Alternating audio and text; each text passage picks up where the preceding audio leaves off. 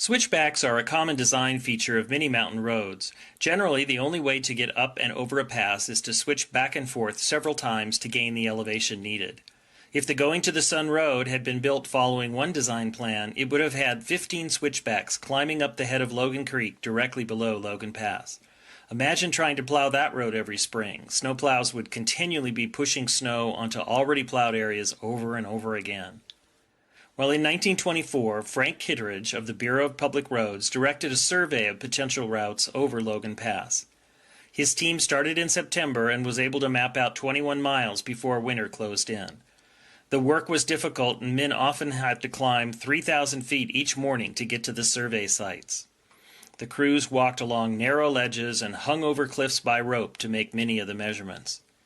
The work was extremely challenging and resulted in a 300% turnover in labor in just 3 months. But the survey work did pay off, and in late 1924, National Park Service Director Stephen Mather approved Kittredge's alternate route. It contained only one switchback and followed McDonald Creek where it turned north before looping back on itself and continuing up the Garden Wall in one long, continuous path. The current route allows for greater views of the park and blends well into the landscape. The work of Kittredge and the Bureau of Public Roads resulted in a partnership with the National Park Service to construct roads throughout the national park system. The Bureau of Public Roads became the Federal Highway Administration, and today that partnership still continues. Headwaters is supported by the Glacier National Park Conservancy. Have you ever met somebody for the first time, introduced yourself, and had a nice conversation, only to walk away and immediately forget their name? I have. It feels like one of the great shared human experiences to have that guilty conversation with yourself. Was it John? Jim? Shoot. Which makes it all the more surprising when you meet someone who seems to be immune to that phenomenon. Someone like Chuck Cameron. My name is Chuck Cameron. There's a squirrel. There's a little squirrel. Sorry, one more time without the squirrel. Without the squirrel. My name is Chuck Cameron, and I'm a wilderness ranger here in Glacier. Chuck has been a ranger at Glacier longer than I've been alive, and he's a bit of a local legend. Even so, after meeting me once for 30 seconds at a party during my first season here, he remembered my name months later, shook my hand, and was happy to see me. Which felt nice, because I'd heard Chuck's name a lot. He's the sort of person that everyone you meet knows and loves, and the incredible stories you hear about them don't seem to line up with the calm and mild-mannered person you've met. But while Chuck has led a long and storied career here in Glacier, the most surprising part of that career is that the park terminates him every fall. Well, kind of. A common question we get from visitors is, what does it take to be a park ranger? And while there is no one answer to that question, as there's no one type of park ranger, a good answer is you've got to be willing to move every 6 months. 95% of Glacier's visitors come between May and October, so it makes sense that the park doesn't really need most of its staff in the wintertime. So to find a career in the NPS, a lot of people move across the country every 6 months, bouncing between summer and winter jobs. My friend just told me last week he's moved 48 times. And for most, the ultimate goal is to land one of the few competitive, permanent positions in the Park Service. I've always seen that as the path to an NPS career. But it wasn't Chuck's. And how long have you worked here in Glacier? This is my 42nd season. Whoa. 42nd? Yeah. Whoa. It's a lot of seasons. That's what I'm on season 2. Well, you only have 40 to go, and we'll be the same. Chuck's been a seasonal his whole career. One of the few people I've met in Glacier who can say that. I wanted to sit down with him because I think his unusual path says a lot about the unusual job that is working for the National Park Service. Equal parts delightful and stressful, noble, yet often bizarre. But I also think that few people could have had the career that Chuck has. And I want to know how he did it.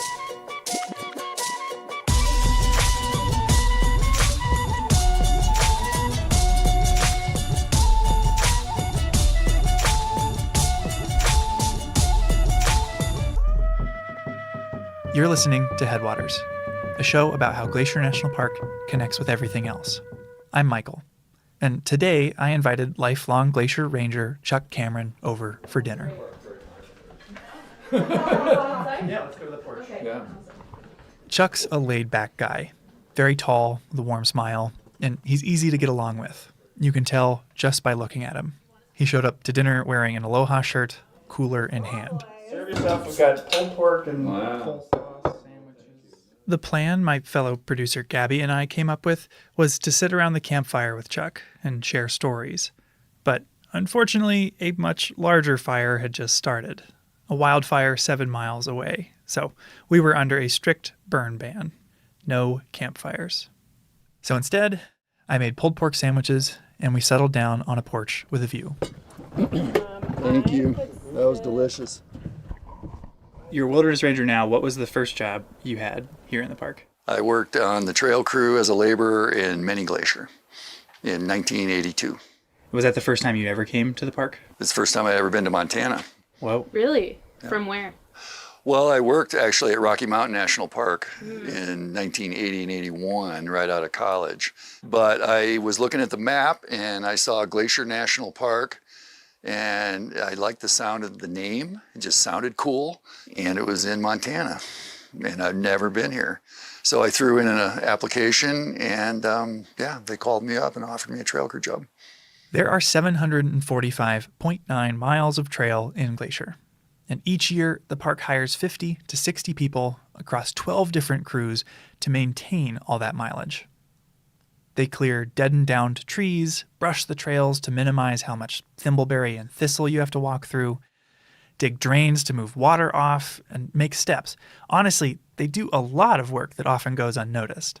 I liked being out for 10 days at a time with the same people, and you build this sort of bond with this crew you're on, because you're working, cooking, eating, sleeping in all kinds of weather for 10 straight days, and you learn to rely on each other a bunch. It's just a really unique work situation, I think. You know, I never really thought like everybody working at JCPenney like hung out after work and went home and cooked dinner together. Shared the same room. Shared the same room or slept in the same tent. Or Yeah. During his time on trail crew, Chuck worked on a lot of trails, but he highlighted one especially odd project. I think the most craziest season I had on trail crew, we cut the international boundary swath in 1987, and I was a crew leader on the east side, and it hadn't been dealt with in 20 years. Glacier's northern boundary is the U.S.-Canada border. And since the 1860s, there has been a swath, a gap through the trees to mark where it is. It marks the international boundary, and has monuments, steel obelisk monuments spaced out the entire 5,000-mile international boundary. To keep trees and brush from filling in the swath, it's needed periodic maintenance in the 150 years it's been here. And it's a 20-foot wide swath cleared of all vegetation. So you can see from monument to monument, basically. Yeah, we spent 80 days, 10-day hitches at a time, doing nothing but clearing the boundary. Jeez. Wow. Chuck and his crew were cutting it out by hand in the late 80s. But I'd heard a rumor that in the 60s, someone decided to use Agent Orange to clear the swath, the infamous ingredient used in napalm. That at one point, they used Agent Orange to clear the boundary swath. They did. That's what they had done the time before we cut it by hand. They had defoliated it from the air, which wasn't very accurate. And so the boundary swath was this like snaking thing through and so our job was to straighten it out. And so we surveyed it as we went from monument to monument. You're redrawing the line. Redrawing the line, yeah. That's a lot of responsibility. Wow. Well, it was, and it was kind of nutty because sometimes the swath was just going through the forest. There was no like cut. It was just point A to point B. We just up the side of one mountain and down the side of the other, when we went around beaver ponds, we handed tools up cliff bands, 5-gallon cans of gas up through these cliffs, to get to the next bench and keep going. Because normally trail crew working on trails requires a lot more thought and care into where the trail is placed than many people realize. And so the boundary swath is kind of atypical. It's like, yep, Straight ahead. across. Yep. Yeah. Our slogan, and we made a T-shirt, was "Total destruction is the only solution," which is it's a line from a Bob Marley song about nuclear war, and that's kind of how we felt about it. But like all seasonal jobs, Chuck's season on trail crew came to an end. Every fall, you've got to find something else to do. This is when a lot of folks crisscross the country to work in warmer southern parks. But those jobs are few and far between and pretty competitive. It's not really a sustainable solution for most people. But what do you spend your winters doing? How did you string together the other 6 months of the year? That worked out. I was really lucky in that regard because I got a job on Big Mountain, and I worked on the ski patrol there for 26 years. Big Mountain is home to Whitefish Ski Resort, less than an hour from Glacier. Ski season and this season fit together like extremely well. And about the time I'd get sick of ski patrol, and in April they'd lay me off and I'd get to come here and do something completely different. And then about late September, I get sick of working here and they'd lay me off here, and I'd have a couple months off in the fall to go do whatever, and then I'd go back skiing again. Ski patrol in the winter, trail crew in the summer.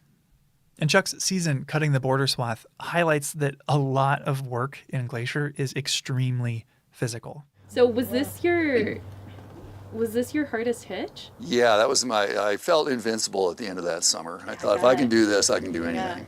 Yeah. So then I quit trails and got a ranger job. Basically. That's a cool way to go out from trail crew. Yeah. Yeah. After his summer on the border swath, Chuck got a job as a law enforcement ranger.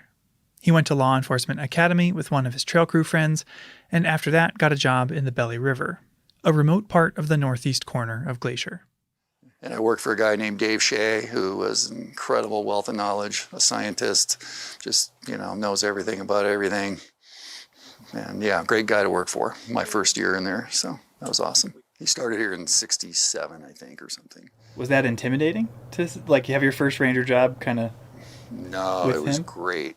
He's so humble and just so knowledgeable and not afraid to share knowledge, he would just take me out and show me all these things in Belly River, the old wagon roads, the old cabin sites, the tracking and birds, and just, yeah, he's amazing. He just took me under his wing, and I spent the whole summer with him. This is the sort of job I feel like most people picture when they imagine being a park ranger. We patrolled every day because that's why you're there. We were up one valley or the other, into the campgrounds, talking to all the visitors, checking permits, digging out fire rings, cleaning pit toilets, just making sure everything's still working. If you want to learn more about life as the Belly River Ranger, we interviewed Laura Funk, who has that job now, in our last episode. We'll have a link in the show notes. Laura learned from Chuck, and Chuck picked up the tools of the trade from his mentor that first summer. It was great. And then, unfortunately, at the end of that summer in 1988, we're sitting around behind the ranger station having dinner, and he said, "I just want to tell everybody this is Vivi and my last summer here." I was like, "What? I just got here. You can't leave. This is my first year. I want to keep working." I was going to plan on working with him for a long time. It was good for me. I got the lead ranger job in there, and spent the next 9 years in there.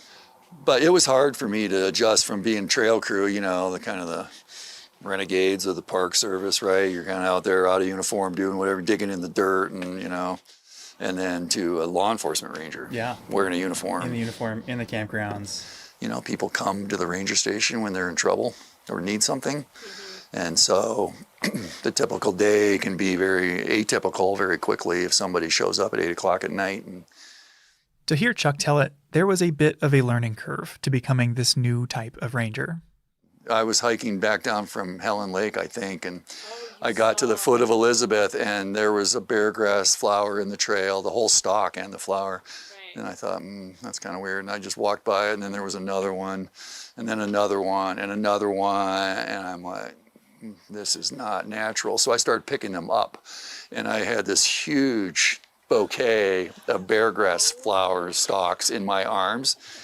I don't know that I could have carried 150 of them, but I had 100 of them, I'll bet, in my arms. Following the trail of beargrass flowers, Chuck found a Boy Scout troop at the nearby campground. You've had the entire trail time to just get angrier and Everyone I picked up. A lot of work on trail crew is physical, but working with the public, keeping people in the park safe, can require a lot of empathy and patience. Chuck's known for his people skills today, but all skills take practice. So I walked in there, and I'm holding these things, and I didn't handle it very well because I was taking it personally, which is a huge mistake when you're a law enforcement ranger. You cannot, I learned that. This was a good lesson for me then.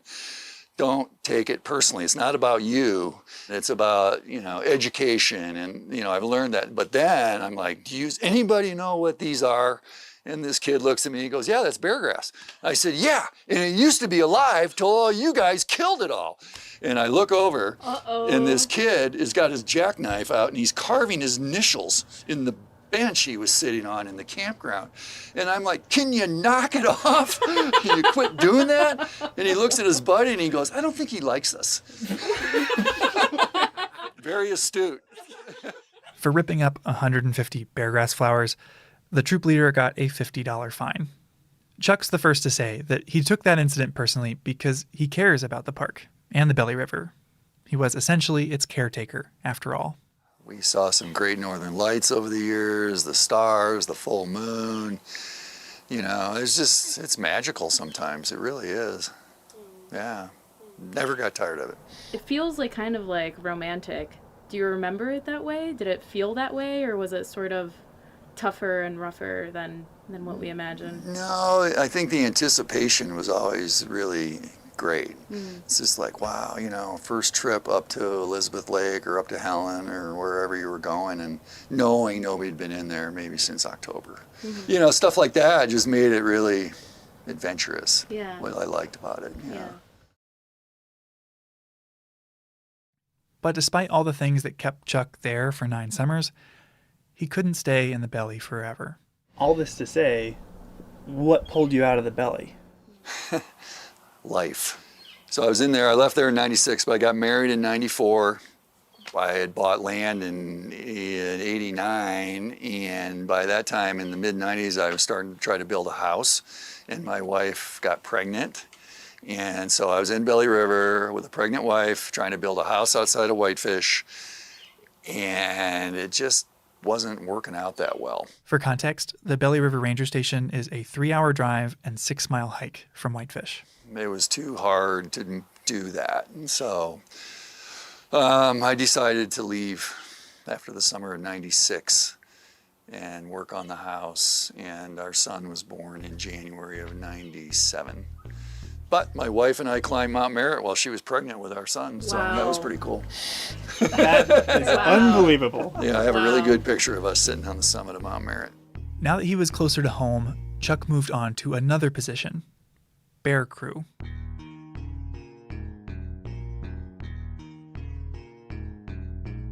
What was the bear team? Our job was to default to wildlife calls in the McDonald district. And there are no shortage of these types of calls. Each year, there are hundreds, some years nearly 1,000 bear-related incidents in the park. That's everything from bears causing traffic jams on roads to more serious incidents, like getting into improperly stored food. The bears get all the press, but we did all kinds of wildlife stuff, goats and sheep and marmots and skunks and bats and, anything that anybody was having an issue with wildlife, the bear team would get to go deal with it. Do you have any memorable, specific wildlife encounters from that time? Yeah, lots. Well, one of the funniest ones, if you want to hear a funny one, was the auto shop called one day and said, we have a marmot in our auto shop over here. If you don't know, marmots are big squirrels, Montana's version of the groundhog. And this marmot had crawled up into the engine well of one of the road crew trucks and ridden all the way down from Logan Pass and ended up in the auto shop. Oh, wow. And I'm like, okay, I'm on the bear team. We'll go get this marmot. So it was in their break room over there. They had it trapped in the break room, and it was behind the refrigerator. Well, so I had a live trap, And I thought, okay, we'll pull the fridge out and put the trap down. The marmot will step in it like they should, and it'll all be done. Well, the marmot had no interest in leaving the back of the refrigerator. So we pulled the refrigerator out, and I was on kind of leaning like up on top of it, sort of poking down there with a stick, trying to get this marmot out of there. But he had gone in under the compressor of the refrigerator, like there was no back on it down by the floor, and he'd gone way up in there, he or she. Gave the trap to this guy, and I put on leather gloves, and I reached in there and I grabbed this marmot by the hind legs, and I started to pull him out from under the refrigerator. But this marmot grabbed the refrigerator with his front feet, and he would not let go. And he's squealing like crazy, making some god-awful noise.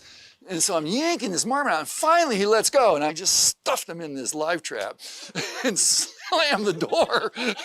And oh my God. Did you drive it back to Logan Pass? We let him go at Packer's Roost. It's like, I'm not going all the way up there. You're just going to climb in another engine. Unbelievable. Marmots are strong. I don't know if you know that, but marmots are really strong. So far, Chuck's career has focused on, among other things, physical work and people skills. Bear Crew required getting to know the park's wildlife up close and personal. So was it in college or in law enforcement academy when you learned how to wrestle a skunk or like talk down an aggressive bear? Like, how do you learn how to do this? Trial and error. Never going to do that again. I don't know. You get thrust into it and you just sort of do it, figure it out. I wasn't afraid to ask questions. If we had something that I needed to talk to the biologist about, I would certainly go talk to the biologist about what do you think we should be doing here. But I didn't go to school for wildlife biology or anything. I have a liberal arts degree, so I wasn't college training by any means. It was on-the-job training, basically my entire career here. Finally, I wanted to ask Chuck about climbing. He has a shout out in the Climber's Guide to Glacier National Park, which is essentially the local mountaineering Bible. When did you climb everything? Because it seems like you've climbed a lot. I tried to climb every peak in the Belly, and I didn't quite get there. But yeah, well, when you're in there 9 years, you have a lot of time to climb, right? Actually, my boss in there told me that if you don't climb Mount Cleveland this summer, you're fired. Mount Cleveland is the tallest peak in Glacier, and it's been the site of some infamous accidents. He said that visitors are climbing these mountains. They're going to get hurt or disappear. You need to know the routes. You need to know where they're going. So you need to get out there and start climbing all these peaks. I said, great, I'll do that. Chuck has a lot of funny stories from his time in the park, but there were a lot of serious days too. Thanks to his knowledge of climbing routes and the park landscape, Chuck started helping with search and rescues, and he was good at it. Good enough that the park asked him to get certified as a helicopter manager. And he's been helping with search and rescues on the ground and in the air ever since. Had you had interest in going into search and rescue, or was it sort of just like a function of being law enforcement in a national park? No, I like it. It's a really interesting part of my job. I enjoy it. And so I was more than willing. Unfortunately, search and rescues happen every year here in Glacier. In the last 3 years, there have been over 200. And they're not just climbing accidents. Folks get lost on trail and are reported missing by friends and family. Others wind up in trouble from exposure to heat or the cold. When you worked search and rescue, what were the outcomes that you expected? Especially when there's like those low percentages of finding. It's based on areas. time, right? How long has this person been out there? And what was their plan, if we even knew what their plan was? Searches often include huge teams of people covering all the places that person might have been. People can survive for pretty extended periods of time based on the weather, what kind of shape they're in, if they have any food with them. But if they fall 500 feet off a cliff, they're not going to survive. And so if you can search an area really thoroughly, day one, everybody's like, we're going to get this person. Day two, we're going to get this person. Day three, they're still viable. We know this person can still be alive. Once you get 6, 7, 8, 10, 9, 15 days down the road, and it's like, this person's probably not alive anymore. You never want to feel that way. You know, you always want to know that they're still alive. You can find them. Drives you crazy when you can't. You know, it's like, where are they? They still could be alive. Now, where are they? I came across an incident that a guy, he was trying to get to Longbow Lake in the North Fork. Oh, yeah. Oh, you knew who it was? I found him. Yeah. Yeah. He was a baker at the Pole Bridge Mercantile, and he went on a hike to Longbow Lake and never came back. And so we started looking for him. And we had ground teams, and Longbow is above Akakola. It's off trail. We had a helicopter in the air. Chuck was actually assigned to a ground team with the subject's nephew. And they sent us up on the ground, up this creek drainage. Oh my God, it was horrendous bushwhacking. And we're just beating the bush, going up this creek and yelling this guy's name. And we're out there yelling, thinking, you know, he's not out here. This is stupid. And then we hear, all of a sudden, hear a voice up in the woods. I'm like, I looked at this guy, I don't remember the kid's name. I'm like, did you hear that? He goes, yeah. So we start yelling. The guy's, Dan, we hear this voice, yeah. I'm like, holy crap. And so we bushwhacked our way up to where we heard this voice, and there he is. And he has this huge gash in his head. He'd been out 48 hours maybe at that point. Had no recollection of what happened to him. It appeared to me he fell off a cliff or something from his head trauma. Once we found him, I think everything that was keeping him going left. He was just like, I'm rescued now. I'm just like done. And anyway, we're in the middle of this lodgepole thicket, basically, an alder thicket. It was like, okay, now what are we going to do? The trees were so dense, they couldn't lower a litter for the guy down through the trees, let alone land. So instead, Chuck asked for chainsaws. So anyway, they flew us in a couple chainsaws, and we spent like 2 hours cutting a landing zone out of the woods right in the middle of wherever, 40, 50 foot diameter hole out of the woods maybe in a couple of hours, and we brushed it all down. And this allowed the helicopter to land and take the guy to the nearest hospital. And he ended up in the hospital for like 11 days. He had a brain bleed. Yeah, he had a major issue going on. He wasn't going to make it maybe another day, but he made it. He made it. He's alive and well. Chuck's colleagues are quick to say that he's the kind of person you want involved in a search and rescue because he cares so much, even if the result is ultimately to give a family closure. And thanks to folks like Chuck, most search and rescues in Glacier end like this. Maybe someone's a little banged up, but they're alive. Out of the over 200 that have happened here in the last 3 years, 96% of the people have survived. Must have felt pretty good. Felt great. Found one alive. Saved him. Yeah, it was awesome.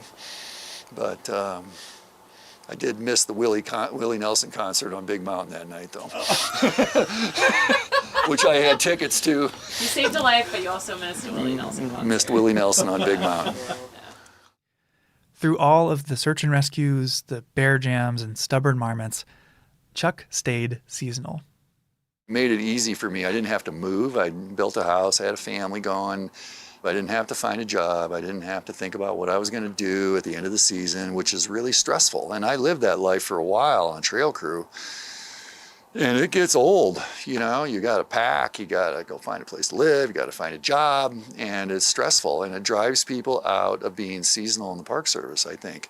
But for me, it was easy because I never had to move. I just drive east in the summer and north in the winter, you know, from my house, and it was no big deal. And while he dodged the difficulty of moving every 6 months by settling down in Whitefish, moving isn't the only hard part about these jobs. Seasonal positions usually don't provide full benefits. They don't come with a retirement plan. Each year you come back, more of your friends move on, off to another park. And there's a limit to how high you can climb the career ladder as a seasonal.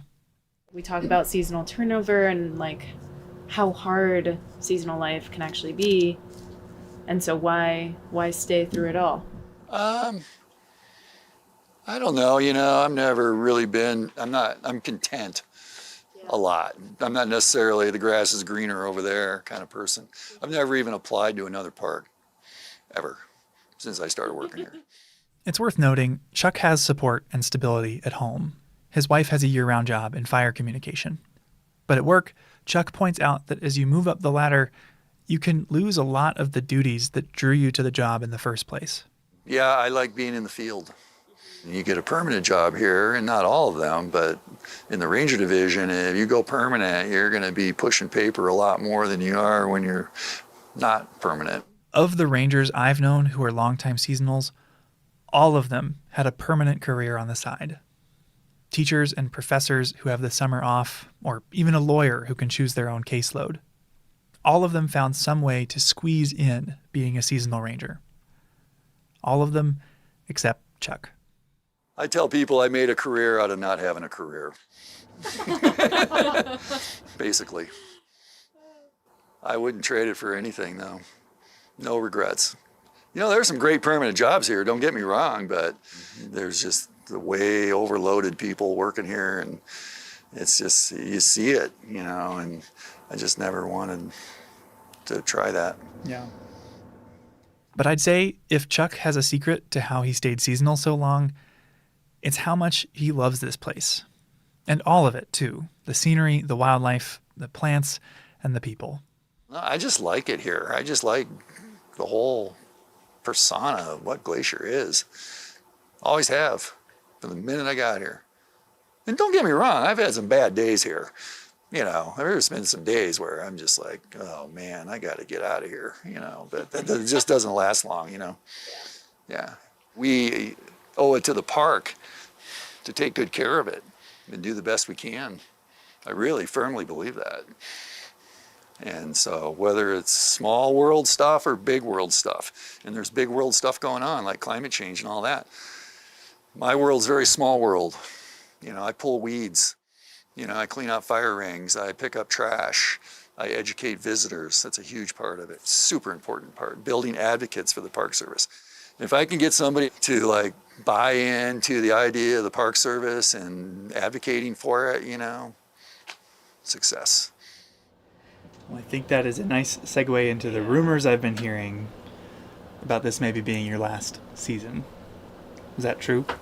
It is true. It's not a rumor. I'm wrapping it up. It's not called retiring when you're seasonal. What is it called? Quitting. They're going to try and hire me back, and I get to say no. Chuck loves Glacier, and it's clear Glacier loves him right back. He invited us to his retirement party, which happened a couple months after our interview, and we arrived to find every parking spot full, cars lining the road to the venue, and people from every stage of his career who'd shown up to celebrate. Here are just a few of the nice things they had to say about him. He's humble. He hates leading, but everybody looks up to him. He's trusted. He spends more nights out camping in the park than his colleagues half his age. He's a mentor, a moral compass, and he never forgets a name. And over again, we're going to miss him. Chuck's career captures what it's like to work for the Park Service, and he's been a role model for a lot of the people who work here today. Our last question for him, what comes next? You know, I've been stuck in the glacier rut for so long, I've never even been to the Cabinet Mountains, you know. There are all kinds of little mountain ranges around Montana. We got like 54 state parks. I've only been to like 3 of them. I just want to go look around and see what else is out there, you know, and maybe just have the time to do it and feel like doing it. I guess on the same question of reflection, was your career everything that you expected, or? I don't know that I had any expectations. I think it was just this new adventure to Montana. You know, we'll just go check it out, see what happens. Headwaters is a production of Glacier National Park and is supported by the Glacier National Park Conservancy. We could not make this show without them. You can learn more about what they do at glacier.org. Headwaters is made possible with help from Lacey Kowalski, Melissa Slottick, and so many people throughout the Glacier community, especially the natural and cultural resource teams. We're grateful for all of you. Our music this season is by the brilliant Frank Waln. The show's cover art is by our sweet friend Stella Nall. Check out Frank and Stella's work at the links in our show notes. Special thanks to Chuck Cameron and everyone who shared memories or stories of Chuck at his very fun retirement party. Besides sharing this episode with a friend who might appreciate it, you can help us out by leaving us a rating and review in your podcast app. Thanks for listening.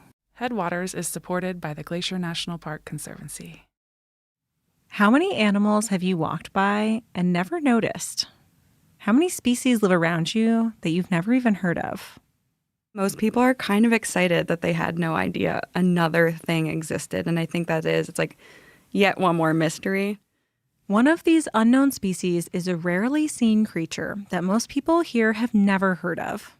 They live behind waterfalls and can travel up to 90 miles an hour. Yeah, it's fun because they're really dark and you just think it's a bat or something. So we started calling them black lightning. To have a chance at seeing them, most of the time you'll need to leave the trail, bushwhack for hours with alders swatting you in the face and mosquitoes trying to bite you as sweat drips down your face. Then those same alders lend a hand as the terrain turns steep, and you use them to pull yourself up precipitous slopes. Then the shrubs fade away, and you're clambering up a steep field of loose rock, feeling them shifting as you step and hoping they stay put. Oh, and by the way, it's 4 o'clock in the morning, so it's pitch black. Finally, you reach the base of a waterfall, where the rocks are slick underfoot and it's loud from the pounding water and cold and damp from the ever-present mist. And this is where you find them. Black swifts.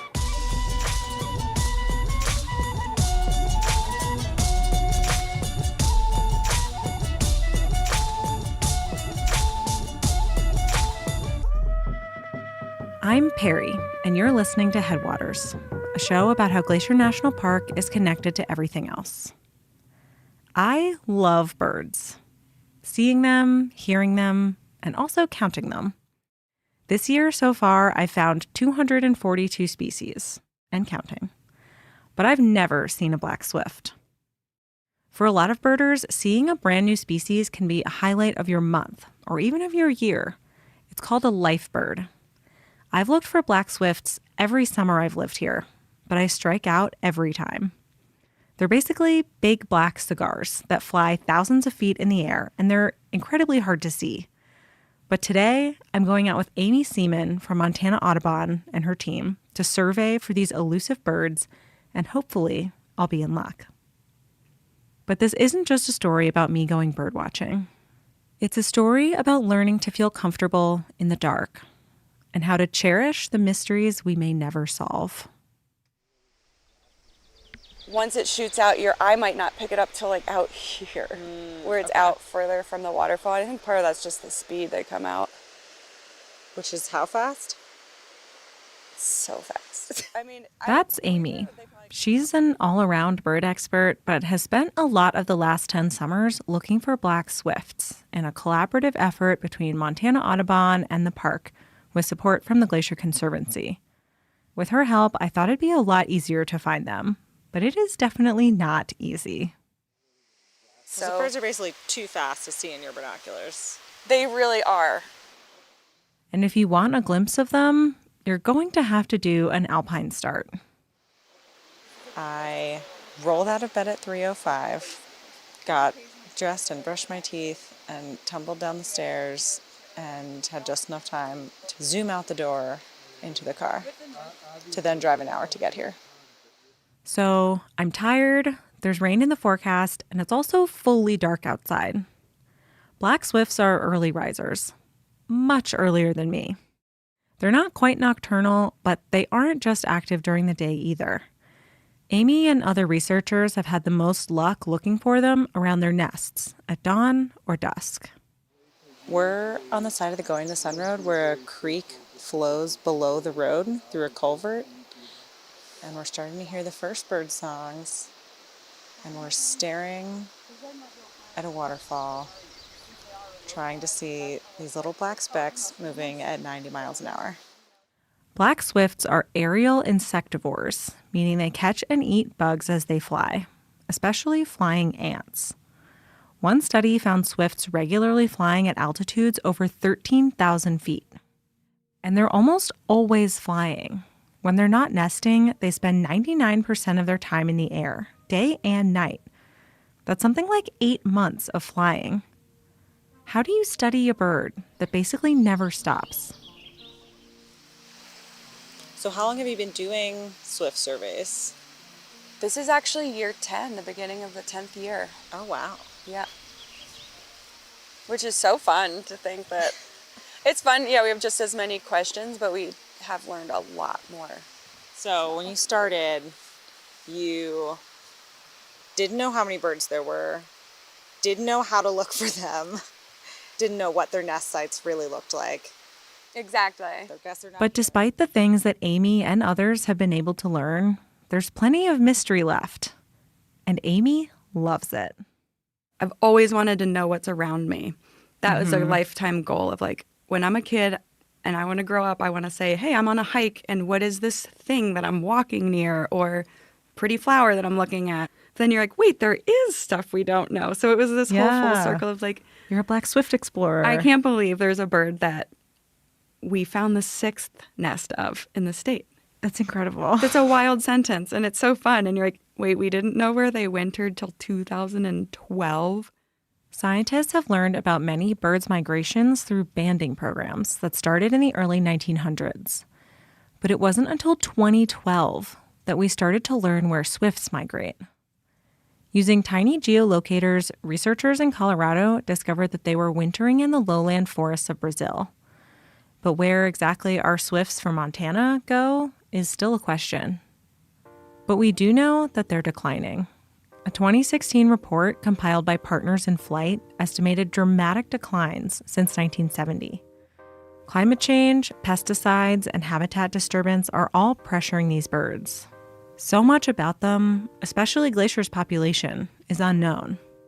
And I'll never forget my first year at Sperry Chalet meeting a person who had hiked here for decades and had never heard of this bird, and he could name every plant on the side of the trail. Wow. So he's like, well, what are you guys here for? And we're like, oh, actually these birds right up in this waterfall that you can look at from the chalet and we've seen for years. And then he was just floored. And Amy's been working to study swifts and spread the word about them for the last 10 years. There's enough sites now to start monitoring to a number of birds. Because, of course, at some point, funders want to know, conservationists want to know, like, well, what's the number? Are we running out? Are they declining? Are they not? Personally, I'll just be happy if I get a little glimpse of just one.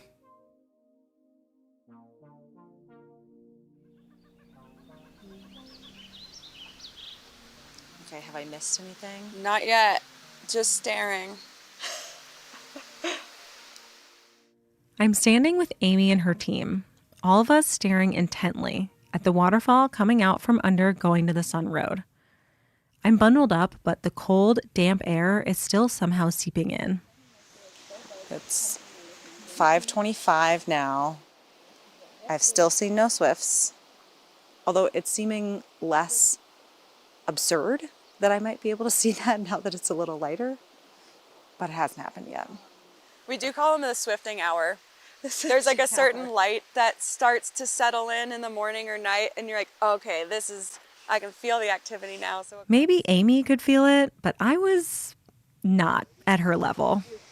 So I'm just looking at the waterfall in my binoculars, and we talked for like 2 hours yesterday about how you can find the nests and what to look for, and this kind of nook or crevice or the whitewash from their poops out of the nest, and they made it all seem very straightforward.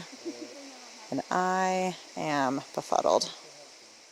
Needless to say, seeing a swift, even with Amy's help, was not going to be as simple as I'd hoped. But compared to most of their sites, which involve not just a drive, but hiking miles off trail to get to, this is a breeze. So is this like the cruisiest survey spot you guys have? yes. I was saying I've never rolled up and I was like, I'm going to wear Crocs just because I can this morning. It was enough of a challenge for me to get up at 3 a.m. and I'm grateful we did not have to backpack here or bushwhack for hours up a mountain. So I like to say swifting's not for the faint of heart. You would be right. Also, because you get so excited sometimes, I'm like, oh, I'm going to have a heart attack because of my excitement level. I can't say that I was at heart attack levels of excitement, but some booms of thunder did start to get my heart going. Okay, status update. It's 5:59 a.m. It's thundering quite a bit. Seeing some lightning off to the north. Still have seen no swifts. Don't know if this is looking promising.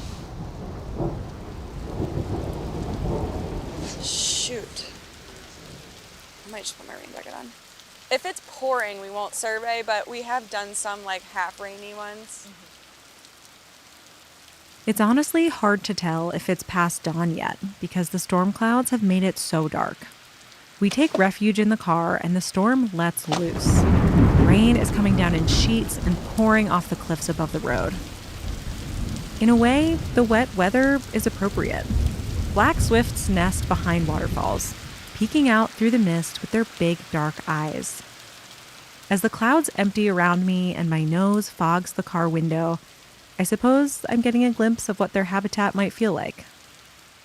One question I had was, why did they so often nest behind or around waterfalls in the first place? There isn't conclusive evidence, but experts think it serves a few purposes.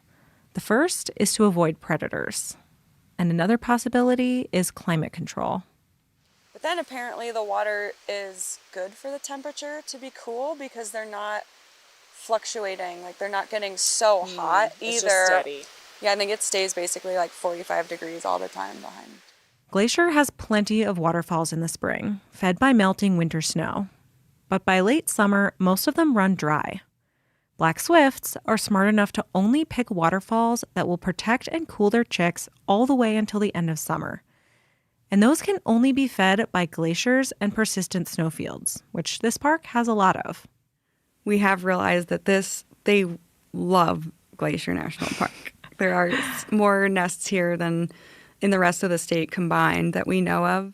But as temperatures warm with climate change, the sources of these waterfalls, those glaciers and snowfields, are declining.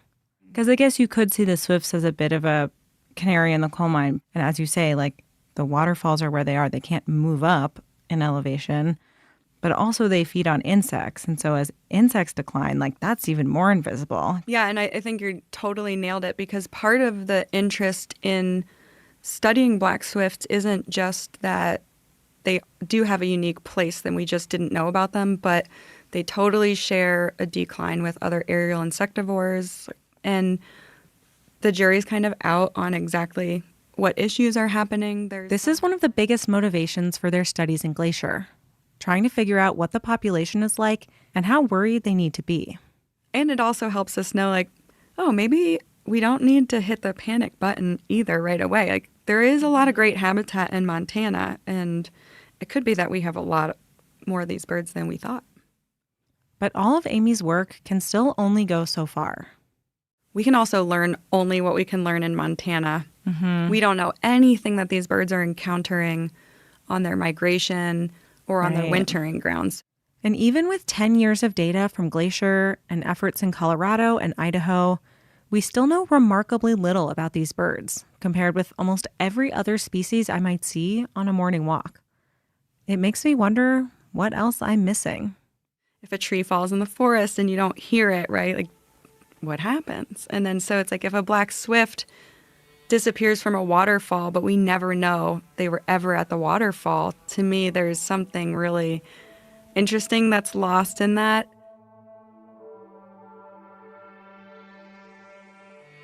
Still hiding out from the rain, talking with Amy in the car, I've pretty much lost all hope of seeing a swift today. Maybe of ever seeing one. I feel like the thunderstorm is an embodiment of climate change and all the threats these little birds are facing, looming over all of us.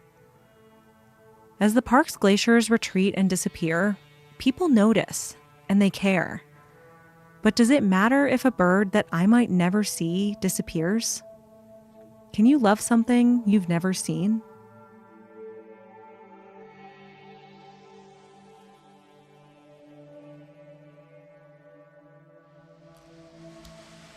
All right, it's 6:38 now. The storm has abated. There are a lot more cars now. I'm still seeing no swifts, but... So you would normally survey until 7:15. So we have another like half hour. Mm-hmm. So do you think you see any swifts? I mean, there is like a smudge back there that could be something, but it's not moving. And Right. I see a smudge, but I don't see Put that anything. in the data sheet. Smudge on nest. yeah. I'm pretty sure this is a bird. It's a bird. There's a bird. Really? It's There's on a that bird. other little grassy. But I'll take a look in the scope and see if I can see anything of what I just thought was a blob. Was it a smudge or a blob? A mob. And it's tucked away back in this little nook. And I can see a white blob above the smudge. See, I thought I saw it move, but now I'm second guessing myself. Maybe I'm just moving. Oh! Oh, I see the tail. Oh my God, it's huge. Okay, I thought it was going to be a tiny little bird, No, that's but the it's thing. huge. It's big. Oh. That's why they're kind of crazy, because you're like, this isn't. I was looking for like a tiny little swallow-sized bird. Oh, it moved its head. This is very exciting. I didn't notice that before. Thousands of people drive on the road past this nest site every day and would never know these birds are living their lives here. I've driven past this site dozens and dozens of times. But now I'll look for them every time I drive past. You can see it so well now. You can see its eyeball. You can see its little wings crossed over its tail. It's looking at me. It's in a really small space. Yeah. It's like it's wrapped up in its little sleeping bag of moss and rock. That black swift, perched underneath a waterfall, peering back at me from its damp ledge, felt like a glimpse into a whole part of Glacier that usually hides out of sight. It has black, shiny wings and black feathers. And I can see a little tiny bit of white on kind of the front of its face and a big black eyeball kind of looking at me. So it's like a little bit of light, but mostly dark, which was also our experience in this survey.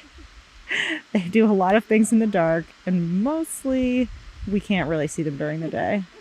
And most of their lives are in the dark, but we're learning a little bit more each year in each survey. In all these years, what do you think you've learned from black swifts? I think the biggest personal change that I've seen has been sort of a minor one, but I've realized that it actually does run quite deeply into life, and it's that I really am more comfortable at night being a nocturnal person, walking around in the dark, even in my own house or in the creepy basements or in other people's creepy basements. I think it's really impacted my comfort level with, you know, trusting yourself and all your intuitions and when fear is real and when it's not real. And I think people really do have so much more than we let on to stuff, because I've gone to things like in the night and then gone back to the place and like noticed that I'm walking right by the same exact rock or something. And I'm like, I mean, I tried to go the same direction, but my body has some kind of memory. Like, I'm like, how did myself take myself to this exact place? Honestly, just operating more comfortably with less light has been a very liberating feeling. I don't know if we learn it as fear is from movies or what it is when you're little and you do have that fear of the dark thing. And Well, it's very primal. I mean, we spend so much time trying to light up the darkness, whether it's our car headlights or our, you know, turning the lights on in our houses or even leaving our porch lights on all night. it's just oddly satisfying. And you're like, this just makes life easier when you take off a layer of worrying. I like that, though. It's not like you go out there and try to make the dark more light. You can just become more comfortable in the dark. Yeah, absolutely. One thing you said earlier was like, these birds love Glacier so much. And I don't know, it kind of got me thinking, like, does Glacier love these birds back? And it was like, I think that there's so much effort going into studying them. Kind of makes me maybe say yes now. I think so. I think Glacier And the Conservancy has supported the effort seriously over the years. And to me, that's just really cool because it means these birds are impacting a greater landscape, but they need glacier to nest and survive and reproduce to keep having black swifts. And then I think the community of people love it because when people are here, they're totally enjoying nature and then hopefully passing that down. I mean, as Montana Audubon, too, we are advocates for conservation, and it really does take knowing and caring about something to advocate for, especially if it's a policy decision that will impact climate change or something like that. You do have to know the birds. I guess I'm still not sure if you can truly love something you don't know. But now I've seen a black swift, and I think we bonded. And I know I don't want to lose them. How does it feel? They're still there, and that really makes me happy. Actually, to your question of how does it make you feel when you see them again after 10 years, I don't know why, but I still get so excited, and I do love them. When we were lucky enough to see that nest today, you get that small little bit of just ultra excitement that they're still there, and just knowing that they're there, even though you don't see them all the time. It's just like, gosh, this whole life's happening, and we have no idea, and that brought a lot of joy. Yeah. We've learned a lot about these birds, but can we ever know very much, or will they always kind of be a mystery to us?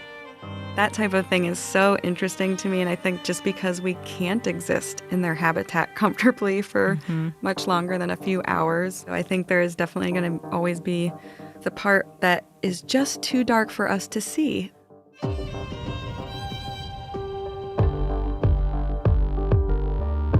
Headwaters is a production of Glacier National Park and is supported by the Glacier National Park Conservancy. We could not make this show without them. You can learn more about what they do at glacier.org. Headwaters is made possible with help from Lacey Kowalski, Melissa Slottick, and so many people throughout the Glacier community, especially the natural and cultural resource teams. We're grateful for all of you. Our music this season is by the brilliant Frank Waln. The show's cover art is by our sweet friend Stella Nall. Check out Frank and Stella's work at the links in our show notes. Special thanks this episode to Amy Seaman and the whole Black Swift team, Montana Audubon, Lisa Bate, and Kaylee Kimball for all the pickles. Besides sharing this episode with a friend who might appreciate it, you can help us out by leaving us a rating and review in your podcast app. Thanks for listening.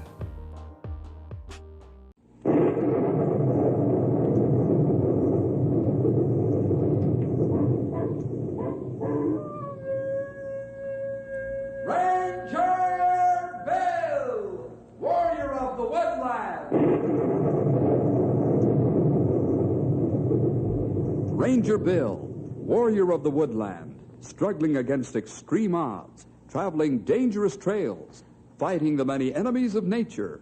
This is the job of the guardian of the forest, Ranger Bill. Pouring rain, freezing cold, blistering heat, snow, floods, bears, rattlesnakes, mountain lions. Yes, all this in exchange for the satisfaction and pride of a job well done.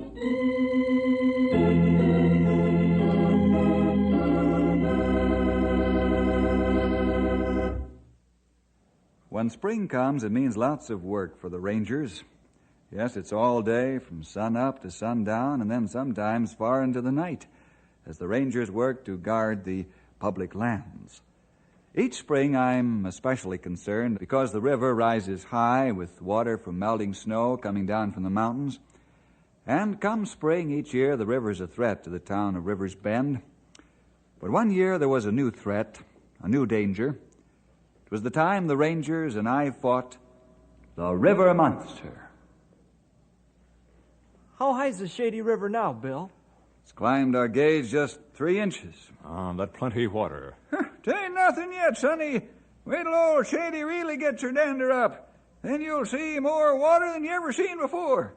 When all that snow begins to pour out of the mountains, you'll think somebody opened up the gates of Hoover Dam and let her all come rolling down on us. Yeah, I remember last spring. The folks at Rivers Bend thought the levees were going to break open for sure. How well I remember, pal. I never filled so many sandbags in all my life. But they held the river back. Maybe they not have same trouble this year. They build dikes stronger and bigger than before. Well, personally, I'm not worried about the town at all this spring because of those improvements. But we'll have to keep watching the old gal anyhow. You never know when she's liable to get angry and pull a new caper on us. Well, at least we won't have to fill sandbags. All the river can do now is flood the rangeland, and, well, that'll go down after a few weeks. Yep. Guess we can scratch old Shady River off our worry list.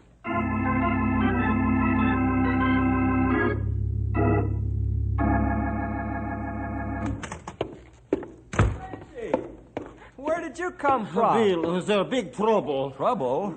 Shady River. The Shady River? What's it doing now? No, it's not the river she behave. It's Zach Stevens. He got a big log raft on river. Too big to handle with more and more water coming into river from mountains. Oh, man. How big is this log raft, Frenchie? Frenchie, not know for sure. Only she look like big river monster.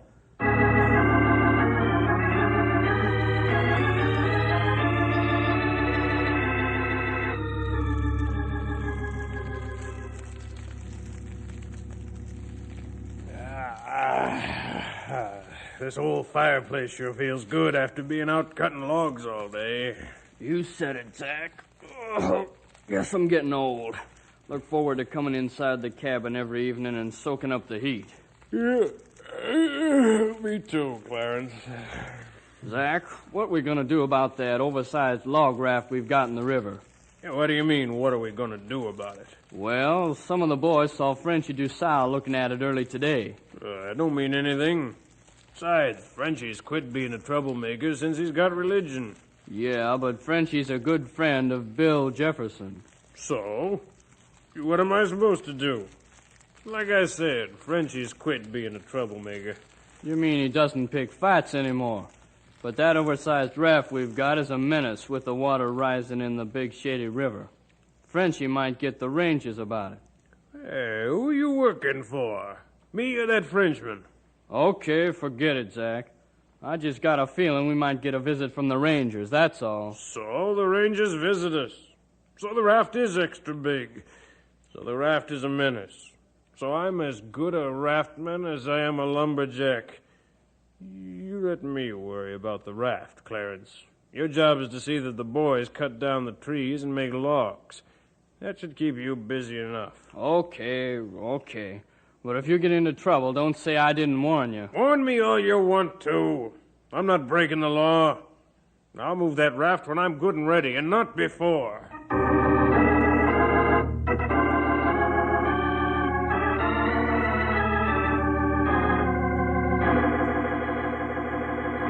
What are you going to do about that big raft, Bill? I don't know yet, pal.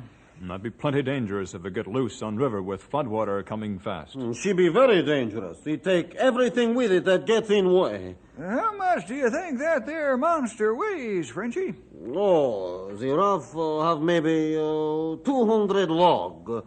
They weigh 1,000 each. Maybe the raft, she weigh 100 ton. Wow. Say, fellas, what do you say we go out and take a look at this monster, huh?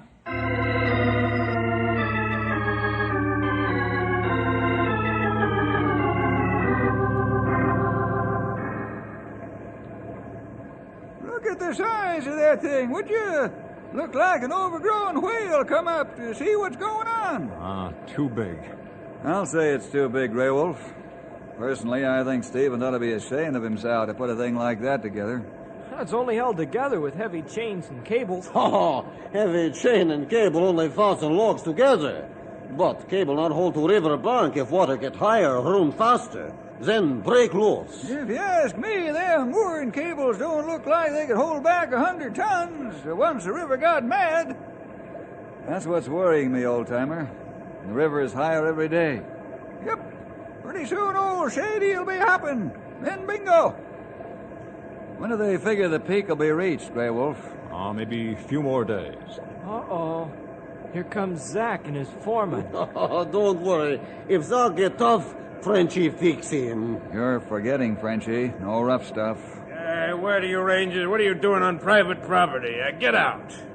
Perhaps you haven't read the rule book lately, Zach. The law says that 10 feet beyond the edge of the river is public property. Public property is our field of operation.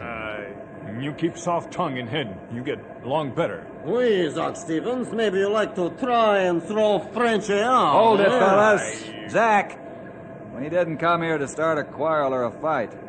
We're here on business. You're not afraid we might see something that we shouldn't see, are you? Oh, me? Don't be silly. I haven't got a thing to hide. You're right there, Zach. You couldn't hide that thing we're looking at even if you wanted to. Hey, you mean the long raft? You hit the nail right on the head. You know a raft that size could do a lot of damage if it ever got loose. Who says it's gonna get loose? You don't think them shoestrings you got it tied to the shore with are gonna hold it, do you, young feller? That's my business, Ranger. And I'll thank you to mind your own. Listen, Zach. And listen hard. This is our business. That oversized log raft is a menace to all property, public and private. And it's also a threat to the town of River's Bend. If that thing ever got loose and went careening around the bend of the river, what do you think would happen to the levee the town spent thousands of dollars to build up? Now, you listen to me, Jefferson. You're not telling me what to do or how to do anything. I'm the best raft man on this river, and when I'm ready to move that raft, I'll move it. Move it safely. But that's when I'm ready to move it, and not before. Zach, I'll be back in 1 week. You'd better have that raft floating carefully down the river to the mill, or else reduced to half its size. Is that a threat, Ranger? No, it's an order. And I can assure you of one thing, I never was more serious in my life.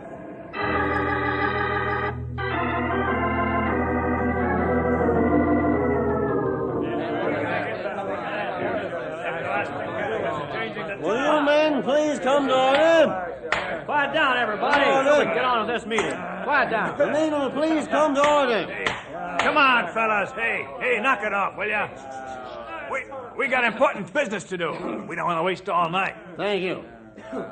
Now, gentlemen, there's no use me going over the problem that caused this meeting.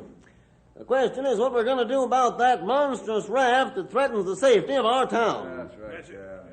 The chair will listen for any motion from the floor. Mr. Chairman, Mr. Sykes?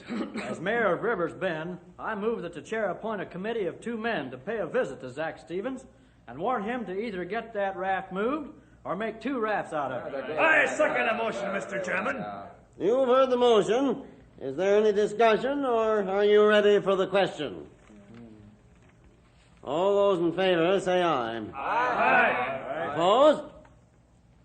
The motion's carried. As chairman, I appoint Mr. Sykes, our mayor, and Mr. Close, our treasurer, to pay Zach Stevens a visit. You 2 men will ask Mr. Stevens to break the raft apart before it gets loose and smashes the levee that keeps the Shady River from flooding our town. And if he won't comply, then what do we do? Well, I'd suggest that you take the whole matter to the Rangers, Mr. Close. Bill Jefferson will know what to do.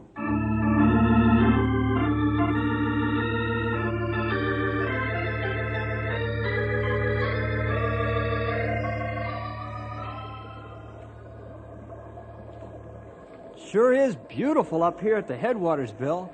Yes, pal. We're several thousand feet above sea level here. Now, there's knotty pine way over to our left. Yeah.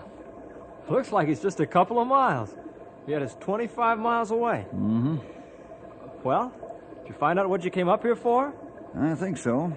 I wanted to see how much snow was melting and running down the mountains into these tributaries of the Shady River. Yeah, believe me. This old sun's getting mighty powerful. You see those 5 creeks all running down the mountains? Every one of them swollen with water. I'll say. How many creeks feed into the river, Bill? No, I think they estimate 106 tributaries into the Shady. The 5 we see here give us a good idea what the sum total of volume is. I'd say all we need are some warm southerly winds, and that river will rise 10 feet overnight. How long do you think it'll be until the river's at its peak? About a week or 10 days. Boy, 106 creeks can empty a lot of water in a few days' time. Sure could. You see, some of these high mountain passes have 15 feet of snow in them, and where the temperature's above freezing, that means millions of gallons of water flowing off. And meanwhile, Zach Stevens lets his river monster sleep at its moorings. Why, it's criminal, that's what it is. Well, he's only got 4 days left to let it sleep. I gave him a week to move it or destroy it. 4 more days, he's going to get into real trouble if that raft isn't moving or split up.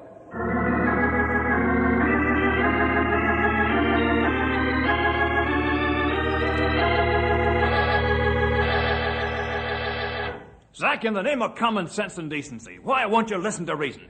You're threatening the whole town of River's Bend with that raft. Well, that's too bad.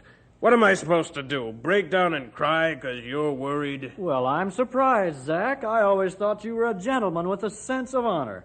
And I'd sure hate to think I was mistaken. Now you listen to me. I'll give you two fellas just 5 minutes to get off my place, and if you don't, I'll call the boys and have you thrown off. You forget one thing. That raft is my private property, and it's nobody's business what I do with it. I'm the best raftman in this whole country, and I know what I'm doing. I doubt that very much. If you had an ounce of brains, you wouldn't take the chance of having a tragedy occur at your expense. You'd better listen, Zach Stevens. There are 400 people in River's Bend, and if you... So what'll happen if I don't listen, huh? Come on, Close. No use talking to this guy. Let's take the matter up with the Rangers. Bill Jefferson will show this smarty where to head in. Yeah? Yeah, well, you go ahead and get the Rangers.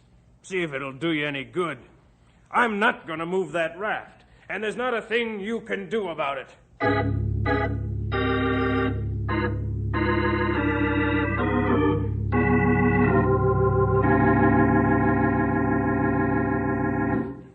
That's the answer he gave us, Bill. Just a lot of mean, smart-aleck answers.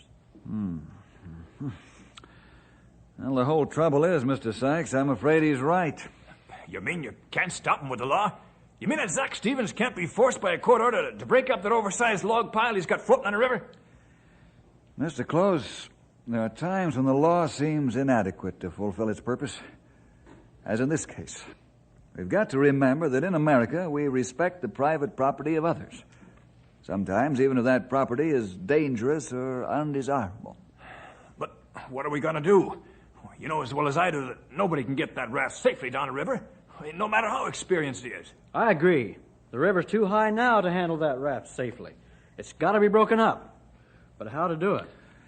Mr. Sykes, give me until this evening to figure out a solution. I'll come to River's Bend with some kind of an answer, and that's a promise.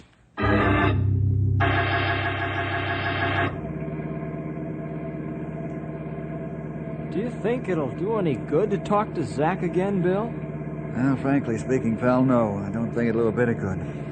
But I want to try just once more anyhow. And nobody can say I haven't given Zach fair warning. We'll be there soon. This road's just around the next bend. He's only got 2 more days until his week is up, hasn't he? That's right. Just 2 more days. Ah, there's the road into Zach's main camp now. Hey, there's a barricade across the road. So there is. Just pull to the side of the road, Henry. We'll find out what this is all about. Right.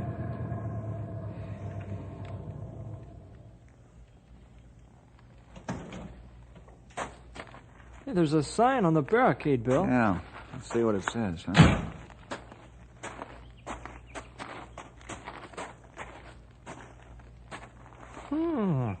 No trespassing. Private property. Looks like Zach's getting a little erratic, huh? Bill, wait. I just saw a reflection of something shiny between those rocks over there. You see it? Yes, pal. You know what it is? It's a rifle barrel. What? Has Zach gone out of his mind? What do we do now? Do you think they'd shoot if we walked past the barrier? I don't know, but I'm going to find out. No, Bill, no. What if they shoot? Well, there comes a time when you don't back out. This is one of those times.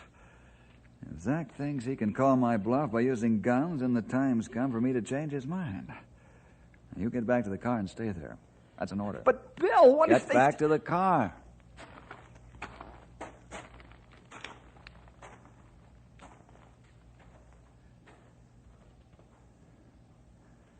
Now, Bill Jefferson, let's see what kind of an eye you've got. If you'll only stick that rifle barrel out again.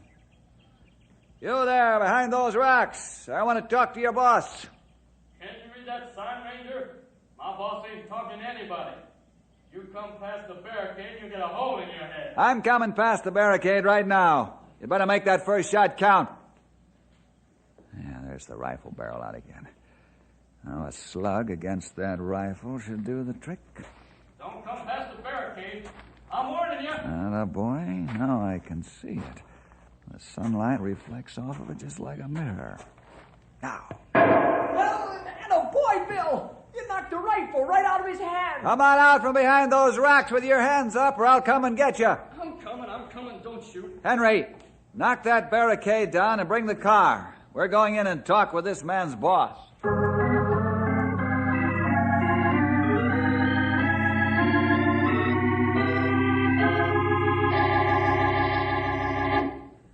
Zach Stevens, I gave you credit for more brains than this. Yeah, Bill, my man wouldn't have actually shot you. His orders were only to scare anybody who tried to come past the barricade, not to shoot. And that's the honest truth. You think people will believe that? You listen to me. I was going to go to Judge Gordon to get a court order against you because you're possessing a hazard of public and private property and human life. But now I don't have to. I could arrest you right now for assault with a deadly weapon. But we didn't do any shooting. Is that so? You're this man's boss, and you probably threatened to beat his ears off if he didn't do what you told him to do. That's right, Ranger. He did. Well, Zach, what'll it be? Jail or destroy the river monster? Yeah, Bill, I'm sorry about the gun incident. I really mean that. As far as the raft goes, can't we work out some sort of a compromise on that? Well, now you're talking. Zach, I believe you about the gun incident. I don't think you've got it in you to shoot anybody. As long as nobody got hurt, I'll forget about the whole thing. We'll charge it off to, well, misjudgment. Thanks, Bill. I really appreciate it. Now, what kind of compromise are you thinking about on the raft? Well, Bill, I've got a confession to make. Oh? Main reason I haven't moved that raft is because, well, I've just been plain scared to death. Well, Zach, why didn't you ask for help? My rangers would be glad to help you. You mean that, Bill? Sure, absolutely. Well, I'm relieved. You see, I've got an awful lot of money tied up in the raft, and I was figuring I could cut my shipping cost by having only one crew handle a big raft instead of making smaller rafts. But I built a log monster that scares me to death. Okay, Zach, we'll help you. I've got to leave now for a council meeting in River's Bend, so let's move it downriver first thing in the morning. Henry, you stay here for the rest of the day. I'll be late to the meeting as it is, so I've got to leave now. Okay, Bill. Believe me, I'll sure be glad to get rid of that monster. It was getting so I couldn't sleep at night.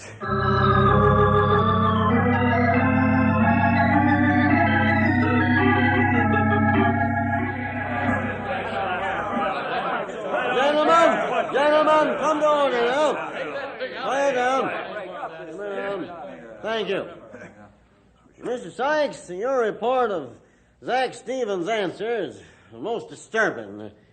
In fact, my reaction is to go over there and punch Stevens right in the nose. Yes, Mr. Chairman, I agree with your remark, but Mr. Close and I were promised by Bill Jefferson that he'd have an answer for us at this meeting tonight. Where is the ranger? What are we supposed to do? Wait all night for him? I'm sure he'll be here soon. He's probably afraid to show his face.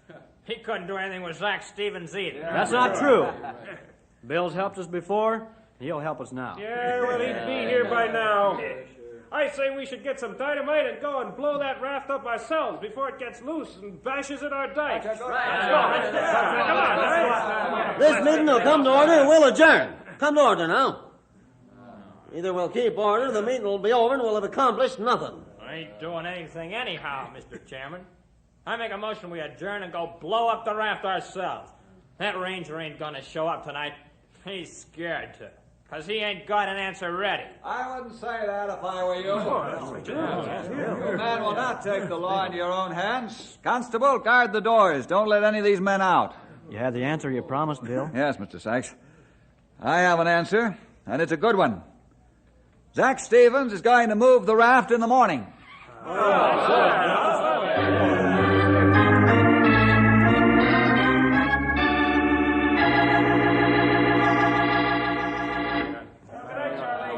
Well, thank you for what you've done, Bill. And my thanks too, Bill. You've done our community a great service again. Oh, forget it. Glad I could help. Well, I better get back to Knotty Pine, get some rest. My rangers and I are going to help Zach at the raft. What's wrong over there? What's the commotion? Why, it's Zach Stevens trying to get through the crowd. Something's wrong. Look at his face. Yeah, he looks half scared to death. He's coming this way. Bill, I gotta see you. The raft is broken loose, and Henry's on it.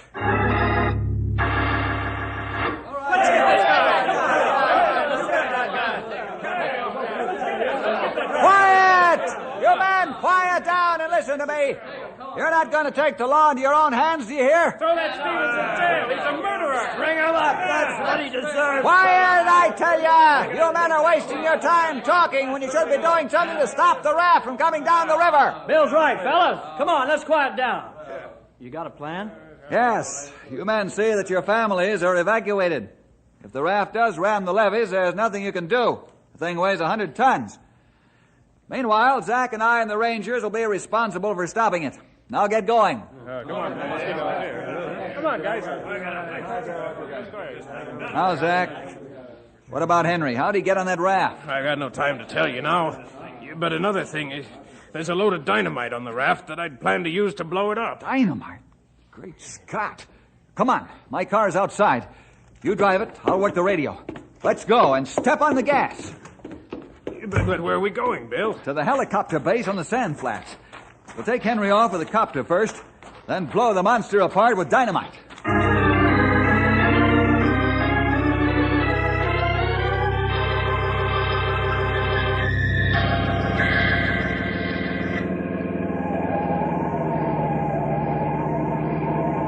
Ranger Bill Jefferson to Sand Flats. Jefferson calling Sand Flats copter base. Come in, over. Sand Flats copter base to Ranger Bill Jefferson. Come in, Ranger. Over. I need a copter right away. Emergency. Matter of life and death, and I'm coming to the flats as fast as I can. We've got a copter on runway now, warming up for a routine flight. You can use it. The pilot will wait for you. It's copter 26. Drive on strip 4 and jump aboard. Over. Thanks, Sand Flats. We'll be there in 4 minutes. Over and out. All right, step on it, Zach, and don't spare the horsepower.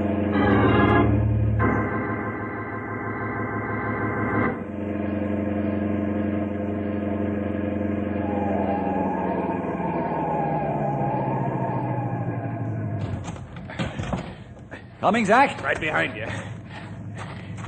All right, look, here we go. The first one. That's good. That's it. Okay, pilot. Head for the Shady River.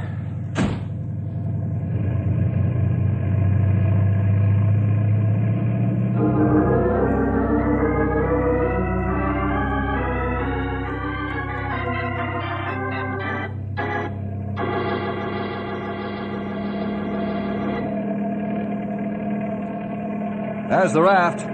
Still got about 3 miles to go before it hits the town. How's the dynamite set on the raft, Zach? I've got it stuffed between the logs. Big boxes of it. That's how Henry got on the raft. I went back for more dynamite. He was stuffing it between the logs when the raft broke loose. I figured I'd blow the thing up if it got out of hand. Well, we got 2 jobs then. Get Henry off, then stop the raft before it gets to the town. Meanwhile, that raft could blow up at any time. All it needs is to hit a snag big enough to make the logs crush the dynamite. Yeah, there's the raft. And there's Henry. Good. Pilot, bring the copter down over the raft as close as you can.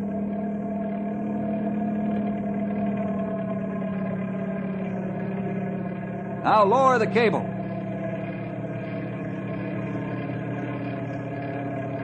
Bill! Can you hear me? Yes, Henry! Bill! The current's taking the raft toward the shore all the time. You gotta blow her up before she hits the bend. Or she'll bust that nut into smithereens. Flood the whole town. That's right. Now listen to me, Henry. See what we're lowering on the end of the cable? Yes, some matches to light the fuse. Now be very, very careful. Our lives depend on it. Put the stick of dynamite under the box of it and light that fuse. It's long enough to give us time to lift you on the cable and get away before the dynamite explodes. You understand? Yeah, I got it. Remember, pal, be careful.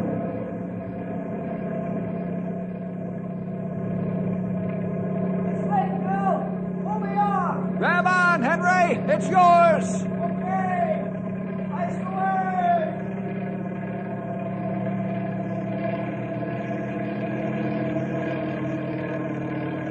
You all right, Henry? Yeah. I'm coming in now. There. I mean, boy, I was just about to swim for it when you came along. Yeah, that wouldn't have been too good in that current. Oh, hello there, Zach. Oh, Henry, am I glad you're safe. Why, I'd have never forgiven myself if anything had happened. Boy, look at the logs scattered along the river. That dynamite sure broke the raft up. You said it. At last the river monster is dead.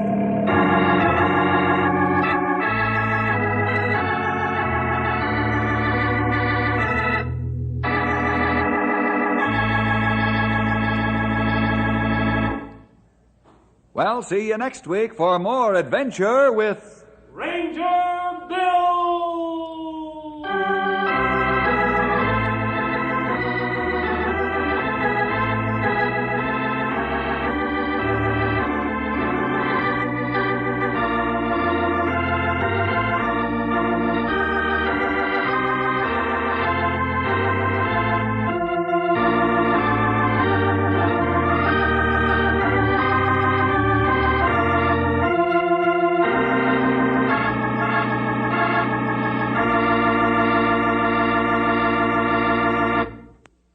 Howdy, this is Stumpy Jenkins, Ranger Bill's old sidekick, as I guess you all know.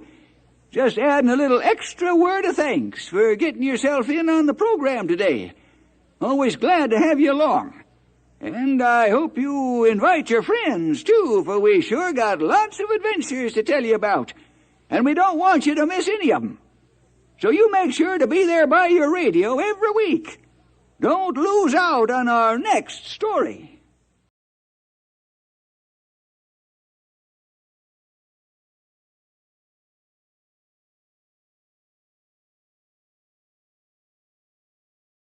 Two million visitors will come to Logan Pass during the short 2 to 3 month summer season. This shuttle stop is literally the high point of the Going to the Sun Road, as well as the high point of many visits to the park.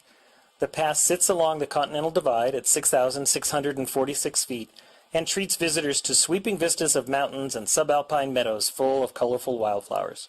The rangers at the Logan Pass Visitor Center can assist with answers to questions about the area and information on plants, wildlife, and hikes. A bookstore is also located in the Visitor Center. From the back of the Visitor Center, a boardwalk crossing flowering meadows leads to Hidden Lake Overlook. Snow often remains on the trail well into summer. This 1.5-mile walk provides visitors with dramatic views of Mount Reynolds, Clements Mountain, and sparkling Hidden Lake. Hikers can continue another 1.5 miles down a steep trail to the lake where Bear Hat Mountain rises high above on the far side. Please remain on the boardwalk and trail. A careless human step will leave a huge impact to plants in this fragile environment. Some may only grow 1/2 inch in 5 years. Across from the Visitor Center on the other side of the Going to the Sun Road, visitors can experience one of Glacier's most popular hikes in the park on the Highline Trail. Hikers often share this trail with mountain goats, so please yield the right-of-way to these alpine residents. Although there are a few precipitous spots on the trail, don't let that discourage you from enjoying some of the most spectacular views in the park. Wildlife, including bighorn sheep, mountain goats, and an occasional bear may be seen, as well as smaller animals such as Columbian ground squirrels and hoary marmots. Feeding any wildlife, large or small, is strictly prohibited. While wildlife may seem tolerant of humans, respect their need for space and do not approach. For both your safety and the safety of the animals, if an animal moves towards you, please move away.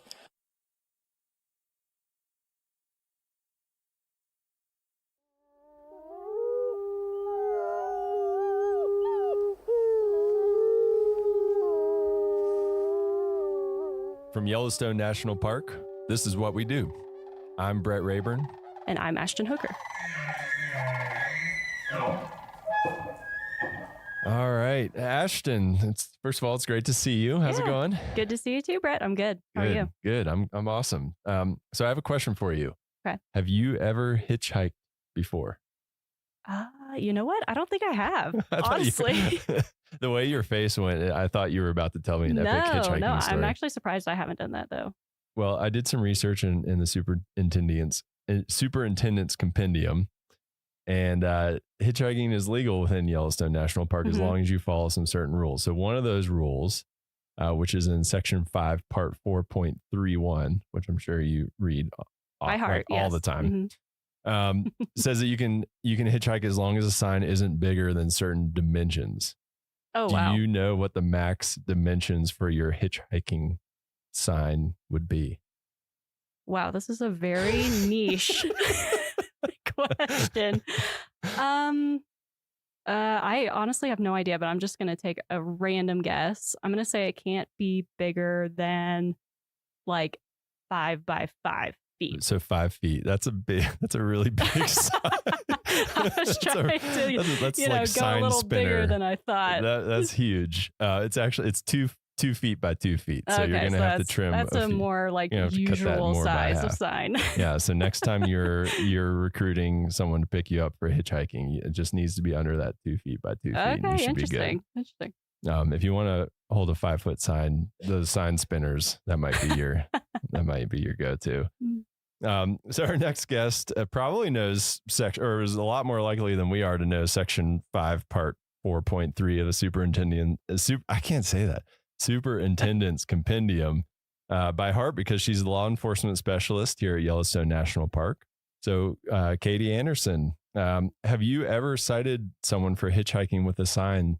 Like if Ashton gave them their 5 foot by 5 foot sign, have you ever cited someone for that? No, but I would have definitely stopped and taled to her if she had a 5 by 5 sign. I would want her life story. That catch your attention. Yeah, I feel like you don't even need to know the compendium to know that like that's probably someone you want to talk to. Exactly. Well, there's always a first time for everything. So I'm guessing you see a lot of things, something different every day as a law enforcement specialist. But I want to backtrack a little bit first before we get to your current position and talk about where and when you got your start in the National Park Service. Yeah. So thanks so much for having me. My where and when. So my career with the National Park Service began in 2001 as a GS3 park guide at Assateague Island National Seashore in Maryland, living with those wild ponies, which was pretty much a childhood dream being fulfilled right out of the gate. Yeah, that's pretty awesome. So was it the wild ponies that got you to that job, or how did you hear about the Park Service? Well, so the Park Service goes way back for me. I'll have to go many decades back from that. It pretty much goes back to about the late 1950s when my grandparents jumped on the Ranger 3, which is a vessel that takes visitors from the mainland of Michigan and takes them out to an archipelago of islands in Lake Superior called Isle Royale. And the island, as it's sort of lovingly called by all of us who sort of grew up there or grew up going there, along with my family, were super instrumental in my formative years in instilling a strong conservation ethic and just in turn inherently me knowing that my life work was going to end up being working on preserving wild and public lands like Isle Royale. So did you grow up near Isle Royale then, or just vacation there? Yeah, I grew up in northern Minnesota. And so that was, we always kind of came from that Grand Portage side out to the island. But the island has always been a huge part of my life. That's a big bucket list park for me. I've never been there. It's incredible. Have you been there, Ashton? No, actually, I just visited northern Minnesota last fall, but we were there just after the boat, like the ferries went out to Isle Royale. So we have to make another trip next time. Yeah. Definitely bucket list. Yeah. Yeah.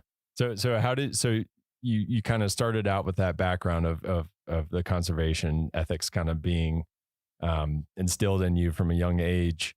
And then you got that job at Assateague. How did you, as soon as you got that job, were you like, this is what I want to do? This is where I belong? So it is. I mean, I knew it, like growing up, there was no question that this is what I was going to do. The National Park Service. It was just really refining what part of the Park Service I was going to be part of. And so how did you get from playing with wild ponies to where you are now? What are the steps and iterations of jobs and units that you've worked at? Yeah, so that is, there are such interesting journeys for us in the National Park Service, for a lot of us. What's neat about the National Park Service is that you can really experience the entire country on a deep level by working in the national parks, really from coast to coast. And that's pretty much what I did for those first 15 years with the Park Service. Right after I finished my season at Assateague, I made my way into the heart of DC to work for the Wilderness Society. And I was interning for them and really just getting amazing exposure to the Hill and really understanding how important the work of the nonprofit world was, but also how it coincided with the federal government agencies and, decisions being made on the Capitol. And so spent a good chunk of time there, really kind of digging into how do I get on permanently with the National Park Service. After I finished up my DC work, I ended up going up to Acadia National Park in Maine and spent a fall up there counting raptors. That was another big part of my life growing up in northern Minnesota. We had big flight migration routes. And so was an intern up there, a volunteer up there as well, just really kind of starting to build my resume and figure out how I could get my foot in the door full time. As I learned about the different types of rangering, sort of the longer I got in, I made my way to the Apostle Islands National Lakeshore, another archipelago of islands in northern Wisconsin. I used to live in Bayfield. Yes, in exactly. So the Apostles well. And I dipped my toes in interpretation and lived out on Stockton Island. And it was an amazing experience. And from there, I put myself through a seasonal academy, which was kind of the norm in how to get permanent in the law enforcement ranks. And so put myself through that academy because I really wanted to be running more of like the adrenaline junkie calls that were kind of coming with rangering. And I really wanted to get in on some of the craziness. And so then I spent the next 5 years of my career seasonally at Rocky Mountain National Park as a seasonal law enforcement ranger, doing the front country side of things and then also the backcountry work. I was able to jump in on the search and rescue operations, really got my first experience working fatalities and working the family liaison roles. And then also starting and really integrating the other side of my life that had always been so strong for me. And that was having a horse component in my career, and started my mounted patrols at Rocky Mountain National Park. Oh, cool. Wow. Yeah. So you've done like a lot of things. I have, and that was the seasonal days. And I'll make it brief on the permanents, but the permanents were really neat because that Rocky experience, in my off season, I had been doing ski patrol work full time and had some avalanche background. And so Yellowstone picked me up permanently to be working on Sylvan Pass and be doing avalanche control up there as well. So I sort of could bring a skill set of the rangering skills as well as sort of my other life loves into one job. And then ran down to Grand Canyon for 5 years and got some crazy experience down there. And that experience on the South Rim, being a South Rim Ranger for about 5 years, really built the core of who I am as a person and ranger and supervisor at this point in time. And then returned to Yellowstone to the justice operation and the law enforcement office as the court liaison, and which I can say is now definitely one of the best jobs I've ever had. And into the role that I have now full time as a law enforcement specialist for Yellowstone National Park. That's awesome. And I guess we should mention to folks that you're joining us remotely from Glacier National Park. So you're on a detail currently at Glacier as well, right? I am. Yeah. Within the National Park Service and just federal agencies in general, we're able to do either temporary promotions or details, kind of where a park unit will borrow you for a period of time and let you get some really good experience. So right now I'm the acting chief ranger in Glacier and filling in a period from when the old chief ranger retired and when they get their new chief ranger in. Yeah, that's an awesome opportunity to have some of those. Mm-hmm. So do you have a typical day in your position at Yellowstone? I'm guessing not, but what is a normal, if you had to, I'm doing air quotes for people listening, what's a normal day for you look like? Completely not normal. So, it's really interesting. The Yellowstone Law Enforcement Office is super unique in the National Park Service. We've got a full-time federal magistrate, so a judge right there. We've got a United States attorney right in the building. We've got a United States marshal who works on all of our arrests with us and our warrants.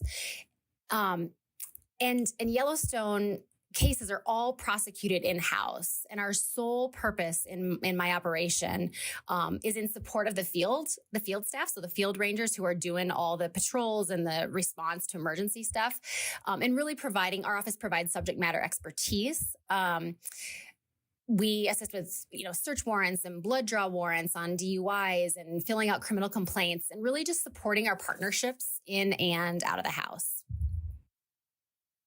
Yeah, that's a lot of different things going on. And I'm guessing it's that like variety that you're seeking. I mean, you talked about being an adrenaline junkie. Obviously, you don't seem like you're the type of person that just sits down often. Yeah. You're always out doing stuff is the vibe I'm getting from you. Yeah, the operation is a dream for me because it's super dynamic. There's a ton going on. It's slightly out of control. There's a lot of stuff happening. And there's always just like kind of big balls or big issues floating up in the air that need to be tackled. And I like that. That's definitely the energy that I like dealing with stuff at.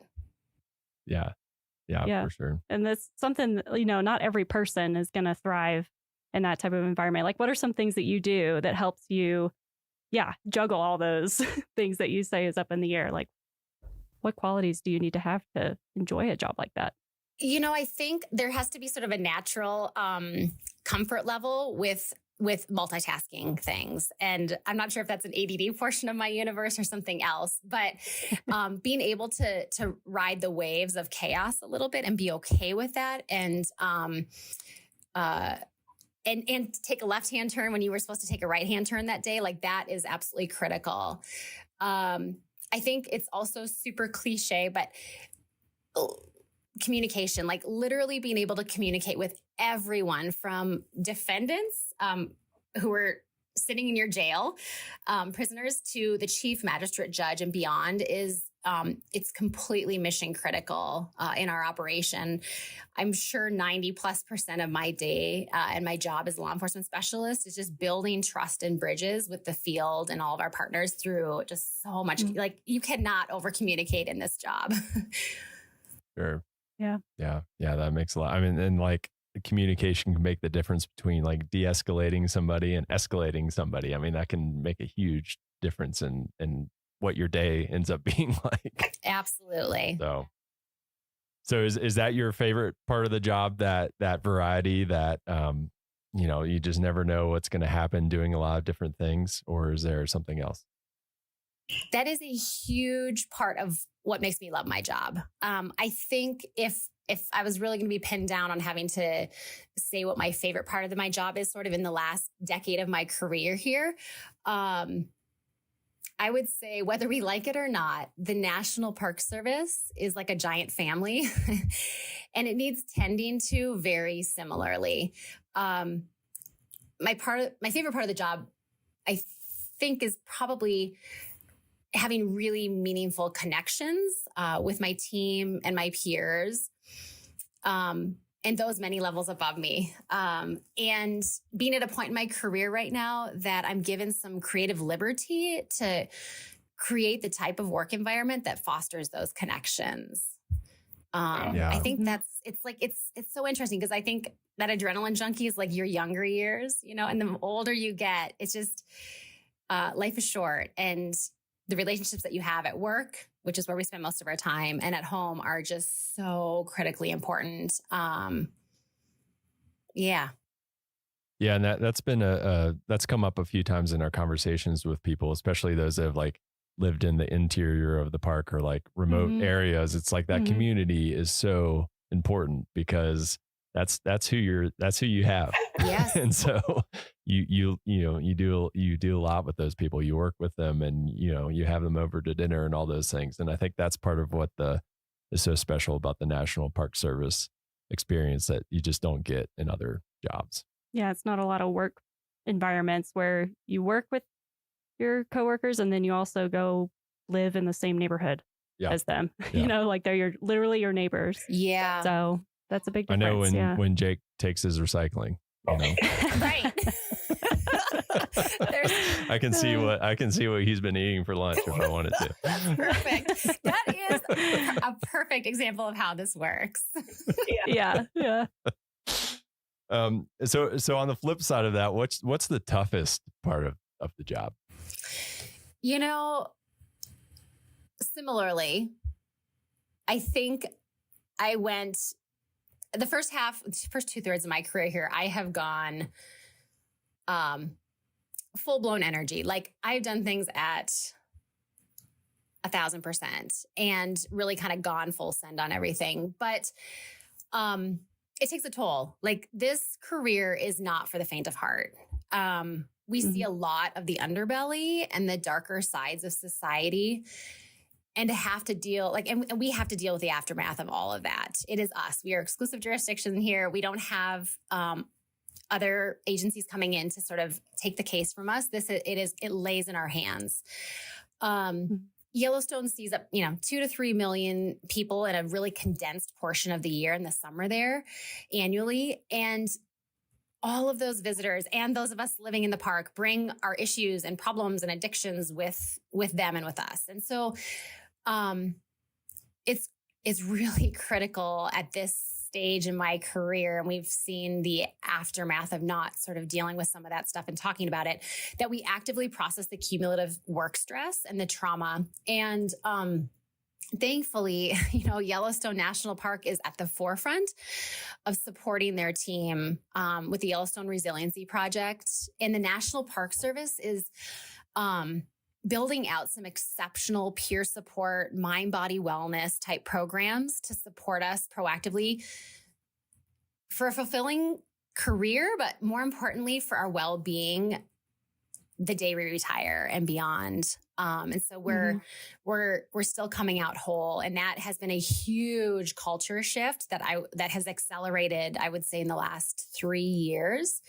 And so the toughest part of my job is like the loss that we see through trauma and, undealt with issues.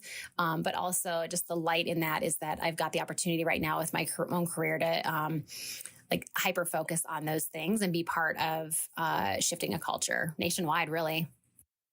Yeah, that's awesome to hear. I mean, especially, we all take our jobs home with us somewhat, but in your position, especially, I'd imagine that's like one of those things that's really hard to not take home. And, I mean, that could really eat away at you if you don't take care of yourself when you're home with your family. Yeah, absolutely. Yeah, and you mentioned the Yellowstone Resiliency Project. I'm not sure, a lot of people might not know what that is. Do you mind just telling people a little bit about what that entails? Yeah, so the project came about in cooperation with the Yellowstone. I believe with Yellowstone Forever was where that partnership really came about after the Yellowstone flood and after the loss of some coworkers to suicide. And there was just some forward thinkers and support from the superintendent's office and the chiefs to move forward in that partnership to fund mental health resources in Yellowstone. I mean, one of the most amazing parts about living in Yellowstone is its remoteness and its disconnect from the rest of the chaos of the world that's happening around us. But the downside to that is we have a hard time with resources and getting them. And so the Yellowstone Resiliency Project has funded bringing in healthcare providers for counseling and touch bases and just connection. So So we're not kind of going through these big life events and sort of suffering on our own. And there's, bigger conversations that are sort of happening on like where next, what next for these programs. But absolutely critical for every division in the park to have this resource to be tapping into and just normalizing the conversations around it. I mean, this is the human experience that we have right now, and nobody is alone in their suffering. We all go through it. And just the pressures of life, create environments that we need to take care of ourselves and one another. I mean, that's just the reality in the Park Service is we have to take care of one another. So this Yellowstone Resiliency Project is brilliant. The folks that are working on it have just done an incredible job implementing it. And we are so lucky to have that team working for us. Yeah, definitely forward thinking. That was the key point I think you brought up there. It's like one of those things that plays dividends. It's you're playing the long game when you're investing in people's mental well-being. And so that's awesome. I guess cycling back to kind of your career, it sounds like you've had a lot of moments that you could probably choose as a defining moment. Do you have one defining moment that you would say, kind of defined your NPS career or set you on a trajectory or that you can look back on? I think about it often because I get asked that a lot. Like, what's the best park you've lived in? What's the best position you ever had? And I can honestly say that I am so, like, at the core of my being, I am so incredibly proud of every single job that I've had with the National Park Service over the past 23 years. I'm so proud of myself as a GS3 at Assateague Island. Like, that I ever even like stepped into it and got that job. I would say it all builds on itself. It builds character. It builds who you are to the core of your being in each of these positions that you're in. And I would say just sort of sitting here in this window now, like watching the snow dump, on Glacier Park, the acting chief ranger in Glacier National Park right now is one of those highlights. And I feel so honored to have the support from my Yellowstone team, which is like my core team, to take on this role and to have this connection now with yet another incredible gem of a park and the amazing people that call this place home. Yeah, you have all these connections to places where people like they're on people's bucket list. Like they're happy to just make it to one of those in a lifetime. And you've got all these special memories that so many, and we all do. I mean, that's kind of why we all do what we do, I guess, in a way. So lucky. That's awesome.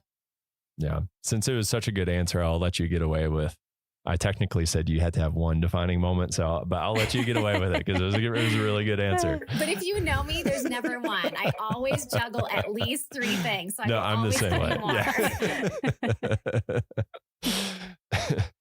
Yeah. So, and this is a pretty, probably a more straight connection than some of the other people that we've interviewed. But how does your job contribute to the Park Service mission? So, the Park Service mission is kind of drives everything that we do, and it's at the forefront of our minds every day. But so how does your job contribute to that? I would say it takes a massive village of committed public servants to come anywhere near fulfilling the mission of the National Park Service. I am just a cog in the wheel, but at the core, I truly believe that my work is super meaningful and impactful. And I feel that every single day, whether it's helping the field rangers with a complex victim case as we run the victim witness program in my office, or supporting the prosecution on a significant poaching case. I love my job. And, I've heard people say that like, you shouldn't love your job because it'll never love you back. And I just am unconvinced of that. And I think you need to find deep joy in the work that you're doing and believe truly that it's making an impact and it's for the greater good. And I never question that, no matter how hard my days are. I know that like I'm giving back way bigger than I'm getting, and I'm totally okay with that. Yeah, that's awesome. Well, and someone has to keep Ashton with her 5 foot by 5 foot hitchhiking sign. You got to keep me in check. On the right side of the law. Unreasonable, Ashton. Hey, I went big.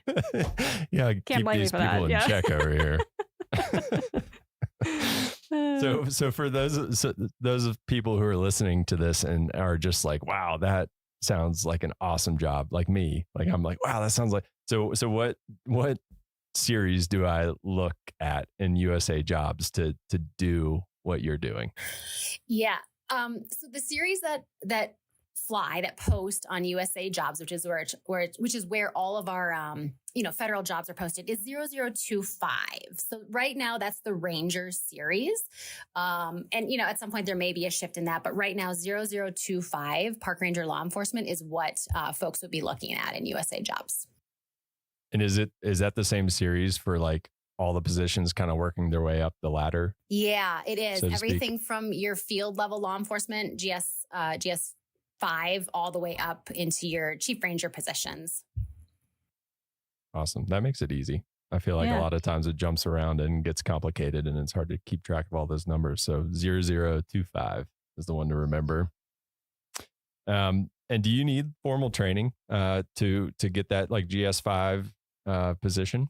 You do. There's a couple routes now. Kind of the old ways where we would put ourselves through a seasonal academy, a law enforcement academy that's sort of connected with the National Park Service, and then you would apply to seasonal positions like summer positions. This last year, a new system, a direct hire initiative was sort of started, and we're hiring things a little bit differently. So in that case, a couple times a year, there's announcements that are flown nationwide for the National Park Service law enforcement positions. Either way, you'll spend a significant amount of time at the Federal Law Enforcement Training Center in Glencoe, Georgia. And then in a field training park as you build the foundation to your law enforcement career. How long are you in that field training park for? The field training park is, I got to think about how many weeks it is. 13. I think it's 13 weeks. I'm kind of talking off the cuff here, but, and sometimes that's your home park. Yellowstone we're really lucky. We're one of those parks to have a field training park and staff in place that can field train folks in person. Awesome. And what's the kind of stuff that people are exposed to in that training? Like if somebody's interested in going through that, like what would they expect to be exposed to? Yeah, I think this kind of ties into to another portion of some of the questions. At the core of these jobs, we are federal law enforcement officers. Like that is the core of what we're doing. And so, for example, FLETC, the Federal Law Enforcement Training Center, they do foundational, like basic law enforcement training. So everything from some people's first day on the firearms range with your pistol and your shotgun and your rifle to patrol tactics, like how do I literally drive my police car? How do I do high speed pursuits, kind of chases? How do I care for victims in cases? How do I physically maintain my fitness and show that I can ground fight with somebody that I'm going to need to go hands-on with in my career? How do I handcuff somebody? What are my arrest procedures? So it really takes you through all of the basics of how to be a cop. Yeah. So it's like a good crash course then. Yeah, you make it or you don't. It is a crash course. You have to have the mental space and be really there to want to do it, because it's not all fun and games at all. Sure, for sure. I bet you build some really strong connections with the people that you go through that with, kind of like, boot camp or something. Absolutely. Well, before we let you go, Katie, do you have, we like to ask this of everybody because it's just fun for us, and I come up with more things that I want to do in my summer vacations, but do you have a favorite story or memory? It doesn't have to be from Yellowstone, any National Park Service unit that you visited or worked at. Do you have a favorite story? It's going to come from Yellowstone. And I don't know if it's a specific story. I think what I would say is this kind of speaks to the specialness of living in these places. Living in Yellowstone is like being a National Geographic episode every day.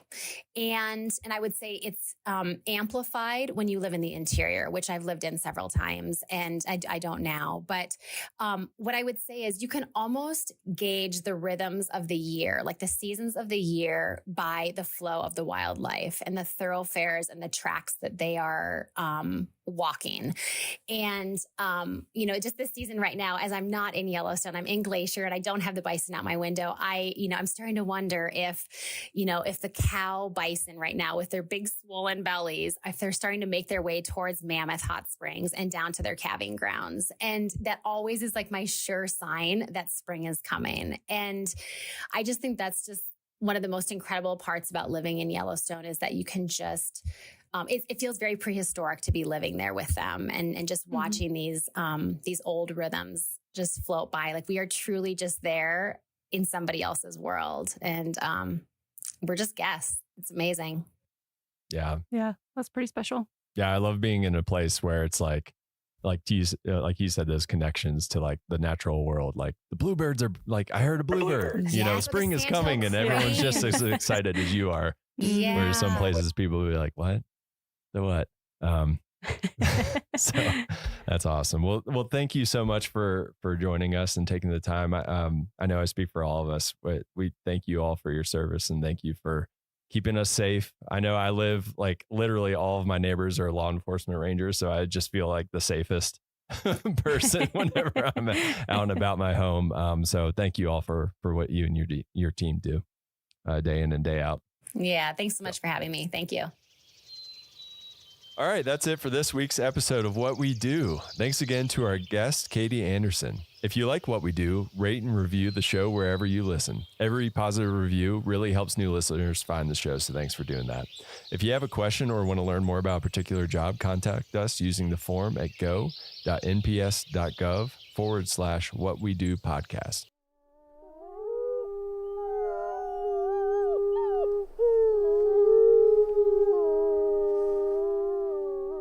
From Yellowstone National Park, this is What We Do. I'm Ashton Hooker. And I'm Miles Barger.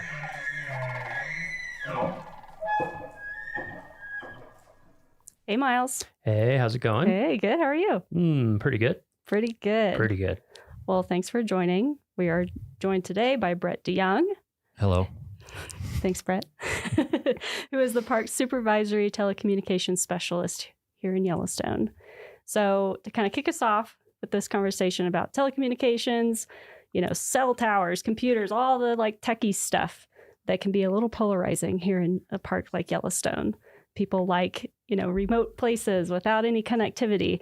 We're going to get into all that, but I have a little trivia for you first. So let's see. We're talking about data. This is a big park, a lot of employees, a lot of computers, a lot of storage. How much storage do you think is supported on Yellowstone's network? Take a wild guess. I'll take a wild guess. 100 terabytes. You are actually spot on. Oh. That's amazing. I remember Mark's emails. Good job. So to put that into perspective, I was like, what does 100 terabytes actually mean? Mm-hmm. So correct me if I'm wrong. This was just some brief Googling. So 300,000 digital photos require 1 terabyte. So if you multiply that by 100, that is 30 million photos. That's a ton. That's a lot of photos. That's a ton of data and storage. Or 1 hour of 8K footage. Just kidding. Yeah. That's probably 8K not too 3D. far off. Yeah. But anyway, to get into this topic more, we have Brett DeYoung. Thanks for joining us, Brett. How are you doing? I'm doing good. Good. So starting us off, where did you get your start in the National Park Service? I started volunteering with the National Park Service. I came to Yellowstone right after graduating from Purdue, and I worked for the concessionaire, and I worked with the rangers at Old Faithful doing search and rescue and a number of other different things.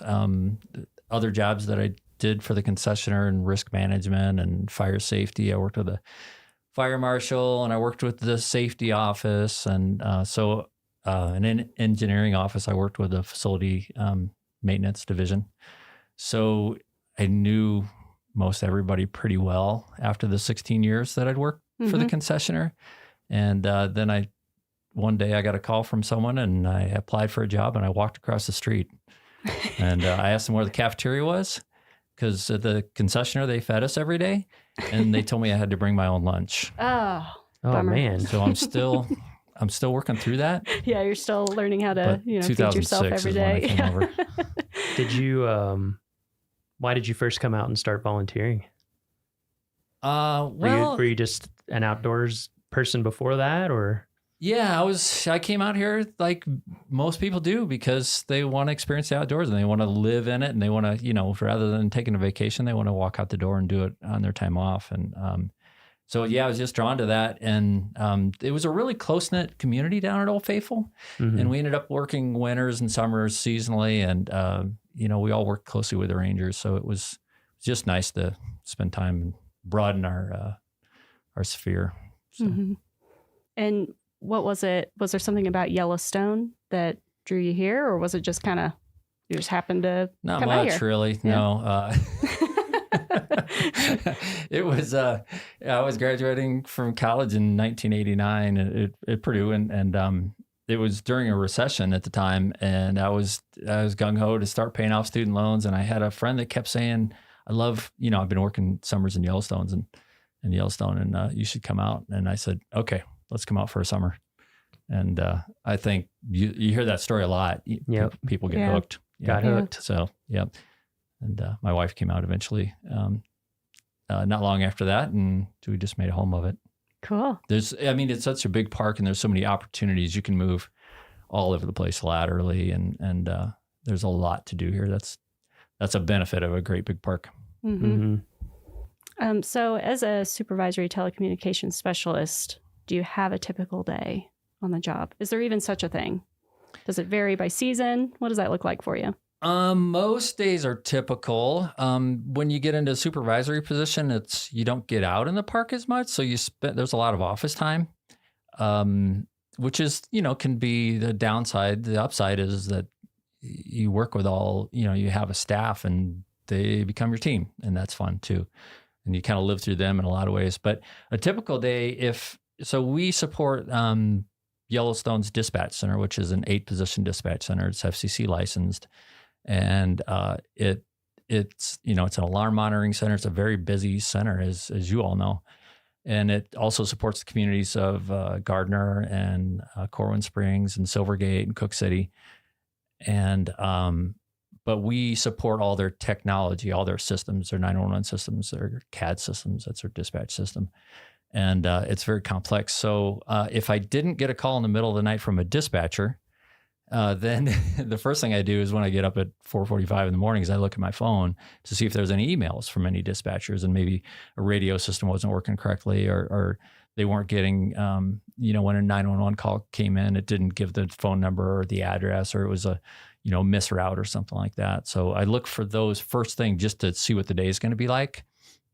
And if there's none of those, then I, like many employees, live outside, in outside communities. I live in Immigrant up in Paradise Valley.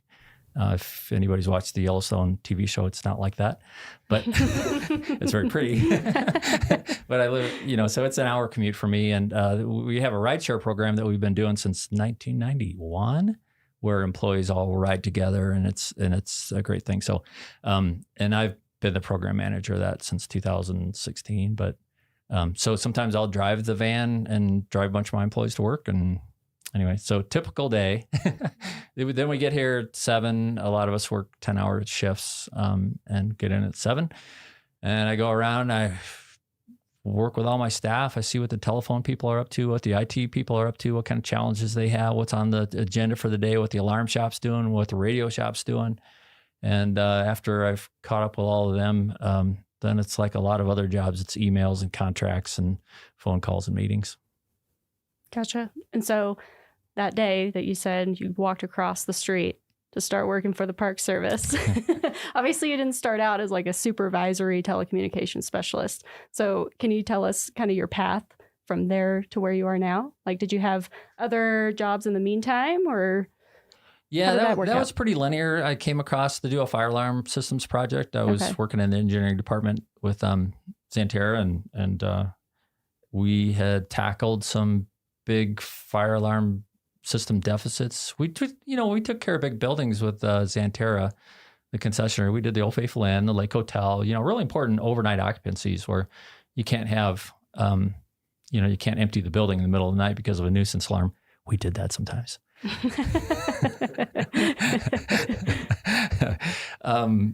So we got things kind of under wraps over there, and then there were some deficits over here, and they wanted me to tackle that. So that's the job I got hired for.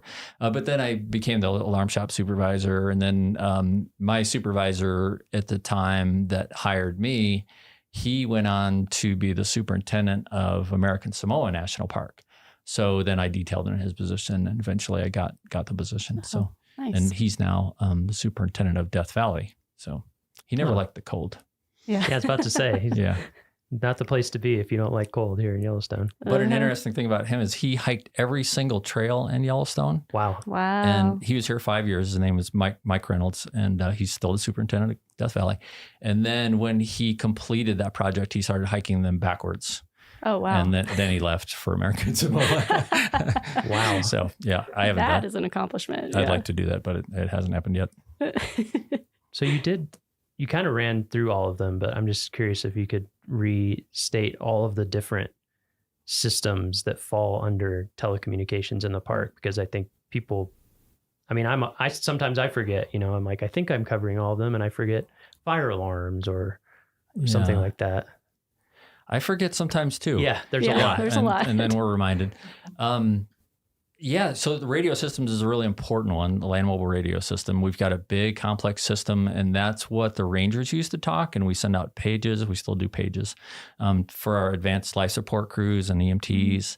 Law enforcement. There's resource protection people that are doing bear jams and animal jams and things like that. And it's just safety too for people working in the backcountry so they can communicate. So radio is a really important thing. We have telephones. We've got about 500 landlines and 180, 190 cell phone lines. So we manage all those contracts and all that hardware for that and the network that it takes to push it out there. The IT department, we've got a very complex network to get it out there. As you know, the chief information officer came out here one time from the Department of the Interior. He said the last mile is Mammoth. So everything we do to get that from Mammoth to the rest of the park is magic. It takes a lot of effort and a lot of different methods. So then we do internet services. We do all the right-of-way permits for the cell companies. There's a few of those in the park, 5 towers that we try to hide. There's, what else? Telephone systems. Alarm systems, you were saying. Alarm systems, fire alarm systems, security alarm systems, video security. And then all the dispatch, which is, like you said, dispatch support, very complex and very important.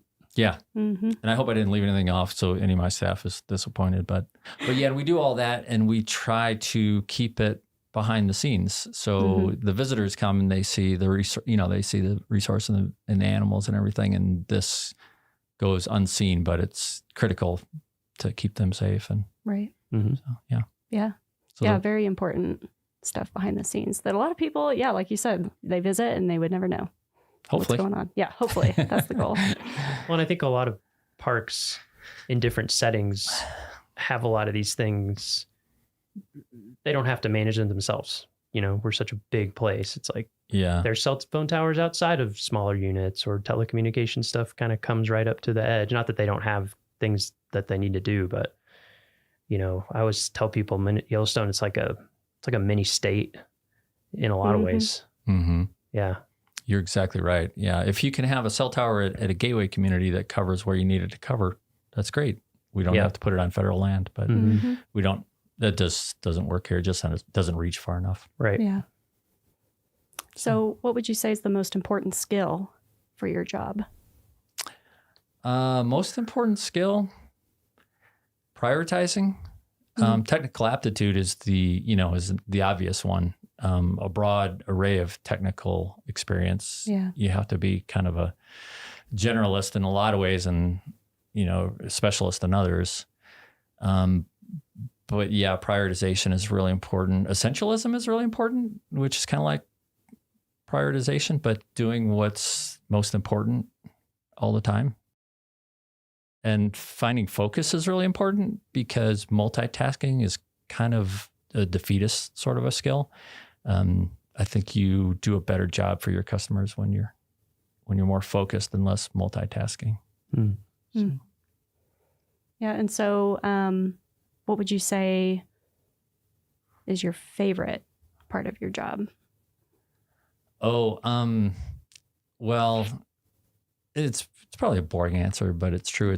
I really like coming in and working with all my staff, seeing them face to face. We do have some remote workers, especially in IT, and they're great. And it's really fun to interact with people at different parks in different parts of the country. But, interacting with the staff, they're enthusiastic. A lot of them have been around for a long time, and you bounce ideas off each other, and they resource and network, and so that's great. The other best part about the job is probably going to like remote repeater sites up on mountaintops, and we'll hike to some of those. Sometimes we fly. We try not to. But skiing to them is pretty cool. It takes a lot of planning, and you got to be safe. But that's a great way to stay connected. Mm-hmm. Yeah, there's been some good trips up to Mount Holmes the past few years, I feel like, among others. Yeah, but I know I've seen some pictures from that in challenging conditions. Things always like to go down in the middle of the winter, it seems like. Yeah, and we do everything we can to make sure that they're going to hold up for the winter. Do all that work in the summer. But occasionally they quit, so you have to travel. Yeah, we get some less than ideal weather in Yellowstone sometimes. Just we do sometimes. We certainly do. Sometimes you can't fly, so you have to take other methods to get there, and sometimes you just have to wait. And where are those located? We have 8 mountaintop repeaters. We have one on Druid Peak in the Lamar that you can't see. We have one on Henderson Mountain just outside of the park. We have one on Top Notch, which is in the park. We have one on Mount Washburn, which you can drive to for about 4 months of the year. That's quite a luxury. We have one just outside of the park on Survey Peak, in right on the edge of Grand Teton National Park in the Jebediah Smith Wilderness area, which is funny. You have to land the helicopter right on the park side because that's recommended wilderness, and Jebediah is actual wilderness, so no helicopters. So it's like an invisible line right on the peak. And then there's also Sheridan has one with a 1926 New Deal era fire lookout up there. Wow. That's really cool. And Mount Holmes, there's one on there. There's one on Purple Mountain. And the Mount Holmes one was inside a 1926 fire lookout, but it got struck by lightning and went down in a blaze. So let's see, did I miss any? Oh, Bunsen Peak also, which is just outside of Mammoth. Which people can hike up to if they want. They can? Yeah, and see that one. The Holmes one made me sad. That was the first one I'd ever hiked up to of the fire lookouts. I was sad when that burned down. Yeah. Such a cool location. Sure was.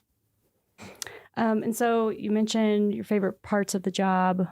On the other side of that, what are some of the toughest things that you encounter in your position? The toughest things is when things crash. That's a real challenge. Those middle of the night calls, you have to wake up and be lucid and understand what the problem is and who your resources are, and get to the root of the problem pretty quickly. It always amazes me how quickly we can restore something that seems catastrophic. So, that's really challenging. Other things like we may have links go down for days and there's been 2 times in my career that we lost Mount Washburn, which is kind of a hub, and we didn't have any cell service at all. And there's a lot of medicals in Yellowstone. There's a lot of, heart attacks and life flights and things like that. And when someone can't call 911 from an interior location, that burden just falls on us really hard. And if you're in the middle of something else and that call comes in, you're just, there's really no backup for you. So you just have to be fully engaged. Last fall that happened, and there's only been a handful of times that it happened, but last fall it happened the night before I direct a running race north of Yellowstone. And so as the director, I was very busy and probably going to be up all night, but this happened in the middle of the night. So managing those two things was hard. So yeah, I can imagine emergencies like that can be very stressful. Yeah. But exciting. Yeah, exciting and thankful that you're there to assist. But then it's good to, I mean, there's always an upside to a challenge, an opportunity with a challenge, but just having a phone full of resources and knowing that I can get a hold of, a power company representative in the middle of the night, a cell tower company representative in the middle of the night, and I can get these things back up with their help. Everywhere in America, the linemen are always out in the worst times, and they're kind of heroes when it comes to that sort of stuff. So that's the role we have to fill. Yeah. So even with those types of difficulties or challenges that you might encounter, what keeps you here? What keeps you working for the National Park Service? Why do you stick around? Oh, gosh, all kinds of things. I mean, just the whole mission of it. Oh, one of the biggest things is just that this is just still an intact ecosystem. And, all the predator-prey relationship, all the predators that are restored, and that's amazing. And I've been here 30 years and you don't get over that. So that's a thing. And then the people and, I don't know, I could go on and on. Yeah. Skiing's pretty good. Yeah. Maybe not this winter. I try not to talk about skiing too much because you guys only have so much time. Yeah. We'll have to hear some ski stories another time. But do you have in all your years being here in Yellowstone, working for the National Park Service, do you have a defining moment? Is there a moment that sticks out to you that you're like, yes, like that's why I work here, and it was super rewarding? Okay, here comes a ski story. Okay, perfect. We had Mountain Homes, and Miles, you referenced this, but in 2011, Mountain Homes, the repeater antenna went down in December, and there was a big storm coming in. And the Mountain Homes repeater is also used by Montana State Patrol for Highway 191 outside of the park, where there's a lot of accidents. It's a dangerous road. It's a pretty important one. So, but we couldn't get a helicopter in because the storm front was coming in fast. So we decided we were going to ski it. So it was a team of three. It was another guy, Dustin Seen. He was a radio tech with us. Now he's the superintendent of Bighorn National Monument and Bighorn Recreational and some other stuff. And Doug Krause, who's our Hel-Tech foreman. We put together that trip in December, which there isn't much daylight. And we thought we'd stay in the Winter Creek cabin on the way in. We opened up the door and it was about a half-inch deep in mouse poop. Ooh. So we said, no, we're not going to do that. We thought we can push to the summit. So it was a real big effort. We got to the summit and I got the cabin opened and the storm was starting to pick up. And this is a 10,300 foot peak. It's a big effort. It took hours and it's a long ski in too, right? I mean, it is a long ski. Yeah. It's a 10 miles. Yeah. One way, it's right? eight hard miles. Yeah. Yeah. So yeah, we got the cabin opened up. We got a temporary antenna installed, testing it out. And then we got that door closed. And the storm came in and just blew so hard all night. It just rattled that fire lookout all night. And, but that was pretty neat. We were testing the radio from inside and we were talking to Montana Highway Patrol on this really remote site. And next morning, ski out was nice. Oh, that's super cool. So that was good. Yeah. Good trip. Yeah. I don't know if that was a defining moment, but that's one of the good ones. Yeah. Definitely memorable, it sounds like. Yeah. Yeah. Yeah. So I'm just, you said about 30 years you've been doing telecommunications stuff in Yellowstone, right? Yeah. I feel like, of course, all fields change over time, but I feel like telecoms may be the fastest changing field in the past 30 years, I would venture. So what's it been like to see? I mean, even I'm trying to think, my first summer here was 2006, and I think there was like a payphone in our dorm. I mean, there was no internet that we could even use, or my cell phone didn't work unless I drove a long way. I would think I was at Canyon. And you were here well before that. So what's it been like to see the change? Because now I'm at home and I can stream 4K movies from a satellite. You know, it's so different. Yeah. Well, yeah. So my first summer was 89 and we had a payphone and we couldn't get radio stations and we couldn't get TV stations. We watched VHS movies at the pub. That was fun. But it has changed a lot, and that's always a topic of discussion. And whenever there's some sort of new proposal, we get a lot of comments.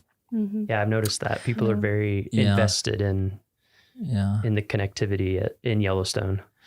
Yeah, so there's two different aspects to your question. There's the expectation of a wilderness experience or a historic experience as well. But then there's also keeping up with what the needs are.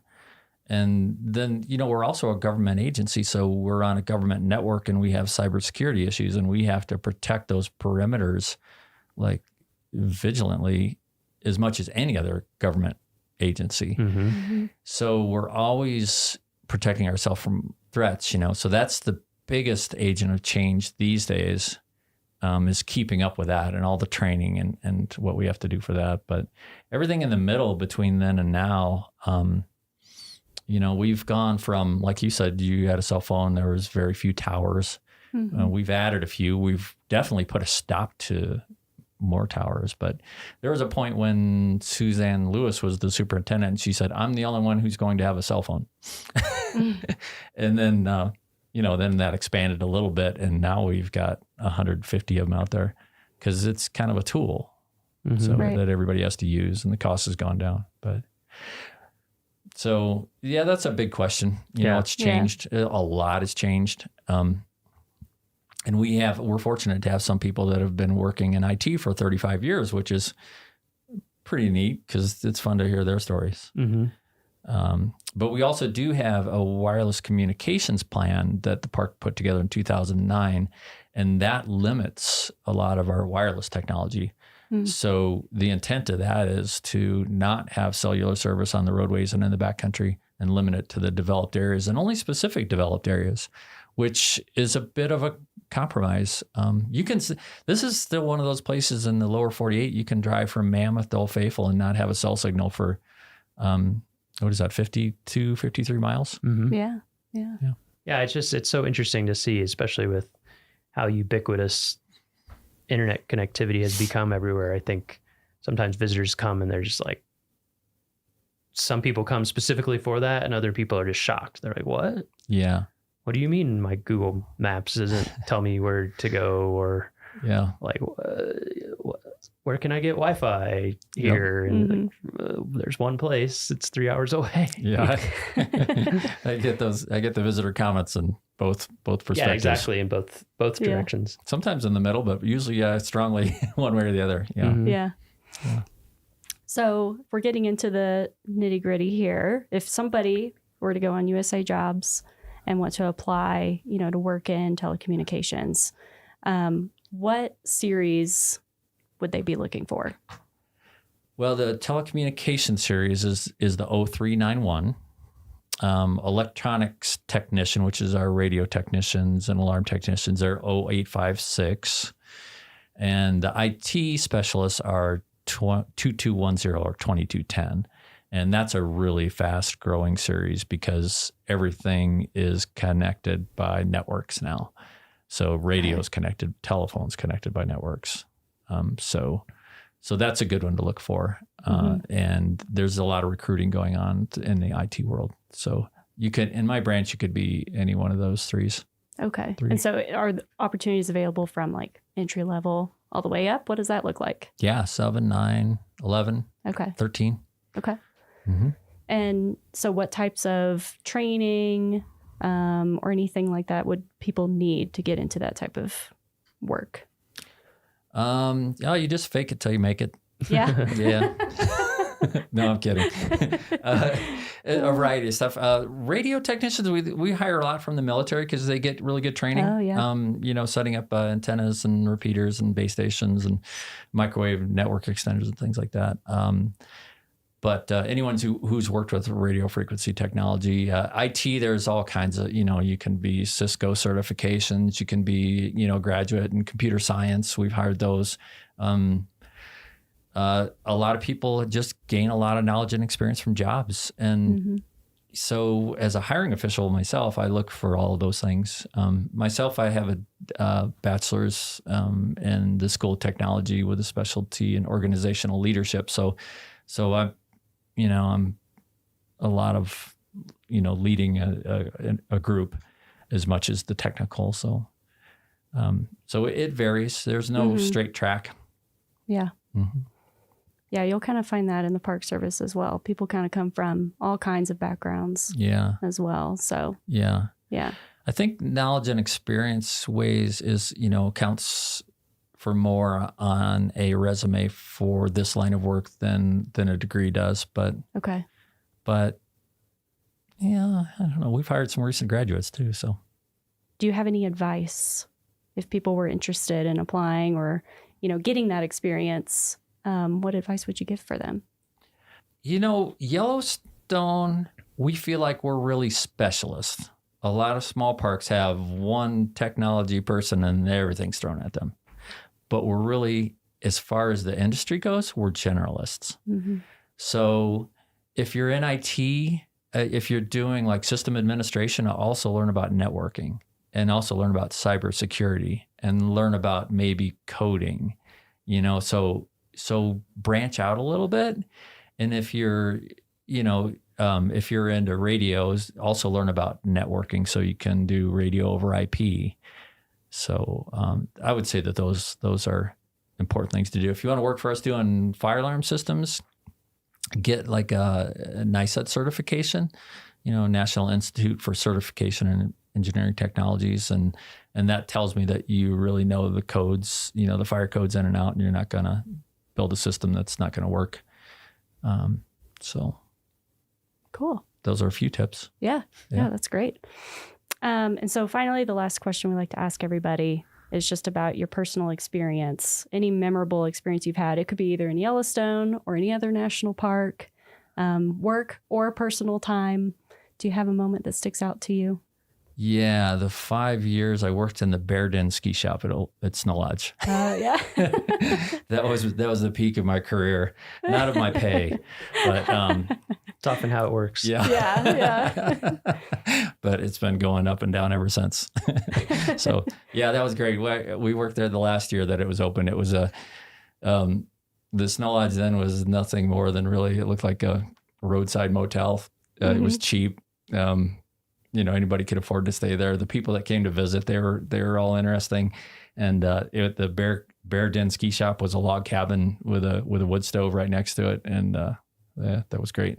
They built a new hotel, the Snow Lodge Hotel, and the ski shop's in the gift shop now, and it's all still good. But those are good days back then. There was quite a community back then too. They were really strong skiers and outdoors people, and just a lot of fun.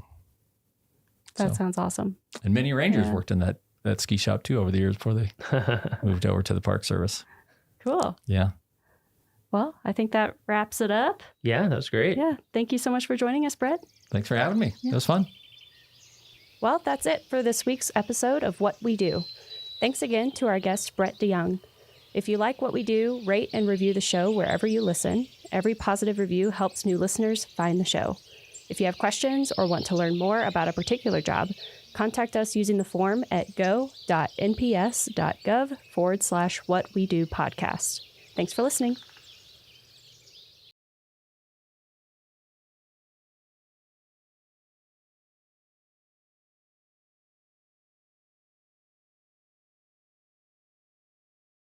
Significant features of Glacier National Park is the incredible biological diversity found here. In Glacier National Park, more plant species are found than either the cluster of Rocky Mountain National Parks to the north around Banff and Jasper, or in the Yellowstone ecosystem to the south. At Two Dog Flats, where the prairies meet the mountains, two of those major communities overlap, creating an edge effect where many species of wildlife find important food and shelter. Often where the edge of one habitat type overlaps the edge of another, there is an increase in the number and diversity of species present, resulting in associations and combinations of animal communities not generally found together. Here at the Two Dog Flats area, shortgrass prairie species from the east mingle with dry east slope Rocky Mountain forests, creating a rich environment. It's not uncommon to see coyotes and badgers hunting ground squirrels in the meadows while hawks soar overhead seeking voles and mice. Deer hidden in the forest during the day frequent the meadows in the morning and evening hours. Songbirds from the prairies and the forests alike can be heard singing their mating calls and territorial warnings.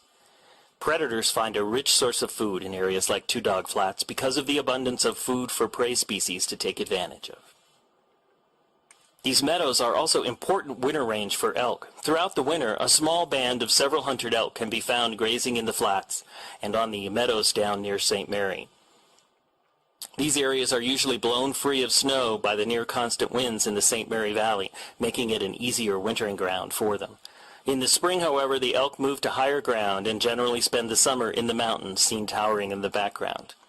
If you're here in the spring or in the fall, expect to see elk in the evenings and the mornings. Two Dog Flats is beautiful any season of the year. Winter is stark and harsh, and few visitors see the park during this quiet time of the year. But in the summer, a profusion of wildflowers carpets the meadows and offer a treat for both botanists and wildlife enthusiasts. Spend a while at Two Dog Flats, and you will see that this meadow is alive with activity.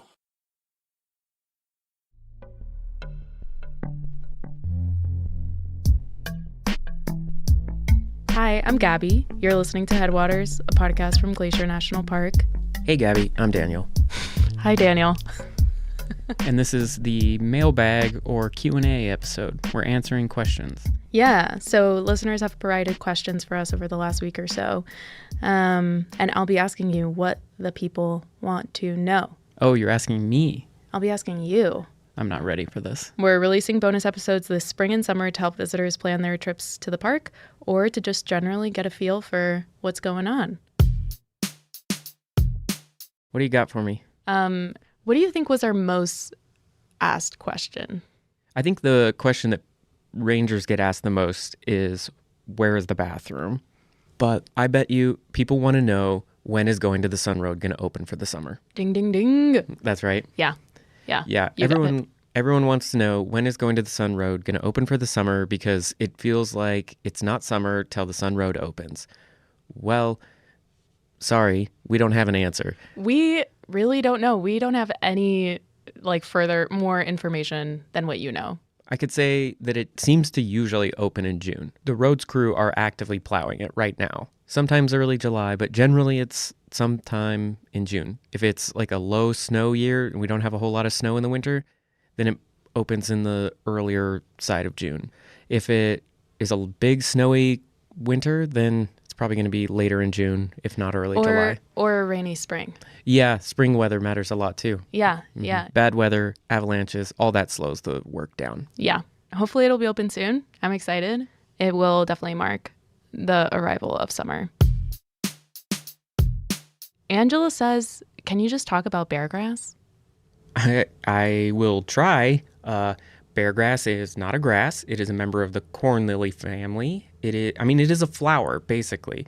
It has grass on the bottom, and what people love then is that every few years, each plant will shoot up a big asparagus, Dr. Seuss type flower that looks like a giant Q-tip, sometimes like 3 or 4 feet tall. They don't pop up yearly, right? Right. As spring comes along like this, we're always like, is this going to be a big flower year? When was the last time we had a big beargrass year? But there's always some beargrass, and yeah, I love it. I guess we'll see what this year looks like. Shritavi asks, what are the places to visit without a vehicle reservation? That's a big one. Yeah. So in 2024, you do need a vehicle reservation, but that's only to get into the busiest parts of the park during the busiest hours of the day and the peak summer season. So if you're visiting in the fall, you don't need to worry about it. If you like to get up early or drive into the park late, again, you don't need to worry about it. It's just for those peak hours.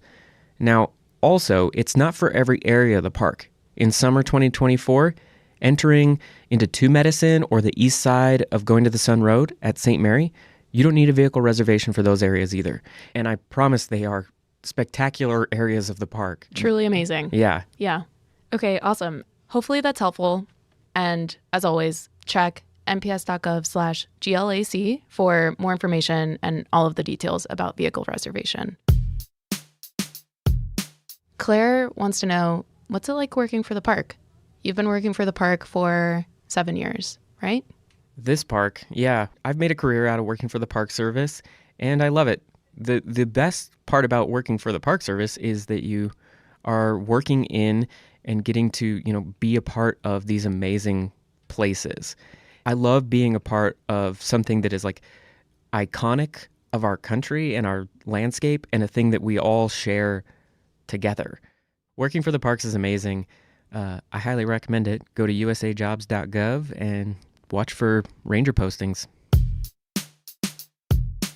Give me another one. Give me a hard one. Yeah, okay. Olive asks, what are people most surprised about after visiting? Maybe a big surprise is how cold and how wet the weather can be, especially in the first half of summer. Totally. Like in West Glacier or East Glacier, it'll be beautiful and sunny, and then you go up to Logan Pass and it's snowing. Like literally snowing. Yeah. The other thing I think that can surprise people about the weather is how in the second half of summer, how hot it can be. They'll be like, oh, it's Glacier National Park, it's the mountains, it'll be cool. But then they start going on a hike with one little water bottle and they're like, oh. It's hot. It's over 90 degrees yes. and yes. kind of humid. And yeah, it can get really hot. Yeah. Last summer it hit 100. Wow. So Jack has a question about construction. Okay, Jack, here's the situation. In Montana, we have 2 seasons, winter and construction. Haha. Yeah. And here we are entering construction season. There's all kinds of jokes about this. The traffic cones that they put out around construction sites. The bright neon orange. I've heard people joke that that's, Montana's state flower.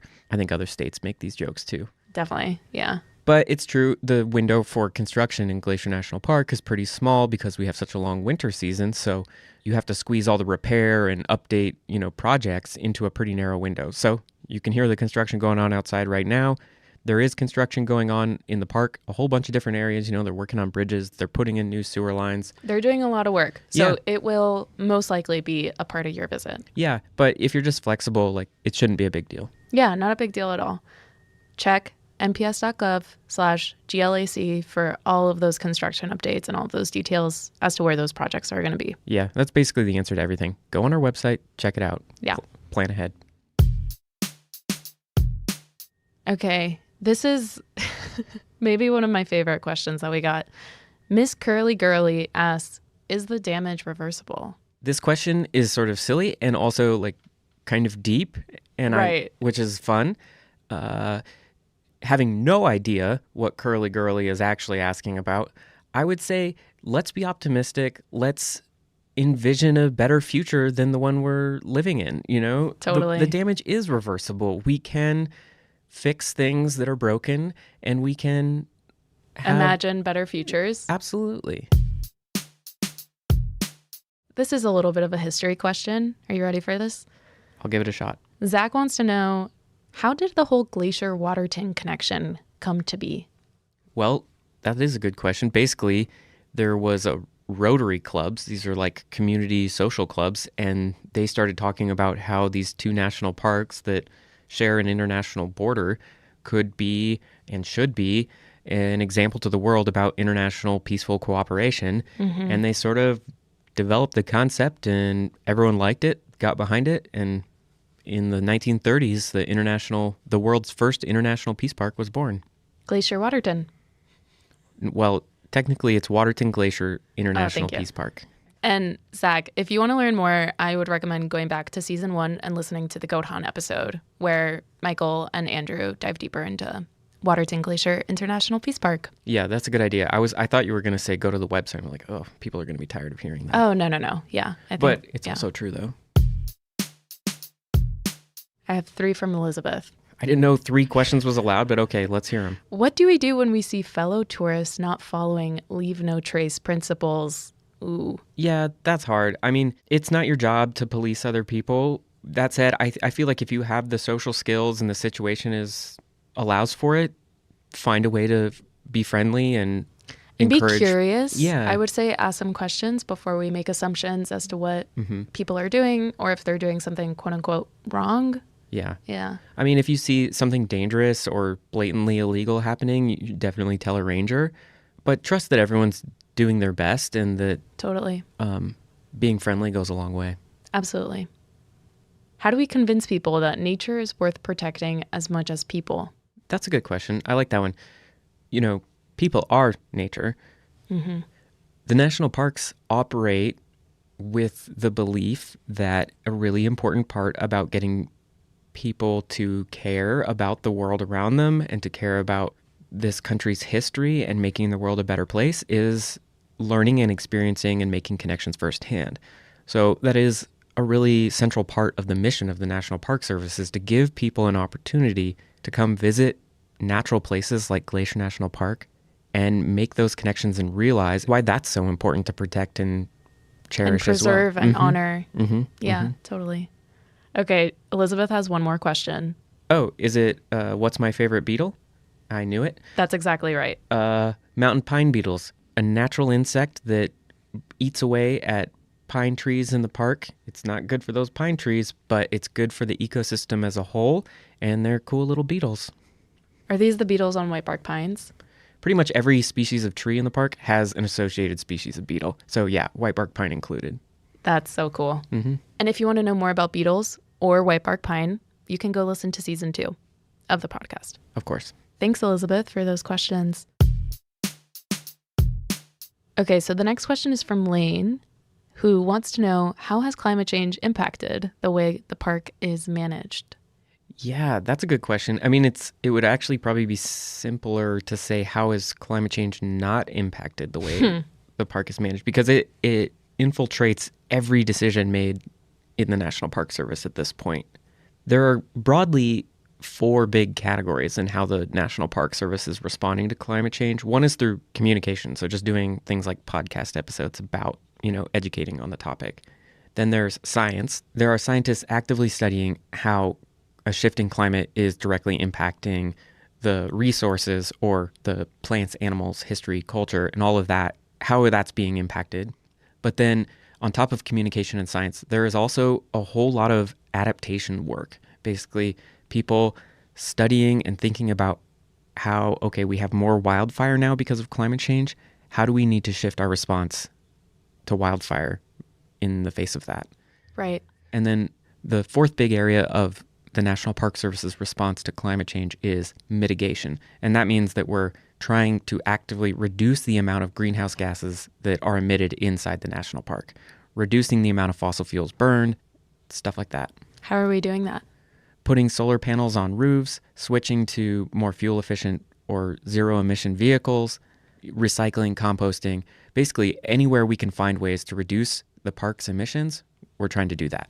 And that's not just here, right? That's across the National Park Service. Yeah, it's across the federal government in general. That's great. How might visitors see and or experience everything that you talked about? Well, if you come to Glacier National Park in your electric vehicle, you can plug it in and charge it with a pretty much renewable energy resources that we have here with hydropower. You're going to see solar panels on the roofs of some buildings, but you're also going to experience the impacts of climate change almost inevitably. It gets a lot hotter here in the summers than it used to. We have a lot more wildfire smoke than we used to. And of course, the namesake of this park. Everyone wants to come and hike to a glacier or take a look at the glaciers as they melt. And so that's a big part of the visitor experience these days. Okay, Daniel, I'm going to close it out with one more question. Okay. What snakes are in the park? We have 2 kinds of snakes. They're both garter snakes. We have 2 species of garter snakes, and neither of them are venomous or dangerous. Snakes are cool. A lot of people don't come here for the snakes, but they really should. It's always, where can I see a grizzly bear? Never, where can I see a garter snake? Yeah, all right. Well, if people have more questions, they can, hit us up on social media or email us here at the podcast. GLAC_media_lab at nps.gov. We'll put it in the show notes too. Our music's by Frank Wall, and our art is by Stella Nall. They're both great. Check out their work. Their info's in the show notes. Headwaters is made possible with support from our nonprofit partner, the Glacier National Park Conservancy. We absolutely could not be doing this without them. Check them out at glacier.org. If you have a moment to leave us a review in your podcast app, that helps so much. Thanks for listening.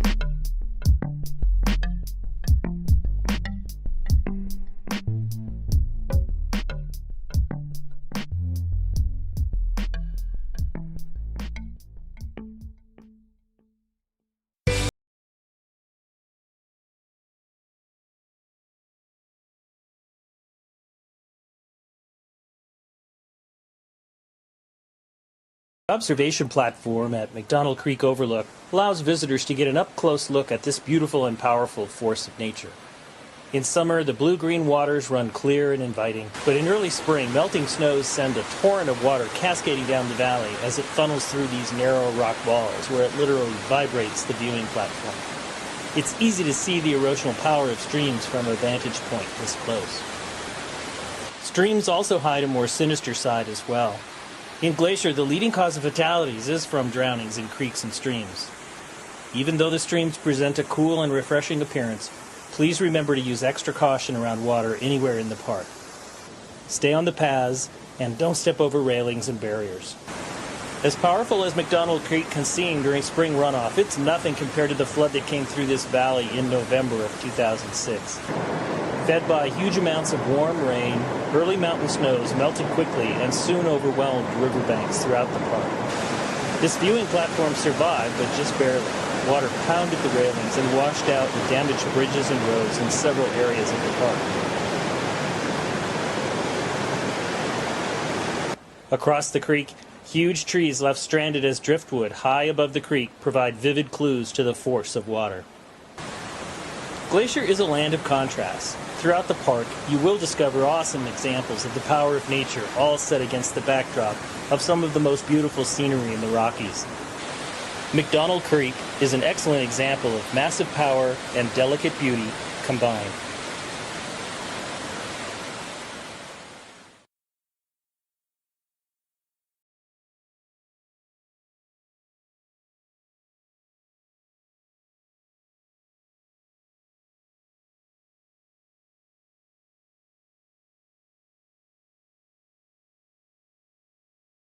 Yellowstone is the world's first national park, and everybody in America is very proud of that. But there's been a struggle to figure out what a national park should be like. And probably one of our founding philosophies is it should be natural. It should be a natural system that functions the way the Earth did before humans altered it. And so it was written into our policy that we're going to restore and protect natural systems. And the early managers of Yellowstone didn't really know what natural looked like. So we've been struggling towards natural our entire history, and that definition has evolved. And that definition, the modern one, now includes you need to have natural predators. And so we tried to eradicate them: wolves, cougars, coyotes, bobcat, lynx. We did that in the early part of the 20th century because we thought that was the ideal. We didn't have a complex mindset about policy in terms of natural. And so we restored wolves because the Park Service policy changed towards what is a natural system that includes large carnivores like wolves. We also had the Endangered Species Act come about as law in 1973 that says we cannot wipe some species off the face of the planet. And wolves are very much under that umbrella too. So the best answer as to why wolves were restored to Yellowstone is it makes it a natural system. It was the law, but finally people wanted it. The public's view of nature has changed and evolved. So creatures that were previously considered bad, scapegoats, have now had image alteration, and a lot of the public demanded that we bring some of these animals back.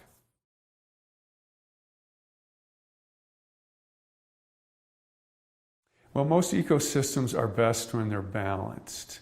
And I think it's safe to say that Yellowstone, without wolves and other carnivores, now keep in mind, cougars were also eliminated, and they came back on their own, and bear numbers declined, and that affected the balance of the ecosystem.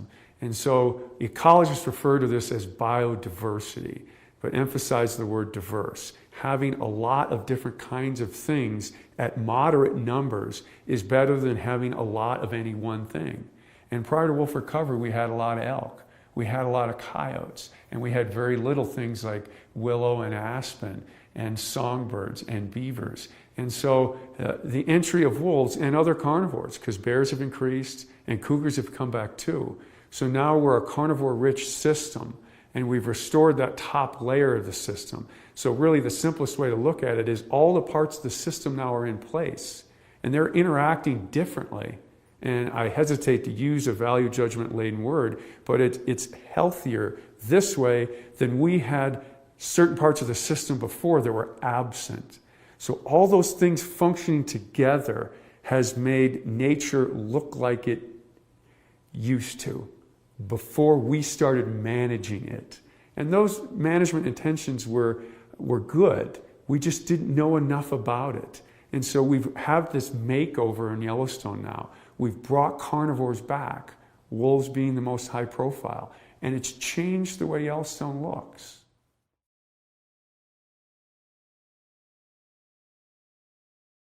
Elk are perhaps the most controversial and talked about aspect of wolf recovery. And that's odd because elk are a species unto themselves, but many people equate Yellowstone with elk. That's arguably our most famous species. They've been debated and studied since the late 1800s. Elk are iconic in the West as a huntable species. And so elk are very important, and wolves eat elk.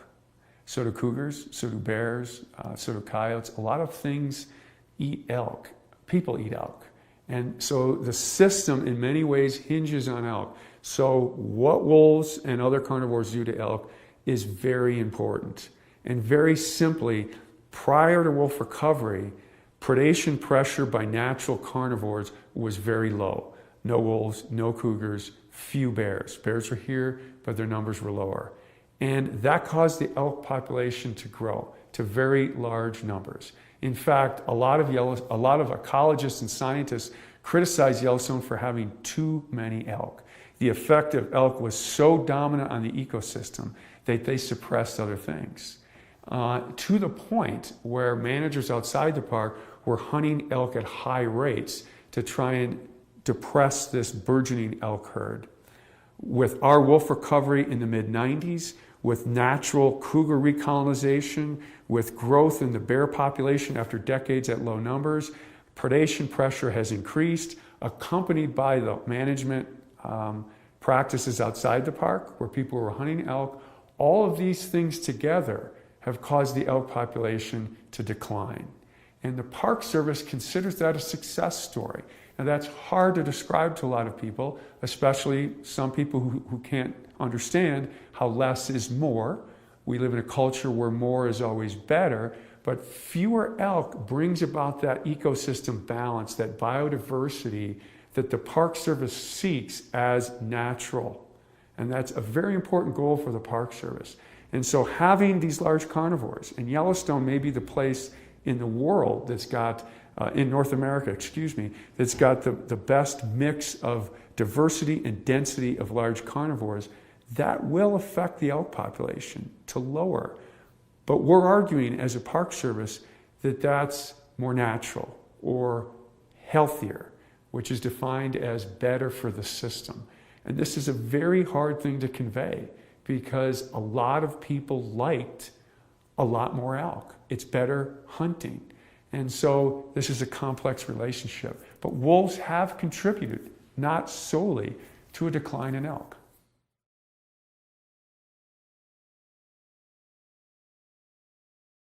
Perhaps the most commonly asked question about wolf recovery is that, did we reintroduce the wrong wolf?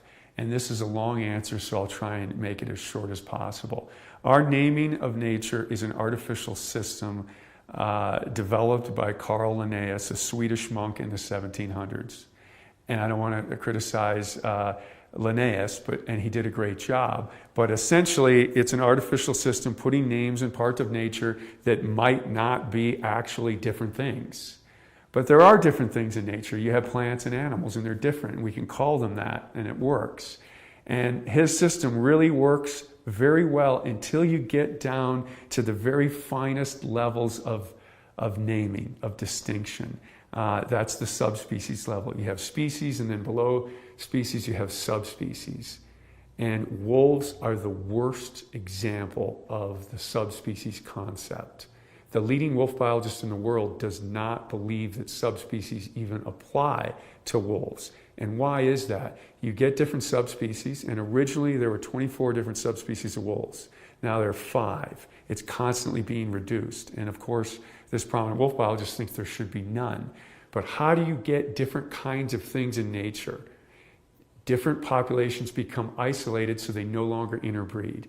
When they don't interbreed anymore, the genetics become different. When the genetics become different enough, they become different things. First subspecies and then species. Wolves always get around, and it's very hard to isolate 2 populations of wolves. Very hard. Nothing stops a wolf. Not a mountain range, not a river, sometimes not even oceans. The wolves here immigrated to Asia and back. They're very good at getting around, so you don't get much isolation. The best genetics show that wolves in Mexico to wolves in the Arctic are on a continuum of change from south to north. So there's no place we can go in and say, this group of wolves is different from that group. That's a genetic analysis. And the Mexican wolf can interbreed with the Arctic wolf very capably. So did we reintroduce the wrong thing? No. Were the wolves that we put here slightly different from the wolves that existed here 100 years ago? Probably. Nature's always changing. We looked at the weights of the handful of wolves, 31 from Canada, which is a very small number, and they were slightly larger than the wolves that existed here 100 years previously, 6 to 8% larger. That is well within the natural variation of wolf size across the continent. So despite this frequently asked question that these Canadian wolves are unnaturally large and they're therefore at a very big advantage to killing these elk because these elk aren't used to such a large predator, of all the arguments not to have wolves, and there are some good ones, they're tougher to live with, that's an absolutely good argument. The idea that we put something in here that's exotic or different is perhaps one of the weakest.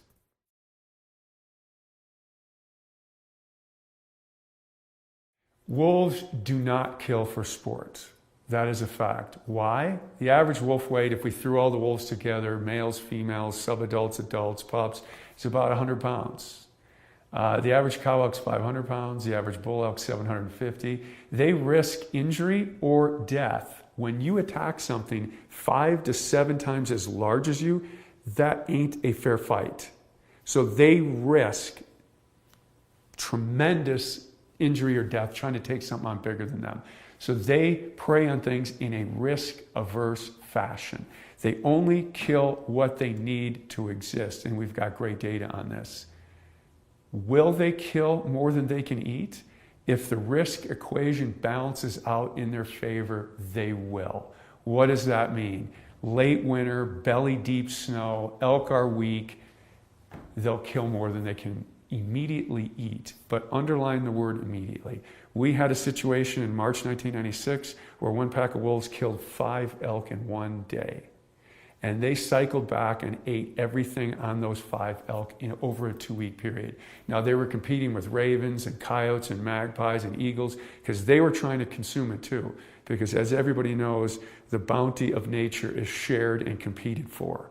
So they went back and they tried to eat it all. But that is common predatory behavior. When you can get an edge, when you can get more food. Humans do this too. When oil is cheap, we burn more oil. When wolves can kill more elk, they kill more elk. Because why? That equals more pups. But they only do it when they can. So on average, wolves do not kill healthy elk. It's too hard. If all you can eat are healthy elk, the wolf population goes down. Wolves make their living on vulnerable elk. And so their population waxes and wanes based on vulnerabilities. And hard winter is a vulnerability, but so are things like age and health status and condition, bone marrow. All these different things affect elk vulnerability. And that's what's important to wolves, and that's what they're shooting to take advantage for. Remember, there's no creature in nature that doesn't look for advantages. So no, they do not kill for fun, but yes, they will kill for more what they can immediately eat, but if left alone by humans, and this is very important, I get sent emails all the time showing an elk killed by wolves and not eaten, but there's tire tracks, there's human tracks, there's horse tracks. The wolves were bumped off the kill. People found the kill to take a picture of it. Left alone, as we've demonstrated here in Yellowstone, and we've seen it more, killing a couple elk sometimes is fairly common. If they're not disturbed, they'll eat everything. They won't do it immediately because they have a capacity on their stomach. So very, very important point. Killing for fun or bloodthirsty reasons is not true.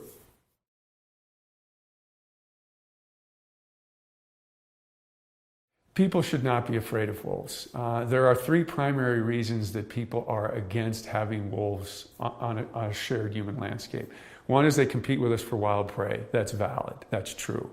Two, they occasionally kill livestock. It's rare, but it does happen, and then that's valid too. The third reason is there's a human safety threat, and that is largely overblown. During the entire 20th century in North America, there were about, and I'll be off by one or two, 20 attacks on humans. None of them were fatal. All of them dealt with habituated animals, usually fed food. And we're very concerned about that in the park. When you feed an animal food, it loses its natural fear of people and it become dangerous. But very different for wolves compared to bears or cougars. They never attack a person on their first encounter with a human. So the first time a bear encounters a person, a sow with a cub, or a cougar encounters a person, they might attack. And bear fatalities and cougar fatalities are much greater than wolves.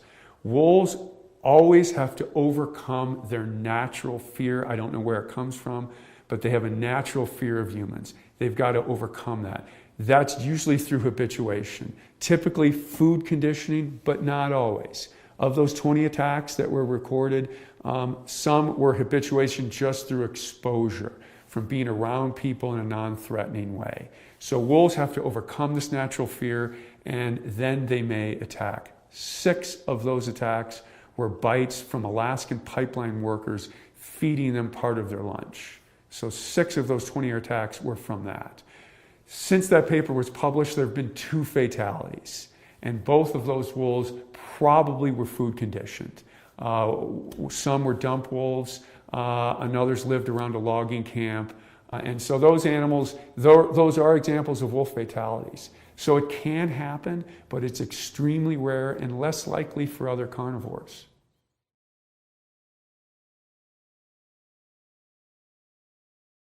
A big question that's often asked about wolf recovery was, you said the wolves are just going to stay in the park. And I'm fine with wolves in the park. I just don't like them out, because when you leave the park, it's a very much a human-dominated landscape. That's another misconception of wolf recovery. The plan written to restore wolves to this region never said the wolves would stay in the park. And it's different outside the park because wolves are managed by the states, and so they have different policies and objectives than the park does. The park generally stated management philosophy is preservation, which means no use. That's not a pure definition, because we do manage other species. The state's objectives are largely conservation. That means wise use. Both of those objectives are fine, and they're determined by people, and neither one is better than the other. They're just different. And so naturally they clash a little bit, because there's no wolf hunting inside Yellowstone, and there is wolf hunting outside of it. Wolves have to live with people outside of Yellowstone, and that does create conflict. It is true to say that life is easier without wolves than with them, for the reasons I stated previously.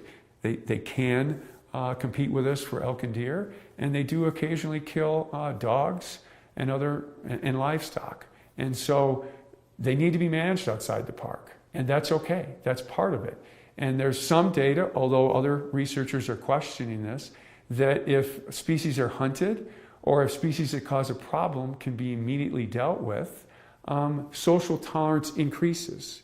So inside Yellowstone, we don't have to deal with those issues. We don't have to deal with issues of predation on pets or livestock, or taking elk inappropriately because I wanted to get that elk. So we have a different approach, but both approaches are okay and occur in different areas. So this is a very common situation for wildlife management across North America.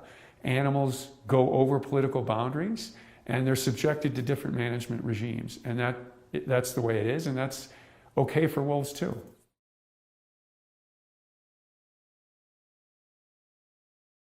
Yes, wolves that live primarily in Yellowstone have been killed outside the park. This probably has not affected the population much numerically. One year we lost 12% of our population in 2012. This year we lost only 4 wolves. Last year we lost none. So the number of wolves taken is highly variable and generally below 3%, except that year 2012 where it reached 12%. And it probably didn't, even at that level, affect our population numerically. But what's important, and the reason my answer to that question was yes, is the Park Service mission is to manage for a natural population. Wolves are very social animals, so they have a social network that's important to how they function as a pack or a family. And we don't have as much information on that social functioning as we do about their population numbers. And we know that there is a harvestable surplus in terms of numbers, and that has not been exceeded so far for Yellowstone. But there are some questions if you remove a key wolf in the pack, a high-ranking individual, so to speak. What's the impact on that pack? Or a second-ranking individual. What does that do to pack dynamics? In one case, it caused the pack to split apart. Was that because that high-ranking individual was removed, or would that pack have split up naturally? Those are important questions for the Park Service to wrestle with, because even though that doesn't affect the numbers of wolves, it affects how wolves live on the landscape and function to themselves. And places like Yellowstone hold this dearly, because most wolves across North America are impacted by people. And most biologists would argue at a sustainable level. We still have lots of wolves across North America, but we really don't know certain aspects about wolf life. And this social aspect is the one we know the least about. So if we're going to be managers of Yellowstone that pursue these ideals of naturalness, I think it's important to include all aspects.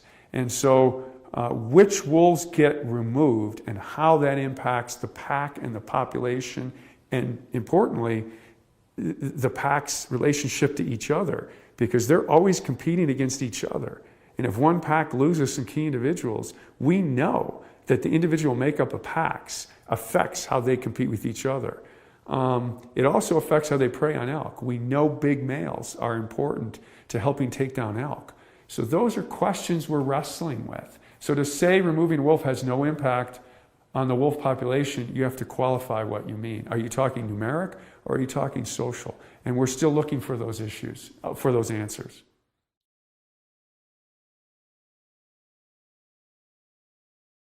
Wolves are one of the most studied species in the world.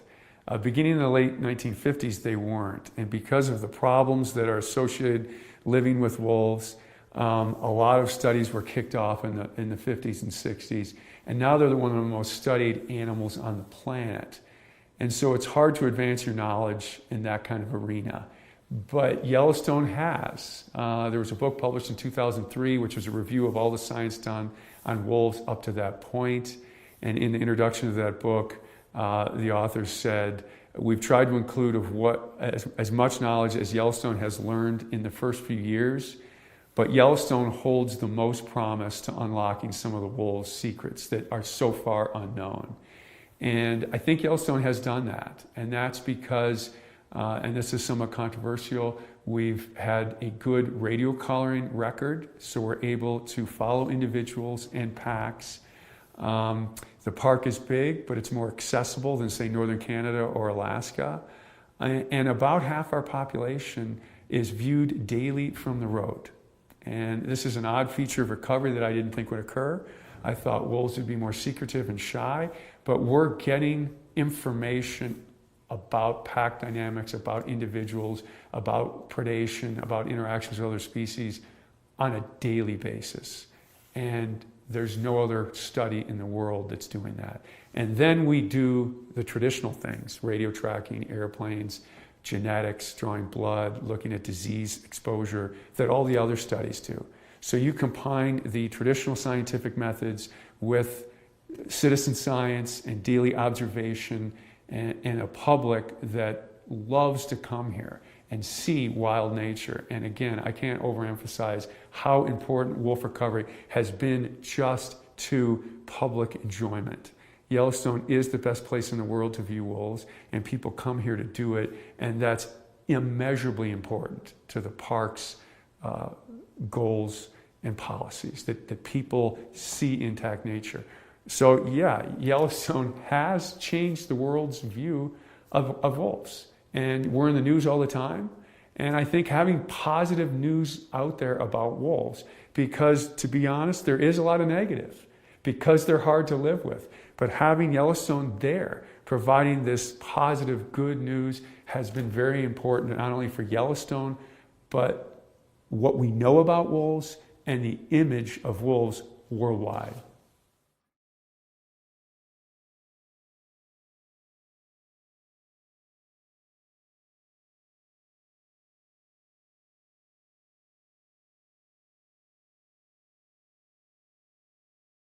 Avalanche Creek area is one of the most popular and crowded spots in the park. The old-growth cedars and hemlocks are unlike anywhere else in the park and would look more at home on the coasts of Washington and Oregon than in the Rocky Mountains.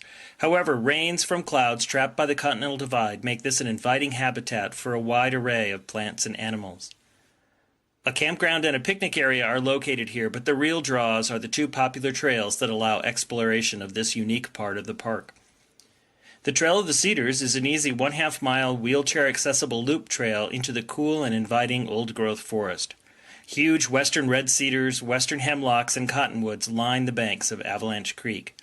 Ferns and other shade-loving plants thrive in the filtered green light that penetrates the forest canopy. About halfway along the trail, a bridge crosses the creek and provides a stunning view of Avalanche Gorge. Centuries of water gushing through this narrow gap has rounded and smoothed the moss-laden walls. Hikers may continue back to the parking area at this point on the loop, or venture off to the Avalanche Lake Trail. This easy 2-mile walk climbs 500 feet to reach Avalanche Lake. The trail follows along Avalanche Creek as it climbs up and out of the cedar hemlock forest into a mixed spruce and fir forest just a few hundred feet above.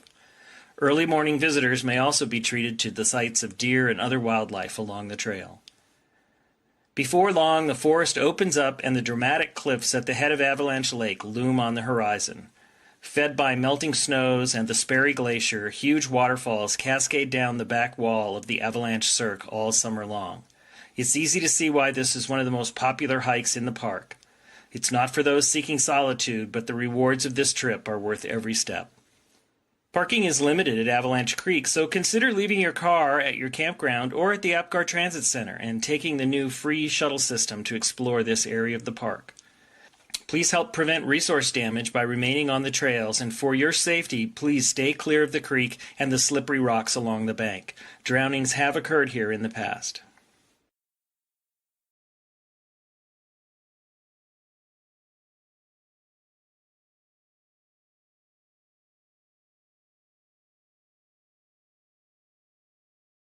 High above the lake was once the location of the Going to the Sun chalets.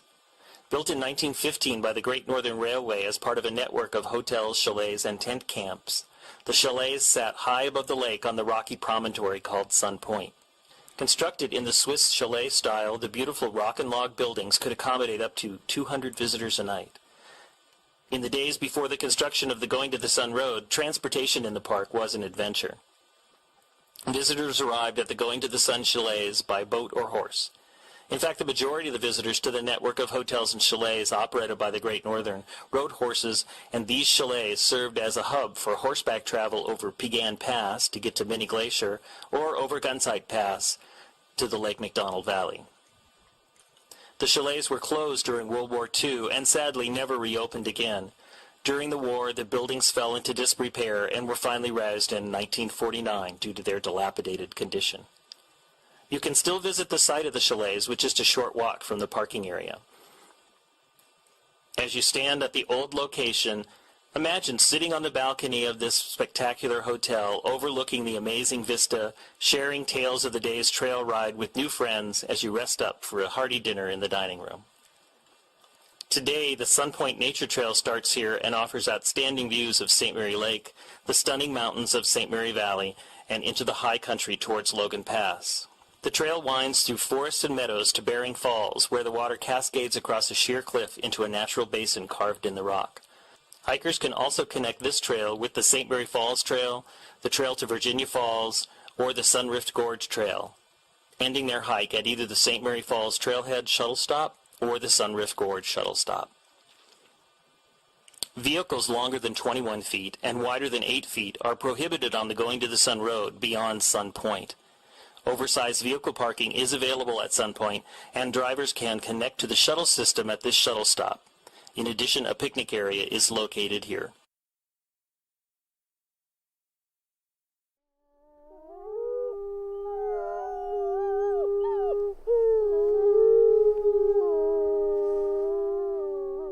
From Yellowstone National Park, this is What We Do. I'm Ashton Hooker. And I'm Brett Rayburn.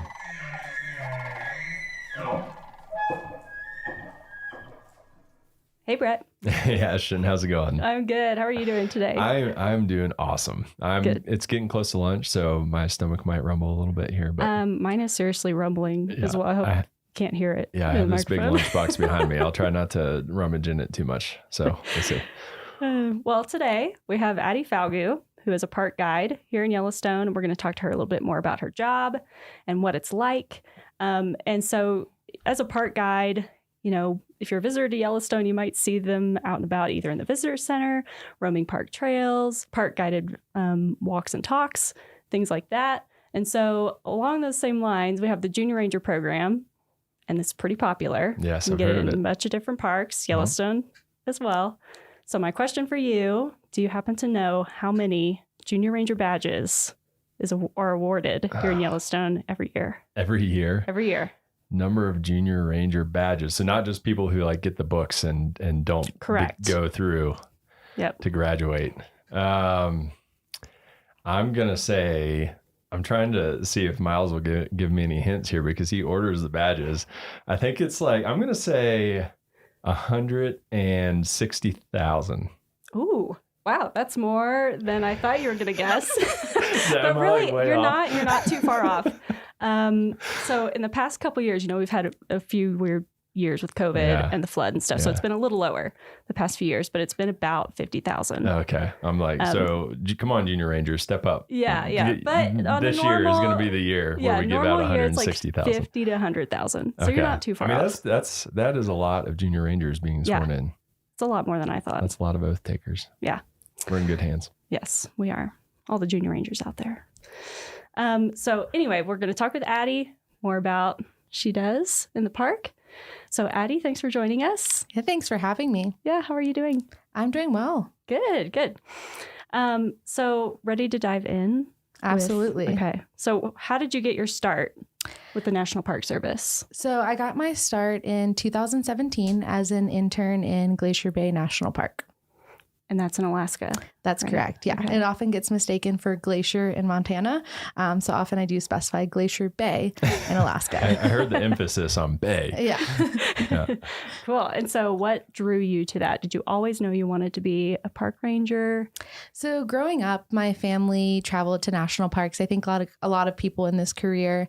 And I kind of, was really interested. I fell in love with the Tetons and I was like, well, I want to live there one day. And the way to live there is to become a park ranger. So simple enough. I'll just do that. And, it got a little bit more complicated than that. But in high school and college, I started to look more seriously into pursuing a career in that direction. I actually visited Yellowstone in college and spoke to some rangers on that trip and asked them, hey, how do I get into this field if I'm interested? And they gave me some good information on internship programs like the SCA and also how to find jobs on USA Jobs. What is the SCA, just for those who don't know? Yeah, so the SCA is the Student Conservation Association, and the internship that I did in Glacier Bay was through them. Okay, and so what exactly did you do? Yeah, so the position there was an education intern, and Glacier Bay has pretty little visitors that actually set foot on the land there, and the number of visitors in the winter is pretty much non-existent, and so most of the visitation is in the summer on cruise ships. So in the winter, they have a pretty robust distance learning program. So we were actually using Zoom before COVID and before Zoom really became a thing, and essentially taking students on virtual whale watching tours and field trips to the park. Wow. That sounds like a good gig. Yeah. So you're on a boat, like while you're doing this? No. So we were in an office with a green screen that made it look like we were on a boat. I did get to go out. Shake the camera and rock it. I did get to go out with the oceanography team though, which was really fun one day, and we got to take water samples. So I did get to have that experience in the bay, but most of the time was spent in the office. Okay. So did you go from Glacier Bay and then Yellowstone, or were there other stops in between? There were a few steps in between. Yeah, so after Glacier Bay, I did a couple of seasonal positions as an interpretive park ranger and also an education position in Grand Teton National Park. And then I was pretty fortunate to get offered a permanent job pretty early on in my career, and that was in Hot Springs, Arkansas. That was also a park guide position. I was there for a few months and then took a lateral reassignment to a park guide position here, and I've been here since. It's been about 4.5 years, I think. Okay, wow. And so tell us a little bit about being in Yellowstone. A lot of people don't know that there are actually park rangers that live on the interior of the park. So what that means is not at any of the park entrances. And so Yellowstone closes down in the winter. So you're at Lake Village, down by Yellowstone Lake. So tell us what that is like. Like, how did you even get here this morning? Talk us through what that is like. Yeah, so essentially we kind of get snowed in the winter, and often things are complicated, but there's a lot of snowmobiling to your car and then transitioning to take your car to a location. Currently, we have less snow this year, which you think would make traveling easier, but it's actually made things more complicated because my car is at one location, but there's not enough snow for me to snowmobile from the roads that have enough snow on them to my car. So I have to take like an in-between car to get to my car. So to get to the studio this morning, I took a snowmobile and a couple of vehicles. Wow. So, and it took about 2 hours, whereas normally if I could just snowmobile straight here, it would have been probably 30 minutes faster than that. So that is dedication to complicated the show. steps. We appreciate you. Yeah, but those of us in the interior look for excuses to get out. So I was very happy to be out here today. Wow. Well, we're glad you're joining us, and you took the long trek to come all the way up here. What's your typical, how often do you get out to get groceries and things like that? So it really varies depending on the year. Typically, I try to stockpile groceries in the fall so that I never need to go out specifically for a grocery trip. But if I happen to be out for another reason, then I always get groceries. But I'd say usually in a normal year, I'd probably leave twice a month each winter. So every 2 weeks. Mm-hmm. Okay.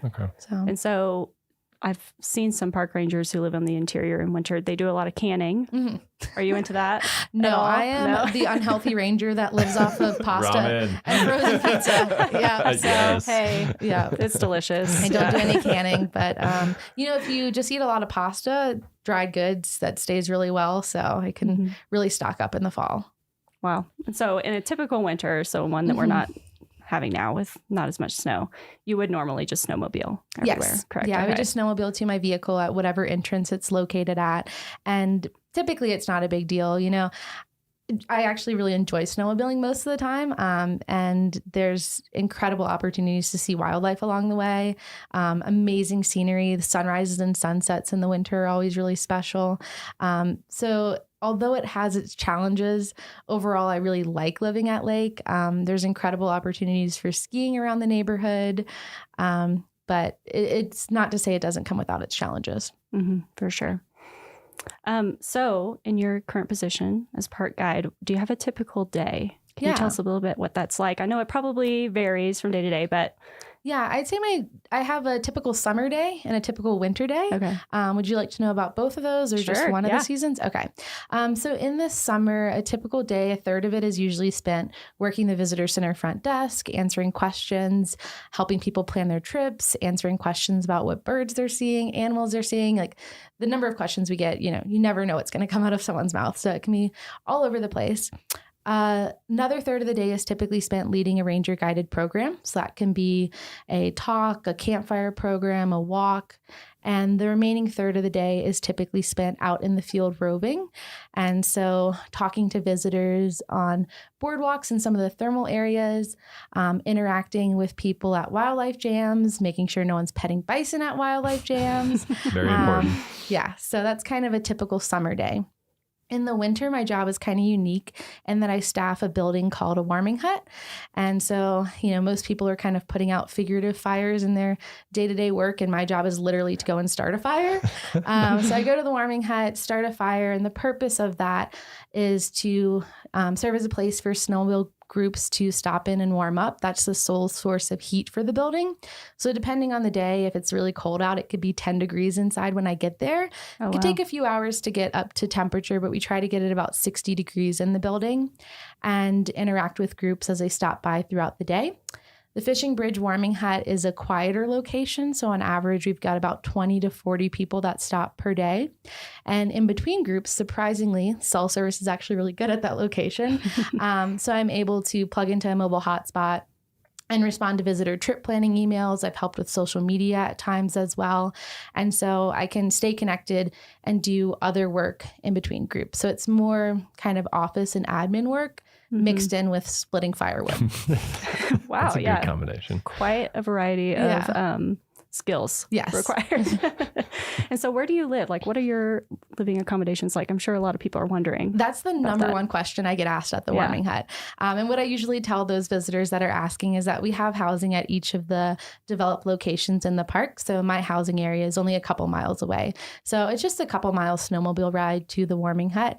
Often groups get there and they're like, how did you get here? And I'm like, well, I snowmobiled here just like you. But like, I had the easy commute. Like they're snowmobiling 26 miles to get to me. I only did 2. So you're like, I just crawled out of the lake. Out of the lake. Which you probably could because it's not frozen. Yeah, I did a training once in the park where I spent the night in a snow trench. And sometimes I do consider telling people that. I'm like, where do you live? Where do you sleep at night? I'm like, just in a trench in the snow over there. I've been here a few years, so they moved me to the 3-bedroom snow trench. Yeah. They take care of us here. So what's the most important skill you'd say for your job? The most important skill in my position is probably communication. So as an interpretive position, it's really important to communicate these messages and try to foster a connection between the people that are visiting Yellowstone and the resources that we have here in the park. And so being able to tailor messages for specific audiences is really important in order to communicate that effectively and try to hopefully inspire the next generation of stewards for these lands. Yeah. What's one of the hardest or most memorable questions that you've had asked? Ooh, that's a good one.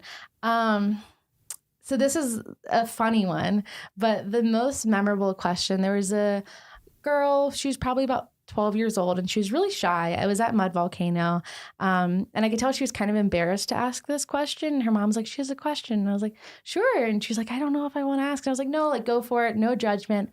And her question was, how do bison poop in such perfect circles?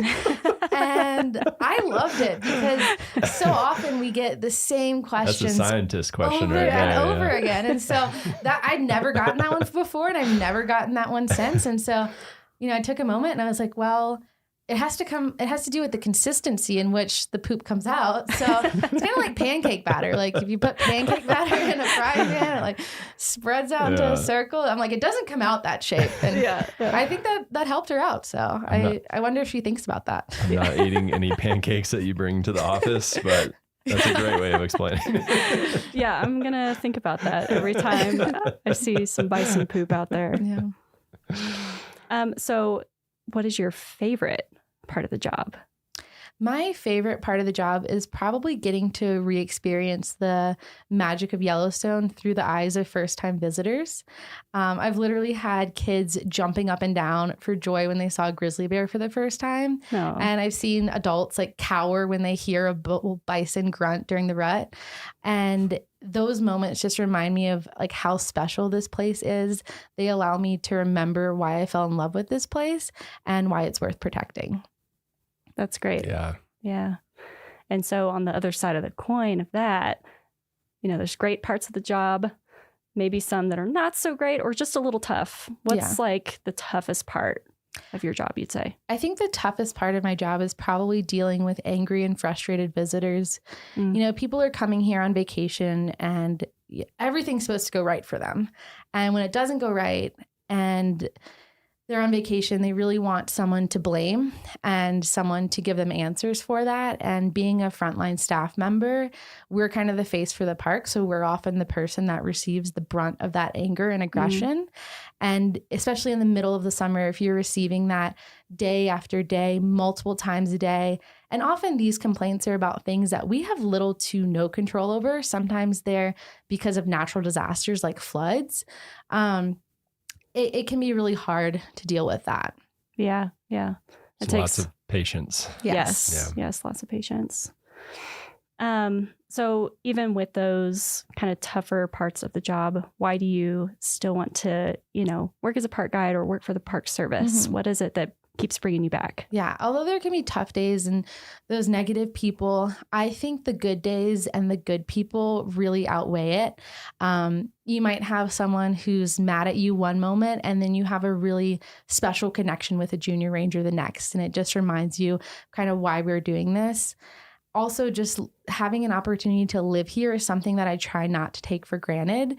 There's incredible recreational opportunities that I have right in my backyard. And I've also had incredible wildlife sightings literally from my couch. Like I've seen bears and coyotes. I think the only thing I haven't seen out of my back window is a wolf. But there's not a lot of places in the world where you have opportunities for recreation like you do in a national park and opportunities for these really incredible wildlife sightings. And so I think those moments remind me of why I'm here, why I'm doing this.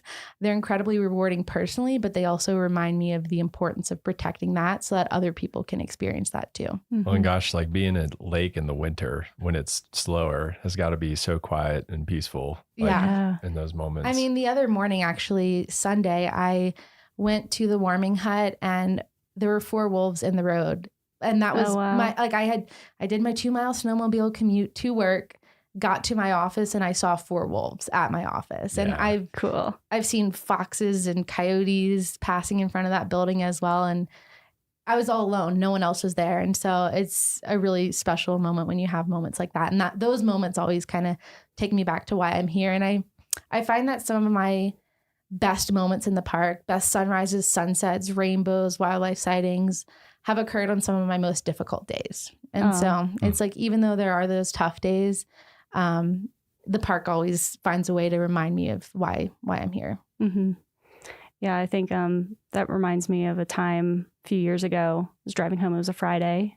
It was the end of the workday. I was trying to get back to the office, and I got stuck in this bison jam for 2 hours.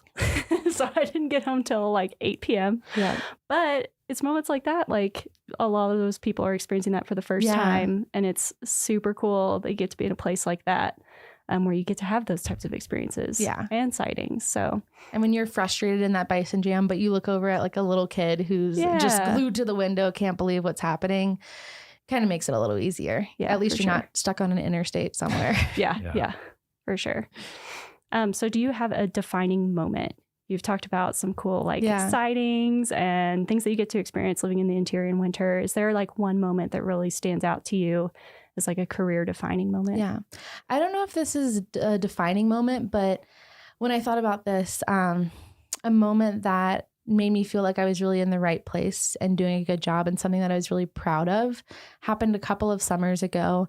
I had a father and daughter asking questions, and the father was the main one asking the questions, and the daughter was really curious and she started chiming in. And so she'd ask a question, I'd give her an answer. She'd ask another question. And so this really natural flow of conversation began. I even went and got a bear skull and brought it out to show her. And so I was sitting on the porch with this bear skull talking to her about it. And I remember she looked up at me and said, "Ranger Addie, I love learning with you." And it really just melted my heart because it felt like all of this was worth it. And I really was having an impact and inspiring the next generation of stewards for these lands. And after that, her father pulled me aside and was like, "I just want to tell you, like, I really appreciate that you took the time to speak with her and answer all her questions." He was like, "I know she had a lot of questions." And he's like, "I don't know if you know that the impact that had on her." And I didn't even realize this at the time or tell him, but I don't think they realized the impact that they also had on me, because that was just reminding me of why I'm here and why I'm doing this. Mm-hmm. And that's kind of one of the like interesting things about your job is it's less like quantifiable the impacts that you have. And so like, who knows what that little girl is going to grow up to be or do. I know we're talking about junior ranger badges in the intro, and after I answered all of those questions for her, I was like, "Well, you're working on a junior ranger book, right?" She said no, she'd never heard of the program. And so I got her a book, and she was like, "I want you to be the ranger to swear me in. Like, when are you working again?" And so I was awesome. like, "Tomorrow at 10 a.m. is the 1 hour that I'm here." My personal park I was like, ranger. "You've got a deadline for this because then I'm going to be on my weekend. I'm going to be backpacking." And she was like, "I'm finishing it." And so she came back. I think she was only 6, but she did all of her work that day and came back the next morning, and I got to swear her in. So, maybe cool. she'll be in this position in the future. You know, Yeah. maybe she'll be a real ranger one day. That's awesome. That's awesome. And that's a lasting impact too. Yeah. That's really cool. So we'll get into the nitty gritty of your job. The park guide position that you're in, do you know what the series is on USA Jobs? So if people want to go apply, what should they look for? Yeah, the series is 0090. And do you know, are those like entry level jobs? How far up the ladder can they go with those? Yeah, so park guide positions are typically more entry level, and mine is a GS5 position. And do you need any formal training or anything like that? There's no formal training needed for this position. Just having experience in education and interpretation is helpful. Okay. So if you were to give somebody advice on like what type of experience they should get, what would you tell them?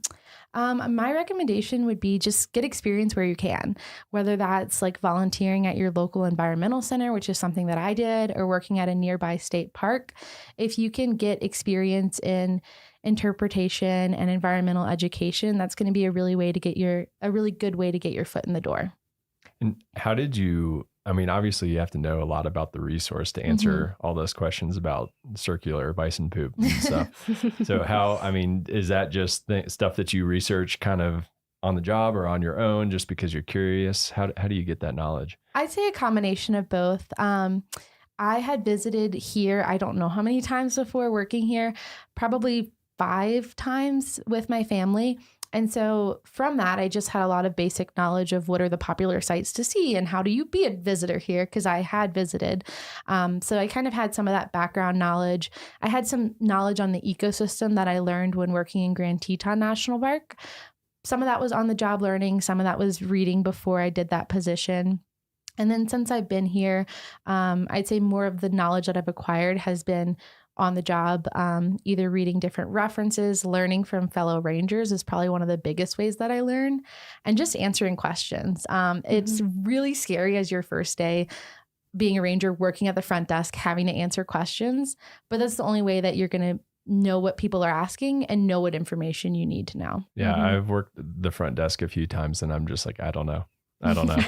I don't know. But and then you're one of the main people that like is contributing to the resources that we're using. Well, in Yellowstone, there's so much information to possibly know too. So that's another thing that's like really kept me in Yellowstone for so long, is that it's hard to get bored here, because one day I'm getting questions about circular bison poop. The next day I'm getting questions from a microbiologist who knows more about the thermophiles in these features than I do. Yeah.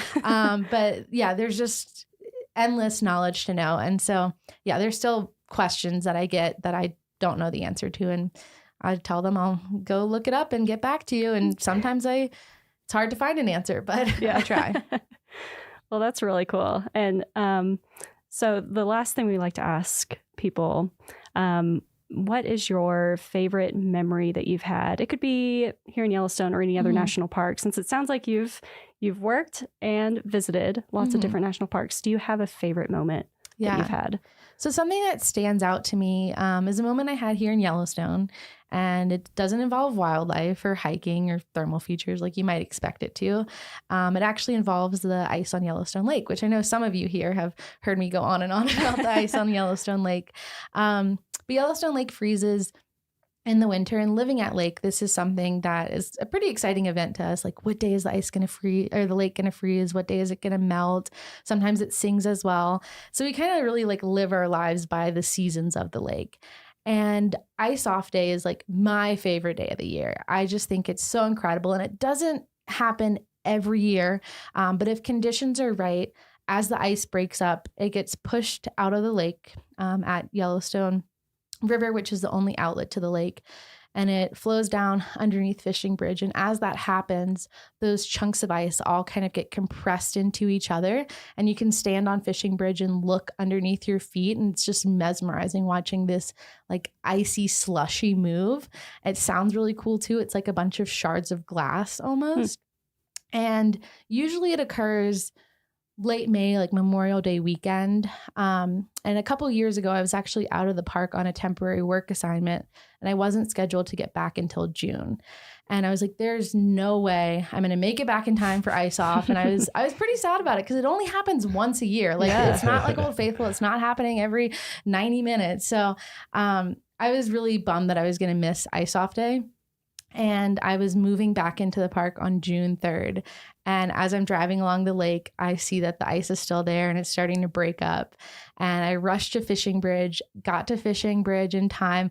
I'm standing there watching the ice, listening to the sounds, and I look up and there was a double rainbow. And as silly, and as silly as it sounds, it just felt like the lake had waited for me, and that was Yellowstone's way of welcoming me back home. That's awesome. That's really cool. I would like Yellowstone to welcome me back home with a double rainbow next time I'm down there too. So if you could I'll try. Could make that happen, that would be so. And I have to go back to one other thing you said really fast before we go, because you said it sings. Yeah. So as the ice cracks and forms, those sound waves are kind of sent through the ice, and you get these really unique sounds. It kind of sounds like lightsabers. It doesn't happen often. Conditions have to be just right, but it's really cool when it does occur. Sorry, can you give us what does it sound like? Can you give us your best impression? Yeah, it's like pew, pew, pew. But also there's other sounds too, but those are the coolest sounds. That's cool. I will be listening out for lightsabers next time I'm down there. Yes. Well, thank you so much for joining us, Addie. Thanks for having me today. Yeah, this was really fun. Well, that's it for this week's episode of What We Do. Thanks again to our guest, Addie Falgout. If you like what we do, rate and review the show wherever you listen. Every positive review helps new listeners find the show.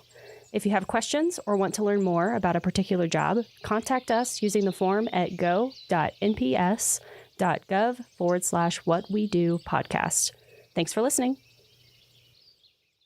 Headwaters is brought to you by the Glacier National Park Conservancy. Our purpose is to tell unexpected stories about how Glacier is connected to everything else. But today's bonus episode will be a little different. Instead of telling a story, I'm hosting a debate between Michael and Perry about the best activities to do in Glacier. Ooh. Hi, I'm Sophia. You're listening to Headwaters, a podcast from Glacier National Park. I'm Perry. I'm Michael. Here in my hands, I have a ranger hat full of little pieces of paper with different activities you could do in Glacier National Park. Okay. I will pull one of these pieces of paper, and on it will be an activity, and whoever speaks first, that's their stance, and the other person has to argue the opposite. Okay. Here Michael we and go. I can get in a fight about anything. That's the easy part. It's winning the fight. That's the hard part. I'm ready. So let's pull the first topic and get started. Okay. Camping. Well, I love camping. That's my stance. If you come to a national park, odds are you're here to kind of disconnect from normal life, unplug, so to speak. Sounds corny, but how often do you get to wake up with the sunrise, go to sleep with the sunset, show off your ability or lack thereof to build a campfire, have s'mores? It's just the perfect national park experience. Well, I hate camping. There are way too many bugs. The glacier can be very mosquito-y at certain times of year. Also, you say, great, you get to see the sunsets and wake up with the sunrise. In Glacier in the summer, that is too late and too early. You're not getting enough sleep. And fundamentally, you're paying someone to sleep on the ground. Hard pass. I would give that one to Michael. I feel like bug spray's a thing. If I'm in my tent, I'm relatively safe from the bugs. I'm going to enjoy the great outdoors occasionally. I don't have to do it all the time. Okay. All right, floating/tubing. Love it. Floating the stretch of Lower McDonald Creek from Apgar to West Glacier is right outside my house and really easy to do after work. And I love that I get to see a part of the park that's right by my house, but from a totally different perspective than I would see it otherwise. Also, great birds. I hate floating and tubing because it requires you to have two different vehicles. You've got to put one in where you start, and you have to park one where you get out, and you have to spend all that time, waste all that time, I would say, shuttling back and forth. Whereas hiking, you can start and end at the same place, no problem. There are loop hikes. There are not loop rivers. Anti-floating. You're just baking in the sun the whole time. Personally, I didn't grow up near rivers, so I am loving them here. So I'm sorry, Michael. I have to side with Perry. Floating and tubing. It's pretty fun. Too bad. All right, what's next? Stargazing. Well, I love stargazing, and here's why. I don't know the names of almost any constellations, and that doesn't matter. I can pick out the Big Dipper, the Little Dipper. Beyond that, it's just like Earth's screensaver. You can stare at it. It's mesmerizing. It's special to look for comets. What's better than staring up at the night sky? Okay, night skies, thumbs up.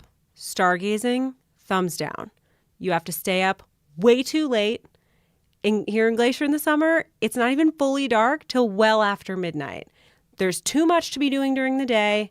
We don't have time to be stargazing at night. It's my bedtime. During the daytime that she's so excited about, it's been like 95 degrees. Nighttime, cool 70s. Beautiful skies. And also, coffee exists, so. I'm siding with Michael here. Yes! Yeah, love the stars here. You could see the Milky Way in Glacier National Park, which is pretty special. Yeah. I'm glad I drew first on that one. Okay, fishing. I don't have a lot to say about fishing. Those who've listened to season 2 will recall that the last time I went fishing, I was 6 and an alligator ate my bobber. So it's just adding work to another activity I'd rather be doing. Like, I'm floating down the river on a boat. I just want to enjoy that. It feels like a lot of work to be standing there waving a fishing rod around. Or if I'm like fly fishing, standing in the shallows, like I could just be swimming or eating or picnicking, I don't need it. Well, I love fishing. It is one of the most meditative ways to gain a deep understanding of an ecosystem in Glacier. The park only encourages you to catch or touch one type of animal in the park, and it's fish. You're allowed to catch them. There are some that you aren't, but it's just such a unique experience in the park to be able to get to know the aquatic wildlife, and have an excuse to just go stand in a river for 2 hours. Michael, how many times have you been fishing in Glacier? Twice. Maybe I need to become a fish girl. I've never been fishing before, which is surprising for being from Texas. But your argument's pretty convincing, Michael. I know you can find out more information about fishing regulations on our website. So if anybody else is interested in hopping on the fish train, check it out. Fish train. No.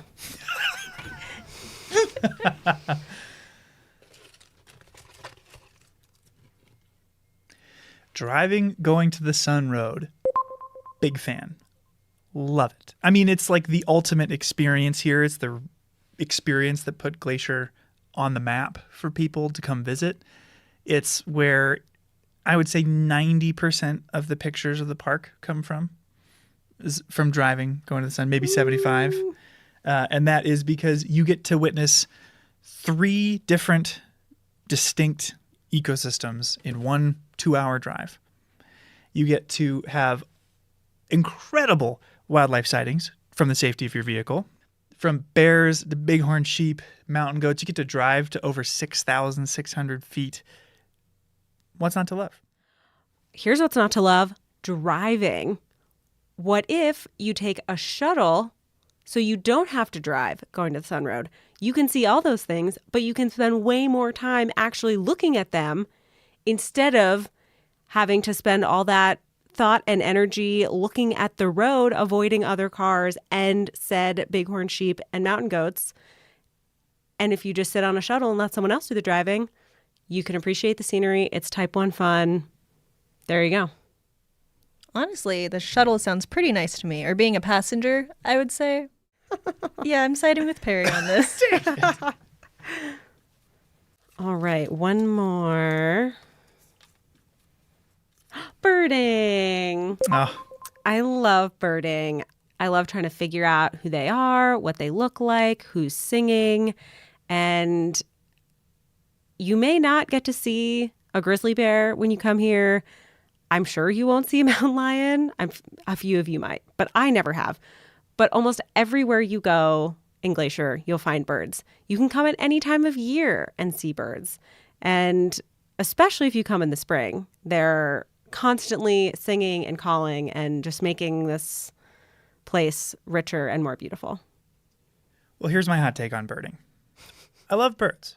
I mean, they are the soundtrack to our mental image of nature itself. But as you said, they are everywhere.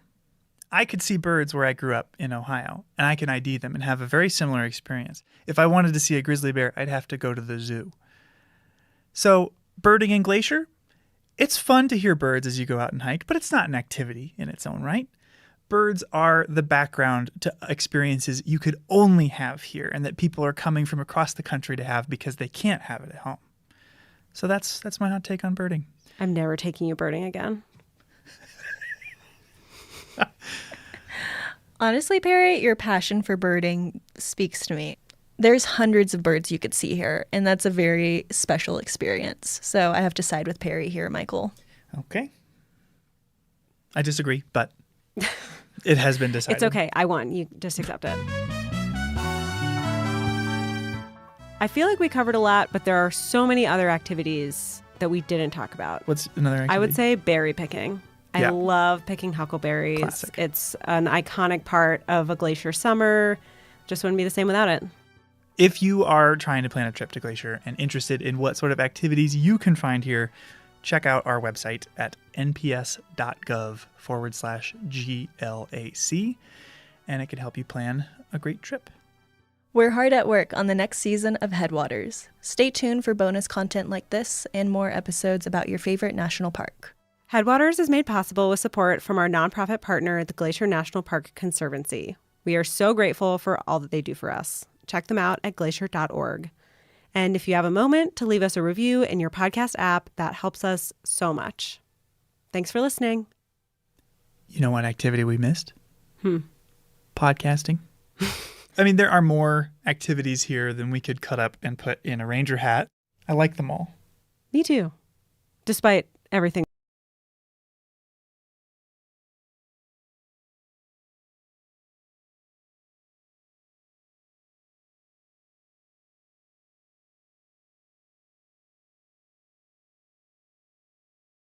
Many visitors, when they come to Yellowstone National Park, don't realize that they're in one of the world's largest active volcanoes. All the hydrothermal, the hot water features in this park are the result of the Yellowstone volcano. The volcano gives us much of our elevation we have in this area because it heats the ground. That ground is less dense, so we have a high volcanic plateau here of 8,000 feet.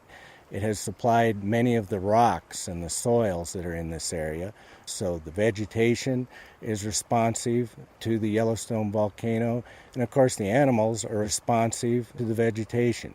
The simplest, perhaps most eloquent way to describe it is the heart of Yellowstone. Yellowstone would not exist without the presence of the volcano.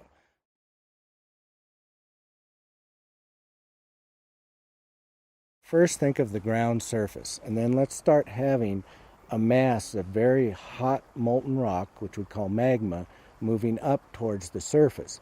As it moves up, it starts to break the overlying rock, and those breaks basically are earthquakes. So in the area on the ground surface, above the molten rock which is moving up, there will be hundreds to thousands of earthquakes per day, and those earthquakes will probably be in the 4.5 magnitude range or larger.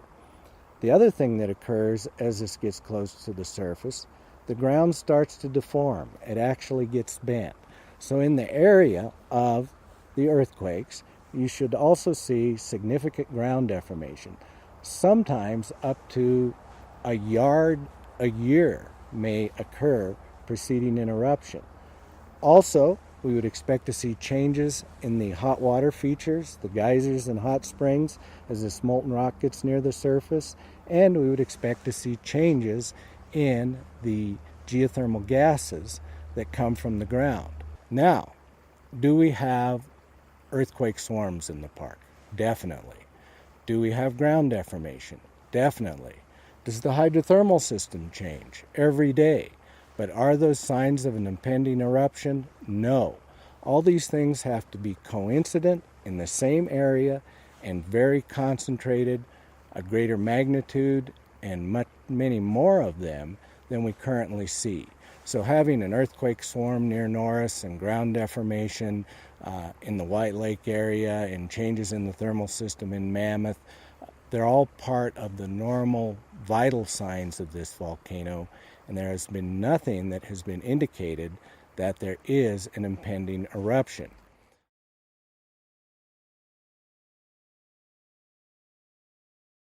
In the summer of 2014, there was a 3-mile section of road along the Firehole Lake Drive, which is a side road that is north of the Old Faithful area, that was closed because the pavement had become soft and road oil was seeping up through the pavement. Reports were that this was due to increased geothermal activity in the area, and also people then became concerned that this indicated increased volcanic activity in the area. And this wasn't the case. Yes, the road is in an active geothermal area. It's a side road that allows people to view Great Fountain geysers, White Dome geysers, other thermal features. As such, the road is on very hot ground. When we get a very hot day in the summer, with all the sun beating down on the black asphalt, and the road had recently been chip sealed, so all the cracks in the road were sealed with oil, which not only stopped the rain from getting into the road, but stopped the hot geothermal vapors from escaping the road. So the three things of very hot air temperatures, above 80 degrees Fahrenheit, the road being in a thermal area, and the asphalt basically being sealed by new road oil that was black, all coupled to deform the road. Within 2 days, our park maintenance crews had been out and worked on the road and fixed it. It's open for travel and has been ever since after the original 2 days closure. This also happened back in 2002 when a segment of the road near White Dome Geyser approached 196 degrees Fahrenheit. The asphalt became soft, and there what occurred was roughly a 60-foot area of the road. The asphalt was stripped off which allowed the road to breathe. Gravel was placed there, and that segment of road has been open ever since.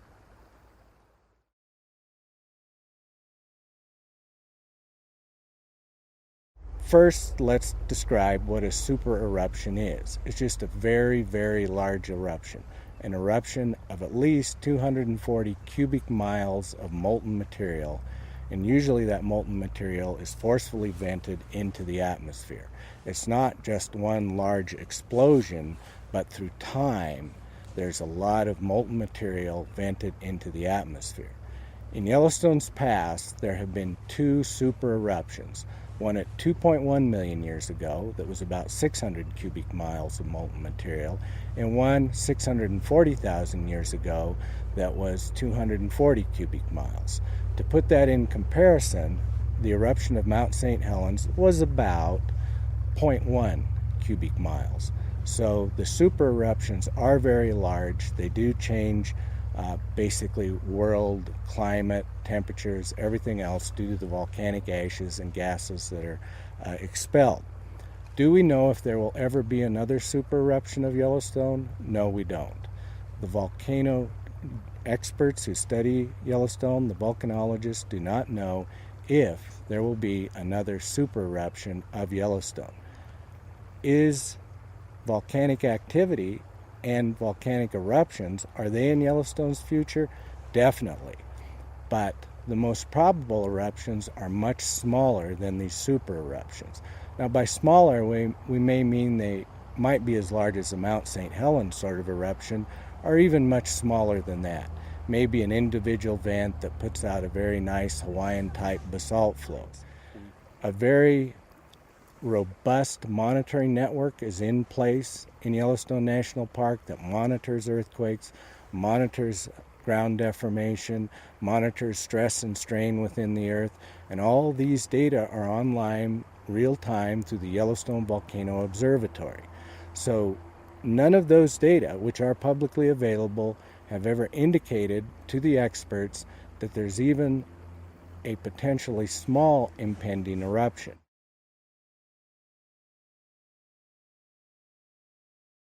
One of the important aspects of the monitoring equipment is to be able to give scientists the ability to predict in advance when an eruption is going to occur. And in its simplest form, the larger the potential eruption, the more molten rock that's coming up over a greater area, the more signals that will occur, the more earthquakes that will occur, the larger the area affected, the more the ground deformation will be occurring in that area, and the more there will be changes in the thermal system and gases. So the larger the eruption, the more advanced notice there'll be, and the smaller the eruption, the less advanced notice. But that's the way we would hope it would be, because the smaller the eruption, the less the effect of it to Yellowstone or even to smaller areas than just the park itself.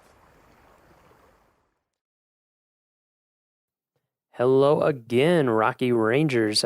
2 quick announcements before we get started with this week's episode. They might sound familiar because they're the same as last episode. We still have a big pavement preservation project going on in the park. That's going to be creating delays and closures over the next week and change. The biggest impact? Alpine Visitor Center and Old Fall River Road will be completely closed on Thursday, August 17th. Other impacts are too complicated to cover in detail here, trust me on that, but you can get the full deets on our website. Point your browser to nps.gov/ROMO. Look for alerts at the top of the page. If you're on a mobile device, it'll be hidden in our little menu. Find the alert related to pavement preservation and click more. It's been rain lately with heavy thunderstorms and even continuous rain rolling in every afternoon. It's raining right now.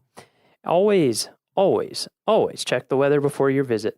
Plan any hikes so that you are well below tree line before storms are set to arrive, and never leave the safety of a building or your car if thunderstorms are present. Lightning is serious business, so play it safe. And now for our episode. This week, we join Design Outside, a class of undergraduate graphic and industrial design majors from the University of Kansas who spent a week camping at Moraine Park and expanding their creativity outside of the classroom and studio. As you'll hear, the class had a big impact on the students, and it was super fun to talk to them, to hear all the different types of projects that they'd come up with over the week, how the week impacted their design process now and potentially in the future, what it was like to camp for the first time for some of them, and to get to geek out about design stuff, because that's what I do all day usually. We hope this podcast inspires you also to camp, to explore Rocky, and to create beautiful things. Let's rock.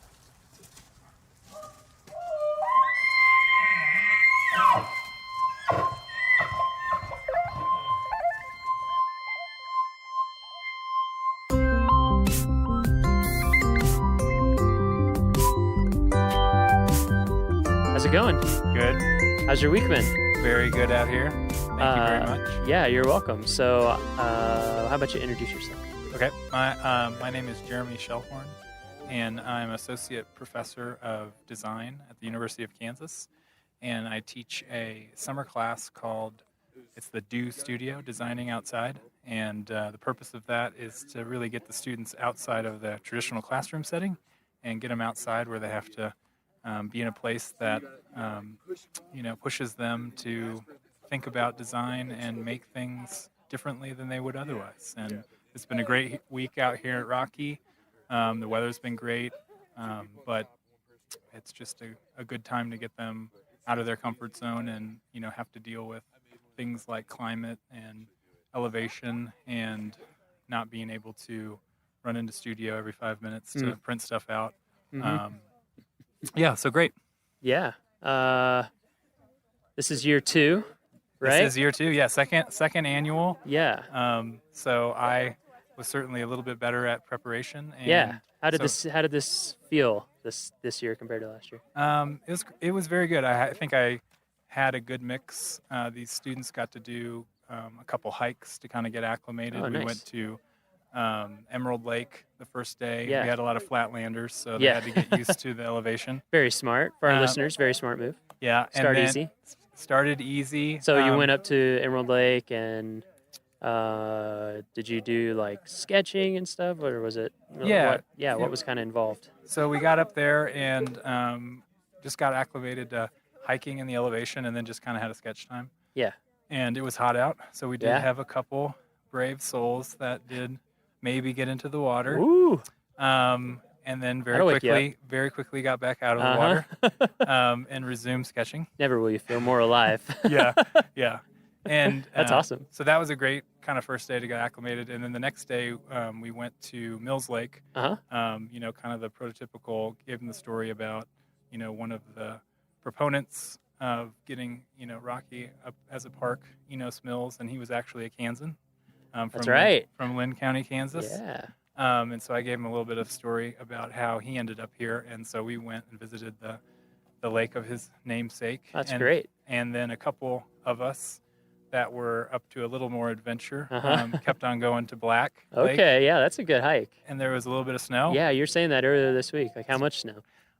There was quite a few spots where we were crawling up and then maybe sliding down. Yeah, okay, so a lot of snow. Yeah, a lot of snow. And I guess that was like late June. Yeah. Late June. That's pretty. Yeah, that's pretty typical. Yeah, it was gorgeous, and one of the nice things about going past, Mills Lake was, it's fantastic to see that site, but if you're able to go maybe just a little bit farther, you beat a little bit of the crowds.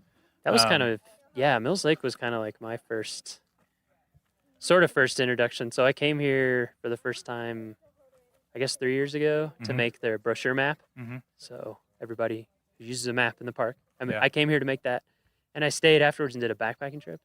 And like I went in Glacier Gorge, up to Mills Lake, up to Black Lake, and then I actually kept going up past that, like way up into Glacier Basin. And I tried to go over Stoneman Pass, and that's when I lost the prescription sunglasses that I was talking about earlier. Oh, so got it. There was still a lot of snow up in that pass. Yeah. And that was late. That was like in the 20s in July. Wow. Anyway, but it's beautiful up there. I love that. Like Longs and the Keyboard of the Winds coming Yeah. down and Yeah.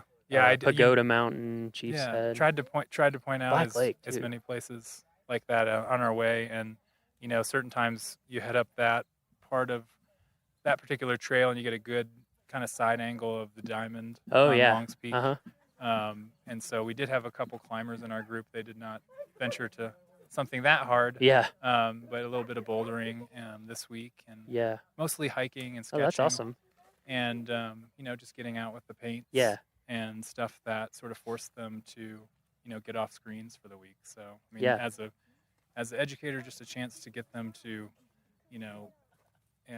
experience a place like this.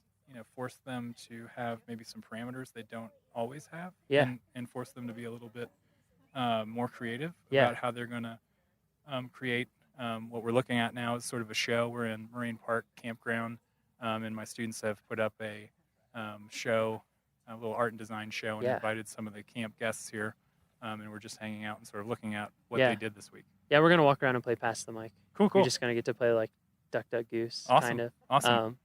Yeah. We'll do that in a little bit. Well, yeah. Yeah, I think it's great. I think it's so awesome, and it's something that we do try to promote, but I think doesn't get associated a lot with national parks is art. Mm-hmm.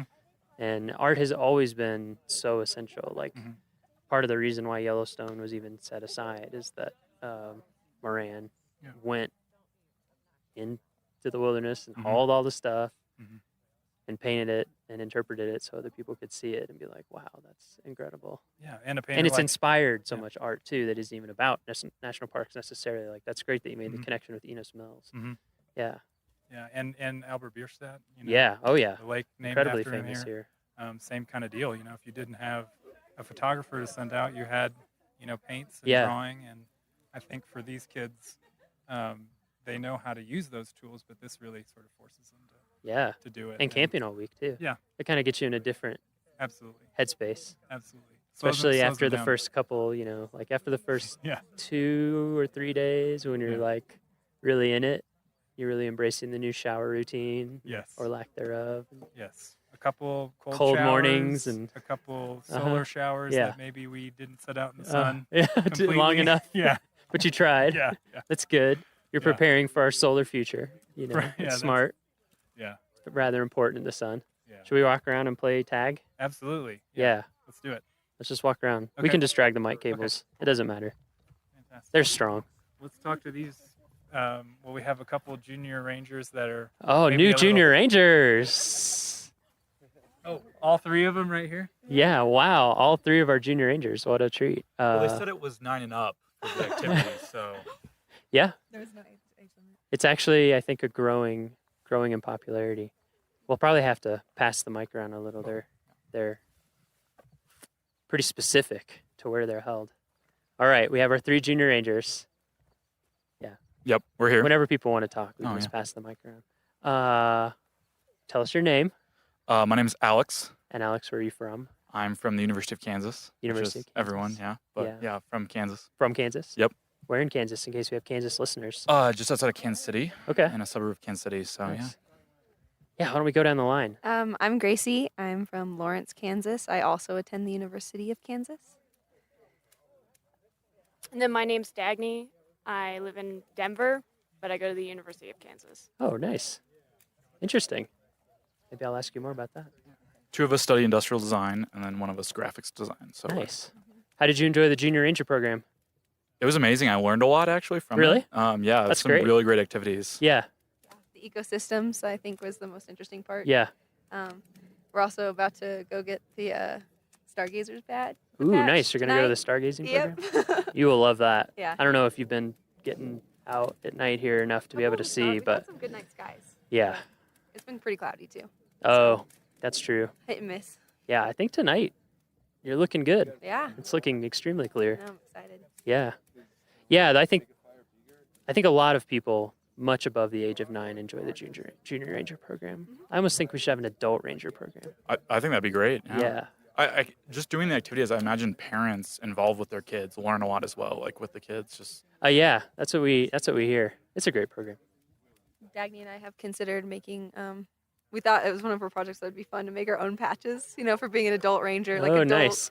We were thinking like all of the names, like super senior, junior, senior ranger. Like we were trying to think of like how to be inclusive. Mister. Yeah, that's good. Yeah. I like that. I don't know. What do you guys thought about this week? You enjoyed camping all week? Oh yeah. Oh yeah. It's been a lot of fun. It's definitely not something I've done in a long time. Yeah. Any of you guys been to Rocky before? Yeah. Yeah. Everybody? Yeah, everyone. Yeah. Wow.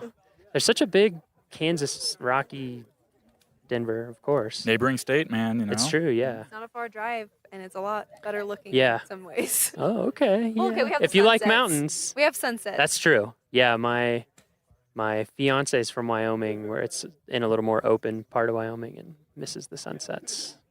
Yeah.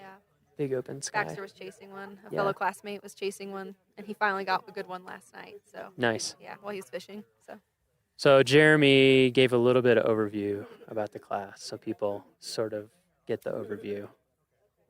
I think his intent was to shake things up, get you outside. How has it been different from your normal design life, if at all? I mean, usually our design life is, tons of late night hours in a studio, dealing with the rest of college Yep. while trying to do design projects. This has just been completely different, being outside constantly, Yeah. having to adapt to the environment and what you just have available. I think there was a lot of creativity from using available supplies that you couldn't necessarily go to the store and pick up whatever you wanted. You kind of had to use what was available, and a lot of sharing of resources and stuff like that. Oh, that's cool. That's interesting. yeah, I was gonna say like for the most part, graphics we live oftentimes in the basement, so there's Yeah. very few windows. I know how that goes. So there's the joke we had. It's like, well, the only windows are on the computer, but it was like really fun not being in a basement, not being on a computer. Yeah. Actually being outside in a temperature that was ideal instead of the humid Kansas weather, and so Oh. that was a lot of fun. And like I did a lot more handmade stuff, Mm-hmm. and I usually feel like I fall heavily on Illustrator program, like Yeah, Illustrator, and I definitely do. mostly Illustrator for me. Yeah, I think we all do that with the computer. It was nice getting away from it. definitely. Because during our normal design process, we usually jump into that technological aspect Yeah. really, really fast. Yeah. And staying away from that really, I know I got a lot more ideas than I normally would have Really? gone through. Yeah. Just by using the pencil and paper and Huh. some watercolor. Yeah. I think there's the Bauhaus philosophy of design, where like using a lot of materials to experiment, and it was fun. We do that in our first year of design school. It kind of gets lost when we go to the computer, and so it was nice kind of Yeah. returning to that and playing with physical materials. I was playing with some pine cones earlier today, and like put some googly eyes on them, and that was just a great time. Like you tripped, yeah. He just tripped over a pine cone and then he just started collecting them, and we were just like, "What is?" I just picked it up and I looked at it, and it looked like a face, and I was like, this would be a great character, and so I just put some eyes on it. It's like cabin fever, but with a van in your case. Yeah, just with a van. Yeah, we watched The Shining last night, so Oh, man. we're all thinking about In that. that little ranger. Yeah. Little ranger section. Have you been? That was amazing being in the ranger station. My favorite thing was looking at how they store hats there. Oh.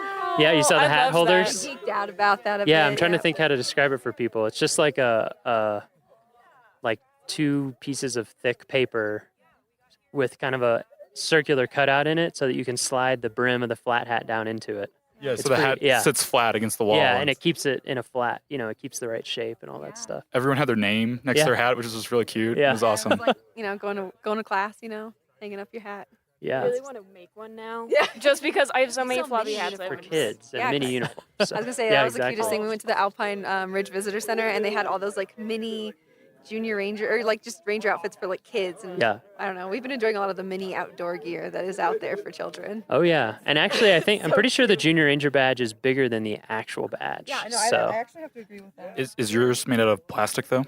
No, they are metal. That is different. Dang. Actually, I don't I have feel a badge right now. I feel cheated. Because I'm also often in the office and on Illustrator and in Photoshop and in InDesign, and I find the same thing. Even being here, sometimes it's hard to remember to get just like sketch stuff. Yeah. It's also can be so much more time saving, I think, too, to just get stuff out. You know what I mean?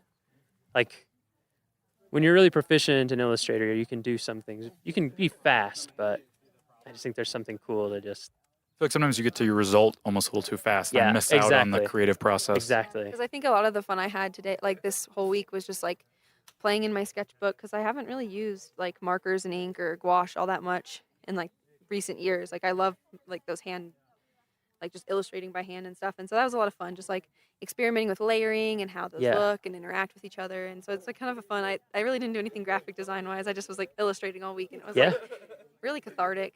Yeah. Really fun. Sounds great. Yeah. Is your all's stuff, what's your all's stuff?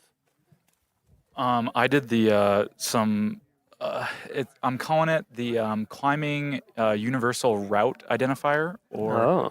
So I feel like climbing routes could be increased safety-wise if they had a better like designation system.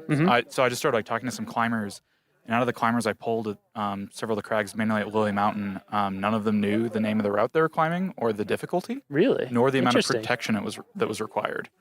0% of them. So I thought that was like kind of crazy. Interesting. And so I felt like if, some little like small designation tags could be made with the route information from the difficulty level and also the amount of protection needed. Interesting. And also when it was bolted. So that's on the back of the tag. So I made some little prototypes and put them on a route and photographed them, and then that's great. Tried to use I was hoping like all the climbing routes designations around the world are all kind of different, and so I was hoping to maybe use shapes and color and maybe a new system that they could all fit within, could kind of unify them. So I was trying to use almost like the skiing slope system of a green circle tag for low level routes. And then, all from the Yosemite system to like all the other worldwide ones, they could all put their numbers on it. Right. But, somewhere on that scale. Somewhere on that scale, but they could all have a unifying design language of, the lowest ones are green circle up to, blue square to all the way up to, like a black diamond. Yeah, so. That's awesome. Yeah. Well, hopefully Jeremy will send me example, like everyone's stuff. But yeah, I'm excited to work some more on it and maybe send it over to you. So. Yeah. I mean, it'd be interesting to see what our climbing folks would think about it. Yeah, because we definitely I remember just speaking with Alex real quick on his that one thing that was really cool too was the idea. Sorry, I was getting distracted. That's okay. Yeah, we've got some campers or other visitors that have showed up to check it out. Yeah, they're from the next campsite over. Nice, making connections. I'll get back to my thought. I just kind of escaped me.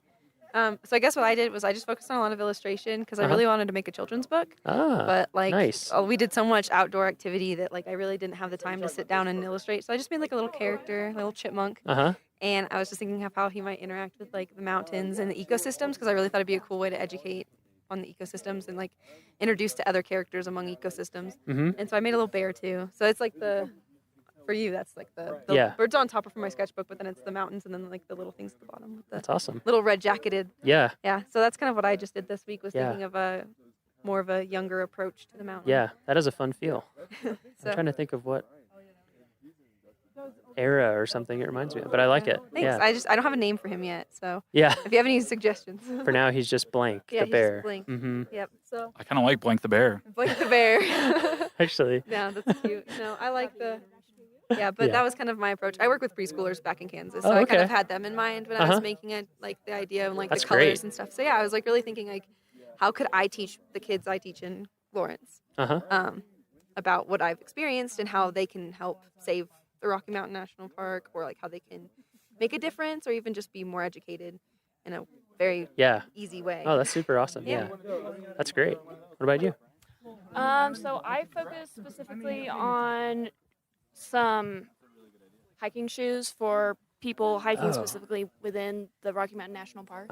Because as a child, I did a lot of hiking, but my footwear wasn't adequate enough, so it really made me really dislike hiking, dislike backpacking. Yeah, sure. Until I was able to find the shoes that actually worked for me and for my environment. And I notice a lot of people on the trails are wearing these athletic shoes, which don't really translate well into this environment, especially when you're encountering snow and rocks and water and dust and dirt and everything. So I thought about the specific trail conditions that we encountered on our different hikes, and then looked up a few on some hike rating websites and tried to combine a shoe where you're keeping that toe protected, you have a sole that can really handle those rocks and those sharp inclines, and then also more specifically finding a way so that way people can casually go through those areas with those snowbanks and still be safe and not be sliding down. So I know that most snow protection is kind of goes over the whole shoe and you take it completely on and off, and thinking maybe of a thing where you can flip it so it starts out on the outside of your shoe and you can flip it down and goes on the bottom side of your shoe. So it's not necessarily in use all the time. Yeah. Is that, do you do a lot of product kind of design like that in your normal school stuff? I would say shoes is my emphasis right now. You really like shoes? Yeah, I really like them. I've been having a good time drawing them. That's awesome. And there's a lot of different variations. Yeah. Yeah. I like lots of weird types of shoes. Yeah, I can see that. Yeah.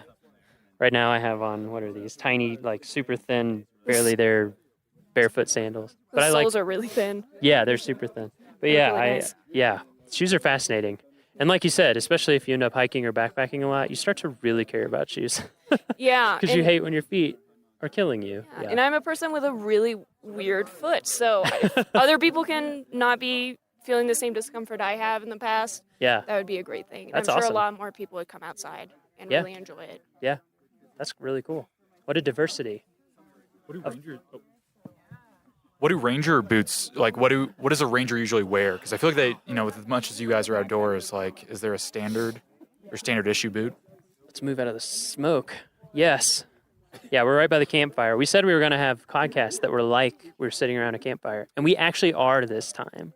Very literally. What's up? Yeah. Too bad you can't see it. We'll get some sound of the crackling fire later. Ooh. Ranger, there are standards. Yeah, there are uniform standards. So in terms of appearance and things like that, and then there's like specific ones that you can order. And then people who are out in the back country or, like climbing rangers or there's more choice about what works for you. So, I mean, nobody's going to want to let you go out with something like totally inadequate, but most people are just like, these are the type of boots that work for me, They tend to be brown leather. We try to keep it classy for the most part. Yeah, it's a good question. Yeah, the uniform standards are, I don't know them as well as I should because I don't usually, I don't get to wear a uniform as much as I'd like to, really. Yeah. Actually, Alex and I recalled what you were going to say about the tags. And it was just the fact that we thought, like, how is there a way national parks could be a part of that? Because you wouldn't, I think you actually, did you see how much that cost for rescue? Well, I just tried to look up some data on rescue, and from what I could tell and some brief sources, it looked like climbing rescues were the most expensive rescue operation that the park can have. I was reading stories about helicopter rescues, and I found just one bill, like one cost, which was, I think, a little over $30,000 for one rescue for a climbing operation. So I thought, man, if there's anything we can do to make those routes safer, which I feel like knowledge is power. So if you can equip people with more knowledge about the climbing environment and the route, that possibly you could reduce the number of climbing rescues you need. Yeah, because that's what we were thinking too, is like yesterday was actually my first time rock climbing, and Alex was like looking for the specific route he had picked out for us, because like I couldn't climb anything harder than, I think it was a 5.2 that we might have found. But yeah, I couldn't have climbed anything probably harder than that. I mean, I'm already your first time. Exactly. And so like thinking about like, that kind of also like if maybe you don't know what to look for and you get misled. So like thinking about how like that icon like would really could save, because people then might also realize like, oh, I can't quite do this one yet, and like think about that. It's very interesting. Yeah. I don't think we found the right route because we were using a guidebook, which I thought I had the most up-to-date guidebook, but I guess we were trying to, climbing routes are designated by, it's the third bolted route from the left side of this rock feature. And I think more bolted routes had gotten added since that guidebook had been published. So it was kind of interesting. It's a very popular climbing place up here. That's interesting. It's cool that you were thinking about that. I just met with one of the climbing rangers today, Everett, and we're going to work with him on a new preventative search and rescue video. PSAR is what we call it in the Park Service, for Longs Peak. For exactly what you're saying. Like, number one, we don't want anyone to get hurt ever, obviously. And then number two, whenever someone needs a rescue, you're putting people's lives at risk. I mean, that's what they do for a living, but still. And then, the cost is incredibly high. So I think something that everybody forgets, whether you're new to it or old to it, that usually looks a little easier from the ground. Yeah. And I think, and this is what we're going to try to convey in the video for people with Long's Peak, is that it kind of has a reputation as a climb or as a hike, and it's not a hike. Yeah, we went up to the visitors center. Yeah. Oh, really? Up there, and we're like, oh yeah, Isn't this that is cool? very intense. Yeah. They had some cool shoes up there. Yeah, that's true. Yeah, they give you. We met some llama rangers. Nice. Yeah, I'm going to go out with them soon, sometime this summer. We're going to do a podcast with them. Yeah, I'm glad. The Long's Peak Ranger Station is really cool. It really apparently gives you a feel for it. I haven't climbed yet, but I'm going to a week from next Thursday, because we're going to go up there to start getting some shots, and for me to scope out places where we can get shots, and just getting that message out there to people of like, take it seriously, because it's a type of thing once you get past the keyhole where if you fall, you'll probably die.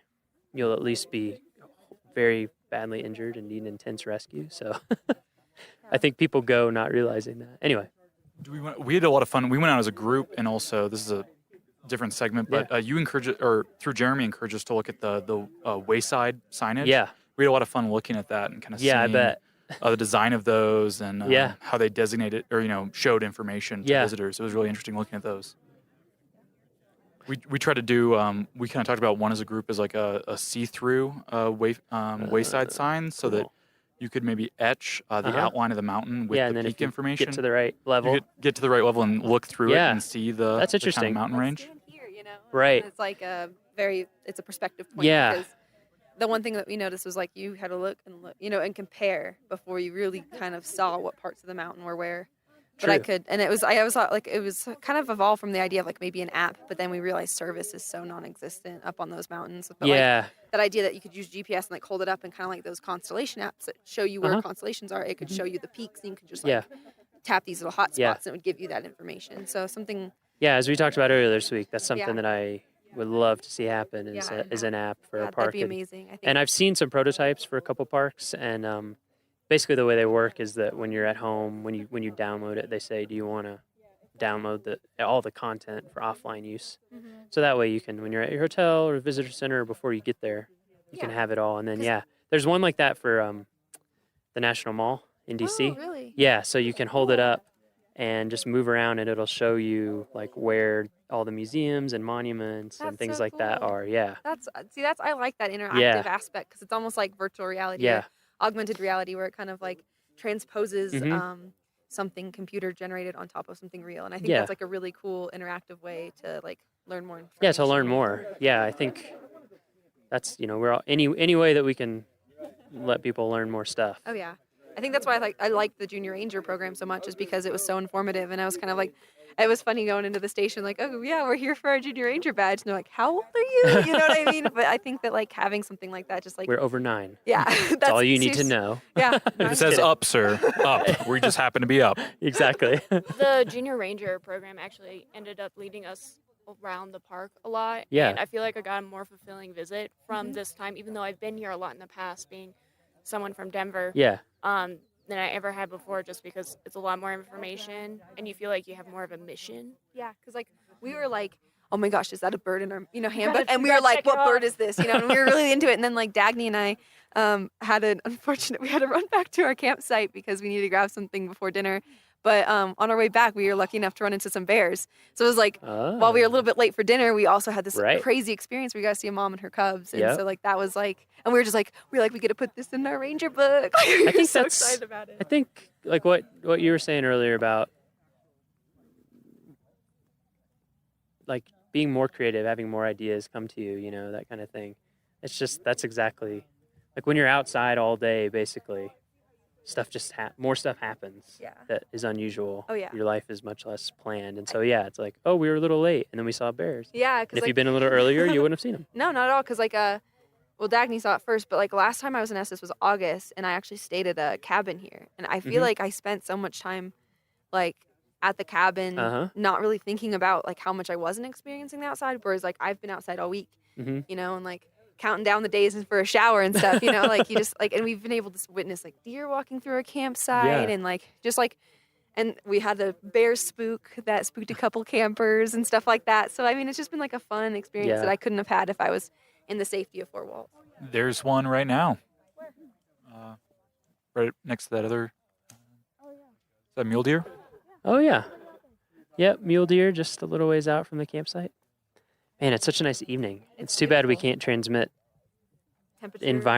temperature. Would you really want to and- though? We want you to come here. That's true. We do want you to come I here. hope VR doesn't get that good. Yeah, me neither. No, I don't think so. I don't think it'll ever become like 4D. But I was gonna say that like I think what's craziest about being here is like I'm used to like 90-degree, 60% plus humidity, and like coming here has been like a dream. And I was like, I had to go buy a hat. Like I was like, I'm gonna go back to Kansas, and I am not gonna be able to use this hat. Like, Yeah.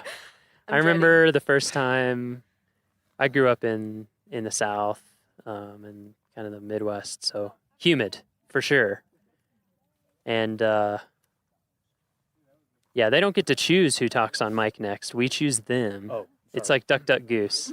They just have to accept it. Those are the rules. Yeah, so I lived in Mississippi, Iowa, Kentucky, you know, places that are hot and humid in the summer. And then I went to Yellowstone for the first time, and I worked there for a whole summer. And I lived about this elevation, like 8,000, almost 8,000 feet. I was at Canyon.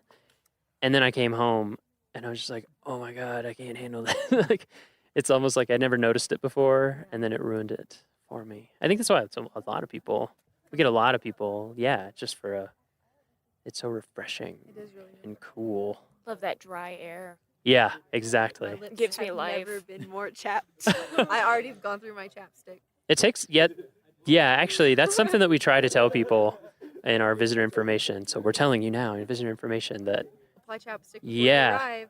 As you drive Vigorously. towards Colorado, the closer you get, the more chapped it looks. Yeah. That's how I can tell when I'm going to get home. Yeah, it takes you a while to get used to it. Who are we going to pick next on mic? Thanks so much for talking to us. Who's next? I'm stepping on my cords. Does anyone want to? Because if not, then you're going to be assigned. Yeah, hop on mic. We'll pass it around. Yeah. Sorry, I didn't come prepared. Yeah, lay down. I thought I did, but let's get like 16 bars. I'm just kidding. Yo, my name is Blake. We'll give him 16 bars. Now I just have 16 ain't enough in my head. Have you heard that? No, I have not. Oh man, Andre 3000 just destroys on it for like 3 minutes straight. Anyway, what's your name? My name is Blake. Blake, where are you from, Blake? St. Louis, Missouri. St. Louis. Yeah. I have family in St. Louis. Really? Where? I think Webster Grove. Oh, yeah. Webster Grove. Yeah? I'm also from St. Louis. Yeah? Yeah, one of my uncles and 3 cousins and my aunt.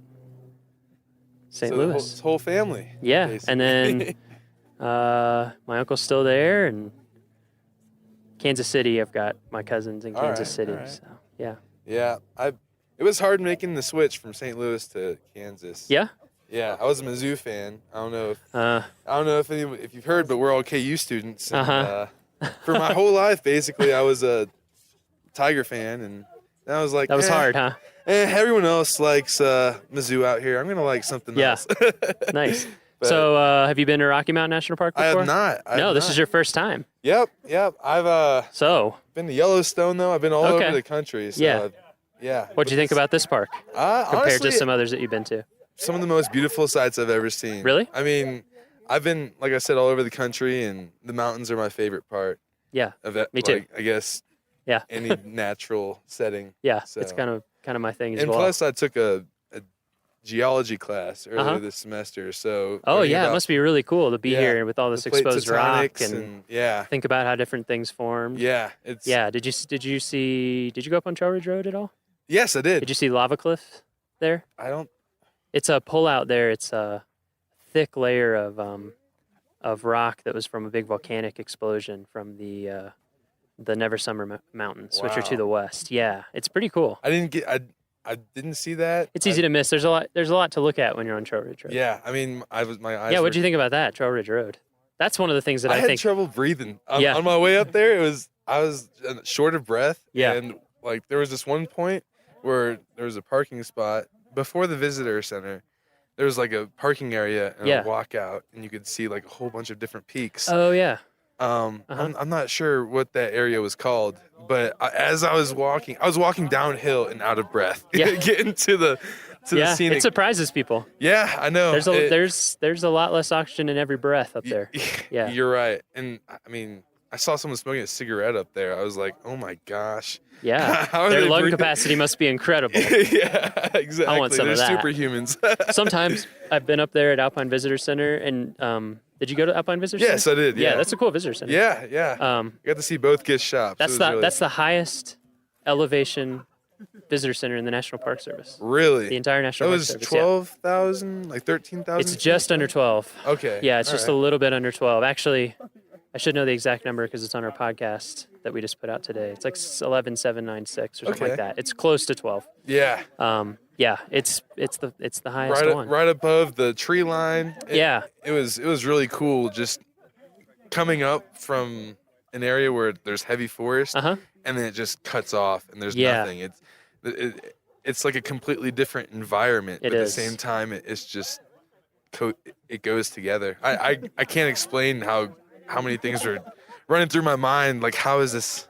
Yeah, it's pretty mind blowing. You know what I mean? Yeah, it has. It's for me, it always has a really surreal feel. You're just like, how is this real life? Right. Yeah. It's exactly. just everything's a little weird. Yeah. I feel like humanity is not supposed to be on the top of mountains, but somehow Biologically, we are not. But, it's hard. It's hard to survive up there. Definitely. And that road's only open a little bit of the year. Right. I saw those giant sticks on the side of the road. Mm-hmm. Well, those are for the plows, right? Exactly. How big is the plow that goes up on that road? They're huge. They're actually not plows. They're rotaries. So they're like a giant snowblower. So on the front like of them, a fan, like a blade. Yeah, they're like a spiral blade on the front. That's like 4 feet tall or maybe more, and then it basically eats the snow in, and then spits it really high out the back. Because if you plowed it, there wouldn't even be anywhere to. But it doesn't shoot it back onto the road, right? No, right? yeah, it shoots it at an angle, Okay, like over the side of the road. All right. Yeah, the snow is so deep that they have to take multiple passes with that thing. Yeah, I figured it's as pretty much. crazy. Yeah. And this year, they had it all clear. We were like almost ready to go, maybe open the road a little earlier than expected. And then we had, like here where we're standing, 3.5 feet of snow. This was like right here in this camp. This is like mid-May. Are you serious? Yeah.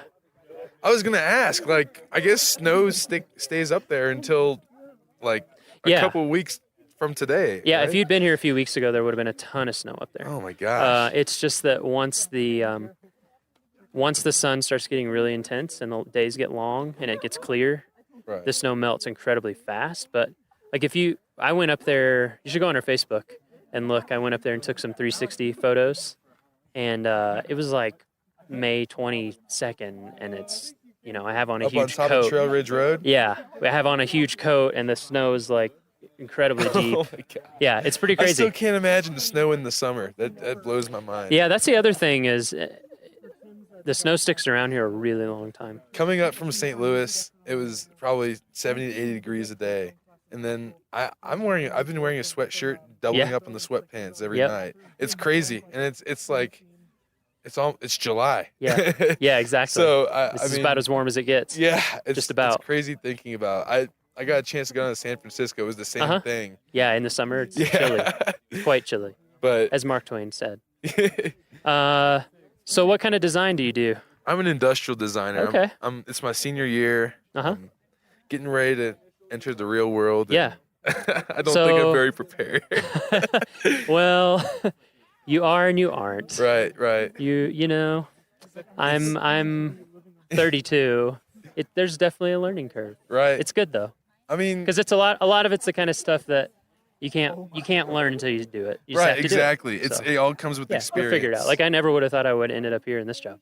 Right. When I was a senior in college, never could I have imagined. So. I know my passions are going to lead me where I want to exactly. go. I've been drawing since first grade. Yeah. So what's it been like being here? So I mean, normally when you're probably designing on the computer. Yeah. Constantly. Yeah. Like like all of us do that do design. Coming out into this environment, having no studio, it's a totally different game. Yeah. I mean, granted, I did cheat a little bit. I went to Kind Coffee, and I had an opportunity to sit down and work on my computer for the necessities. But for the most part, I was doing a lot of drawing, sitting right outside of my tent. Yeah. And the environment is just so peaceful, and I mean, you really get an opportunity to hone in on what's going on in your head and what you want to put on the paper. And for me, it's like a new kind of piece and an upgrade in my creativity. That's awesome. So I really love it. And I mean, hopefully there's ways you can find to bring that in the future. Right. Yeah. I mean, it can be challenging, but you're right. But it's testing new things. And experiencing things that you otherwise would not have. That help you grow. Is your stuff up here? Yeah. Let's walk over. Sure. Check it out. Yeah. Oh, nice. This is me. Oh, that's super cool. I was wondering who did that. I made a raincoat, and that's awesome. It doubles as inside of the sleeves come off. They button to the chest portion, and inside of the sleeves you can store rain chaps. Oh, yeah. But it also doubles as insulation. That's pretty awesome, actually. So, yeah, it was just a quick idea I thought of. Usually it takes me longer than a week to create a product, but why do you think it went faster here? Well, actually, good question. It's because I got to experience the environment myself. And I recognized what would be easy, light, and efficient to bring with you on a hiking trail or rock climbing. Because you never... Out here, I've learned that the weather is pretty unpredictable. It's extreme. Yeah, it's crazy. So you want to be prepared for hot, cold, rain, sunshine. Like all in a day. Yeah. So, especially if you go up to Trail Ridge. Right. And you want to also pack lightly, too. Oh, sure. So I thought, I'm going to make a coat that can keep you warm, protect you from rain. There's a ranger-style cap that actually... Yeah, I see that big wide-brimmed cap. That's actually that's a really cool idea. And it like slides into the hoodie, so it... Oh, whoa. So if you see here, it's like a drawstring. That is super cool. If you ever seen like one of those wire frisbees that just folds... Yeah, It's kind of like that. So it protects... Yeah. It's like a sunlight, Sure. Yeah, I mean, you need sun protection here as much as rain. Right, exactly. And it goes back and forth. Because I've gotten sunburnt, and I've also been shivering. So it's all part of the experience for me, and it's invigorating. Right, exactly. Yeah, it is interesting. When I'm a big hiker and backpacker, and like I think you just tend to get interested in gear stuff. Like I mean, you definitely to the point where people who aren't into it almost think you're a weirdo. But it's like when you're freezing cold and not thinking very straight and it's you can't see and whatever, like you care about how nice a zipper is, how nice a zipper pull is, things like that. If there's a need for it, there's a market for it. And if there's not a market for it, that's an opportunity to make one. So what kind of stuff do you normally do in terms of design? Is it all over the place, or do you focus on particular types of products? My specialty is computer-aided design, CAD. So this last semester I created a computer mouse. And it was more of a task mouse. It vibrated, and it like had an LED light on the bottom that would pop up, say blue if it was social media, green if it was a work-related email, or red if it was a text. So when you're designing that in CAD, are you going into like the tiniest detail? Like to what level do you have to go? Basically, from start to finish, I'll decide who I'm going to be designing for. I decided in this case I was going to make something for a person in an office-related environment. So I researched what that person does on a daily basis, what they need, what can make their job easier. So once I figured that out, I did 100 to 200 sketches of just quick product, quick mouses, getting the form right. Then I took those sketches and I brought them into CAD and I made a model, and I made probably 6 or 7 different models until I got my form right. And from there, I moved it into KeyShot, which is a rendering program. It's what a lot of car companies do to put their car in an environment like this without bringing the car actually out they here. just render it into the environment. Yeah, Put so your light sources and a few things. Yeah, exactly. They choose the Perspective, angle of the light. It makes it look real, as if you just took a photograph of Uh-huh. it. So after that, then I'll put it all together, wrap it up, and put it in Photoshop and whatnot. Yeah. And label my process and clarify my steps along the way. That's super cool. So yeah. So do you think that this trip or anything that you learned or experienced here is going to translate over into your design? And Definitely. What this trip has taught me is how important it is to understand what the user needs and experiencing on a personal level what it means to research your audience, I guess. And I actually did it backwards. Well, I guess the right way. I researched my audience by hiking and doing things outside in the national park, which gave me the idea to create a coat. Yeah. So, I mean, it's a natural step I learned that I really think will be valuable for me in the future. That's when awesome. I'm testing out products for other people, and I want to great. understand what's like in their shoes. Yeah. So, I love it. That's great. I'm glad you had a good first visit. Yeah. I mean, we're always here. I'll be back for sure. We're supposed to be here forever. So as long as the United States is a country, which we also hope is forever, we're supposed to be here. So, we'll be here. Yeah. Well, I'm excited to come back and have my next experience here. It was a wonderful time, and thank you for having us. Oh yeah, my pleasure. When Jeremy approached me last year about it the first time, he was kind of like, "Do you think we get a campsite?" And because housing is really tight here. Yeah. Like we don't even have enough houses for our own employees, and so it's hard. But he was like, "Oh, we'll camp. It'll be great. That's exactly what I want." Right. Because it's going to put people in a different that environment, in a different headspace, where they're forced to use different tools, where they're forced to like make art despite physical discomfort or whatever. Experience it from a different from a process to shake things up. Yeah, exactly. And I think, I mean, maybe this doesn't happen for everybody, but I definitely relate to what you said and what other people. It's just like being outside day after day, all day. It takes a few days, but after a few days in, you start to kind of get in a different right. space. Getting used to the altitude, definitely. Yeah, and that was definitely probably takes the time. hardest Did you have part. headaches or anything? I didn't have headaches. I had breathing problems on the first day. Yeah. So I had to call That's it not short. uncommon. But after the second and third day, I was 100% ready to go. Yeah. I went climbing yesterday, and I didn't actually get the climb because it started drizzling. But I went up the hill to the climbing spot, and I just felt 100% better than I did Monday. Yeah. So that's good that you recognize that. Some people don't even realize necessarily, and they keep pushing it, and then they feel real bad. Right. Yeah, I get headaches. I don't. I mean, I live here, but when I was first adjusting, it usually takes me a couple weeks to feel like pretty. Right, like you're in a natural environment. and the actual to become some people never become 100% acclimatized, which is interesting. Yeah, quite a few Is people. it like smokers or? No, it's not really understood why. Number one, different people adapt to altitude differently, and number two, this is what makes it confusing, is the same person on different instances will react very differently. So you can have someone who's acclimatized a bunch and never had a problem, and they're in great shape and blah blah, all the things, and then just one trip, they'll just have huge problems. Wow. Or I had a friend. Part of that might be because they're used to the extreme. It could be. One of my friends. I've had multiple friends who are backpackers who are just like in incredible shape, and they even went early and took the time to acclimatize.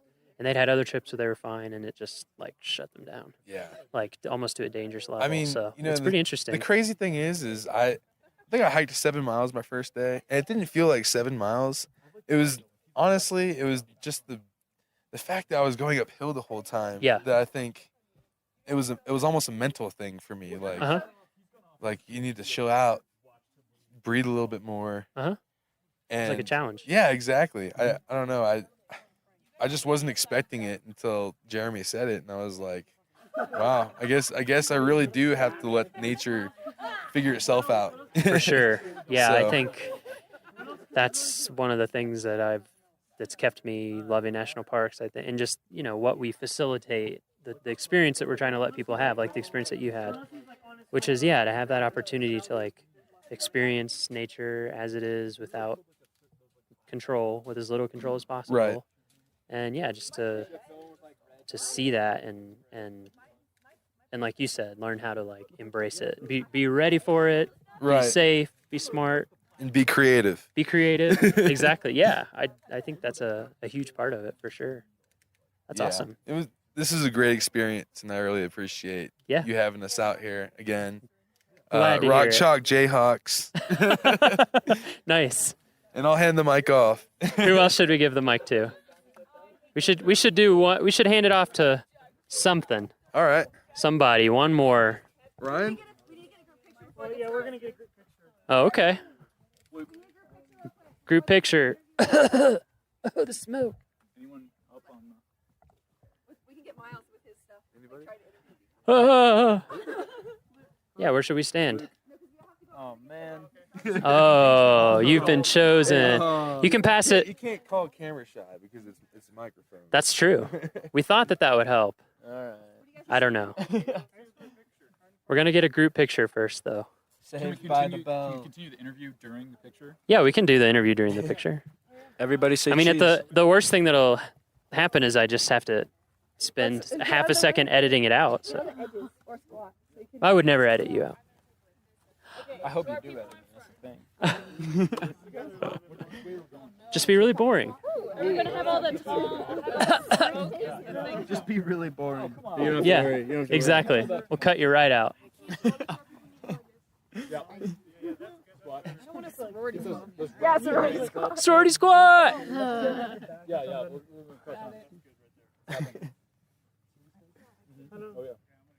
I'm just casually holding up mic. Work it, use it. Work it. Say cheese. Work. Oh. Oh.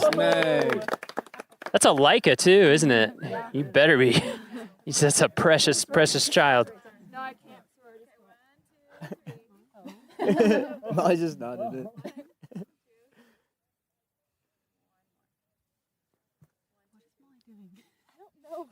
Why did we stay right here? Wow. Memory card full. It was meant to be. Oh, phone picture. All right, here we go. Am I not squatting then? Thank you. Nice. I think the memory on the recorder is full too. No, it's not. No? You Sorry. sure? Yeah. All right. We can only record 21 hours, 48 minutes, and 36 more seconds. Are we So, planning on being out here this long? Yeah. Turns out audio doesn't take up that much. What about the batteries? Battery low or something? I've got an extra set of batteries. Oh. So, nice Came try, though. prepared. What's your name again? I'm Luke. Luke. Where are you from, Luke? Madison, Wisconsin. Madison. Most beautiful place other than the Rocky Mountain National Park. Madison's pretty cool. It is. Yeah. You been there? I have. Two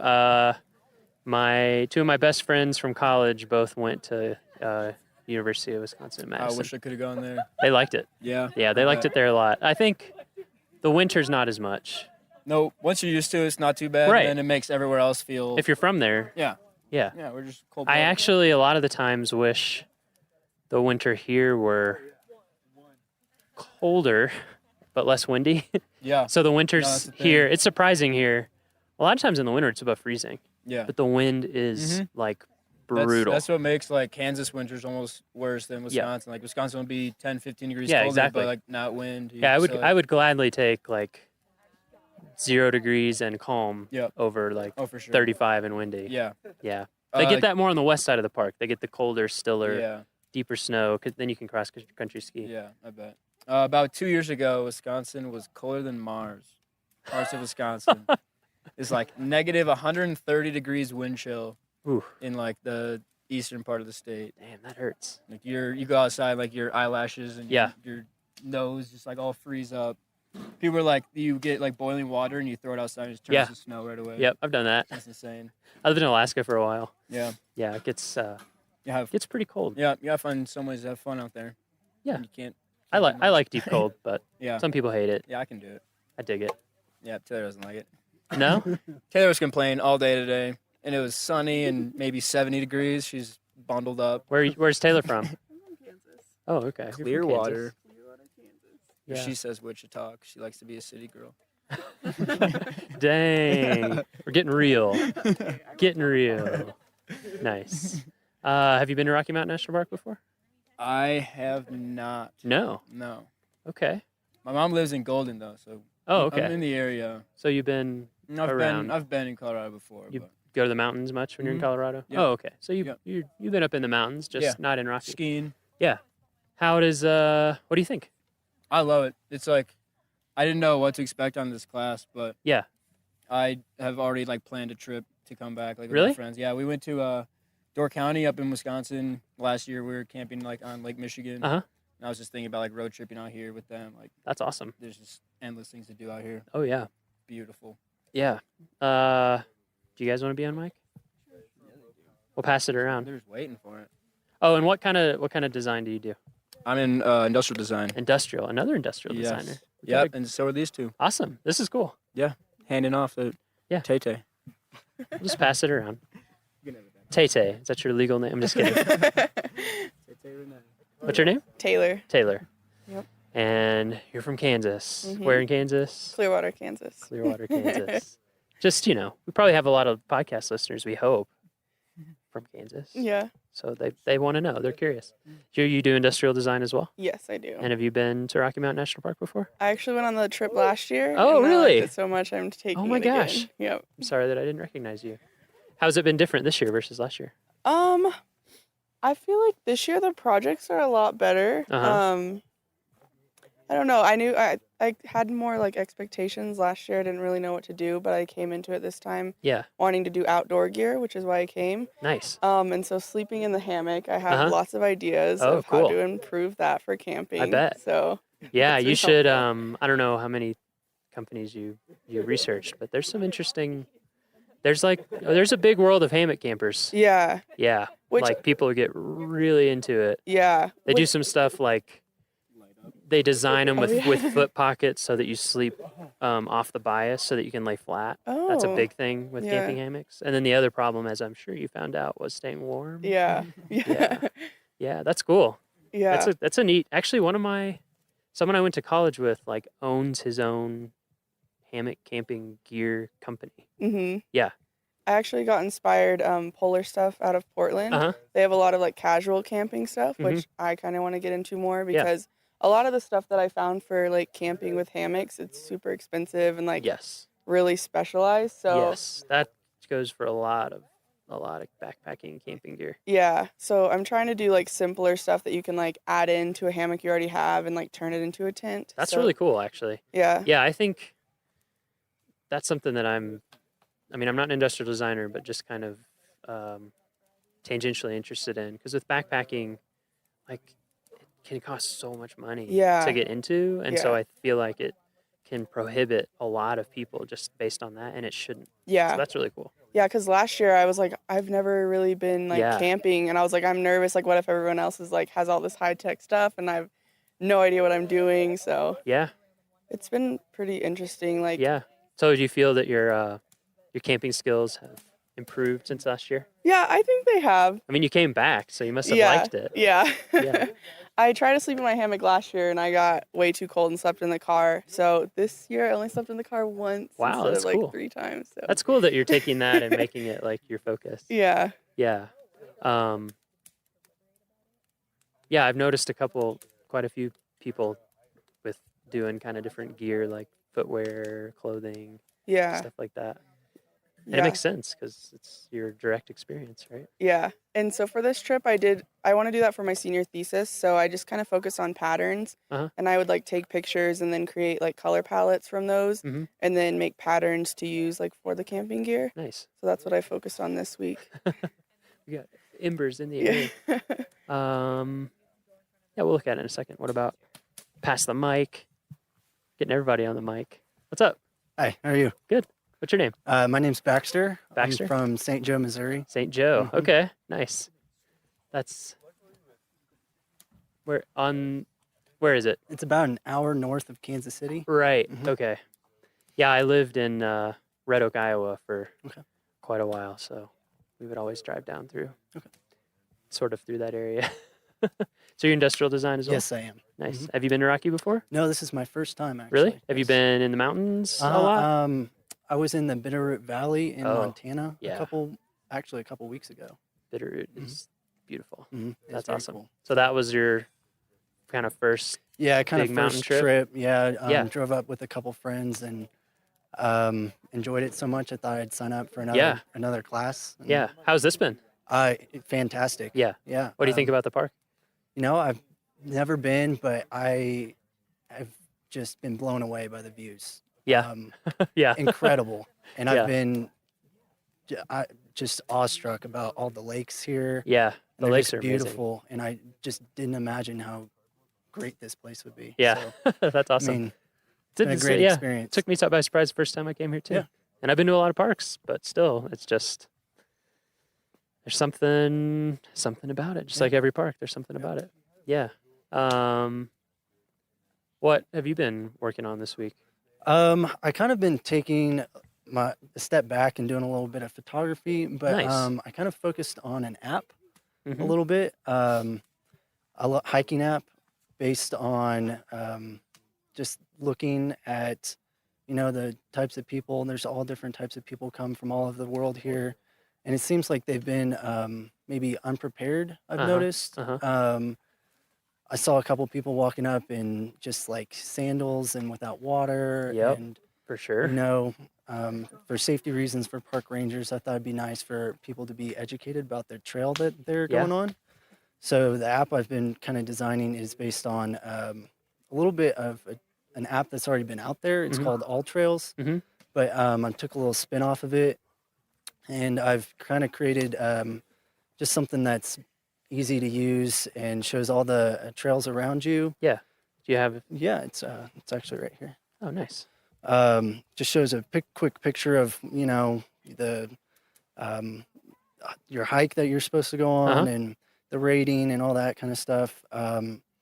With most of the park not having service, I thought it'd be nice to download a map so that you know what direction to take and that kind of stuff. Yeah. I mean, if it's not super data heavy, then yeah, you could pre-download a bunch of stuff. And then another quick thing I wanted to do was like have a check-in, so that if you like maybe go on a serious hike, you're gone for maybe a day or two, you could check in and then check back out, make sure people know where you are if you're just by yourself. That's cool. And So if you checked in and if you had like a profile page or something, somehow people could see if you had checked back in or not.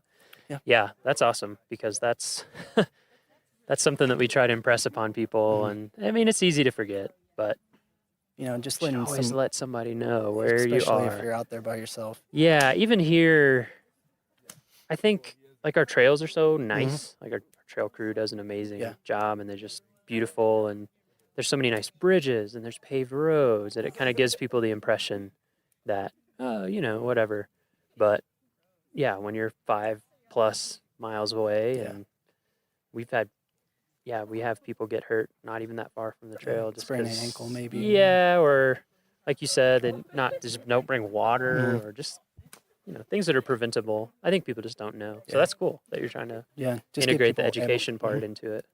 I also thought I'd maybe integrate like a medical part aspect of it, maybe that just the park rangers could see. Whereas it could have your medical information on it if there was a rescue mission or something like that. Yeah, like it could be built in that you would give consent or something to have that information shared. Maybe you're diabetic or something like Yeah, that. And that's cool.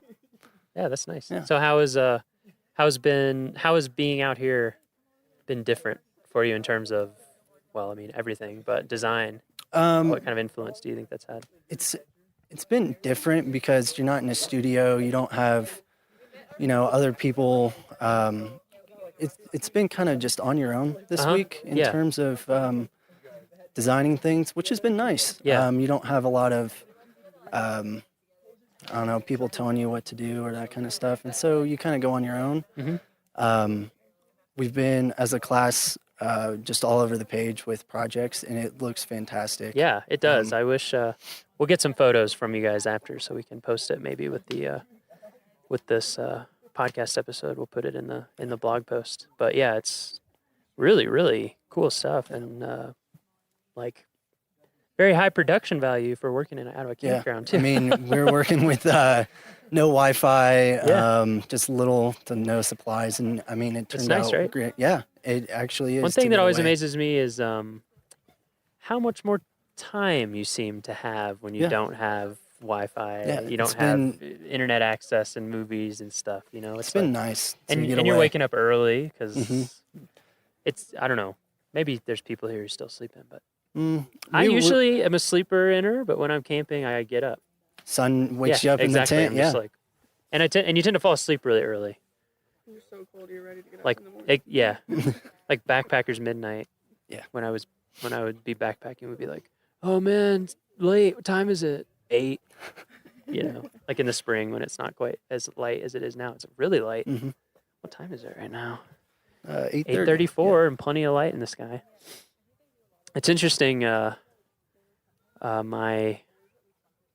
What is your fiance's cousin's husband? Anyway, he's my cousin. He's my cousin now.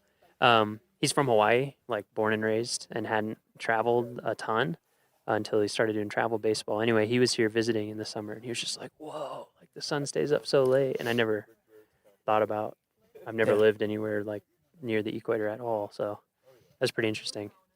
It is. I worked up in Alaska for a while. There, it's real interesting. I was in Denali. Oh, okay. And so, like on the summer solstice, we just stayed up all night. I mean, you could read a book in like the darkest it got. Really? Yeah, which was like the sun sets at 12:40 in the morning, and it comes back up at a little after 3, I think, or maybe no, earlier than that. Anyway, yeah, it's super nice out.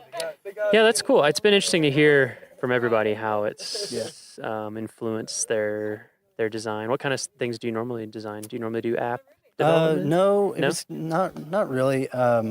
We've been kind of all over with our industrial design class back at KU, but you know, we've been doing electronics. What else? Tiny homes. I mean, pull toys. I mean, a lot of That's different really stuff. cool. Shoes. But we haven't really been doing apps or anything like that software-wise. Yeah. So it was kind of nice to explore that. Yeah. And see Yeah. what ideas I could bring. Yeah. Yeah, industrial design is something that I know like nothing about, but it sounds pretty cool. Yeah. I've always done flat stuff. 2D. Yeah. I wish I could be graphically, but I'm not really. Really? Yeah. That's So- interesting. It's interesting, yeah, how like I feel like there's such a huge range of different types of people in design, and you can be effective in such different ways. Yeah. Like one of my best friends that I worked in Alaska with him, he can just draw like anything. Like he can kind of, he's just one of those incredibly visually original, and I'm not like that at all. But I'm really good at like I'm going to come up with a structured newspaper template and like the relationship between all the typography and that kind of super logical stuff, you know, or photography where I can capture it, but when I just have to put it down, I'm better than that in music, I think. That's really cool. Yeah. So, gonna come back? Yes, definitely. I don't know about this class because I'll be graduating, but I will definitely be back to Rocky Mountain National Awesome. Park. And were you backpacking in Bitterroots at all? No, we did a little bit of hiking, Okay, but nice. not a lot. Yeah, that's kind of it takes a little, like we were talking about, it takes a little bit of gearing up. But if you ever have a chance to do that here, it's like next experience level up in some ways. It was nice not having to worry about grizzlies or That's mountain true. lions or anything like that. It is very so- different here that way, yeah. Because I worked in Yellowstone and Denali, and it's a different feel. Yeah. Yeah, it has its pluses and minuses, I feel like. It makes you not worry too much about Yeah. wildlife, but at No. the same time, you kind of still have to be aware of your surroundings. Yeah, that like kind the of thing. wildlife here, as long as you're intelligent about it, they're not, you know. Yeah. I mean, people sometimes aren't. Yeah. Sometimes get a little close, but it's nothing like, like I went backpacking in Yellowstone all the time, and it's just you just kind of accept that at some level, even if you do everything right, there's something bad, out there yep. that if it chose to, You're not at the top of the food chain. Yeah, exactly. So it's a very different feeling. And I agree. I think that that's part of everything that goes into giving Rocky. Like, it's beautiful and jaw-dropping, but it is also a little bit approachable. Like, you don't have to have the same fears. And It's a little more family friendly, I would say. Uh-huh. I guess less threats, but there's definitely still things to watch out for. for. Definitely. But We we kind of had a little run in, maybe possibly with a black bear that came through the camp. Yep. We're not sure. Yeah, I was the only one up for it. And heard it. Really? Yeah. I mean, I wouldn't be surprised. Yeah. Unfortunately, we try really, really hard to get the bear message out about storing your food and doing everything properly. But some people still don't do it, and bears are very smart and very hungry, and so they tend to be around the campgrounds sometimes. But we're putting in more and more of those bear boxes, which I think are helping, because it's just easy, just like put all your stuff in there. So I think we're trying to get a bear box for every campsite eventually. That'd be nice. Yeah, we got there with Aspen Glen. Okay. That's a whole interesting industrial design challenge. Bear cans. Really? I don't know if you've ever looked at. Yeah. So when you're backpacking, obviously there's not bear lockers usually, and so you have to carry something with you the whole time to keep your food in. And if you're in places with trees, if you know how to do it correctly, you can hang your food. Hang it right. Up, yep. But like in Denali, like There's you're above no- tree line all the time, and so yeah, it's literally just like a canister. Oh, really? That you just set 100 yards or more away from your campsite, and so it is interesting to see the different designs out there. Like the one that I use has tabs that you push in, and then it kind of lets you unscrew it. And over the years, they've had to keep adding tabs because there would be very smart bears out there somewhere That'll get into it. who have figured out, like, oh, if I bite this tooth here and this tooth here and push in here, like, they're super smart. Yeah, so there's certain areas where you're you're required to use one, actually, in the backcountry, and like the Sierras they have the most devious bears. So there's like a whole agency that tests and approves these things, and every now and then a new one comes to market. I'll have to look into that. Yeah, it's kind of interesting to see. The one that has been really interesting is called Ursac. Okay. And it's Kevlar. I think it's Kevlar. Maybe it's even Dyneema now. Anyway, it's like an extremely, strong fiber, and then they try to like weave. They make a bag out of it that you put your food in. That'd be nice. So it's and not then so bulky. yeah, it's way lighter. But it for the most part isn't approved in places. It's not foolproof enough for a lot of agencies. So there's space out there. Something to look into. Yeah, I think there's like there's two major people, and then there's people that make one out of, it's like carbon fiber, so it's really light, but very expensive. Yeah. All right. Have we harassed everyone we should harass? Nope. No? No. Nope. The three girls. You got We haven't Molly, Maggie, and harassed Beth. you yet? They're actually one. They're one? They're one group. Three as one? Come on. Yeah, come on over. Come on over.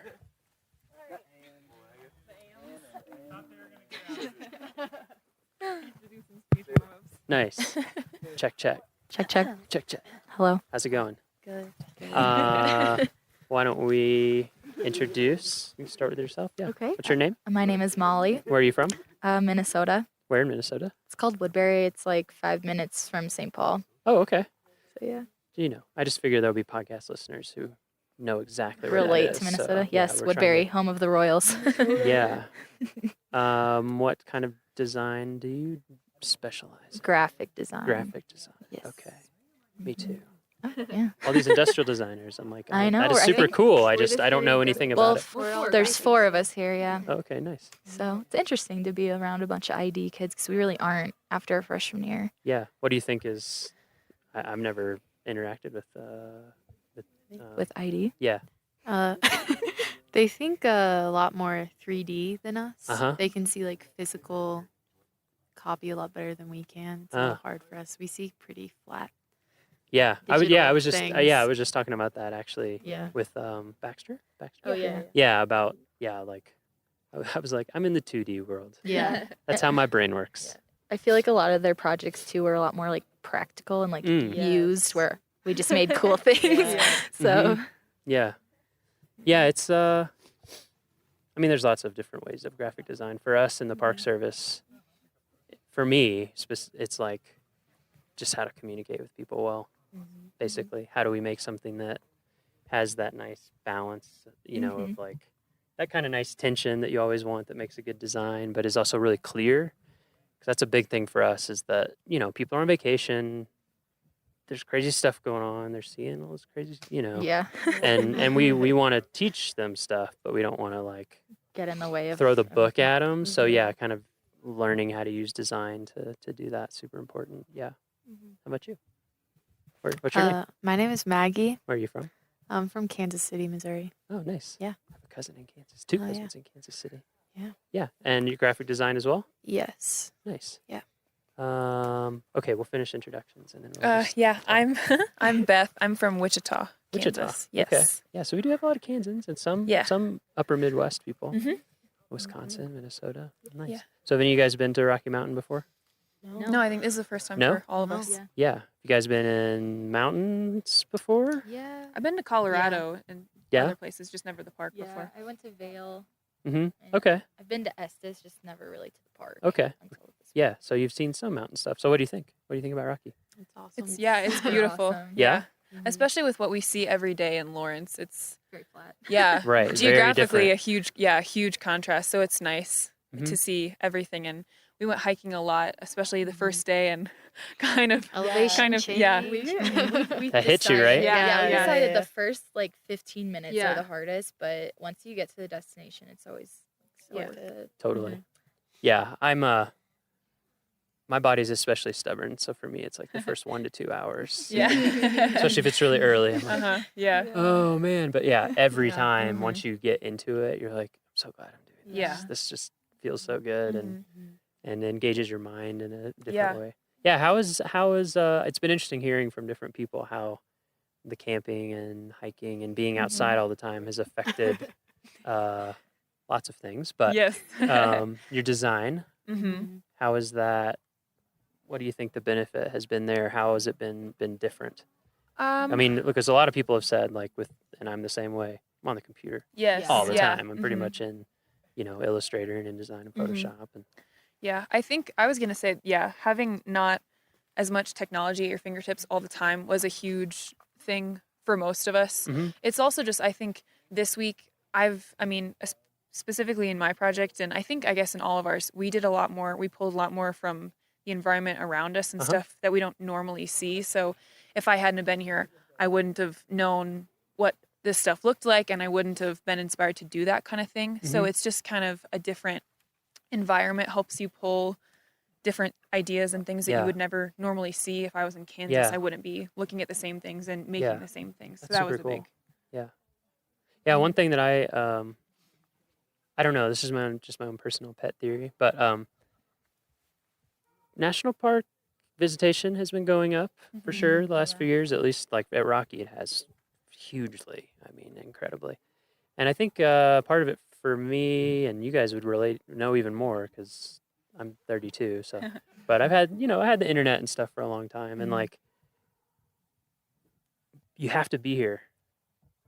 You know what I mean? Like you're saying, like you have to be here and have the experience. It doesn't really translate any other way. It's not really reproducible. Even in pictures, like it's just Exactly. not the same. Yeah. So it's something that it's cool that we have these places, like experiences that are here set aside specifically for you to be able to like have a genuine experience that you can't have anywhere else. That's cool. Yeah. What about you guys? How did it?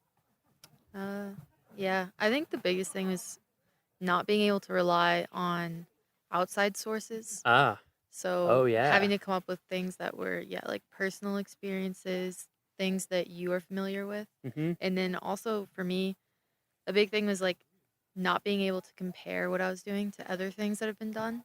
So it's kind of figuring out a way, or I guess it was just not having the ability to go out Yeah. there and look at what's already been done. Huh. So just I hadn't even thought about that, but that is Yeah. huge because I mean, we all do that. Yeah, like when I'm starting a project, I'm just like, oh, I have this feel in mind, Yeah. and you start looking at And then references, you get lost. Yeah. yeah, you kind of like if you had, I mean, you still come up with something original, but like maybe you had some idea before you started looking that now has gotten kind of drowned out, maybe. And then I think the comparison thing is huge too, because I know for me, like I feel like in everything in life, like you do best when you aren't self-conscious about it. Yeah. But it's really hard when you have like the world of design and you're like, oh my God, I can't do this. But it's like, yeah, well, they're one of the 10 best designers of all time. Yeah.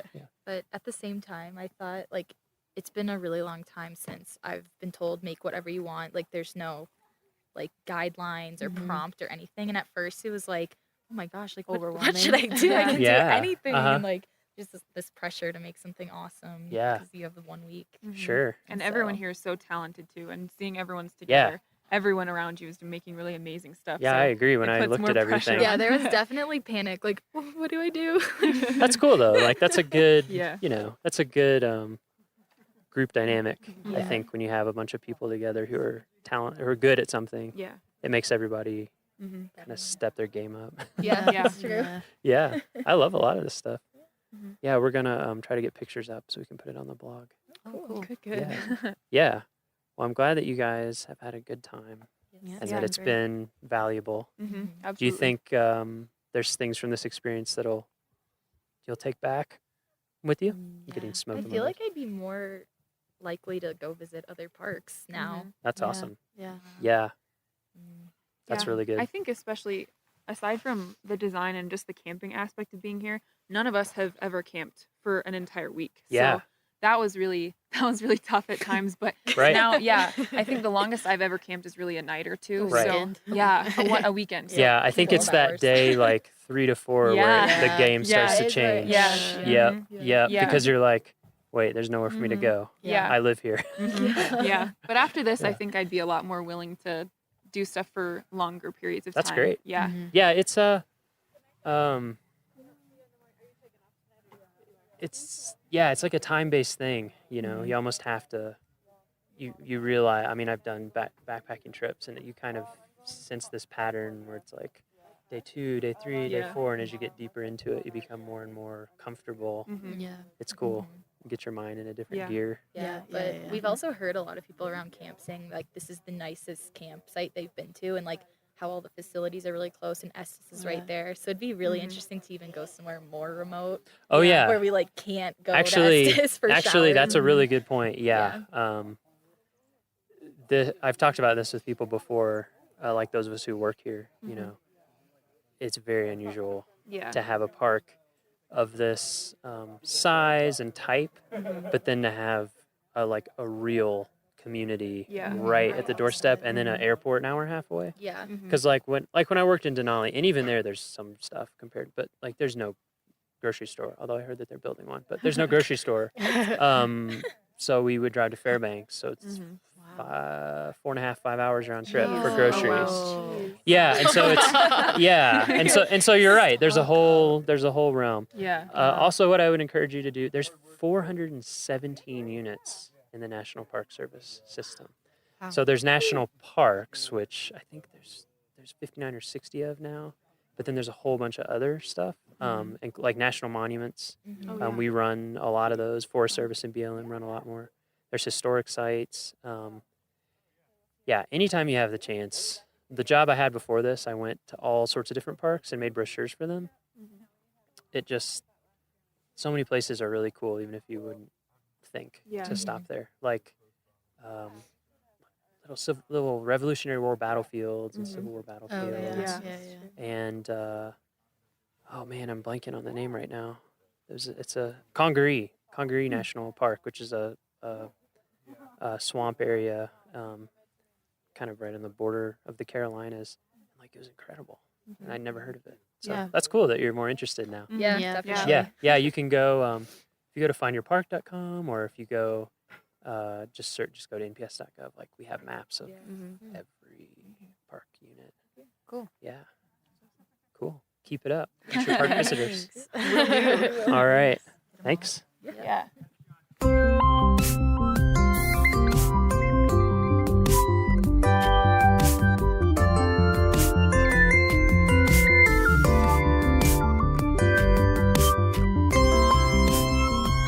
Our next episode will be released on Friday, August 25th.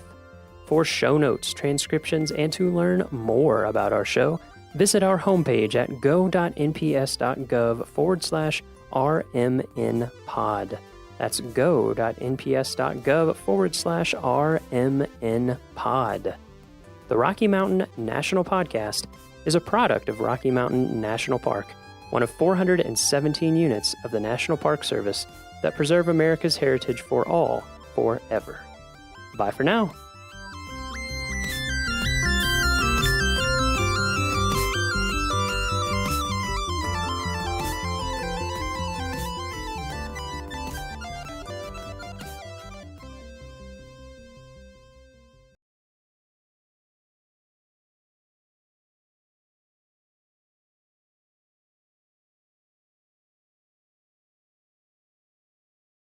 Ready for a backcountry experience?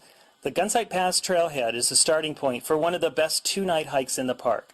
This 18-mile hike has always been a great trip, but in the past, getting from the end point of the hike at Lake McDonald Lodge on the west side of the park back to your car over here has always been a hassle. Now that the new shuttle system is in place, hikers have free transportation back to Gunsight Pass Trailhead to retrieve their car. Or, an even better idea is to leave your car at the end point of the hike and take the shuttle to the beginning point here at Gunsight Pass. That way, when you're done with your hike and tired and dusty from the trail, your car is there waiting for you. However you arrange it, the hike from here to Lake McDonald Lodge provides a classic Glacier National Park experience. The trail winds in and out of dense forests for the first few miles to Gunsight Lake and continues up subalpine meadows to Gunsight Pass. Dramatic views of Gunsight Lake on one side and Lake Ellen Wilson on the other are your reward as you stand on the Continental Divide and enjoy the scenery. The trail then drops down to Lake Ellen Wilson before climbing Lincoln Pass over to Sperry Chalet and the Sperry Glacier. Sperry Chalet is one of two remaining backcountry chalets still in operation today. From the chalet, the trail drops steeply down to the McDonald Creek Valley below and ends across the road from Lake McDonald Lodge.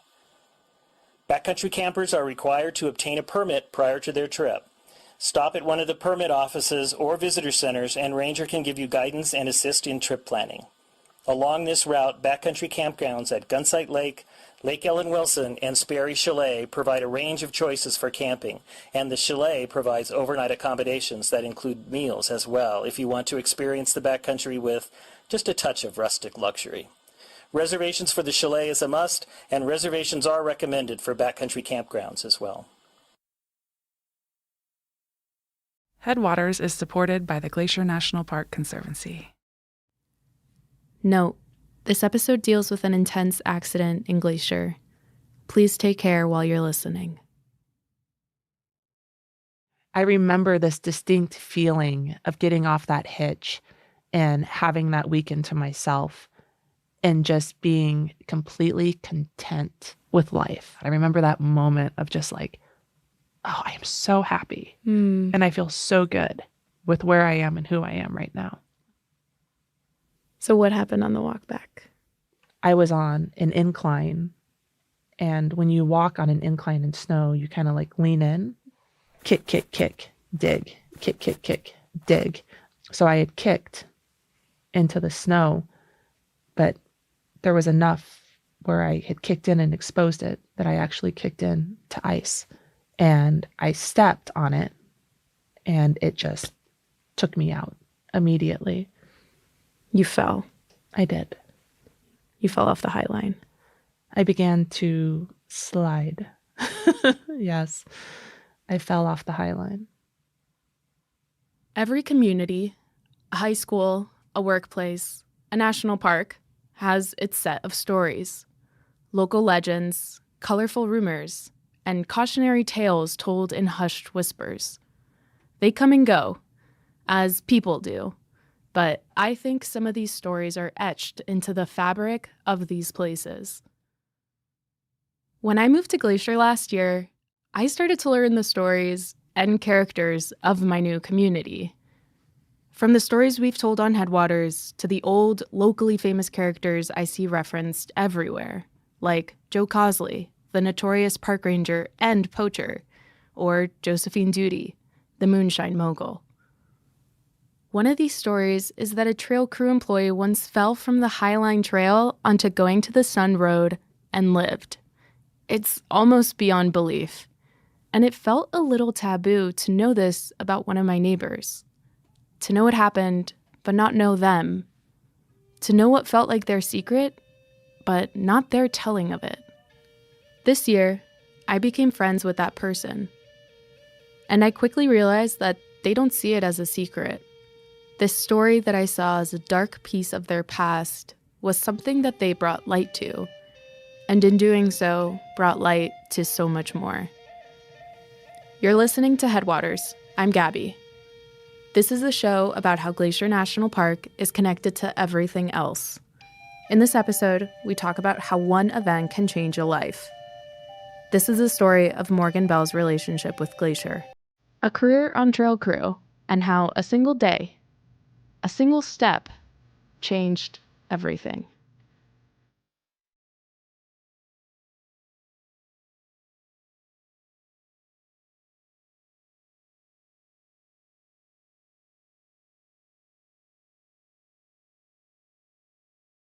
Do you get the sense that you'll go down in park history, park lore? I think with such a substantial experience and story of survival, yes, I think my name will be associated with this place for a very long time. My name is Morgan Bell. I am a concession management specialist here at Glacier National Park, and I have been employed here for 22 years. What brought you to Glacier then? What brought you to Montana? I had received a letter from Glacier National Park in the mail advertising positions for trail maintenance. Had you ever been to Glacier? I had never been to Glacier. Okay. In all honesty, I had never even heard of Glacier National Park. Okay, cool. Mm-hmm. So when you came out here at 22 to work trails, this place sort of represented adventure. Yeah, it really set a stage for me to be my own person. It was my first time on my own. 22. Yeah. So what was working trails like here when you started? It was super intense. It was exposing not only to the elements, but emotionally, like personal level exposing of being embodied in the woods with strangers for 6 months. And you're physically doing a lot of work because you're clearing trails. Yeah. Right? Yeah. Okay. What does that actually mean? What are you actually doing? It consists of typically a season that runs from April to October. And you primarily in the spring are focusing on clearing down trees that would have fallen through winter storms. Okay, to get them ready for visitors. Yeah, for hiking. So we'd go out and clear trails with chainsaws, sometimes crosscuts, clean all of the drains so that water can move off of the trail. We built structures, so all of the bridges that you cross across creeks and rivers. So it's taking a lot of you physically to be able to do all of that. Physically, and then mentally, you're put into the wilderness and working hard in building relationships. But it really laid the foundation and gave me a glimpse into my ability of self, what I could and couldn't do. It was a really strengthening period for me. So tell me about this culture of trails. There's a lot of pride in it. There's a lot of ownership, and there's a lot of longevity. If you're a newbie, it's like, are you going to stick around? Are you going to stick around? Yeah. Are you going to be what do trail people call themselves? Trail dogs? Trail dogs. Okay. Yeah. Trail dogs. It's a right to become a trail dog. You have to work for it. It's a sense of pride to become one. Yeah. To become part of the pack. There was an authenticity to the relationships that you could build with individuals in such extreme environments. It was a community that provided instantaneous support. It was a wave of experiences with each other. We have 10 days where it just pours rain on us. Everyone's unhappy. Everyone's unhappy. Yeah. But that somehow connected us, and we still got the job done. We still had fun. We still made our meals together. Yeah. So moved here when you were 22, started trails. At some point, you became crew lead. Yeah, so typically each crew, depending on the district, is made up of anywhere from 4 to 6 individuals. My crew that year was myself, the crew lead, and then I had a maintenance worker, and I had 2 laborers. I was very excited and had a lot of pride to be a trail lead. How old were you when that happened? 32.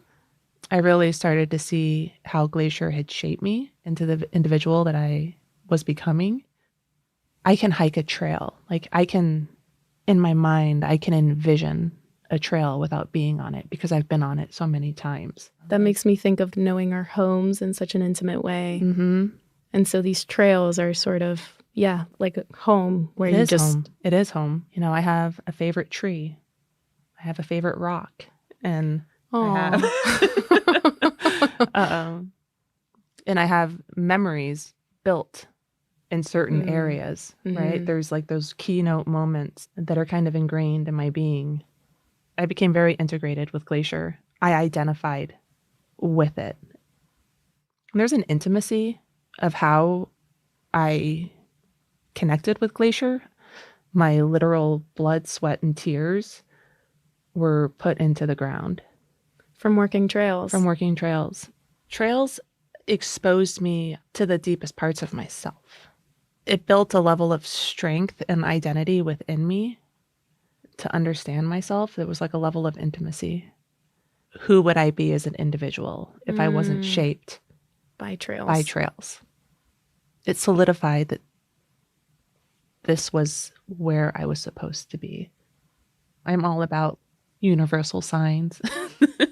And there was a moment before I came to work here. I was working in a physical therapy office at the front desk, and there was a calendar that I had. And one of the photographs I really admired. And so once the month had passed, I tore that page out and stuck it on my wall and would just look at it. Fast forward, and I'm standing at the top of Logan Pass, and I look around, and I was like, this is that picture. And so that was a pivotal moment for me where I was just like, this is where I'm supposed to be. Logan Pass is the highest place you can drive to in Glacier, home to the Highline Trail. The Highline is cut steeply into the mountainside and parallels Going to the Sun Road for several miles. When I hiked the trail, I was surrounded by bear grass and other colorful wildflowers in bloom, and I was sweating as the warm summer breeze hugged me. When Morgan and her crew were there on that day in 2012, it was still spring, gloomy and snowy, and her cheeks were pink from the cold mountain air. She was there to get the trail open, clearing it of snow and debris to get it ready for the thousands of eager boots that hike the Highline every summer. This is no easy task on any trail. But now imagine one with drop-offs so steep that it feels like every butterfly in the world made its way to your stomach. As if that weren't enough, add snow and ice to the mix. The morning had started July 3rd, 2012, but it was raining and it was like a low cloud cover. Definitely still spring, summer in the high country. Historically, trail crew is responsible for blasting snowfields on trails of high use. So we walked out, got to our destination, the last snowfield we needed to assess, and then we geared up and began our walk back to the trailhead. One of my trail members was in front of me. I was second in line in the group of 5. And him and I were just chatting up a storm. We were just like having really good conversation. And we had crossed a number of snowfields by this point, and we had approached our last one that we needed to cross. I got pretty far across it, and I could see there's seasonal water.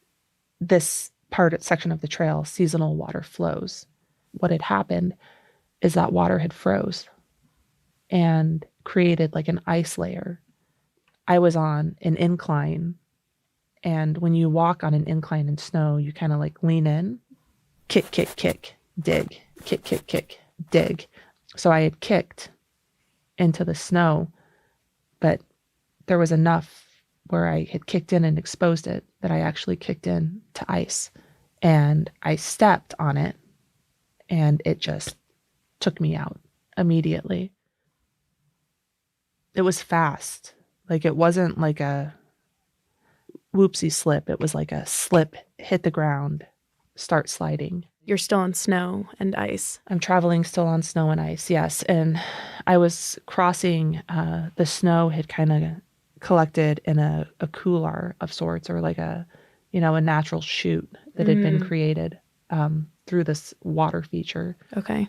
So snow ran from the trail all the way to the road. It's not fluffy, it's not soft, it's not playful, it's icy, hard-packed, compacted snow. Very rough, and hard. And if anything, is only making you slide faster. Yeah. And the slope of which I was sliding was also steep. I hit the snow immediately and began to slide. And I recall when I first fell, I was on my back and I was going headfirst down the hill. I attempted to self-arrest with the hand tool I had, which was a shovel. So it's a method of putting it across your body and trying to dig it in and use it as a brake. I didn't have crampons or an ice axe. That wasn't something that we typically carried with us. I was able to spin myself around with my shovel, and then I was feet first going down, trying to brake. So now you're seeing. Now I'm seeing the ground and where I'm going. But I'm laying on my back still and trying to use my shovel. At some point, my shovel was ripped out of my hand and I lost it. And I remember in that pivotal moment, it was so fast, but everything was so slow in that moment. And I remember just being very aware of what was happening, but extremely methodical in my actions. So once I lost my shovel, I flipped myself back onto my stomach. And so now I'm traveling feet first on my belly. And my only attempt to slow myself down was to expand. So I put my arms out, starfish, essentially.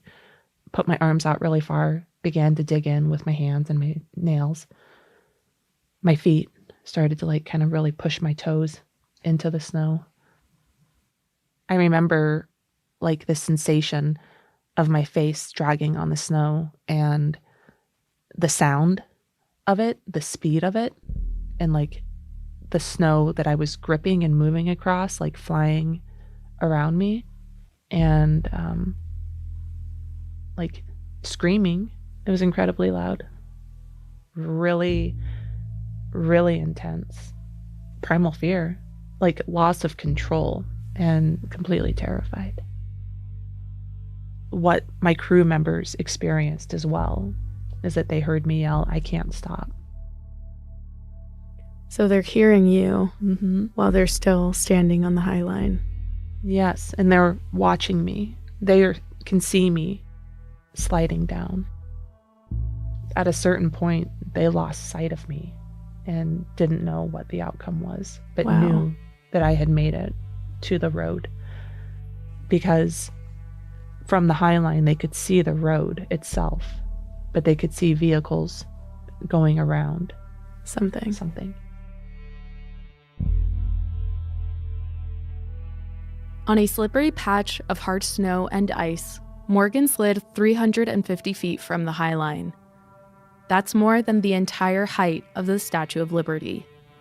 Then she free fell another 12 feet onto unforgiving pavement, onto Going to the Sun Road. So I remember a majority of the slide, and at some point, I lost consciousness on the snowfield. And I came to on the road. I don't know the duration after I fell, like if it was seconds, minutes. Remember like being on all fours, on my belly and just kind of like lifting my head and seeing blood everywhere, like pooled up on the road, all over my face. I was like, oh my gosh, okay, I'm on the road. And at that very moment, it was like these little black shoes came running up and came within my view. And I was almost like in child's pose, hunkered down. And this individual was saying to me, like, are you okay? Where did you come from? I don't know how clear I was in communicating, but I recall saying, I fell from the high line. I'm trail crew. I was on the high line. I slid. I recall laying down and instantly feeling a lot of pressure in my head, intense pressure in my head and my face, just holding my head. And I recall people coming in, so visitor service assistants from Logan Pass came down to assist. They started performing an assessment on me of my injuries and stabilizing me, my C-spine and everything like that. The individual who had come upon me on the road was actually a registered nurse from Billings.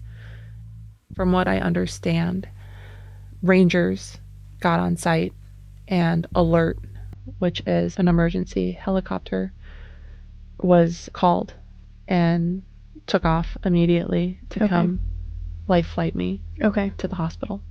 And so I was put on a board and put in the back of the shuttle bus and transported to Big Bend. And once alert was on site, they put me in an induced coma and got me in the helicopter, and we took off.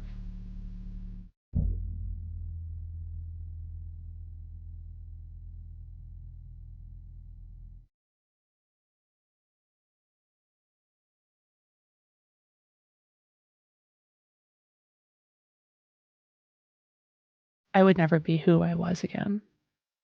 Even with complete healing, I would always be different. It would never be the same. That trails would never be the same.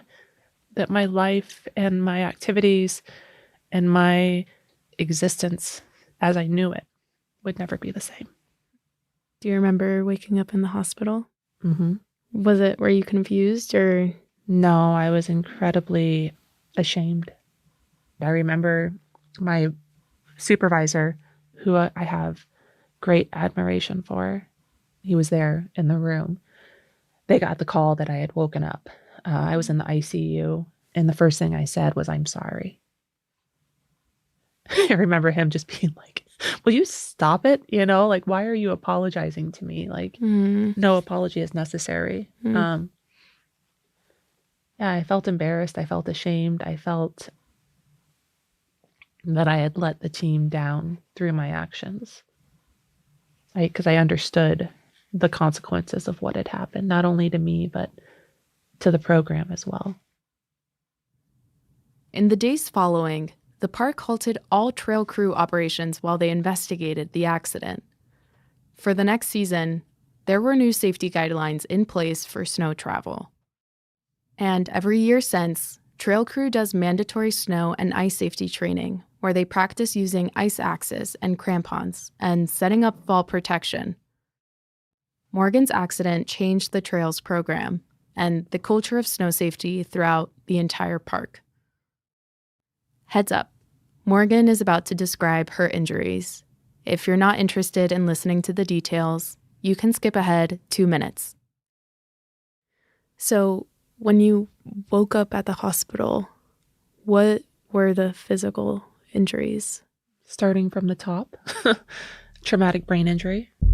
So I had swelling of the brain. So to stop that, what they had done is shaved my hair, just the top portion of my scalp, front portion and created a laceration from my right ear to the apex of my head. Like they cut that open? They cut that open. Wow. And essentially peeled that down and drilled 3 holes into my skull, which alleviated the pressure of the fluid building up inside of there. And while they did that, I had also sustained multiple fractures to my face. And one of the more sustainable fractures that I had was completely shattering my forehead. So they went in and pieced it together with metal pieces that ironically are called dog bones. I broke my nose. I lost my front tooth, chipped it. I had multiple lacerations on my face, the most extreme being my upper lip, which had been torn off.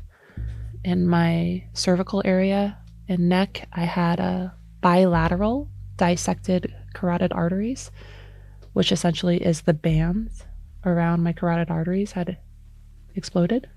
I then had a right dislocated shoulder and a lacerated liver. So majority of the injuries were head and neck. Every single one of them was life-threatening. Did you feel like you looked different? Like it was a different person that you were looking at after the accident? Yeah, and that was really hard to look at myself. Really hard to look at myself after the accident. A lot of like sadness for what I had done. It was just hard. It was hard to like, I don't feel myself as vain, but it's hard to look at yourself in a different context when something on your face changes or on your body changes. Essentially a stranger. The shell of me had changed. I had identified with myself for so long as someone in the mirror. And then to be looking and seeing the holes in my head and the scar on my forehead and the abnormal angle of my nose and the shift of my eyes and all of it, the missing tooth, the shaved head. So there is this reckoning that you're going through with identity. There was a reckoning of the identity, not only like physically, but a reckoning of the loss of my identity of self and who I presented myself as, what I did. Yeah. Who I was. It was wiped clean in one fall.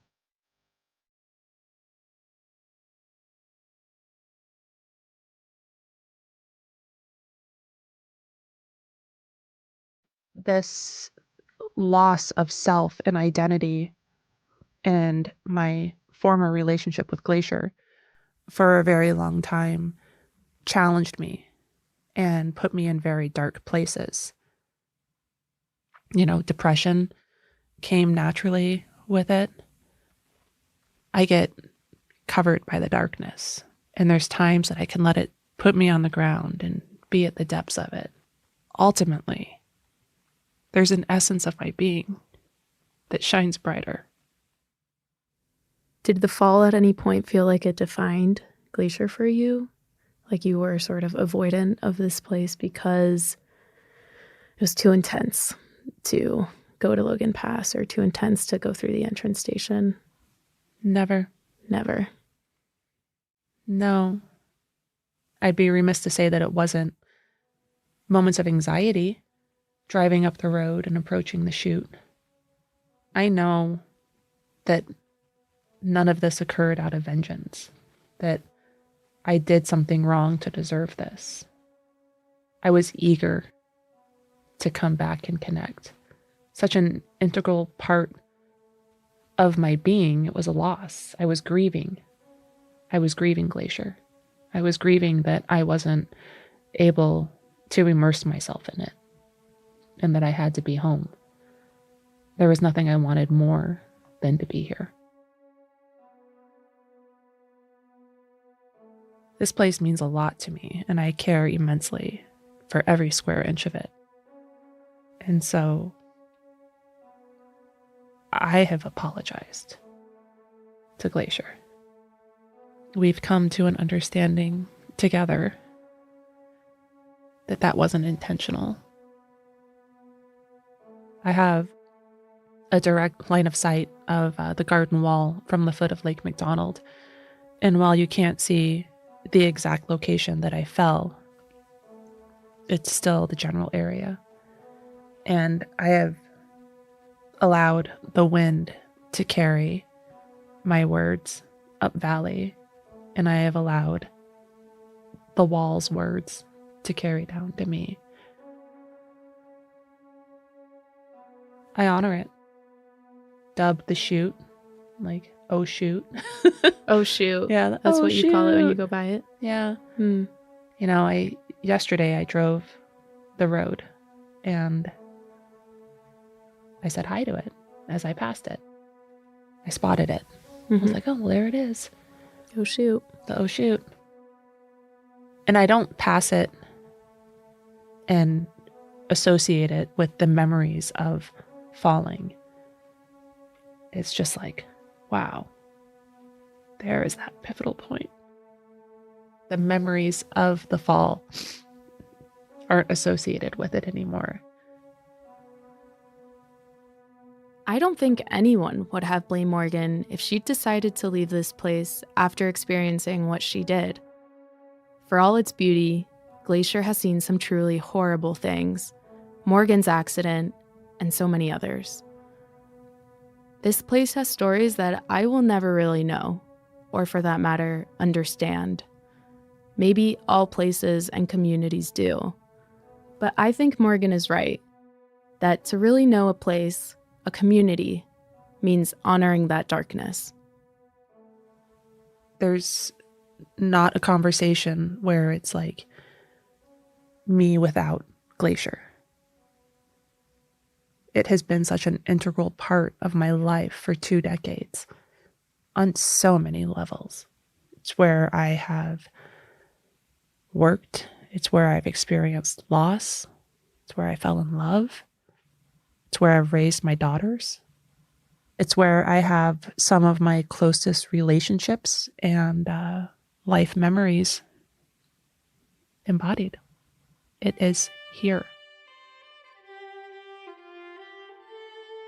The epitome of a trail dog is like strength and tenacity, you know? And I was exemplifying that like tenfold by surviving. It was just the circumstances. Right. It was ice. It was ice. It was an accident. It was an accident. Yeah. I sometimes ponder with the idea of like, was it intentional?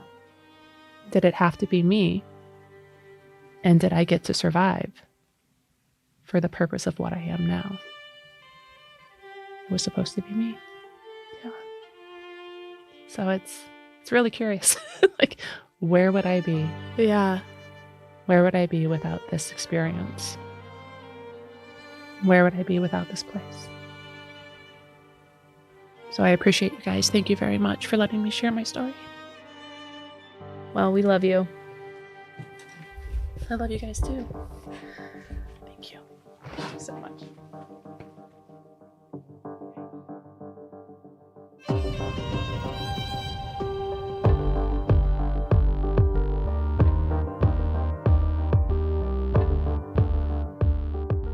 Headwaters is a production of Glacier National Park and is supported by the Glacier National Park Conservancy.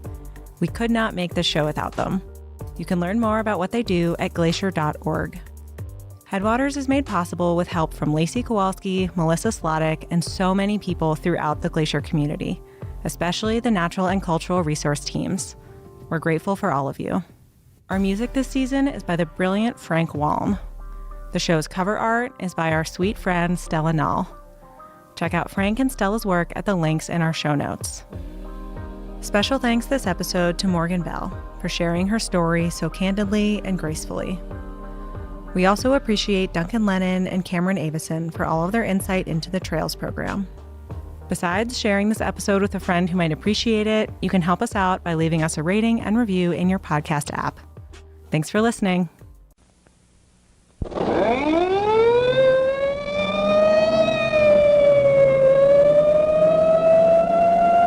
Ranger Bill, his mind alert, a ready smile, unswerving, loyal to his mission. And all this in exchange for the satisfaction and pride of a job well done.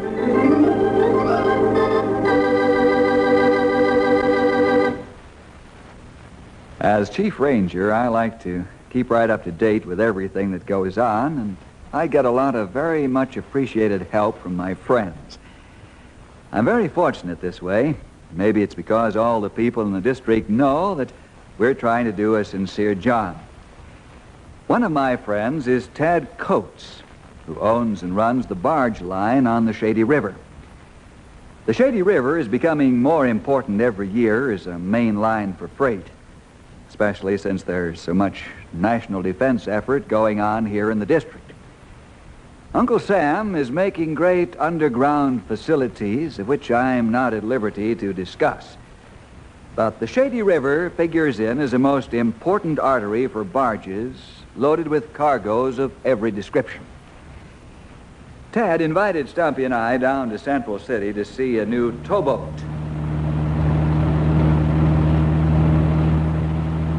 Well, here's Central City. Yep, right where it's always been. Say, what's so special about a towboat? Ain't they all the same? You see one, you see them all. You're in for an education, old-timer. I am? You sure are. If Tad asked us down here to show us what I think he's going to show us. Hey, I thought this was a secret. It's a semi-secret.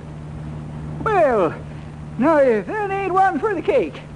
I've heard a semi-trailer, semi-circle, semi-final, semi-fluid, semi-conscious, semi-double, semi-dome. But I ain't never heard of a semi-secret. A semi-secret is a half-secret, Stumpy. How can a secret be a secret if it's a half-secret? Okay, forget it.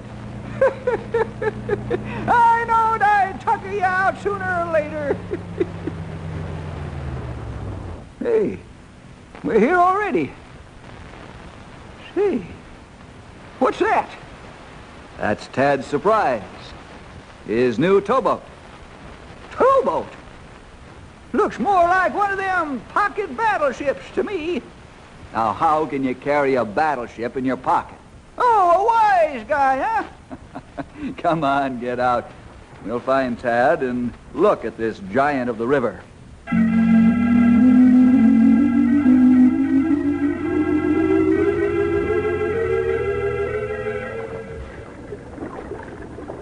Well, how do you like this towboat of mine, fellas? It's a beauty, Tad, a real beauty. What kind of a handle did you fasten onto it? A handle? Oh, you mean a name? Yep. I named it the River Giant. Very fine, Tad.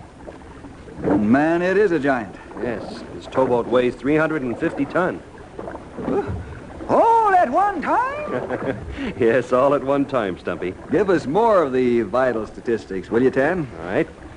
The River Giant has 5 decks, 10 rudders, 4 diesel engines that generate 8,500 horsepower. Whee! That's a lot of horses, Sonny, a lot of horses. You said it, Stumpy. But the River Giant is going to need all those horses to push an integrated tow up the river. No, wait a minute, young feller, wait a minute. Now what did I say wrong? You said this towboat is going to push a tow up the river. How can a towboat push a tow? Ain't a towboat supposed to pull the tow?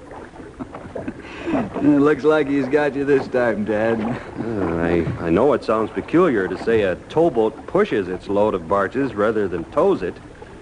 But the truth of the matter is that a tow can be handled and maneuvered with pinpoint accuracy by pushing it rather than by pulling it. Does that clear things up, old-timer? Come on, Stumpy. Stop pulling his leg. Okay, young feller. Now stop making you think I don't know what's going on the river. Well, I seen many a towboat pushing instead of pulling. Feller's got to have a little fun, you know. Say, how much did this river giant cost? $1 million. How much? $1 million. Where'd you get $1 million? Your old uncle didn't leave you that much. Unc didn't leave me $1 million, and this towboat won't really be mine for many years. Now you have got me puzzled. Here, look at this plate on the bulkhead. What's it say? Property of the Central City National Bank under Equipment Trust Certificate. What's that mean? Well, it means that the Central City National Bank lent me the $1 million to buy the River Giant. In fact, several banks are working together on this. It's kind of like a big mortgage. You have to pay interest and some of the loan back every year till the whole thing's paid off. You see, old-timer, not many companies or individuals have $1 million that they can put down cash on the barrelhead. That is, especially to buy a lot of expensive equipment. So they borrow the money, and then the company pays off the principal and interest. Whew. Yeah, Bill, you was right before. I was right before when? When you said I was going to get an education. Whew. This has been a rough course. Say, how about relaxing on the River Giant while I take you for a cruise down the river and back? Do I have to get one of them there trust certificates? No. All you have to do is get on board and we'll get underway. Good. I need a rest after all that education.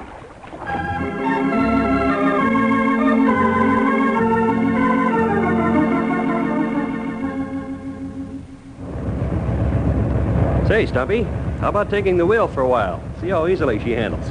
Nope. Oh, why not? Bill did. I sure did. River Giant handles like a dream. Nope. Why not? I ain't about to try and steer $1 million. I might run it into a bank.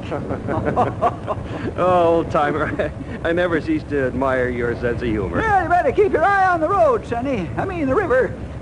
Looks like someone's coming against you with some barges. Hey, he sure is. Let's give him a couple of blasts.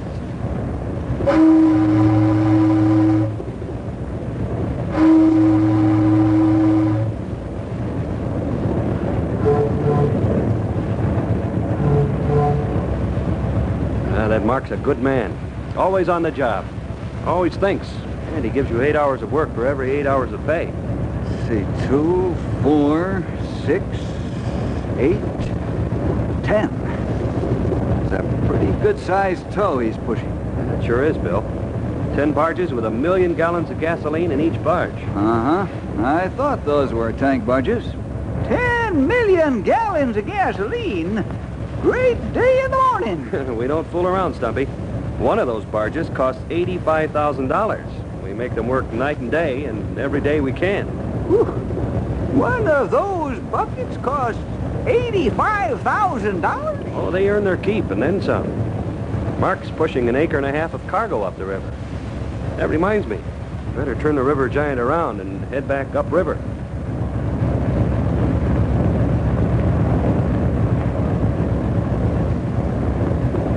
Say, that was some turn you made, Sonny. Does this thing bend in the middle? No, Stumpy, but with 10 rudders and 4 screws, we can turn her pretty well. Screws? Propellers to you, old-timer. Why didn't you say so? Each screw works independently, as well as together. Yes, sirree, Bob. You named this here towboat right. It really is a river giant.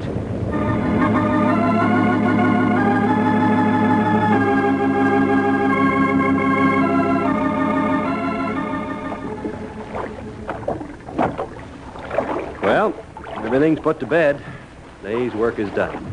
We sure enjoyed ourselves, Tad. Many thanks. That's right. This was fun. And educational at the same time. Oh, don't mention it.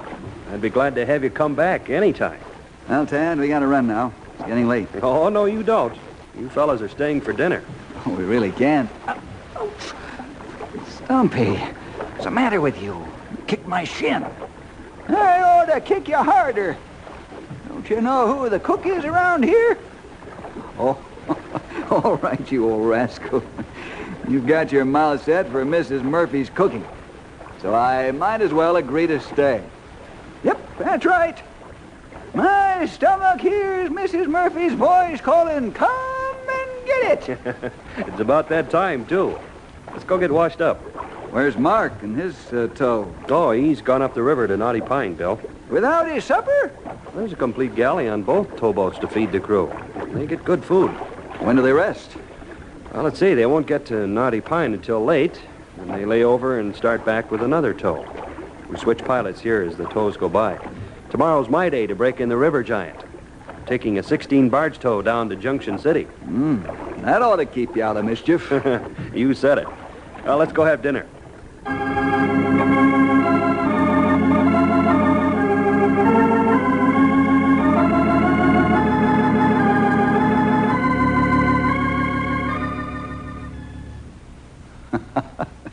What's the matter, old-timer? Lost your appetite? Lost it? I think I got rigor mortis of the stomach. How can you have that, Stumpy? My stomach's so full I can't move. When you can't move, you got rigor mortis. Well, that's only when you're dead. That's what I think I did.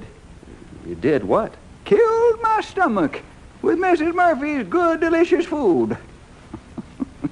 Don't let him fool you, Tad. He's got room for more apple pie. Don't you be fooled, Sonny. The only part of the apple pie I could get down right now might be one apple seed. Oh, Stumpy, you killed me. Oh, don't say that. Say, by the way, fellas, if that alarm bell goes off suddenly, don't head for the fallout shelter. Something new? Yes, Bill. That bell's wired to the radio. Quite frankly, I got tired of constantly watching for the red light to go on when I'm in the house.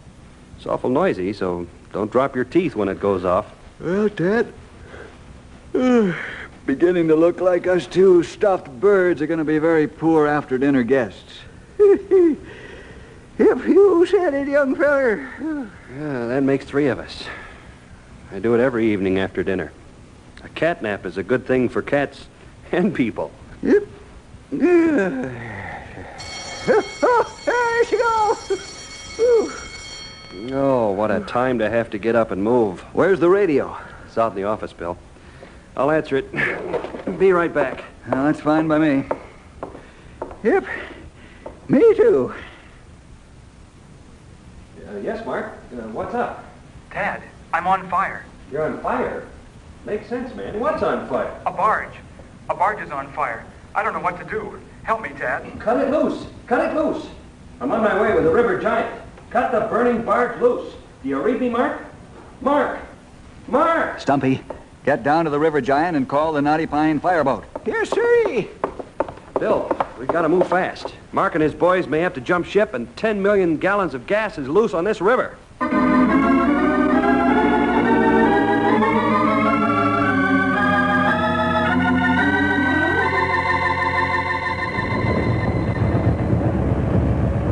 Ranger 1 to fireboat. Come in, Casey. Casey to Ranger 1. We're proceeding downriver at full speed. We can see the fire. What's it look like? The fire is presently confined to the front barges. Maybe it's only one barge. I can't tell yet. Oh, we can see the fire now. Your orders are to come alongside the River Giant and throw a supply of asbestos suits overboard. Then you're to cover us with water while we go aboard Mark's boat, try to cut loose the burning barges. Or barge, as the case may be. Acknowledge.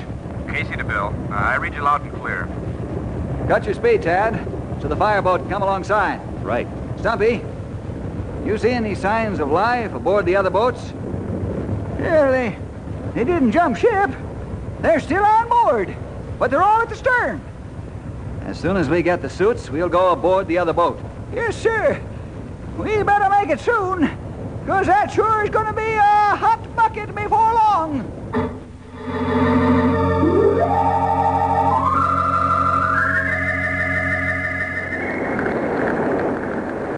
I'm afraid, Bill. I'm afraid. I can't help it. Get me off of here before it blows up. Get me off. Mark, can you handle the River Giant? Yes, I can handle it. But I gotta get off of here. I gotta get off of here before it blows up. Get up to the wheel and tell Ted I need him. Yes, sir. Right away.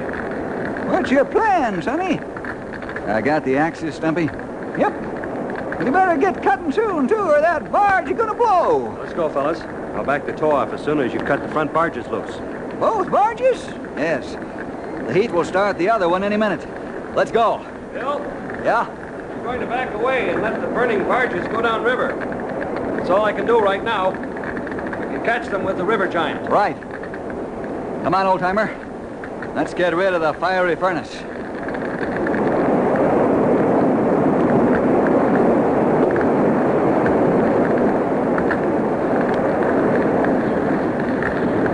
Phew! That's a hot one, young feller. Right. Here comes the fireboat alongside. What now, Bill? Can you catch the barges and blow the hatch covers off to release the pressure? We can give it the old college try. Casey, Yes, sir. stay as far away as you can and still do the job with your high-pressure nozzle. If the hatch covers start to buckle, turn back. That's an order. Aye, I'm going back aboard the River Giant. Stay with your radio. aye. Aye, aye.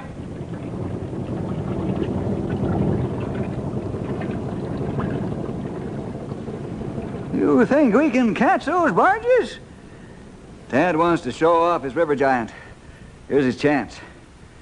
Now, just in case we don't make it, you get on the radio and have the Central City Police evacuate the riverfront. Good idea, Bill.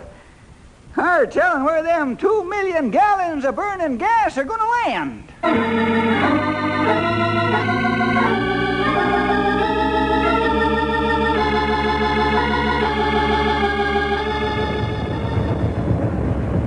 Bill, I know you've got a lot on your mind right now, but I've got to talk to you. Go ahead, Mark. I've got time to listen. Well, this will only take a couple of minutes. I'll be done before we catch up with the barges. Go ahead. Say what's on your mind. Bill, am I a coward? What makes you think you are, Mark? Well, I panicked when the barges caught fire and left the wheel and almost jumped ship. I was scared to death. Scared stiff. Was this the first time you've had a fire like this? Yes, I've never had anything happen like this before, but you're not answering my question. Am I a coward? Mark, why do people call the fire department when their house is on fire instead of trying to put the fire out by themselves? Well, the fire department has men trained to fight fire and equipment, too. That's the point. I know you wouldn't have panicked if you had been through this experience before or had firefighting training. Boy, that's a load off my mind. But I've still got to prove myself. Let me tell you a secret, Mark. Yes? When I went out to cut the burning barges loose, I was scared to death, too. You wouldn't kid me, would you? We're not talking about joking matters. Well, where'd you get the courage and strength to go out and cut the barges loose? When I stand in fear and trembling, I get my help from the Lord. He gives me the strength to do what I am supposed to do. Now, don't look at me, Mark. Don't marvel at my courage and strength. Without the Lord's help, I would have run the other way.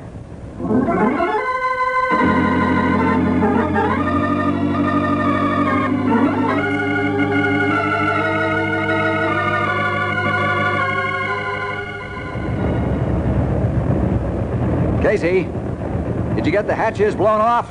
Yeah, and we did it without getting ourselves singed. Good boy. Now try and cover the River Giant with water. We're going in and push the second barge up on the riverbank. What about the first barge, Bill? One hot bucket at a time. Are you ready? Make your move and we'll cover you. All right, Tad. Beach number 2 barge. Right. Here we go.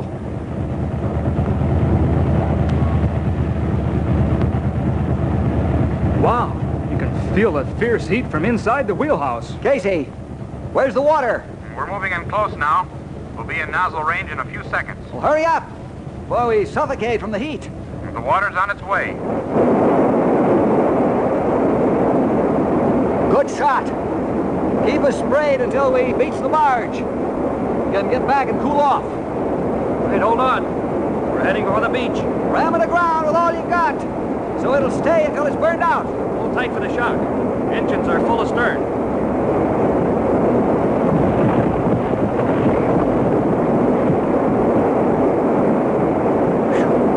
She's aground. Good work, Ted. Now let's get out of here and go after the other one.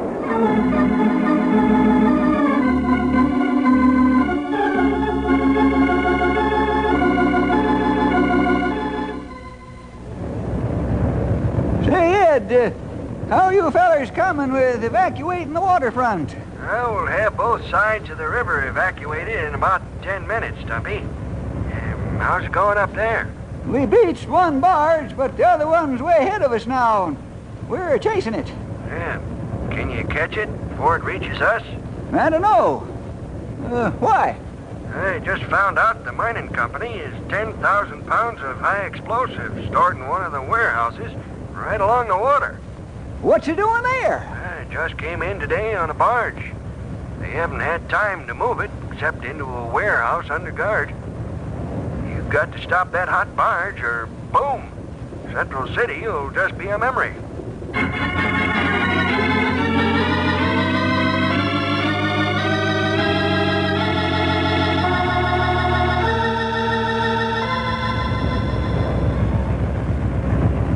And that's the situation. We got one headache on top of the other. Tad, how much more can you push your engines? I'm at top speed now, Bill, except for a small reserve. Casey, have you got any reserve speed left? None. I'm having trouble even keeping up with you guys. My engines are for pumping water, not running a speedboat. Stumpy, call for a helicopter on the double. Come on, Mark. We've got work to do.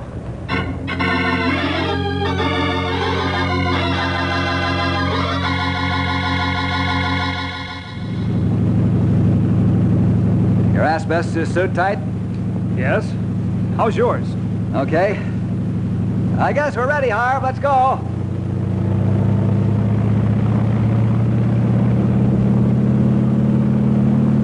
Now, do you understand the plan, Mark? Yes.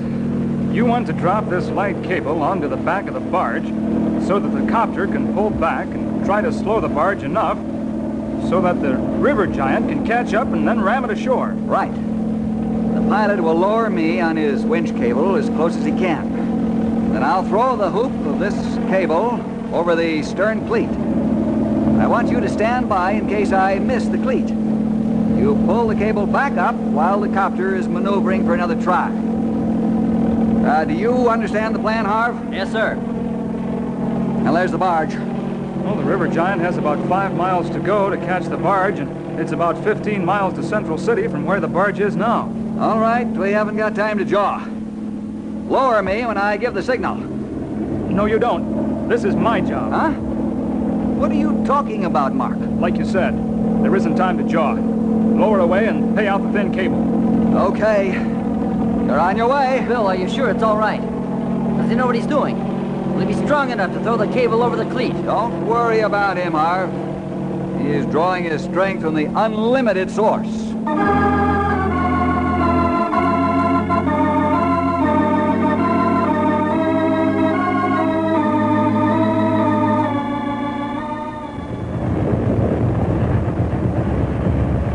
Hey, what's going on up there? That ain't Bill on the cable. What? Are you sure? Well, I ought to know. I've been looking at him almost every day for nigh on 15 years. Must be Mark. But what's Mark doing on the cable? I don't know. But it must be all right. The copter's moving over the stern of the barge. He's gonna drop the hoop on the cleat now any second. Boy, that heat must be terrific. Can't stay there for long, Stumpy. He dropped it. Oh, no, he missed. Yeah. Looks like they're circling for another try. They'd better make it this time. We're running out of miles.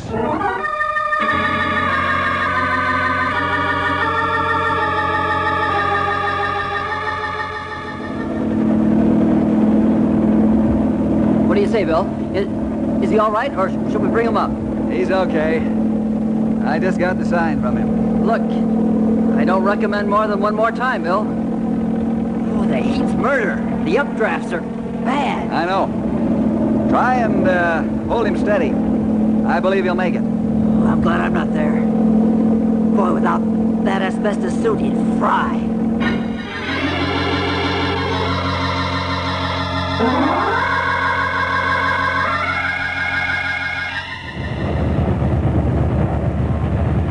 Push this boat, Ted! All you got! We're wide open now. They're going in again! They've got to make it this time. They've got to. The copter is over the stern cleat. What's taking so long for the drop? He'll fry. Mark seems to be taking measure and aim. He dropped it. Good shot. They're hooked. Now they can slow the barge down enough so as we can catch it. Look, Stumpy, it's working. We're gaining like crazy. Stand by and hold on tight. I'm going to beach that barge with all engines wide open.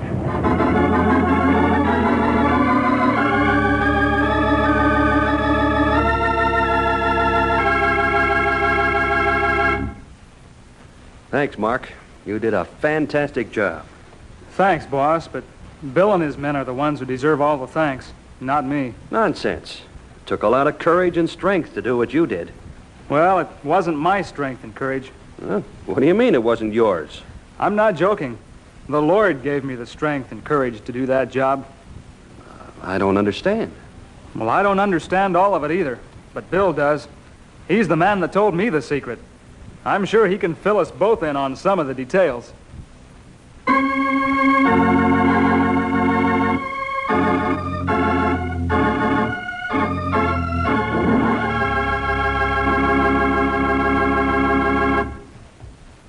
They that wait upon the Lord shall renew their strength.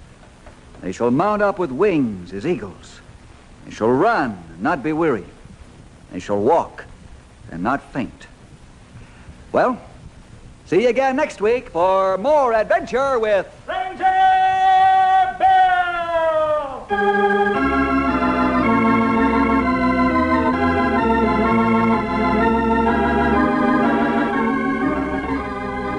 Ranger Bill is produced in the radio studios of the Moody Bible Institute of Chicago.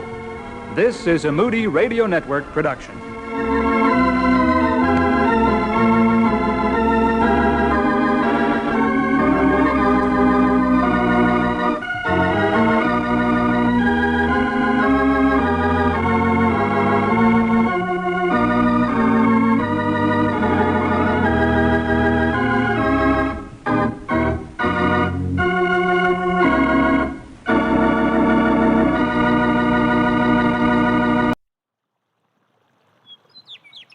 For Yellowstone National Park and the Acoustic Atlas at Montana State University, this is telemetry. It's a cold October morning on Yellowstone Lake. Heavy frost covers the dock and the last few boats in the marina, while fresh snow blankets the Absaroka Mountains in the distance. Yellowstone National Park Fisheries Supervisor Todd Kuhl starts up a cold aluminum boat and scrapes frost off the windshield.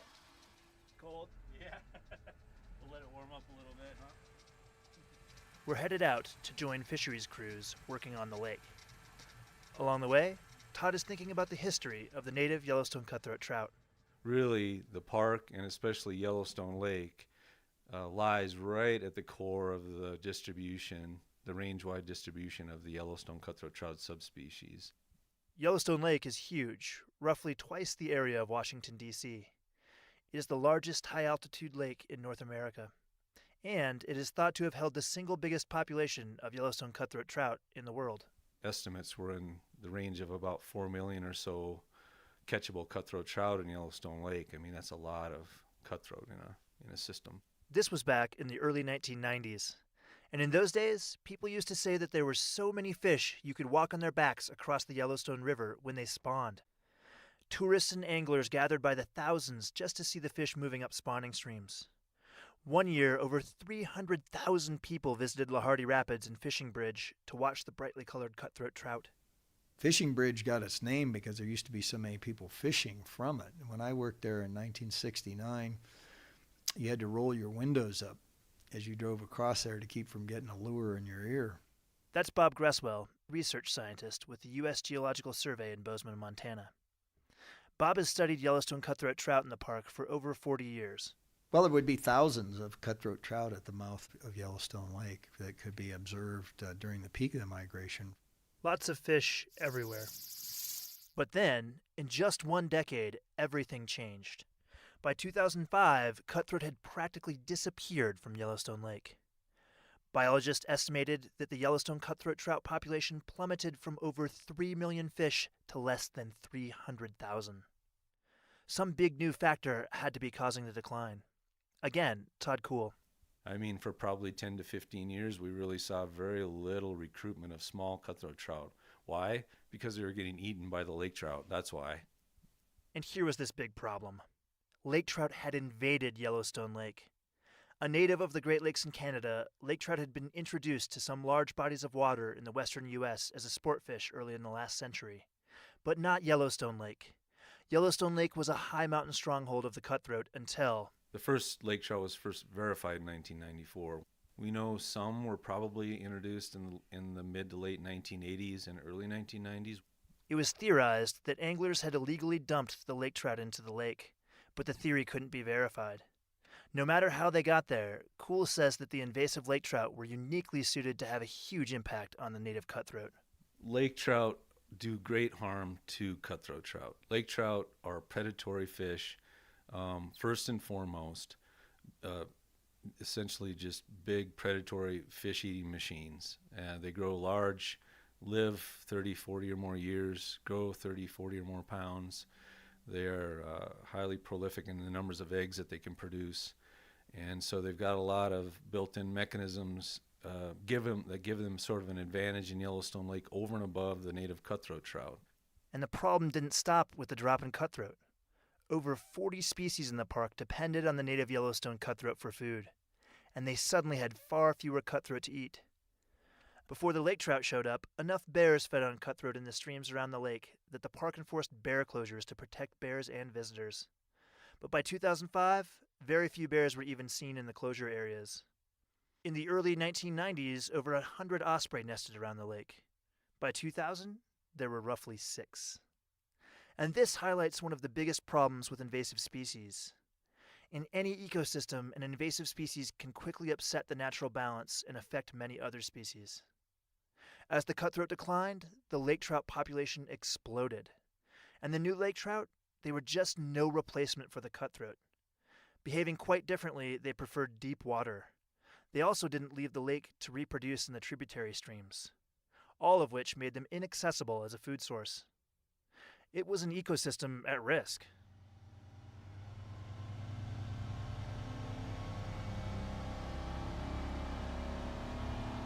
Todd Kuhl drives the workboat out of the Bridge Bay Marina headed towards the southeast arm of the lake, over 15 miles away.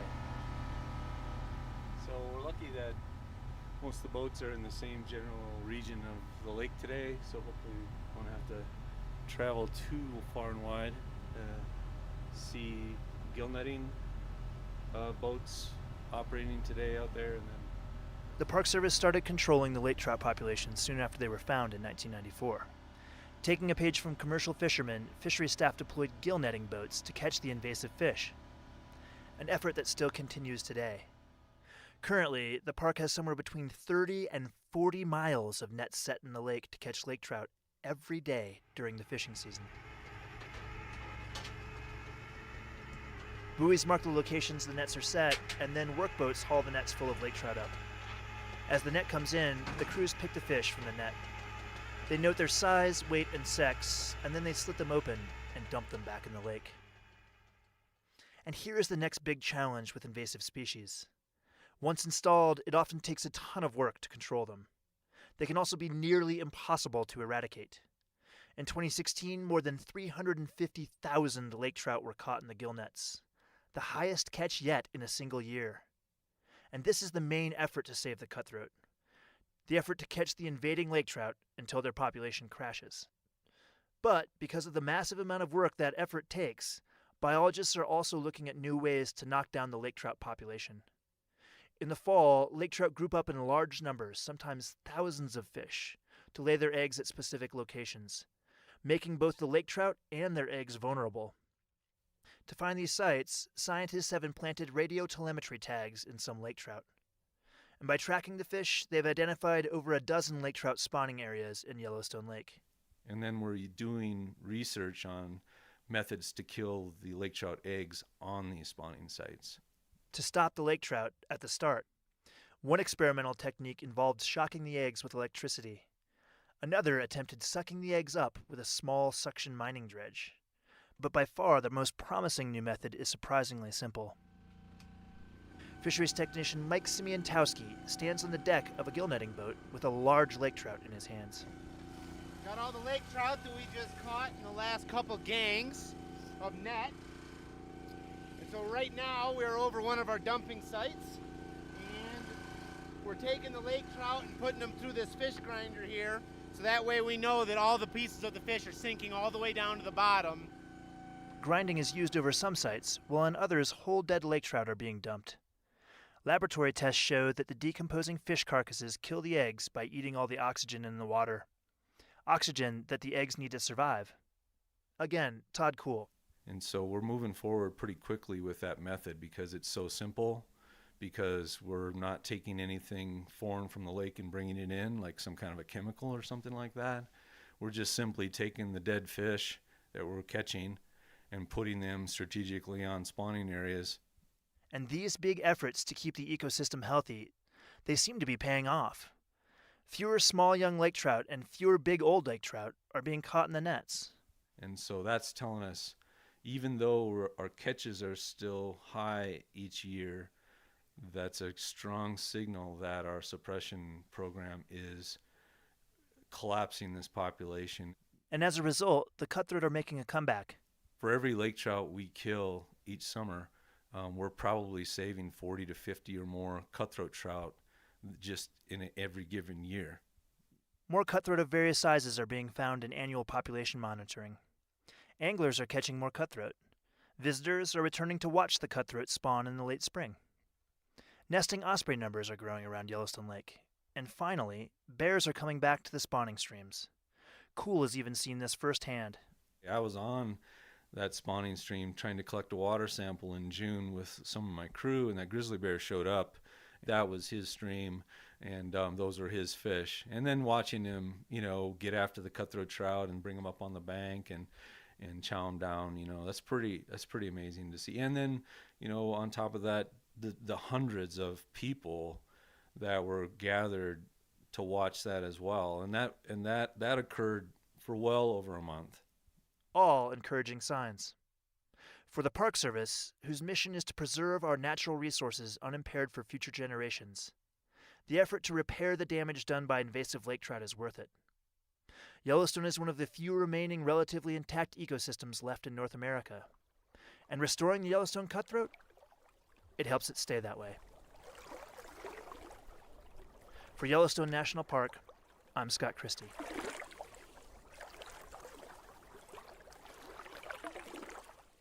This podcast is supported in part by Yellowstone Forever and the Eyes on Yellowstone program. Eyes on Yellowstone is made possible by Canon USA. This program represents the largest corporate donation for wildlife conservation in the park. This is Telemetry.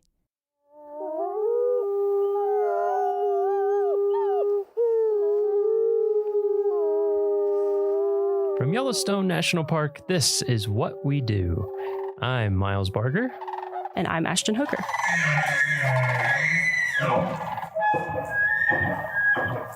Hey, Ashton. Hey, Miles. How's it going? Pretty good. How are you doing?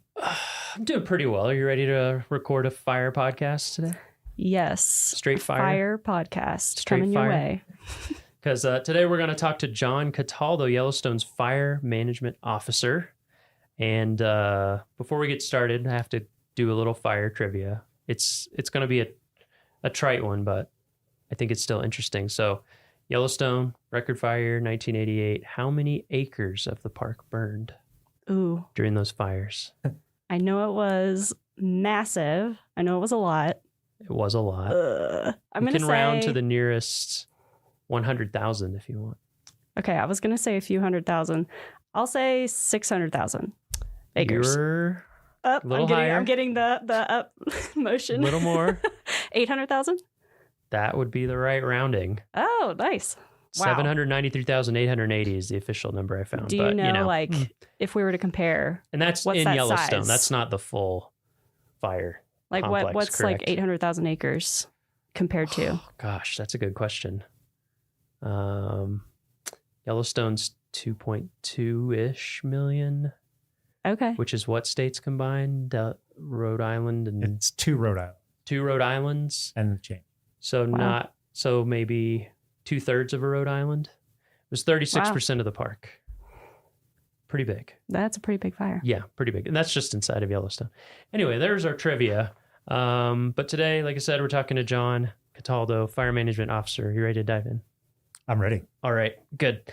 So in your career, have you always worked for the National Park Service in your career? Or did you start with a different agency in terms of fire? I started with the National Park Service in 1992, and I've kind of oscillated back and forth between the U.S. Forest Service and the National Park Service, but always a federal agency. Okay. Yep. What was your first job in fire? My first job in Or in fire, general? well, in general, it was actually part of my financial aid package when I was an undergrad at Humboldt State University. I was offered a work study opportunity as part of my financial aid. And I was studying wildlife management at Humboldt State University in Northern California. And my advisor and the department chair was married to the branch chief of wildlife at Redwood National Park. And I was on academic scholarship as well at Humboldt. And he kind of passed my name along to his wife and said, we've got a potential work study student if you interested in picking them up for some work. And they gave me a key to the office for Redwood National Park and a pile of wildlife observation cards that visitors employees had filled out. And it was a pile pretty much up to the ceiling. And they gave me a key to the office and let me go in there 10 to 15 hours a week, all during the school year and just at my own pace whenever I could fit it in between classes and whatnot. And that was kind of my very first Park Service job. Interesting. Wow. Yeah. Huh. So how long after that was it when you first got into fire of some kind? The very next summer, I was working up in Alaska for the Forest Service in Cordova, which is the last place I ever moved to without checking the Farmer's Almanac for like how much rain or sun it gets or doesn't get. And turns out that Cordova, Alaska gets 169 inches of rain a year. And I was working in fisheries at the time. So I studied wildlife and fisheries in college. And so that was how I got my start in the service, was those sorts of positions. And so working in fisheries, we were outside every day in Cordova, wearing rain gear. And I mean, honestly, after a couple months of that, I was basically pruning. Like it had just been like, you just had been in the shower for 2 months. And they said, hey, do you want to go to fire school? And I just said, is it indoors? And they were like, yeah, it's down here in the district office was an old courthouse of some kind. And it was like, fire school was in the judge's chambers or something in the courthouse. And it was in fact indoors. And I said, yeah, I'm your man. And so I took fire school, and of course, a place where it rains that much, you don't get a lot of fires. But it was an exceptionally dry summer there the next year when I returned, and we had a couple of like little fires out on the Copper River Delta, fireworks or something. And I got to go to those. And then the 1994 fire season in the lower 48, which is kind of another benchmark fire season. In the lower 48, at least, kicked off in August. And I spent the last 6 or 8 weeks deployed down here on fire crews. They kind of went to each little team on the district up in Alaska, and everyone had to volunteer somebody to go be a firefighter. And I was good at hiking and carrying a big pack and stuff. And they said, why don't you go? I said, let's go. Well, so what did you said you were studying wildlife starting out. Yeah. did you ever envision yourself being in fire? Like, what were you kind of working toward before you got the offer of like, hey, you can come indoors and learn how to like, I deal with was fire. just working towards, a career as a wildlife biologist or a fisheries biologist. I studied both, and I grew up loving it and, loving the outdoors and whatnot. I'm a kid from suburban Long Island, New York, like 20 miles outside the city. And that was my big escape, was going to the woods. And, even if that was running around catching garter snakes under garbage on the side of some parkway on Long Island, which is honestly how you start in wildlife management. Wow, beautiful, you're, yes. A little suburban Long Island kid, there's not a lot of open wild spaces or places to get away from the crowds. So the woods kind of became my retreat when I was young, and just got out the book of colleges, when you're in high school, and it's like the size of a phone book, and it's every college in the country and all the programs they offer, and picked 3 or 4 of the top wildlife management programs. And one of them happened to be 4 hours from where my brother lived in Oregon. And nice. Yeah, ended up at Humboldt. Oh, cool. Yeah. So when you finally did get into fire, what was it that kept you there? I've always been into, played a lot of sports growing up. So I like being really physical. And honestly, probably statistics and organic chemistry pushed me towards firefighting, because to kind of take the next step in wildlife and fisheries, it was going to be really heavy. And, you kind of get to that point in your education where it's like, I don't know if I'm ready to take the next step. I think organic chemistry is that line for quite a few people. Yeah, it kind of weeds people out, huh? Yeah. So just working on a team and being outside, and it was just a good fit. It was like I was kind of made to do it. I just felt enjoyed right. it. Yeah, it just felt right. It was just right off the bat. It was a good fit. I just fell right into it. And you're lucky if that happens to you. Yes, Whatever I agree. you are, whatever you're doing. Yeah. Yeah, I feel the same way. I'm like, how did I get to where I am today? And I feel lucky. I don't think I would have planned it. Like you're saying, sometimes these things just happen. Yeah, I had some apprehension, in the beginning, and just talking to other folks who'd done it previously. And they're like, no, it's great. It's like camping for dollars. Like we're going to go camp for weeks, and we're going to work hard all day, and then we're going to go sleep in a tent, and we're going to get up and do it again. I was like, that sounds great. So what was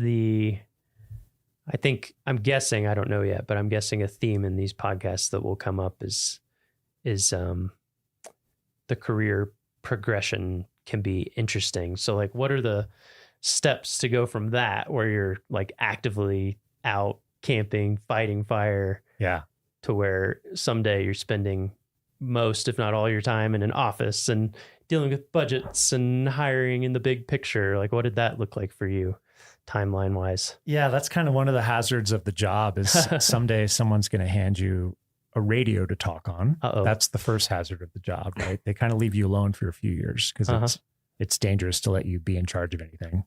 And then at some point they're like, oh, like you seem pretty squared away. And they hand you a radio, and that's a big fork in the road, is you're going to let me talk on the radio while I'm on a fire and actually, help coordinate what's going on. And I've held a lot of positions along the way. We get to go a lot of different places in this job, which is also what attracted me to it. I think I've been to fires in 18 different states. Oh, wow. At this point. And I'm not done yet. I got a lot left in me, but was one of those states more memorable than the others? Does one stick out to you?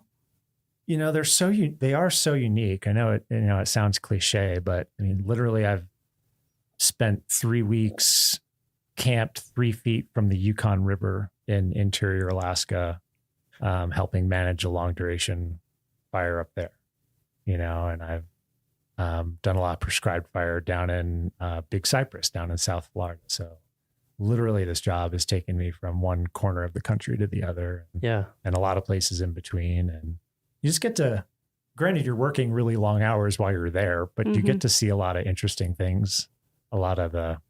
You're off the beaten path a lot. Yeah. So you just have a lot of shared experiences, and must be interesting too, to get to like be pretty intimately familiar with so many different types of forest as well, and like the way fire behaves so differently in these different places. And yeah, and you have to be a student of it because I bet it'll kill you if you're not paying attention. So you are very eager to learn. Yeah, when you go to a new place, like how does it move, right, through this stuff? Does it move by jumping from tree to tree, or is it mostly ground fire? Are there interesting local factors? Like, does it burn? Some places it burns really hot and downhill at night. Didn't see that coming, right? So you gotta make sure you're being a student and finding the people that understand how fire moves on that particular landscape. And, helps keep us all safe and meet the objective, whatever that is. Yeah.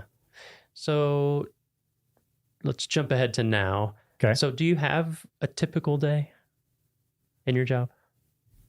A lot of what drew me to this is that it's not a lot of typical.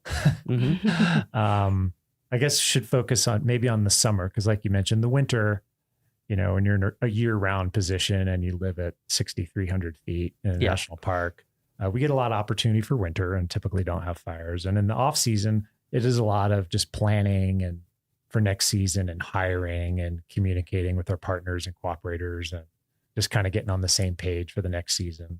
But once we kind of throw the switch and the temporary employees come on in the spring and we kind of ramp up and just sort of get into the mode, so to speak. A typical day, we start off with a briefing with everyone on the team, and we get together for about 20 minutes and we go through a safety conversation and a weather conversation, situation, whatever's going on, fires in the park, fires around the park, fires we may find ourselves on later that day, just whatever's going on, go through a plan for the day. And then we just sort of fledge everyone to their assignments. And typically we'll go 5 different directions on any given day. And we'll be engaged with fuels reduction projects, in some of the urban interface areas around the park. We'll be out monitoring the fuel moisture and different types of fuels that we're curious about in the park. That's a big part of the program, just being prepared for what might come, and how wet or dry the fuels are is a big part of that. So we'll be out doing that, maybe helping our neighbors with some incidents that they're managing. So there's just really, every day is different. Yeah. Especially once we get around to like May or so, and then through October, you just really never know what you're getting into. Right. So it's a good career field for someone who likes to keep moving and have surprises thrown at them. There's a lot of moving. Yeah. There's a lot of moving parts. You have to be really... you're out in the field a lot in the summer? I get to pick and choose my spots at this point. A lot, unfortunately, the field part of my job is definitely dropped off, particularly here just because of connectivity issues. Yeah. Because we are so remote, relatively speaking, to a lot of other places in the lower 48 that because a lot of my day-to-day responsibility is to be what we call a duty officer. So I'm the first phone call on any new potential vegetation fire. So however that report comes in from a visitor or from an employee, it'll get routed to our dispatch center. And then they call me as the duty officer and say, here's what we might have. What do you want to do about it? So you need to be reachable. I need to be reachable at all times. Yeah. And if people can't find me, I'm not doing my job. So it does kind of keep me around headquarters a lot. But of course I do enjoy getting out on fires. Yeah. Yeah. So what, in your current job, what do you think is the most important skill? For my position, I think the ability to triage a lot of emerging problems and to pretty quickly sift through what's important and what's noise and what can wait and what, you're pretty much when things are rocking and rolling, there's a constant state of just, your awareness is just peaked and you're just constantly trying to update what we call a common operating picture of like, what is our fire environment? What's going on? And what the biggest threats are, right? It's all about risk management. I mean, fire management is risk management. So risk to people, first and foremost, risk to infrastructure, buildings, and then everything after that. So yeah, just the ability to maintain the correct flight altitude. And, all of us start out as just ground pounders, right? Swinging a tool, swinging a 5-pound tool 10,000 times a day is how you first prove that you can do this. Right. And then you go from there to where you're virtually never swinging a 5-pound tool anymore. Yeah. So sometimes when really things start rocking and rolling, some folks will revert to what they're most comfortable with, right? Which is the first thing you ever learn. And they want to kind of get in the weeds. And just being able to maintain that 30,000 foot flight altitude as a fire management officer or a duty officer, that's pretty critical. Well, and that skill to bring in all that different types of information and then be able to make decisions, that probably comes with a lot of experience that you've had over the years. So if you were to what advice, what types of experience should people be seeking out if they want to, get to your type of position one day? Variety, just really seek variety, and particularly prescribed fires. So controlled burns, another way we describe those. Being involved with that is a great way to just see a lot of fire on the landscape and watch it and not necessarily have to just be responding to it, to take those opportunities to see how it moves and understand the physics of it. Just really pays dividends down the line. So it's just experiential learning, all of it. I mean, there's a big on-the-job training component. We have a huge continuing education component to all of this, where as you progress along, we're sending you to more or less 1 week long classes. We have a lot of 32 to 40 hour classes we'll send you to, but those just sort of complement that field experience. So it's just go full send, just get as much fire under your belt as you possibly can is the best way to be good at my job. And so that's why I oscillated between the two different agencies, because, the Forest Service, that's the big green machine, right? So I think half the U.S. Forest Service budget is fire management. Wow. So they're highly invested in it.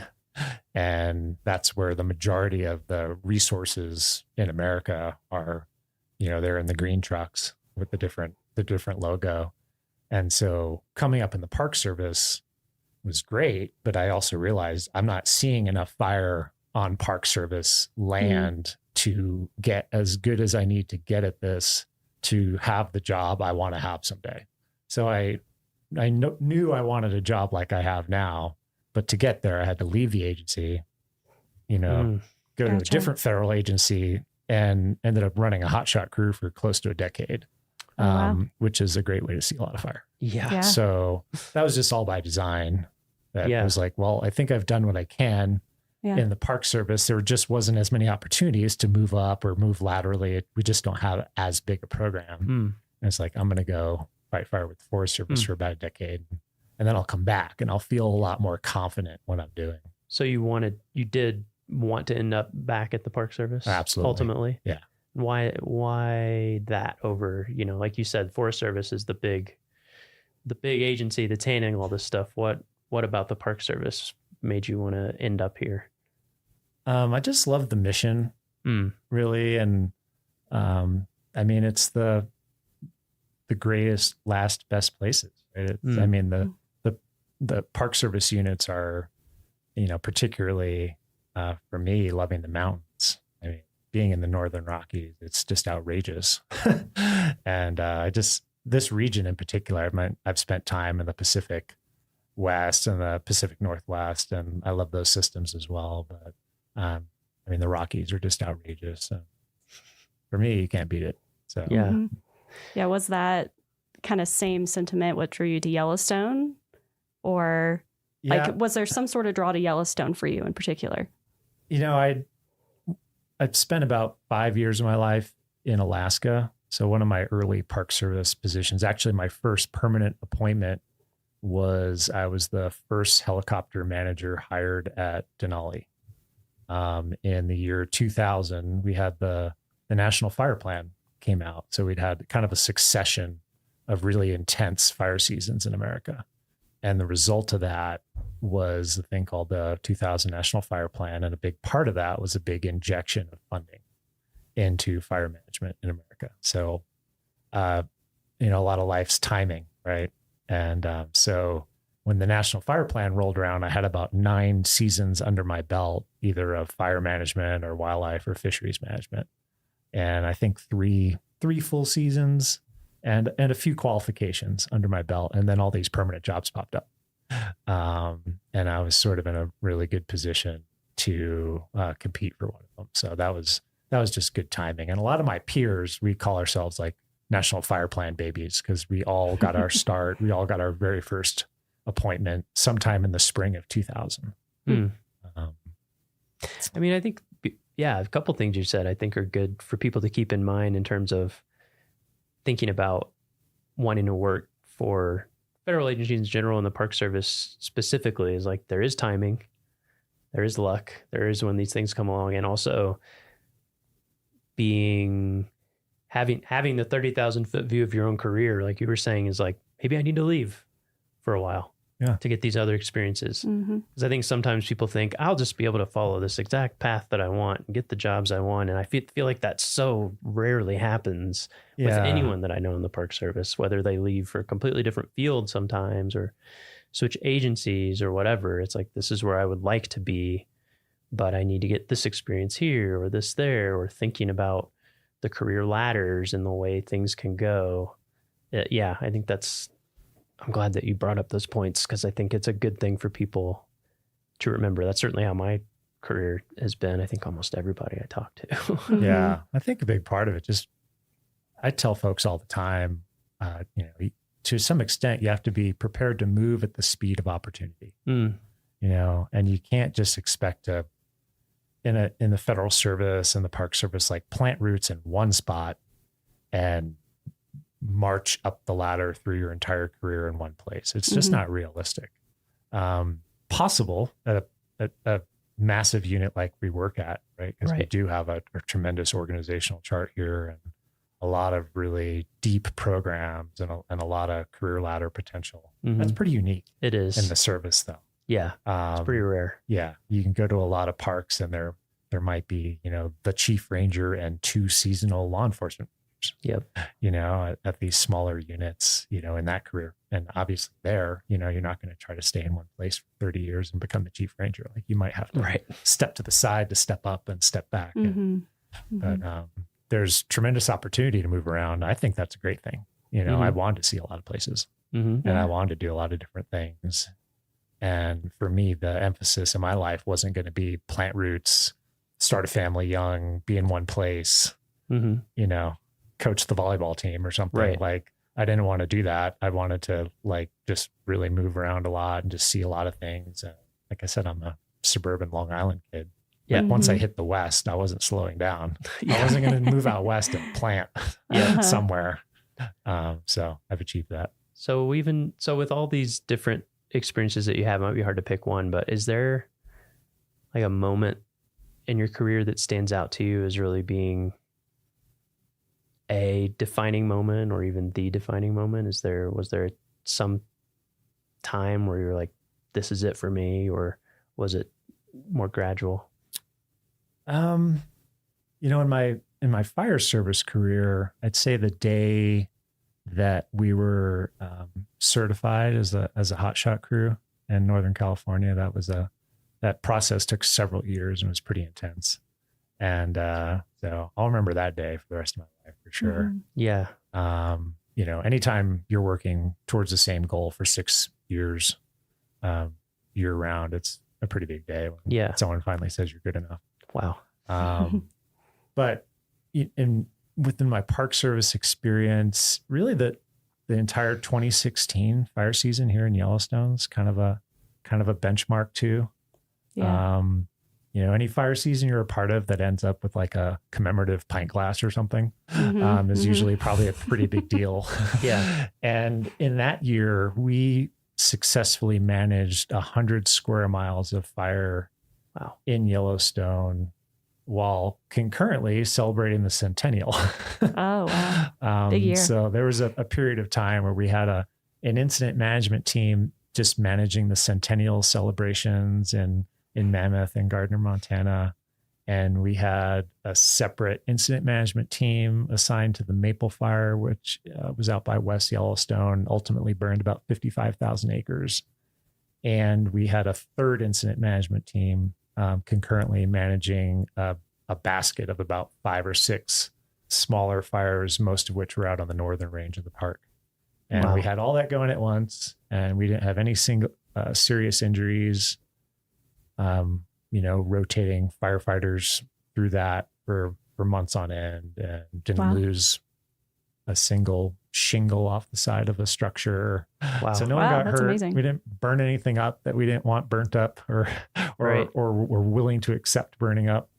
Mm-hmm. And, 100 square miles of a pretty incredible natural process in the world's first national park. So that year sticks out. Yeah. Yeah. So you just mentioned like protecting these historic, buildings that are in the park and stuff like that. And earlier you mentioned fuels reduction projects. Mm-hmm. For people who don't really know what that means. Like, how do you do that? How do you protect? Like, because there's all these historic buildings throughout the park. How do you go about protecting those?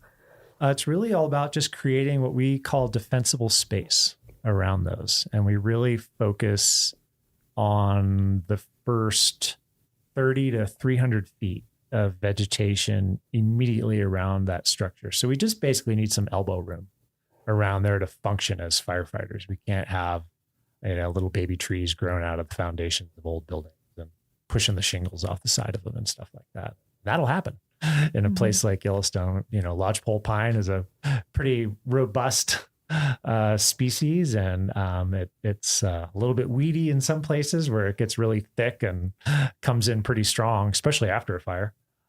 So when we're talking about fuels reduction, we're just literally in and around the developed areas in the park, just reducing the amount of biomass. So really focusing on the smaller brush and grasses and trees that are, say, under 4 to 6 inches in diameter, and just removing those and just basically thinning it out. Okay. In other areas, we might use prescribed fire or controlled burning to try to accomplish that same objective, because fire is a really efficient way to reduce the amount of biomass around a subdivision. But lodgepole pine, when it burns completely. So its natural fire regime is stand replacement. So it burns from the surface of the ground of the tops of the trees and completely is what we'd expect.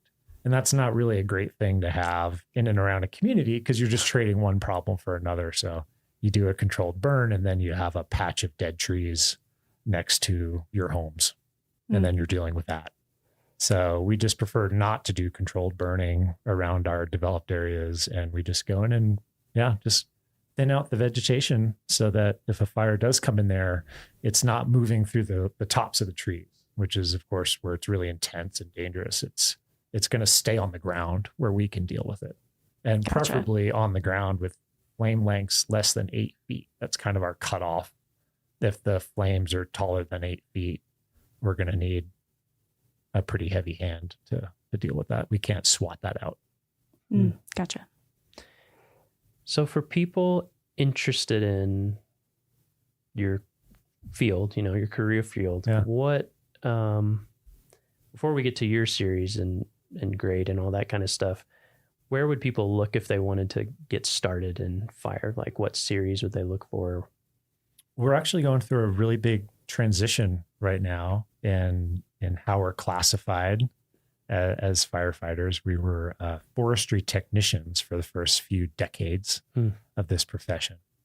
And essentially, it's been decided over the past few years that's not a very accurate description of wildland firefighting for lots of good reasons. And so now there's a new wildland firefighter job series, and that's 0456. And it's designed to be a hire to retire job series. So we're going to be recruiting and advertising positions in that from now on, literally from the GS3 to the GS15 level. Wow. So that's really cool. Yeah. And previous to that, we were hiring entry level positions as 0462 forestry technicians And then I'm currently in an 0401, which is a biologist, ecologist job series. And that's all transitioning. So going forward, it'll be 0456 from GS3 to GS15. Wow. So that simplifies it a lot for people interested in looking. It does. Yeah. Yeah. They can focus in on that series and find something that aligns with whatever experience they have. Yep. And get in the door. Yeah. And getting in the door is not that complicated. We don't have super high educational requirements, basically a high school diploma and a great attitude and an aptitude to learn new things. A commitment to physical fitness. Like, let's go. Yeah. And that's it. Like we can start there. Right. And we're going to teach you the rest. So it's pretty cool. It's pretty cool. Yeah. Yeah.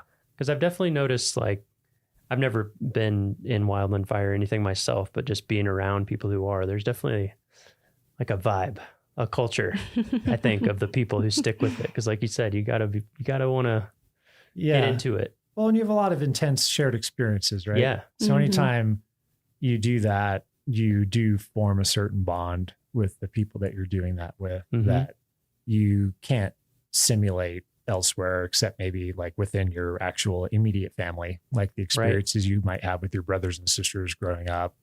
And there's, so many stories I can't tell anybody because they won't even understand. Sure. And that's a powerful thing. And it can be lonely at times because there's, you got to like find your old hotshot friends to like talk about, some fire you're on, because you would just spend all your time trying to explain it to other people. Yeah. So yeah, it's kind of a unique job in that regard. But you meet a lot of great people, and it's not easy. It's not an easy job to do, right? So if you're around people that are doing it and sticking with it and making it past, there's kind of this imaginary line at year 3 where you're sort of in or out, right? You're either like, this is what we're doing because the commitment level is so high, or maybe this isn't for me and I don't like sleeping on the ground and not being completely convinced like when the next meal is going to show up out here, or just being out in that environment. Yeah. So when you're around people that have made that commitment and made those sacrifices, it's a pretty special. So yeah. We have really good stories if you can get us to tell them. Maybe someday. About to say, I could keep I wish we could talk for like 3 hours. Yeah. And so along those lines, like if somebody's looking for this job in a national park, not every national park has these jobs, right? Or do they? I'm not familiar. Not every unit. Certainly the larger mid-size to larger parks. So for example, in our region, we have 14 park level fire programs, and those programs either manage one or a group of parks. So, when you talk about a Yellowstone or Mesa Verde or Bandelier, Rocky Mountain, Dinosaur, Zion, all those units have a program, and pretty robust, So sometimes when you get into like a much smaller unit, like we manage fire for the Little Bighorn. So Little Bighorn Battlefield National Monument, it's about 4 hours east of where we're sitting. And we provide fire management services for them, but they don't have any firefighters or any equipment. So it's just sort of an administrative responsibility. And so, we manage their fires through agreements and relationships. So the Crow Agency has agreed to come over, put out any fires if we get any out. But most mid-size national parks are going to have especially out west, will have their own program. So cool. There's a ton of opportunity, investment. The bipartisan infrastructure law I call it National Fire Plan 2.0. It's essentially the next huge influx of investment in wildland firefighting in America. The Park Service is benefiting greatly from that. So all those programs are kind of on the uptick. It's a great time to get your foot in the door and start a career or advance in your career in fire. Awesome. Yeah. Well, like I said, I wish we could talk for like 3 hours. I want to just ask you about fire ecology and behavior and what it's like to like get to know it's just like a fascinating process to me. You know, it's like a chemical reaction happening that has its own life and scale. And like you said, behaves so differently, but we do have to wrap it up. So, do you have a favorite story or memory from your time in Yellowstone or another national park, but just something that, you know, I've been reflecting on that recently, and I couldn't come up with, you know, the one thing. And maybe that's because at this point in my career, in my life, I've learned to appreciate like small things, you know. Mm-hmm. And I mean, obviously we live in a place where we're just kind of surrounded by wonderment, and people have a hard time even relating sometimes to the things we try to describe that happen in our backyard. But for example, literally in my backyard the other day, I went out to chop some wood for our stove and was just enjoying the weekend. And I kind of had a quiet moment, and I stood there and a wolf howled. And it sounded like it was, you know, maybe a mile behind the house. And I thought, you know, it's like noon. That's not typically when I hear wolves howl. Sometimes they come around at night, and I'll hear them when I'm letting the dog out, you know, for the last time in the evening or something. And so I sat there real quiet, and it howled again, you know. And I probably have 100, you know, little stories like that. We're just surrounded by it all the time here, and it's there all the time if you're listening for it, and if you're open to it. And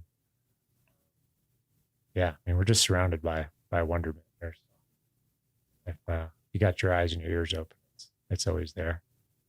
Go enjoy it. I think that's the perfect way to wrap up. Thanks for coming and talking to us today. Oh, you're welcome. It's fascinating. Let's do it again. Yeah, I would like to. Cool. Thank you. Thank you. You're welcome. Well, that's it for this week's episode of What We Do. Thanks again to our guest, John Cataldo. If you like what we do, rate and review the show wherever you listen. Every positive review helps new listeners find the show.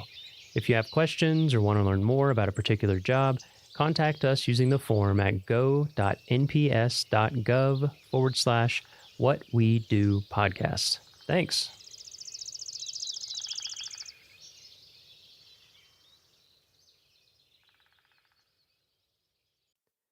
Hello, world, and welcome to the Rocky Mountain National Podcast, the official podcast of Rocky Mountain National Park. This podcast is something totally new for us. We're just getting started. This is episode 1. We're going to be running in a seasonal format, so we'll have a whole season, and this season we're going to do 10 episodes. What we're trying to do with the podcast is connect you to Rocky Mountain National Park through sounds and stories, with things like days in the field with climbing and backcountry rangers and park researchers, interviews with rangers about both their own lives and what they do in the park and the key park issues, soundscapes around the park, news, upcoming events, tips for your visit, all that kind of stuff. I'm your host, Miles Barger. I've worked as a guide in Yellowstone, Denali, and Black Canyon of the Gunnison National Parks. I've also worked as a cartographer for the NPS. NPS is Park Geek Speak for the National Park Service. So you're going to hear a lot of people this season use that acronym, NPS, National Park Service. I made maps for the NPS brochure program, which makes the official brochures for all our National Park Service units.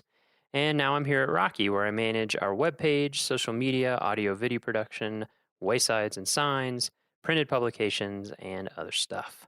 I'm not going to go too much into my story here right now because, as you'll see, the interviews on our podcast are not going to be formal and stuffy, blah, blah, blah. You know, we're not doing highly produced stuff. We're doing conversations with real rangers, with real park staff, volunteers out in the field. And we want it to be like you're sitting at a picnic table with us, you're sitting around a campfire, we're just having an interesting conversation. So I'm sure that in those conversations, details about me will naturally emerge. So for today's episode, I spoke with Kathy Brazelton, the East District Naturalist. The East District of Rocky Mountain National Park is the Estes Park side of the park. Kathy has been a longtime resident of Estes Park, and as you'll hear in our interview, has been in love with Rocky and the surrounding area for a long time. We chatted in Upper Beaver Meadows, a beautiful meadow backdropped by jaw-dropping mountain views, where we looked for signs of spring and learned about Kathy's lifelong passion for sharing with the world Rocky's unique beauty. We hope you enjoy.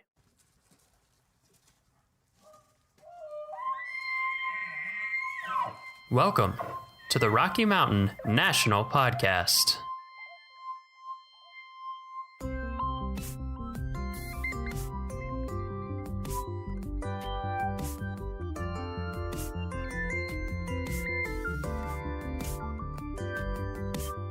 Hi, Kathy. Hi, Miles. Thanks for joining us out here. Where are we right now? We're in Upper Beaver Meadows in the picnic area. I like Upper Beaver Meadows. I think it's a beautiful place.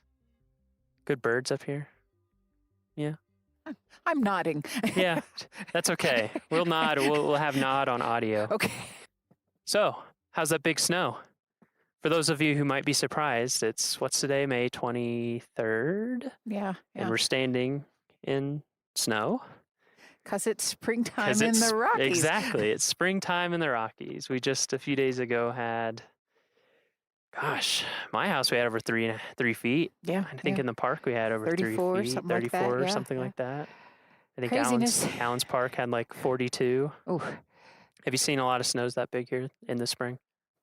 Not quite that big. No. One year in March we got 56 inches. 56? Yeah, it was phenomenal. Whoa. But those are odd little weather events. Yeah. It's kind of amazing how it will snow and then melt very quickly. It's kind of nice. It's like a little hint of winter. All right. We'll just head into background stuff. So, Kathy, what do you do here at Rocky Mountain National Park? I am the East District Naturalist, which means I supervise all of the interpretive stuff on the east side of the park from the Continental Divide down. And what is, I don't know, our listeners might not know, we use the terms interpretation. What's an interpreter in the Park Service? We don't translate stuff, right? Well, we sort of do.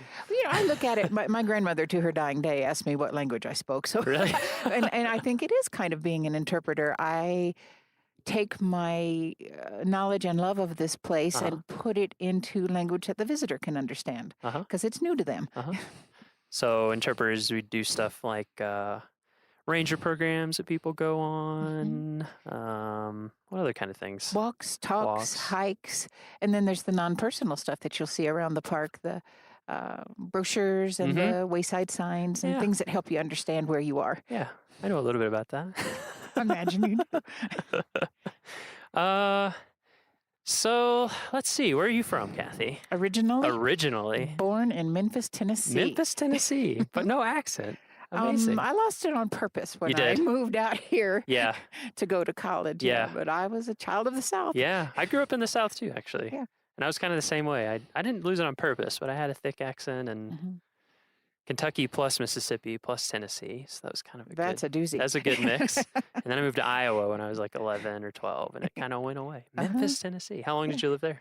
2 years. 2 years? All my family was from there. Oh, really? But Daddy's company moved him all around. Yeah. And my family loved to travel. Yeah. And we came west. Yeah, in like the a lot? Station wagon with the wood paneling on the side. Like National Lampoon Vacation style? And 3 little girls in the back seat driving my parents crazy. Oh, that's great. But that's when I fell in love with the West. Yeah, so it was you and 2 sisters. Yes. Is that right? Yes. And then ever since you can remember, you took trips out west? Yep.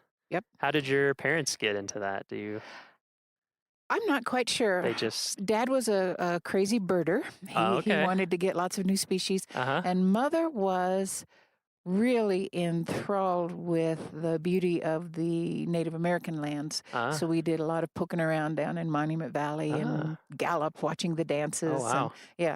And I had a blessed childhood, but it turned me on to my love for the national parks. Yeah, that sounds great. What's the first national park you remember visiting? Rocky. Rocky? Really? Yes. How old are you? I was 11 years old. 11. Wow. And I fell in love with these mountains. That was a family trip? It was. Huh. How long were you here? Did you camp? No, we didn't camp. We hiked in the snow. We all fell through. We had on our cotton jeans and our cotton boots. It was May, though. We, coming from the south, we thought it would be warm. But no. But no, we had so many good experiences here, and then later we camped and backpacked and hiked all through the park. But so you came here a lot. We did. Growing up. Like how often would you come? Yearly or every few years? I think we came once a year for probably 8 years. Wow. Yeah. Okay. And then once I came out here and went to school, my parents kept coming back to visit. So was their excuse. You went to college here? I went to Colorado State. Colorado State. Did you come? Was that because you loved Rocky so much, or do you love this area so much, or was it coincidence? It was a combination of things. I adored the area, and I was going into forestry and natural resources. And CSU is the best school for that. Okay. So do you think, I guess it's hard to say. I mean, it seems like your parents and visiting all the national parks would make you like resources and all that. Were you into that ever since you can remember as a little? I wanted to be a ranger ever since I was a little girl. Really? We went on a hike at the Grand Canyon, and I remember trotting along behind my wonderful ranger, and I asked him, "Do you really get paid for this?" We still ask ourselves that sometimes, don't we? But I knew, and I was so lucky and blessed to have it happen. Yeah, that's great. So you went to school at Colorado State in Fort Collins? Okay. Mm-hmm. Did you work? When was your first job as a ranger? As a ranger? Yeah, or in a national park. Did you ever do an internship? Or I did internships. I worked for state and national parks. I worked for Forest Service. I worked anywhere I could find a job in the biz. What was your first thing in the biz? When I was, parents don't let your children listen to this. When I was halfway through college, I took a semester off, and I worked at Lowry State Park, our wonderful state park just down the hill. I worked for the Young Adult Conservation Corps. So it was a break from school, but it was also doing something that was, my goal was always, no matter what job I had, was to put some kind of a spin on it that would benefit the environment and benefit my career. Yeah, sure.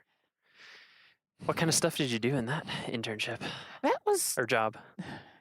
So I made some maps, and I worked on some trails. Oh, that's interesting. Got to make maps. Yeah. I like making. I know you'd like that. Yeah, I've made some maps in my time. I mean, it's interesting, I think, because that question comes up a lot, I feel like, from visitors, is like, how did you do this? Or how did you become a ranger? Or what was involved? And I feel like those types of summer jobs and internships are so My first key. internship, you will love this. I went to Southern California, and it was the Louis Rubidoux Nature Center with Riverside County Parks. I was madly in love with a California boy at the time, so I did my internship down there. And the day that I got there, maybe within 2 or 3 days, my poor boss, who ended up being a wonderful friend of mine, was in a terrible accident and handed me the keys to the center and said, "Have a nice summer." Wow. So I learned. You learned a lot. From the kitchen sink on up. Yeah. But it was the best experience ever. I learned everything. Yeah. Yeah, that sounds great. Sometimes I've had a few internships like that. Yeah, let's see. So when's the first time that you worked at Rocky Mountain National Park specifically? I came here in the year 2000. Year 2000. And what were you doing then? Oh, it's a crazy story. I was chief ranger in several parks, chief of interpretation, and I wanted to move up here. And my husband got a job, and I didn't have a job yet. So I handed in my badge and moved up here on a leap of faith. Yep. But I wanted to raise my children up here. It's the scariest thing I've ever done. Yeah. But again, it worked out. Well, yeah. It was wonderful. And I had actually a summer off, which I haven't had since I was 16. Yeah, that sounds great. And I hiked and hiked and hiked and hiked. Yeah, I mean, you already knew the park. But you got to know it so much better. Right? Yeah. I'd sit down every morning with a topo map and a cup of coffee and just go, here we go. Sounds like heaven. It was. That's a great heaven. intro. Yeah. And then I got hired on as a seasonal again. So I got to have all the fun and none of the responsibility of a supervisory position. Yeah. And then just moved on up. So yeah. I guess that's something too we should explain for listeners, because this is our first episode of the podcast. So, people are new to this stuff, is that we kind of have different groupings of types of employees. We have kind of interns that are through different programs, Student Conservation Association at some parks, or here we have our own programs. And then we have seasonal employees, which are actually official government employees, but they're just working for Up to 6 months or less. And then we have term employees, which are on kind of multi-year projects, but they're a defined limit. And then we have permanent employees, Right. which is like what you'd normally think of as a full-time employee, I guess. Right. Yeah. So you started out seasonal again when you're doing that, but you've been a chief other places. Yep. Where a did couple you of parks. Where did and you work before that? I started in Redwood National Park. Ooh, I beautiful. was going to graduate school in the Pacific Northwest. It was beautiful. When was Redwood created? Oh gosh. I'm trying to remember. 78, I Yeah. think. Yeah. Okay. Yeah. Yeah.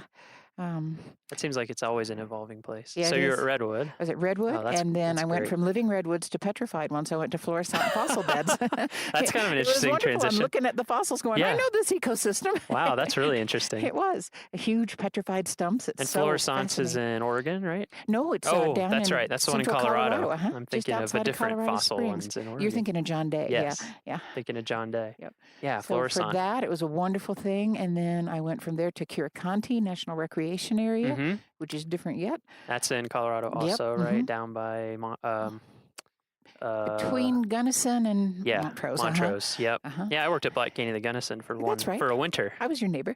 Yeah.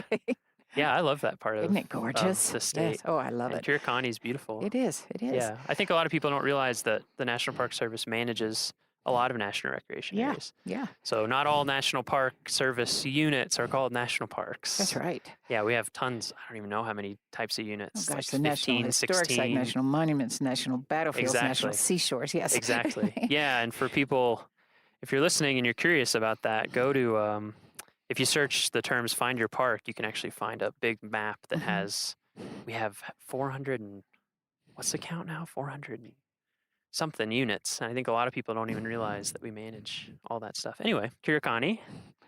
From there, I went to a little bitty place in Utah, Timpanogos Cave. Oh, I've heard of that. Gorgeous What's that little, like? Oh, it's a little jewel box of a cave. Is it a dry cave, wet cave? It's a wet cave. It's Wet still cave? alive, with doors in it to help maintain the Whoa. moisture ratio. Wow. It is way up high on a cliff, so people show up and expect it to be like Carlsbad, where they take an elevator or stairs down to the cave. Instead, they have to hike a mile and a half up. Really? Yeah. That's it's in the fascinating. limestone face What part of there. Utah is that in? Just south of Salt Lake City. Oh, okay. Yeah, in the I had no Wasatch idea. Range there. It's Yeah. beautiful. I love that part of the country. Where And after then from that? there, I went to Great Sand Dunes. Now it's National Park and Preserve. Yeah. And then up At here. that time, was it It was just a national park. National Park and then they added the preserve later? Yeah.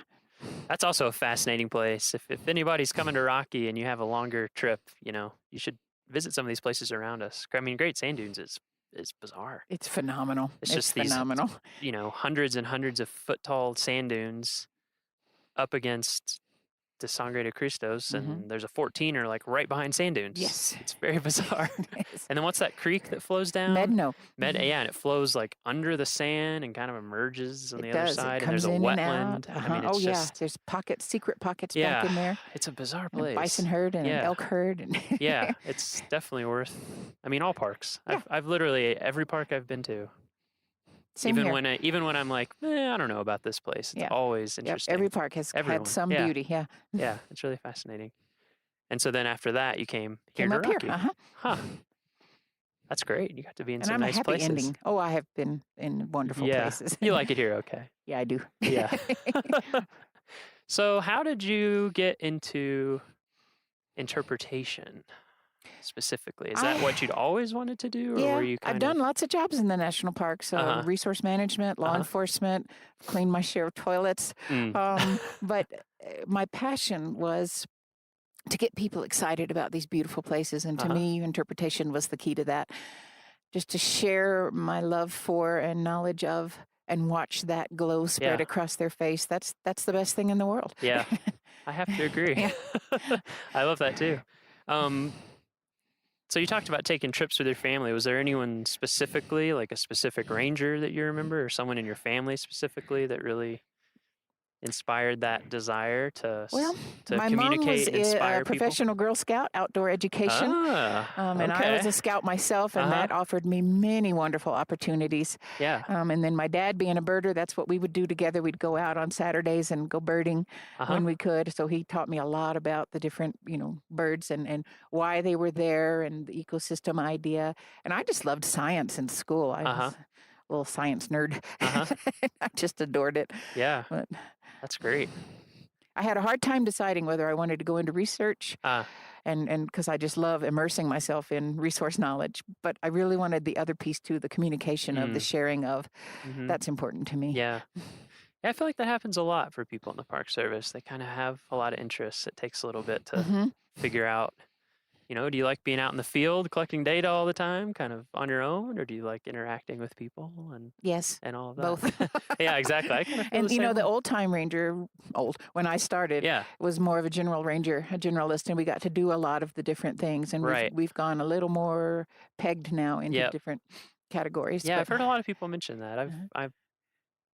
I guess I've only been doing park stuff for about 10 years, but I've heard a lot of people say, yeah, it used to be much more general, and it's just gotten more specialized over time. And it Why do you think depends. that is? Well, a lot of my first parks were smaller parks, so you wear a lot of different hats Right. because you don't have a lot of staff. Yeah, exactly. And then if you move into a bigger park, there's just more people to assume Yeah. more roles. Yeah, makes sense. Yeah. A lot more everything. I mean, at Rocky, you were just a little under 250,000 acres, right? Yeah. And a lot of visitors. Yes, we do. I bet that's changed a lot. How many? Do you know what the visitation was when you were here, like in 2000, approximately? I think it was still. Don't quote me on this, but I think we're still under 3 million at that time. Yeah. And now we're at 4.5. Yeah, last year we had and 4.5 growing. million. Yeah. So what kind of changes have you seen at Rocky since you've been here? Oh, Any kind of I think the interpretive role becomes more and more important because we are trying to help people understand where they are so that their visit can be as low impact as possible and they can see the beautiful places and enjoy it, but still in the spirit of national parks, leave it for that next generation. So even though there's a lot of visitors, most of them really want what's right for the park. And we just help them understand how their behaviors can help the park. So, again, just in case some people listening don't know all the details, what are some things that we mean by impact or like remaining low impact while we visit? Oh, it can be as simple as going to the bathroom in the correct place or That's in true. the correct manner. Yeah, that's true. There's nothing worse than thinking you're in God's own wilderness and looking down and seeing a big pile of human leavings. Yeah. Or a pop top or things like that. So, with that whole leave no trace idea is a good one. Yeah, I know that's a big one and one that we've been having to work with people on just because we do have so many visitors now. That's right.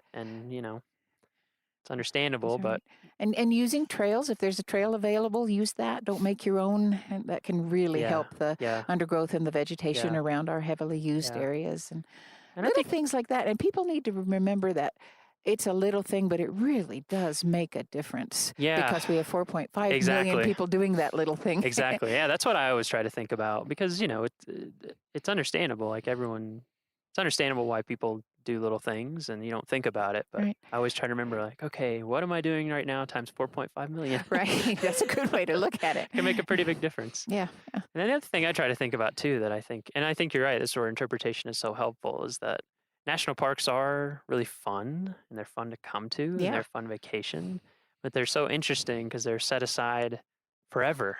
They're supposed to be here forever for everyone. Right. Every generation, grandkids, great grandkids, everybody. And so that always helps isn't me that the too. best dream ever? It is. I know. It's an amazing idea. And you get up in the morning and put on your green pants. If that's the reason we're getting up and putting on our green pants, we could have a lot worse troubles. I agree.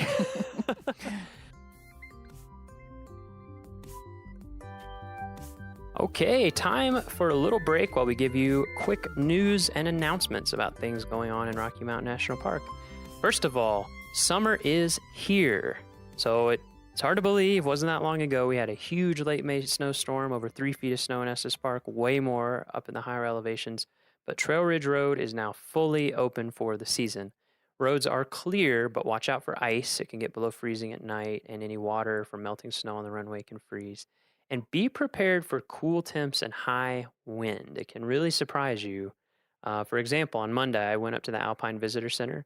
When I left Beaver Meadows Visitor Center, it was 76 degrees, light wind, sunny.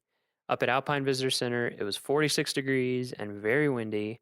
and pretty clouded over. So the weather changes really quickly and temperatures always get colder as you go up in elevation. I was really glad to have a jacket, hat, and gloves and to not be in sandals. And we recommend that any of you coming to visit bring all those items as well. Warm clothes, hat, gloves, and if you're wearing sandals, some extra shoes in case it's really cold up there. Wildflowers are starting to bloom in the lower elevations of the park, and wildlife are out and about with new elk and moose calves being spotted around the park, and lots of species of birds joining us from near and far, including the hard-to-miss ruby-throated hummingbirds. They buzz and chirp. You hear them through the air. Ranger programs. Have you ever joined a ranger-led program? They are a great way to learn about the park and have fun doing it, and they're free. So on a ranger-led program, you show up at a location, a ranger is there with you. We have walks and hikes, we have evening programs, we have more like presentation style, hands-on. We even have things especially for kids. They're absolutely great benefit, and like I said, no cost to you. We have a special program coming up on June 16th at 8:30 p.m. at the Upper Beaver Meadows Trailhead, and we call it Party with the Stars. So if you have not been to Rocky Mountain at night and seen our night skies, they are incredible. The Milky Way, all the stars, I can't even describe it to you. You have to see it yourself. So on this program, you show up 8:30 p.m., Upper Beaver Meadows Trailhead, and you watch as night descends on Rocky Mountain National Park. And then when it's dark, there's actually going to be volunteers available with big telescopes that will help you experience the magic of the night sky. They can point things out to you, or you can just look through the telescopes and get some great views. So highly recommend you check that out, June 16th, 8:30 p.m. We also have all of our summer programs beginning this Sunday, June 18th. There are way too many for me to talk about here, but you can find them online. For a full list of our ranger programs, check out our online calendar at go.nps.gov/RockyCal. That's Rocky, C-A-L. Or if you're here visiting us in the park, you'll get a park newspaper when you come through an entrance. Just turn to pages 3 through 7 in that newspaper, and you'll see our full list of programs for the summer. Finally, a few updates on our park roads. Old Fall River Road is currently closed to vehicles. It's open to bikes and walkers.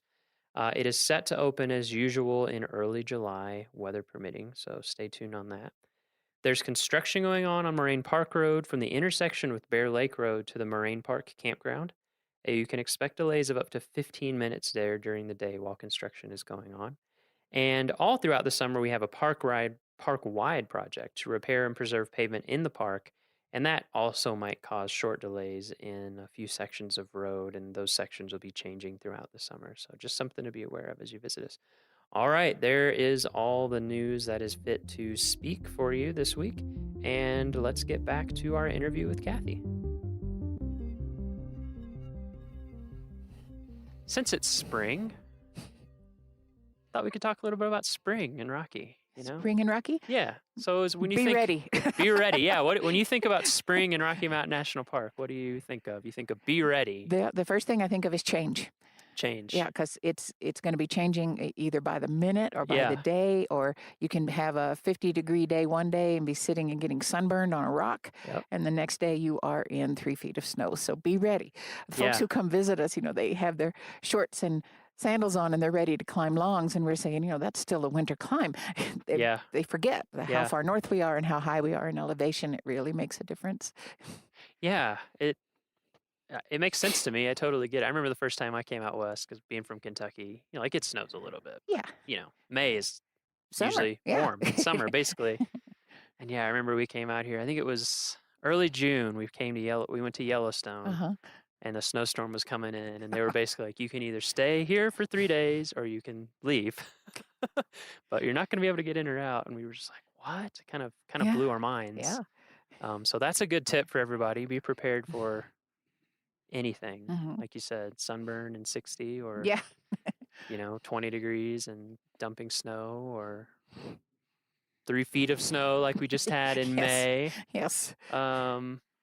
What else what other things are changing here? I think it's interesting when you live in different types of environments, there's always change happening, and we have spring, but I think a lot of people wouldn't maybe think of it as spring or recognize it as spring. It's not a long drawn out spring like other folks have. I think of I think of my senses when I think of spring. There's things you smell. You can smell the current blossoms or the current leaves. You can that's one of our shrubs. You can smell the willow catkins and that green meadow waking up smell. It's just really is strong sense in the spring. I think of sights. I think of the blue of the bluebirds coming in. They're in their breeding plumage, and they are an incredible color blue. Your eyes just can't register it. Yeah, it is shocking when you see one. You're And like, whoa, is that real? Extremely pregnant cow elk I've waiting seen a to lot of drop those their around babies. town. Yep. Yes. I think of sounds. We have the red-tailed hawk coming in to build their nest, and they do a lot of calling back and forth, the breeding pair. I think of the broad-tailed hummingbird when he swoops down, the male, the wings vibrate, and you hear that funny little noise.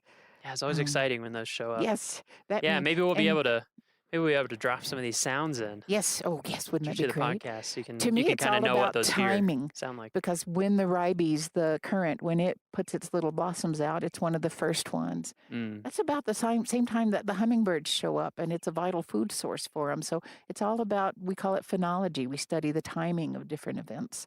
And springtime is boom, boom, boom, event after event. Yeah. Yeah, it can happen really quickly once it gets rolling. Yeah, we're feeling the sun right now. This is kind of exactly what we're talking about on a short term. Because when we first came out here, we were pretty cold and it was cloudy and everything. And now the sun's out and we're like hot almost, especially with the sun hitting it below your face. That's another tip for people when you come anytime. Sunscreen in the summer, in the winter. I think some of the worst burns I've ever had have been in the winter because it hits you from below. Yep. I like the sunburn in the nostrils. Yes. That's always a good one. I remember the first time that happened to me. I was like, what's going on? Yes, plan ahead.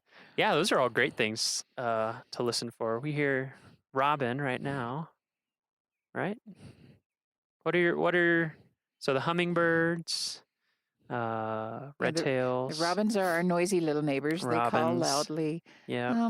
This time of year, you see a lot of juncos, finches, chickadees, white-breasted nuthatches, and the red-breasted nuthatch, speaking of sounds, who sings its beautiful little call. I always just say, okay, honey. Sounds like a trombone with a cold or something. It something. kind of does, yeah. Yeah, that's pretty good. And who else is here? Green-tailed towhees are doing their little dance. The magpies are nesting. They build that huge nest with a front and a back door. Magpies are fascinating. They are my favorite bird. They're so smart. Oh, and beautiful.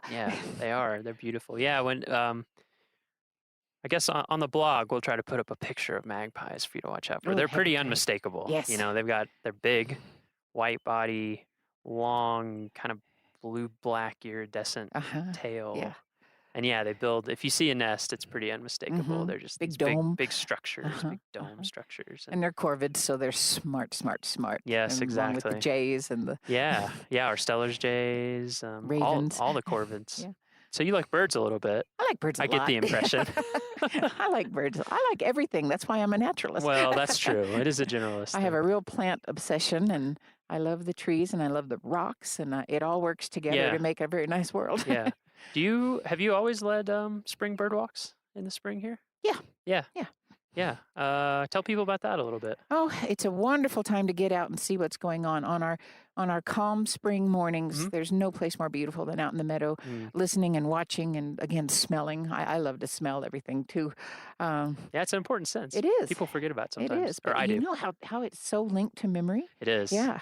So I think folks will come here and they'll smell something, and later they'll get a whiff of it and go, "Oh yeah, Rocky." So the spring bird walks are at 7. Or excuse me, they're at 8 now, and they'll be at 7 in the summertime. We have wonderful mix of rangers and volunteers, our wonderful skilled volunteers helping us lead these. And this is the time of year when the migrants, the bird folk who go thousands of miles away, come back up and come home to Rocky. So it's great to see them arriving. It's amazing. It's really amazing. Yeah, bird walks are one of many types of walks and talks. We have so much stuff going on, especially in the summer. When you arrive at the park, for listeners, you will get a newspaper when you go through the gate, and that will have all our programs. But if you want to look ahead of time or while you're visiting, if you're back in your hotel or whatever, if you go to our website, there's actually a little calendar up in the right-hand corner, and you can search for your specific dates, and it'll tell you everything going on those days. And all of our ranger programs are free. Yeah, you betcha. Right? All included in your price of entry. Exactly. And boy, I sure want to encourage you to plan ahead if you can. Yeah. Because we are getting so busy, and there's times when there's no parking, and I know how frustrating that can be. But if you plan ahead, you can be where you want to be before the crowds get here. Yeah, that is a really big thing as it gets as Rocky gets more popular. I mean, it's great that we're more popular because that's what we want. We want more people to come learn about not just this park, but this place as a representation of, the Southern Rockies, the Colorado Rockies. But yeah, planning ahead is so key.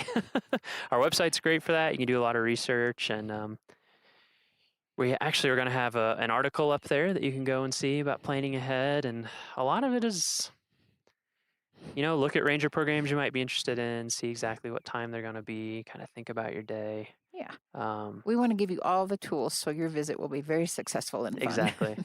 Yeah, I mean, I think that's the thing. We want everyone's visit to be great. We really do. I mean, that's what I think about all the time. Sure. Is all of you who are coming to visit us, we want you to have a beautiful visit. I see people who get grumpy with the traffic in town. Yeah. And I always just laugh because I said, that's a mom and dad and 3 little kids, just like my car. And they're all having the adventure of their lives. I'm not going to get mad at them. Exactly. Yep. You just think back to that time. Yep. What are some of your favorite visitor questions that you've ever gotten? Oh. Are there some that come up on a regular basis that are... There was one time that I gave terrible misinformation to a lady without thinking about it. She came to me at the front desk and she said, I've been here looking for elk and I can't see any of them. And it was a very warm spring day. So I said, they're up in the trees. Their coats are so hot. And she said, I didn't know they could climb trees. So I misspoke. By being up in the trees, I meant taking shelter under the forest canopy. But I said it poorly. Yeah, she was very surprised. Yeah. Yeah. It's there's so many animals and things here that a lot of people aren't familiar with. So maybe elks do climb trees. Elk. That's pretty funny. It was.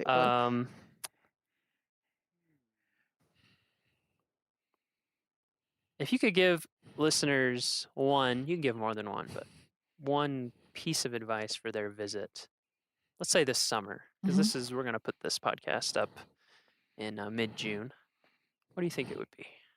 Doesn't have to be practical. It can be anything. Well, probably my biggest piece of advice is just come with an open heart and open eyes and look around and absorb this place. It's yours and it is magical.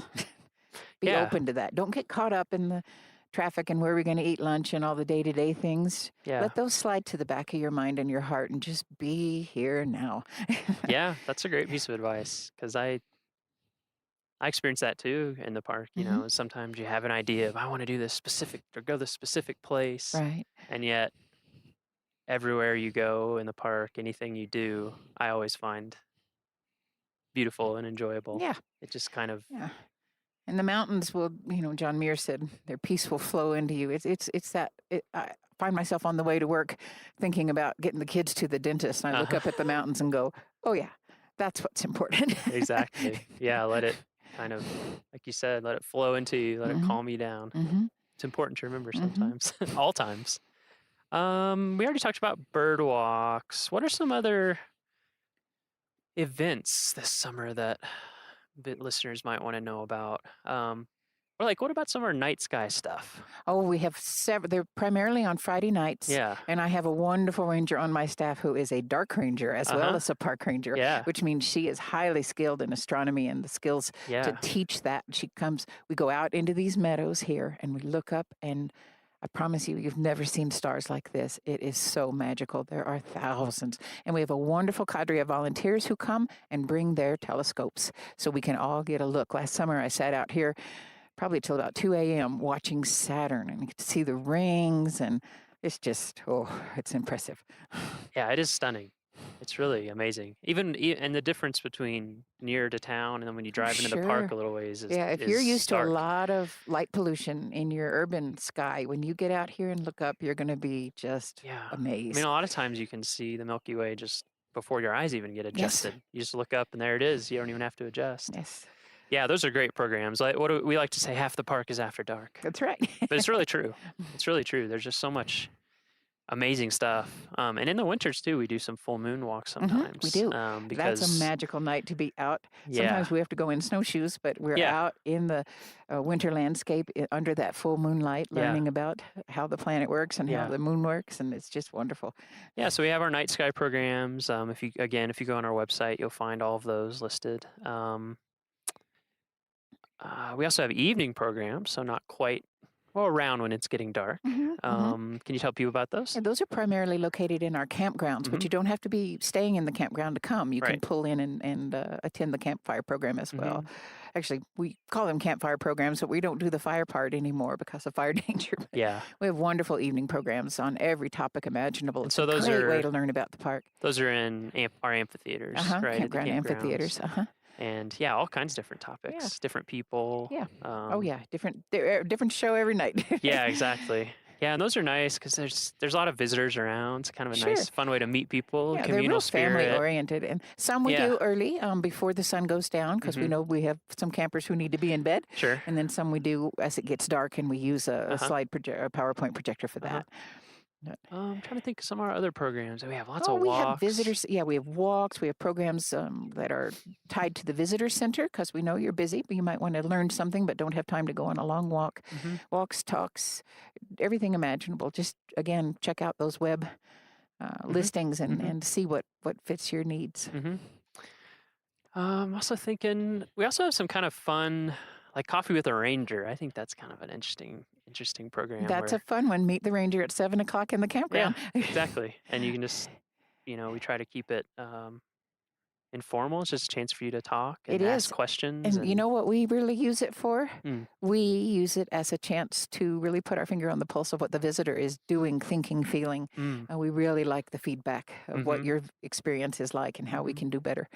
Yeah, that's true. I haven't even thought about that part of it. But that is a great opportunity to just talk and see how things are going with people. And then visitor centers, we also staff those. Oh, yeah. Swing in and you can find maps, information, trail information, anything you need. And then also the bookstores. Oh, yes. Wonderful sales items with our partner. What are some of your favorite books about Rocky? Oh, let me think. Other than anything. Yeah. Well, field guides, yes. Field guides are great. That's what makes my knee go. Anything by Enos Mills. He was he's the father of our national park, and he was the father of really the rangering profession of taking people out into the field and learning. And he writes lyrically. You will fall in love with the mountains by reading anything Enos wrote. Yeah, Enos. Maybe we talk about him for a little bit because I think that's pretty fascinating, and definitely I encourage anyone to read because it's almost it's like halfway to poetry. Yes, it is. It's kind of halfway in between prose and poetry. It is. When did he come to this area? He came when he was a kid. Yeah. He was like same. Same but different reasons. He was quite ill back in Kansas where he lived, and they had thought that maybe if he came out here and lived with his uncle in the rarefied mountain air, he would get better, and he did. He got strong and wonderful, and really set up a mountain school, a nature school on the side of Long's Peak. And I can't remember how many times he climbed Long's Peak, but it's in the 300s, 400s. Yeah. He was like the king of that area. He knew it. He was such a good naturalist, and he could tell it in such beautiful ways that everybody got excited. And then he used that skill to get the idea of the national park going and campaigned for us all across the nation. Yeah, it's amazing to me how many national parks have that sort of story. They have, a person or a small group of people that recognize the beauty of the place, and they really work hard to have it protected. I always find that really inspiring. I do too. Because it's just a few people who spearhead it, and then now we've had this park for 100 and years. Yeah. 102 years. Thanks to their efforts. Exactly. Yeah. And So never think that you cannot help or make your dream come true. You can. yeah, it really is amazing to read about all those folks. And so, Smills basically, I mean, what would you say? Did he create the idea of a naturalist as like a defined profession, or do you think he pushed it forward? Nature guiding is what he called it. And he said, don't tell them so much the what, but get them excited about the how and the why and what it means to them. So he had the answers way back then. And his nature school was just a wonderful place to come and learn, and people would go up. Yeah, I think that's an interesting thing for me that maybe surprises some people when they go on interpretive programs. And that's why I think that's part of the reason why we have our own term, interpretation, as opposed to education, because we're not just trying to bring people out and just throw facts at you all day. Could you talk a little bit about that? Oh, I think our main goal is, we know that people want to learn. Sure. We like it too. So we do that part, but we don't let it in there. We try to take it to that next step, which is something transformative, something inspirational. That's where people's hearts are touched. And our goal is to touch you in your brain with the intellectual and in your heart with the emotional. And we want you to leave this place a steward. We want you to leave this place a champion for national parks and for Rocky, and to do everything you can to help protect us. Yeah, I think, not to get too much into technical verbiage, but we're also I feel like that's a growing thing in the Park Service, these more interactive programs with rangers where, again, we're not just talking at you, but we actually want to have a conversation, not just between the ranger and the person, but between everybody that's in the group. And I've been on some of those programs, and it is amazing what comes out, Oh, we learn so much from our visitors. Yeah. We look at it as being more of a dialogue than just I'm going to stand up here and tell you everything I know now. Yeah. And through that dialogue, everybody is enriched. Everybody learns, and everybody has a chance to be heard. Yeah, I feel, on so many ranger programs, not just guiding them, but also being on them. It's amazing how you can have more energy and excitement when you're done. Yes. Than when you start. So it's very different than a class almost, because you're like, okay, I'm taking it all in. So by the end, you're like, oh, excited. Yes. I've had that experience at a lot of parks where you go on a ranger program and it opens your eyes up to things you hadn't even noticed maybe, or... And it's the same thing for the rangers. The visitors keep our pilot lights lit. They keep us excited and enthused and in love with this place. Seeing it through their eyes is just wonderful. And I love kids too. Oh, yeah. All of our programs are all ages. Is that correct? Sure. Yeah. Sure. Yeah. So any kids are welcome. And I think a lot of times they have some of the most insightful comments and questions. They do. I'll never forget they'll the ask time a question. Yeah, I had an environmental education contact with a kid, and we were doing these great programs, and he goes, "That was great." Then he looked at me, he goes, "Hey, you were teaching us stuff." He saw you, huh? And I thought, okay, my job here is done. He had a good time, but he learned, yes. Yeah. Yes. And our Junior Ranger program is one of our most popular programs in the park. We have wonderful glad you brought books. that up. And then we have programs up at our Hidden Valley area where we have Junior Ranger headquarters. And kids, that's just for you. Yeah, so Junior Ranger, can you explain it a little bit, like the details of it? We do 4 programs a day, and it's just a way to kid-level learning, the fun stuff, a way to learn about the national park and what's here. And then the kids can fill out their books. There's all sorts of fun activities and things to color and match and draw lines to, and then they get their badge. And kids, your badge is bigger than my badge, so it's pretty cool. They are cool. Yeah. Yeah, you go to a visitor center or to a Junior Ranger headquarters. Or Junior Ranger program, Yep, and it's great. I mean, the books are I love the books here. Oh, they're at beautiful. Rocky. Yeah, our partner helped design those. They're all Rocky Mountain Conservancy. hand illustrated. They're gorgeous. Yes. Yeah, they really are. And kids are really excited when they open it. It's not, it's summer oftentimes when the kids are here and they don't want to do homework, but it doesn't look like homework. It looks like fun. It's There's games, searches and puzzles, beautiful colors, and it's just a great way. I mean, the kids learn about it, but the parents learn about it too because they're helping the kids, and then you get a badge, and it's just a great program, and it's free. Yeah. So and we have some kids who hit our desk. They are showing up with little vests on with over 100 Junior Ranger badges, and they just inspire me. They give me hope for the future. Yeah, it's incredible. So we have junior ranger books for different age groups. So, Split up. whatever the age of your child or yourself, we have I was going to something. say, literally, whatever the age, I awarded a junior ranger badge to a 91-year-old gentleman once, and it was just a high point of my life. Yeah, that's amazing. Wow, what a good story. 91 years old. He was grinning from ear to ear. Yeah, it's a great program. I feel like I'm 32. I have tons of friends in their 20s, and who go and they collect them just like an 8-year-old. Like, it's just as fun. It's just as fun.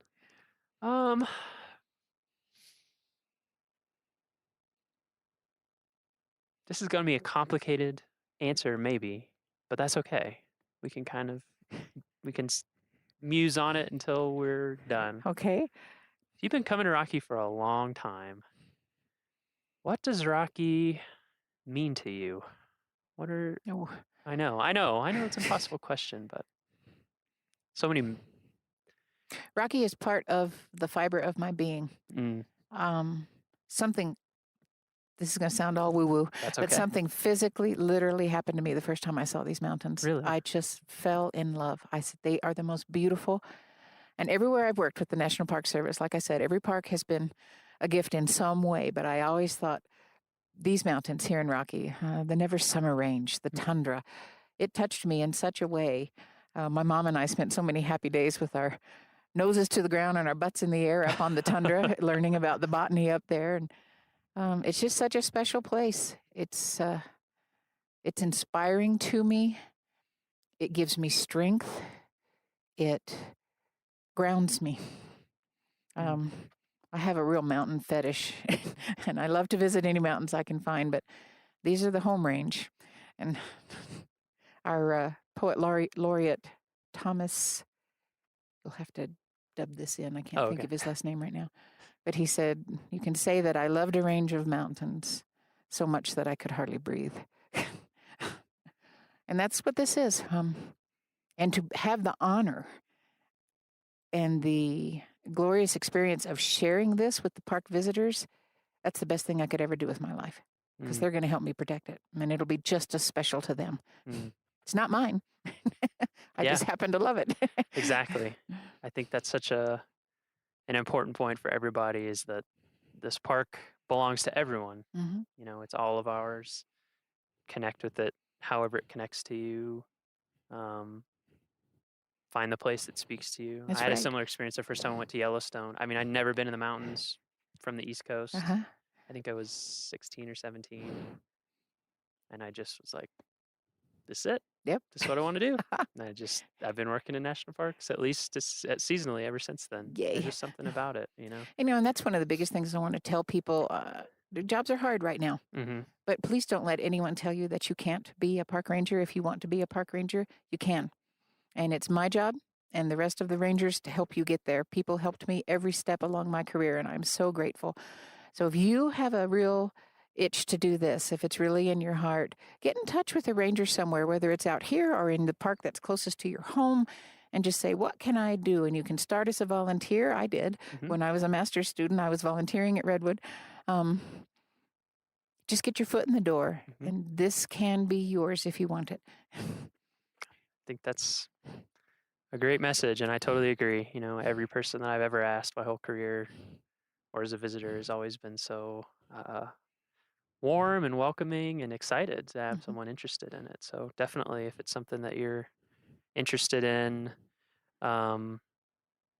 for some people it ends up being a career. For some people it ends up being a few summers that they never forget, or winters if you work in southern parks, or Everglades, and or something. Just because you come out here doesn't mean you have to grow up to be a ranger. You can grow up to be a dentist, but you're going to be a dentist who loves national parks and will help protect them. Yeah, that's great.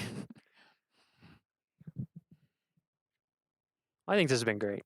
Thank you, Kathy, so much for coming out and talking to us. It's super fun. Who knows? Maybe we'll get together another time. Sure. It'd be fun to go up and bring coffee next time. Okay. Good note. Good note. We'll bring coffee next time. Well, thank you so much for coming on the podcast.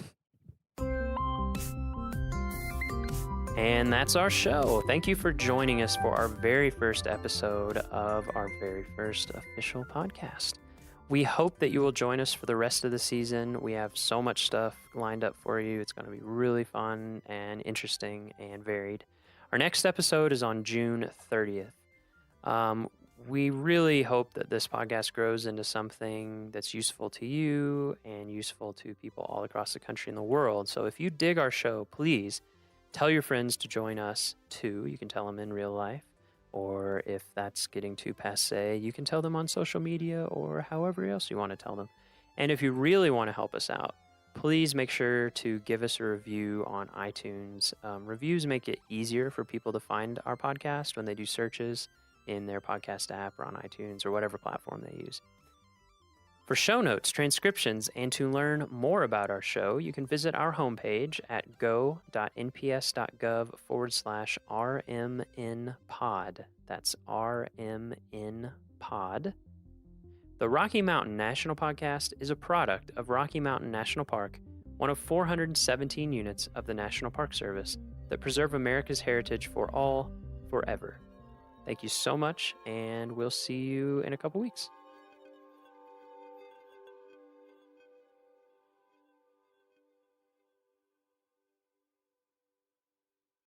Classic radio from MBN.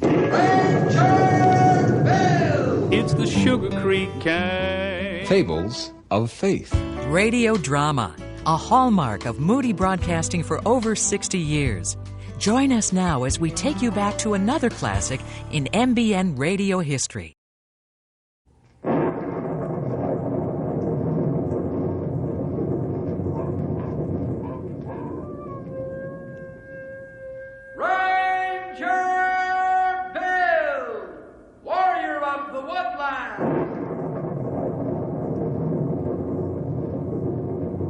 Ranger Bill, warrior of the woodland, struggling against extreme odds, traveling dangerous trails, fighting the many enemies of nature.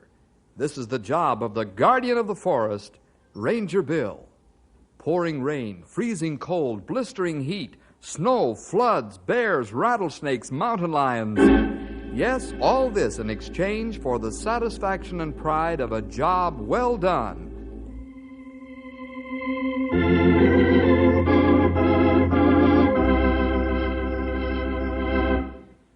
Every year at this time, Bill goes to the State University to lecture. Bill's lecture is given to the student body as a whole, but it's directed toward those studying geology and anthropology. The lecture is on the science of staying alive in the mountains and forests. You see, many of the students go into the mountains and forests to gather material firsthand under the leadership of competent guides and with the rangers constantly checking on their well-being. What Bill is trying to do is prevent the isolated adventurers from going out into the wild country and becoming casualties because they haven't the knowledge of survival. Say, we'd better perhaps get into our story. This one is called Fossil Canyon.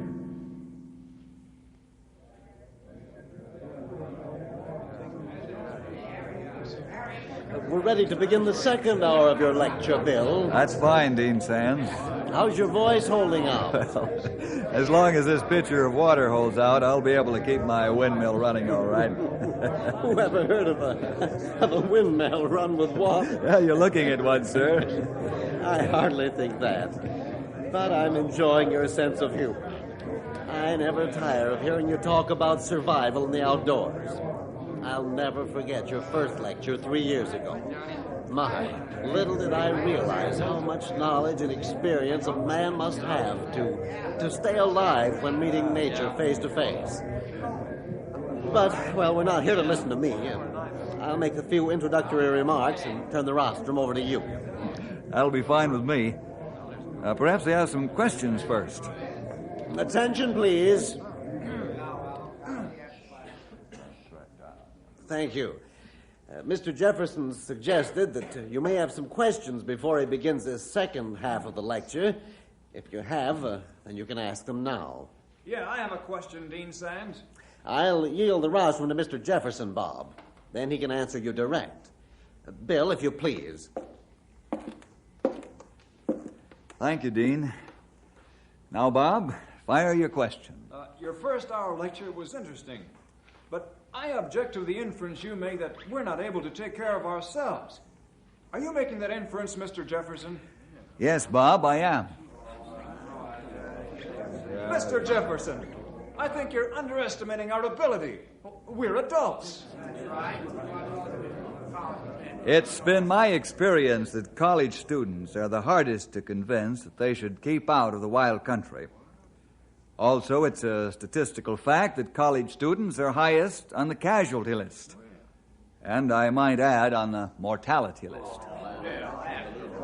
I can't swallow that, Mr. Jefferson. Why should we be the highest on the casualty list? Because you let your zest for scientific data run away with your common sense. You wander into places that even experienced guides and rangers avoid, if at all possible.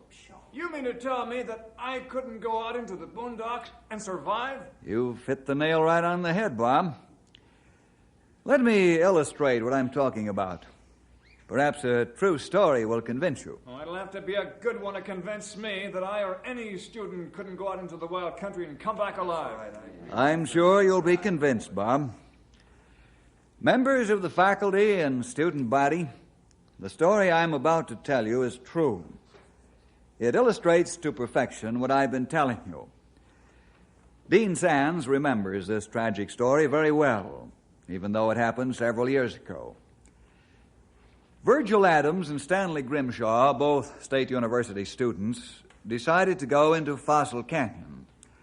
Virgil and Stanley didn't know that it's 115 degrees at the bottom of Fossil Canyon, and there were a lot of other things they didn't know about that death trap. I'd sure like to find a good fossil down here, Stan. So would I. They've been found here before, only last year, as a matter of fact. Yeah? Well, Professor Glomkin would give us a good boost toward our degree if we made a real find. I'll say you would, Verge. Yeah. I'm going to make as good a collection of all the fossils I can find, even if we don't stumble onto the big one. So am I. I'd rather find a good specimen prehistoric age. Hey, we're only halfway down to the bottom of the canyon. Let's step it up and get down there before it begins to get dark. Then we can do some work. Yeah, that's what I was thinking. Let's go.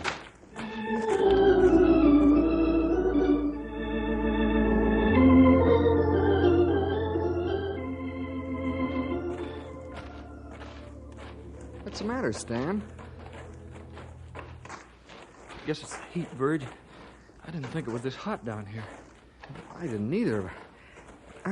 I'm beginning to feel the heat myself. Look at my shirt. It's wringing wet. Let's stop and rest a while. Yeah, sure. I could use a rest, too. Boy, there isn't a breath of air moving down here at all. You said it.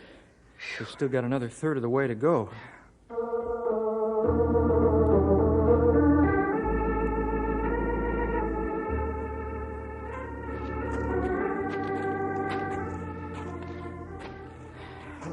Let's stop.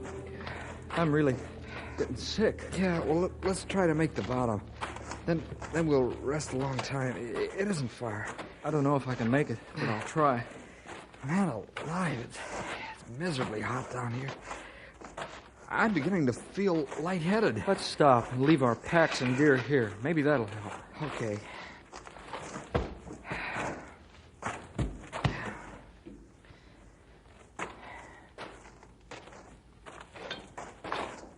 Feel any better, Stan? No. You? No. Hey, Stan, let's try to cross the canyon and get in the shade. This sun is terrific. Go ahead. I'll follow you if I can.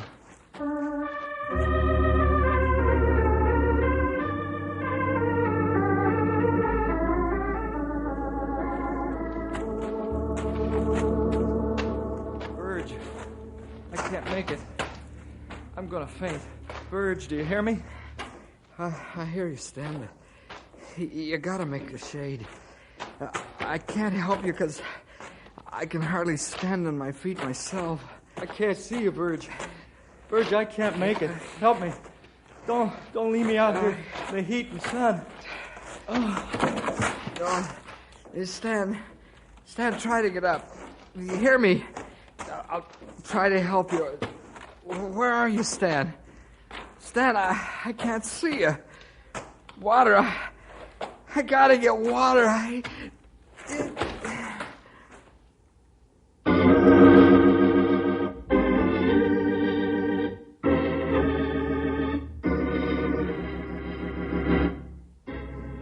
Virgil and Stanley made many mistakes on their trip to Fossil Canyon. The reason Virgil couldn't see Stanley was that Stanley had fallen behind a large rock. It had also fallen into quicksand. Real quicksand. He was never seen again.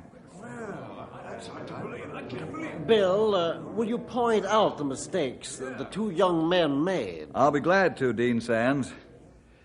First of all, Virgil and Stanley never should have entered the canyon in the heat of the day. They should have waited until sunset, or early in the morning is even a better time. Dean, I think continuing the story will drive home the mistakes more strongly than if I were to talk on them now. Perhaps you're right, Bill. Do as you wish. Thank you. My rangers and I were at our headquarters when we found out about this whole thing. You want me to get the phone, Bill? Thanks, pal, but I'll take it. Okay, it's probably for you anyhow. Hello, Ranger Headquarters. Bill Jefferson speaking. Mr. Jefferson, this is Dean Sands over at State University. Oh, yes, Dean. How are you? Physically, I'm fine, Mr. Jefferson. Mentally, I'm worried. Oh, is that right? What's on your mind? One of our students, Virgil Adams, is missing. He hasn't returned as scheduled. When was he supposed to be back, Dean? Yesterday morning. Well, perhaps he'd been delayed somewhere and couldn't get word to you. You've spoken more truth than fiction, my friend. What do you mean? Well, his classmates say that he told them he was going to Fossil Canyon. Fossil Canyon? What's the matter, Mr. Jefferson? Why, we just brought out the remains of a human being from Fossil Canyon 3 days ago. The week before that, we lugged out another. This could be tragic. I'm glad I called you. Will you please check the canyon for Virgil Adams? We most certainly will. I'll call you as soon as we know something definite.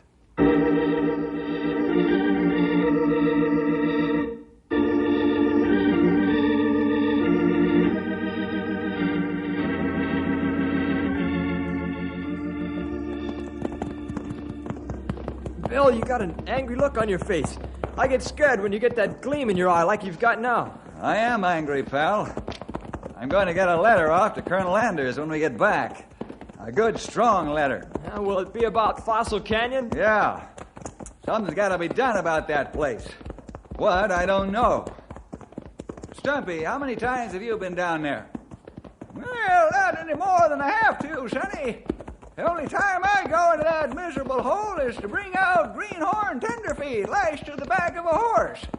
No man in his right mind would go in there.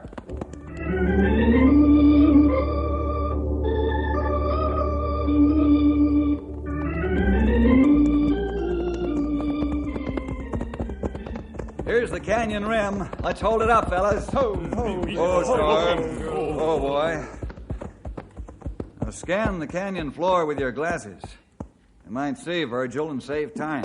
That's plenty a good idea. Yeah, there's lots of rocks and boulders down there that could hide him. You said a mouthful there, Sonny.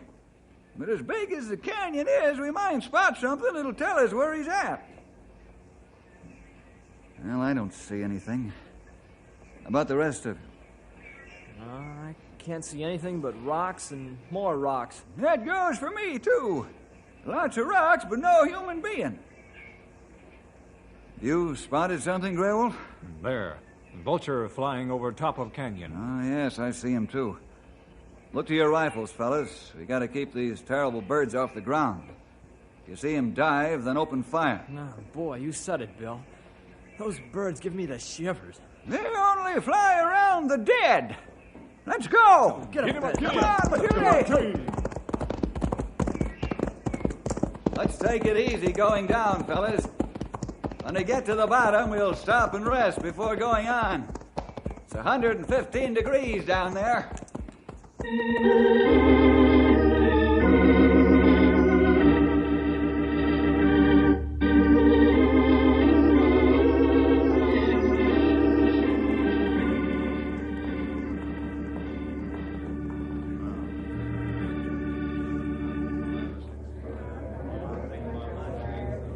Bill, will you tell the student body what preparations you made before going down into that natural oven? Gladly, Dean Sands. First of all, each man had 4 canteens of water, 2 for himself and 2 for his horse. If needed, a third one could also be used for his horse. The horse is doing all the work and needs the water. If the horse collapses, the man's in a bad way. We keep a close watch on the animals to be sure they perspire freely. That's a healthy condition and means that their bodies are cooling. On the trip into the canyon, we stopped frequently and rested the horses. Also, each man swabbed his animal's mouth to keep it moist. We kept our sun helmets pulled down, our sunglasses on, and our shirts buttoned up to the neck to keep the sun's rays off our bodies, especially the backs of our necks. After about 2 hours, we reached the bottom of the canyon.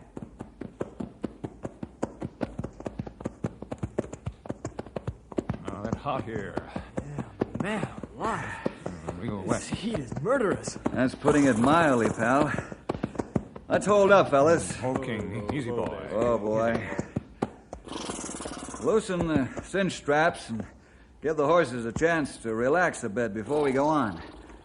You better give them a small amount of water, too. Okay, We do, Bill. Bill. You pour the water, Henry, and I'll hold this here bucket. All right, Stumpy. Yeah, just a little bit now, Henry. You only need enough to wet their mouths and throats. We'll give them a good drink after dark. How's that? Yeah, just dandy. I'll give them each a mouthful, then we can go on. Bill, I not see any signs of man here yet. I know. I've been looking around, too. Actually, we're not sure Virgil's down here. The dean said it's only supposition. But we'll have to look thoroughly anyhow. Not right. All right, let's get ready to ride, fellas. Henry and I'll take the west end of the canyon, and you two take the east end. Give a yodel if you find anything. We do. All right, We'll Sonny. get right at it.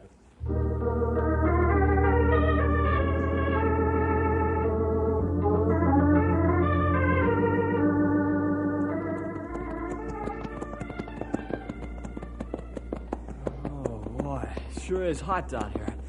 I'm really beginning to feel it. Take a drink of water, pal. Not too much. You'll get a waterlogged feeling, which isn't good. Just enough to keep your body from dehydrating. Oh, okay, Bill. Let's ride a long way to the west end. There's another trail leading into here. Virgil may have come down it. Okay. How do you feel now? Oh, much better. That's fine. Keep a sharp eye out for anything that belongs to a man.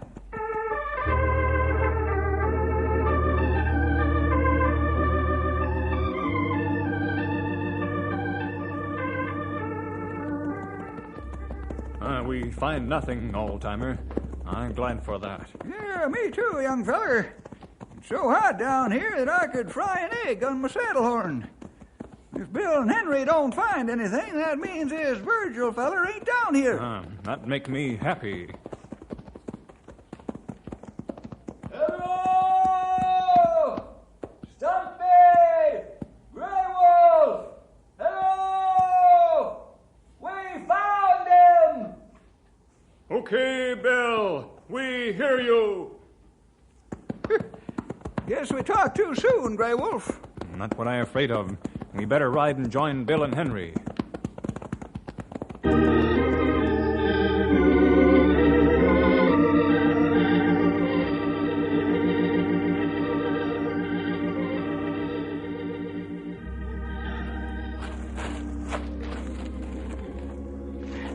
He in plenty bad shape.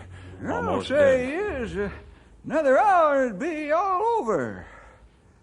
Let's get him into the shade and give him first aid, fellas.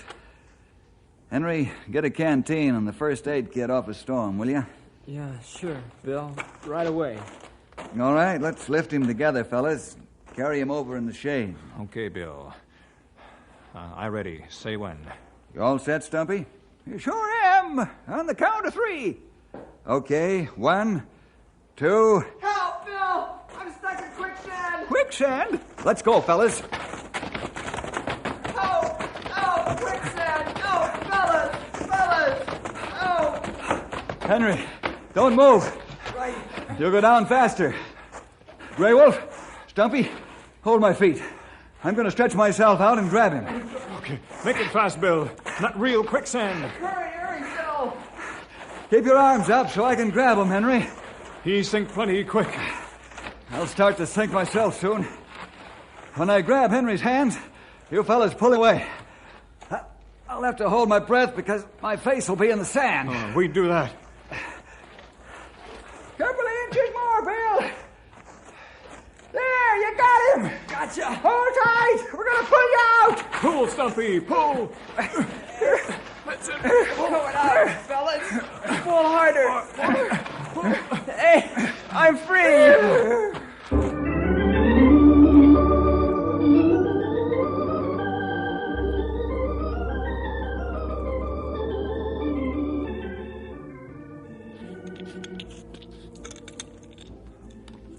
How your face feel now, Bill?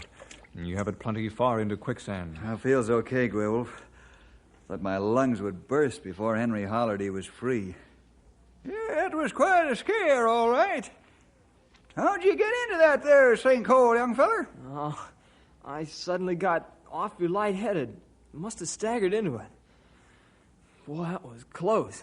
That's real quicksand. Well, thank the Lord that you're safe.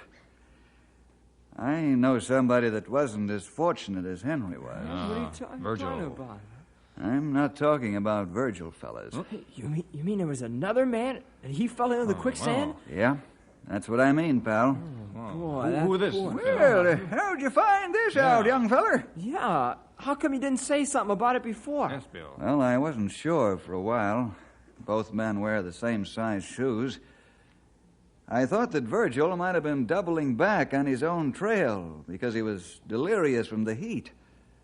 Then I found definite trail signs that there were two men. Not very tragic. One of them died in quicksand. Yes, it is tragic, Grey Wolf. He must have wandered into the death pit. But we can't worry about him right now. We've got to get Virgil out of here and get him to Knotty Pine Hospital.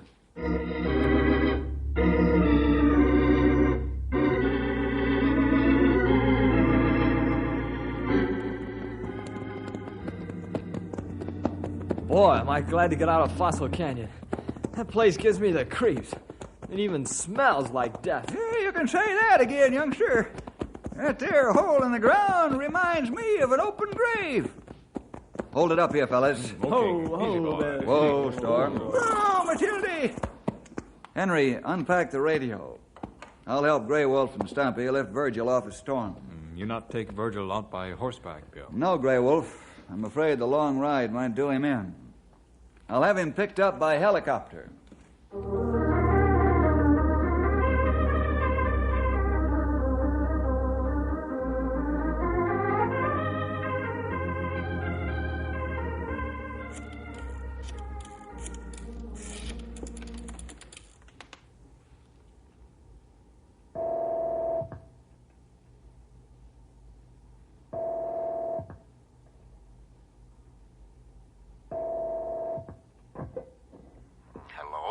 Sam speaking.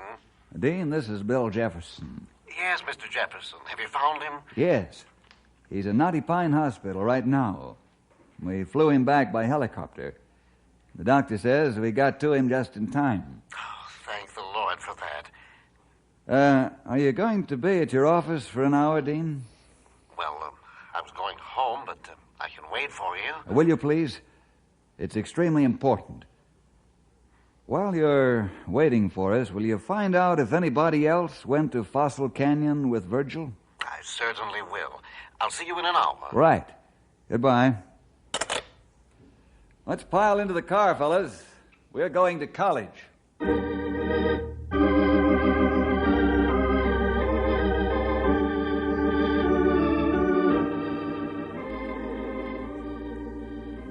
That's the story up to date, Dean Sands. Gruesome as it is. Oh, it's terrible. Why can't these young men learn by other people's experiences? We didn't take time to check for more evidence as to the identity of the other man because I was primarily concerned with saving Virgil's life. Yes, I understand, Bill. I began checking carefully after you called, and I find that Stanley Grimshaw is missing. Oh? Whether or not he went with Virgil can't be determined. Thanks, Dean. We'll check with the hospital and let you know what we find. Perhaps we can talk with Virgil.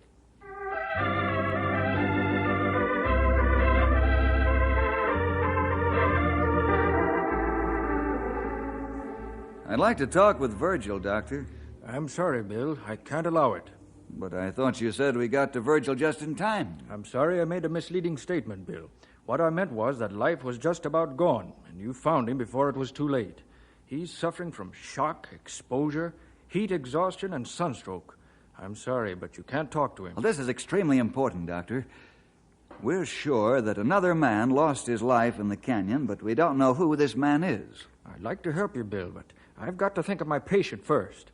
Perhaps in a day or so you can question him. Okay, Doc. I know you would if you thought it was all right. Let's go out and talk to the students, fellas.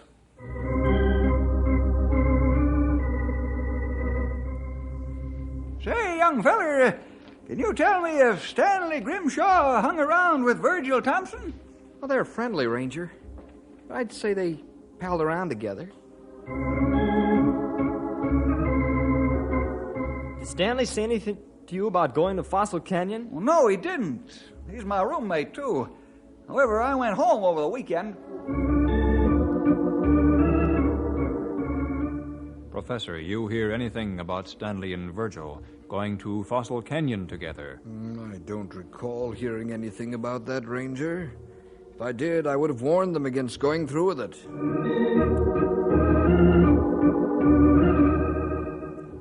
We're up a tree, Bill.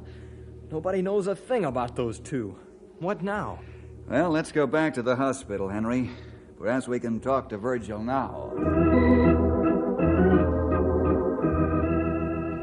I'm sorry, Bill. Virgil's not responding the way he should. I'm afraid it'll be 3 days before he's out of the woods. Okay, Doc. But we can't wait 3 days. Fellas, let's saddle up and go out to the canyon and do our own sleuthing.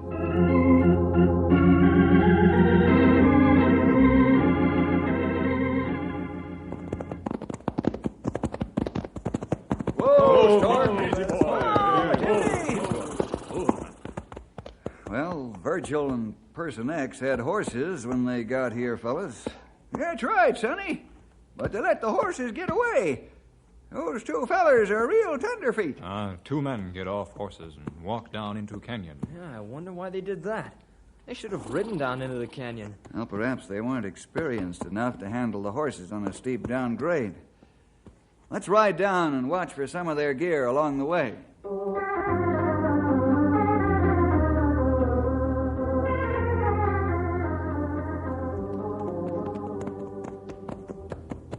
There's plenty of trail sign along here. Shouldn't be hard to find some of the gear. You plenty right, Stumpy. Hey, look up ahead there. There's some gear alongside the trail. Come on, Get him, Come on, Tilly. Come on, boy. Whoa, Tilly. Whoa, boy. I'll take this pack. Stumpy, you take the other. Henry, Grey Wolf, look through the other gear. Okay, we'll look through the... Hey, hold it. I found something, I think. Yeah, what is it, Bill? Here's a notebook with a name in it. Stanley Grimshaw.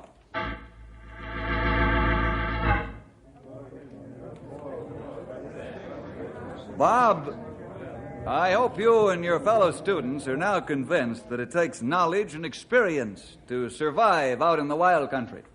You're right, Mr. Jefferson. I'm thoroughly convinced. Well, I'm glad to hear that I've driven my point home. That's the sole purpose of this lecture. If I can save your lives by talking to you, then my time is well spent. One more question, please. Go right ahead, Bob. How'd you close off the canyon? Well, we've put up a fence and a gate around both entrances to the canyon. On each gate is a sign. It reads, "Keep out of Fossil Canyon, unless you want to become a fossil yourself."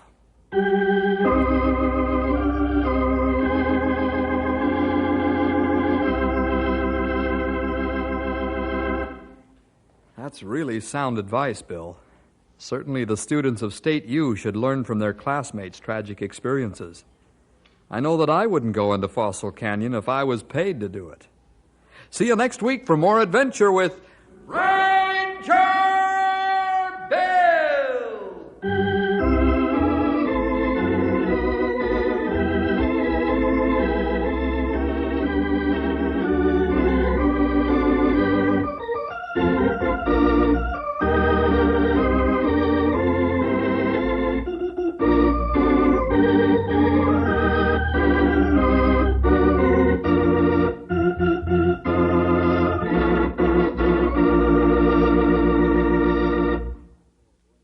Hi there, boys and girls. This is Ranger Bill back again for just a third of a minute with an extra word of thanks to you for joining us today. Hope you'll team up with the Rangers every week at this time when your local station gives us this chance to get together. See you then. In 1872, the United States, a country that had not yet seen its first centennial, established Yellowstone as the first national park in the world. President Ulysses S. Grant signed Yellowstone into existence, and a new concept was born. And with it, a new way for people to preserve and protect the best of what they had for the benefit and enjoyment of future generations. Yellowstone Lake is one of the largest high-altitude lakes in North America and is centered over the Yellowstone caldera, the largest supervolcano on the continent. In the southwest area of the lake, the West Thumb geothermal area is easily accessible to visitors. Geysers, fumaroles, and hot springs are found alongside and even in the lake. The federally funded Hayden Geological Survey of 1871 provided the most detailed and scientific descriptions of Lake Yellowstone in the pre-park era. The Hayden Party, 34 men in all, launched Annie, the first boat to sail on Yellowstone Lake, and began exploring the islands and shoreline.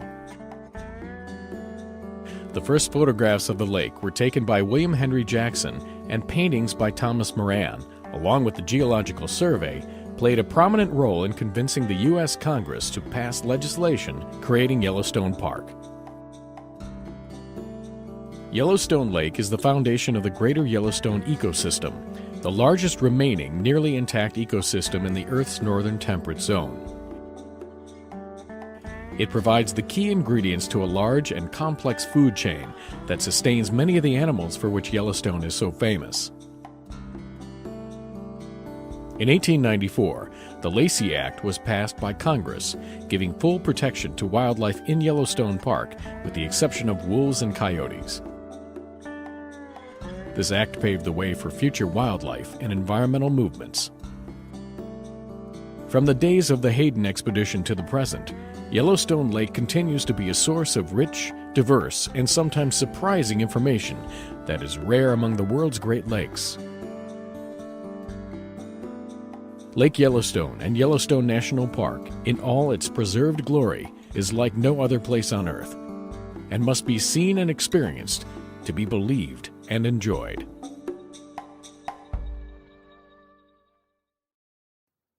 What's up, Rocky Podcast listeners? This is the Rocky Mountain National Podcast. It is Friday, June 30th, the last day of June, so happy early July to everybody.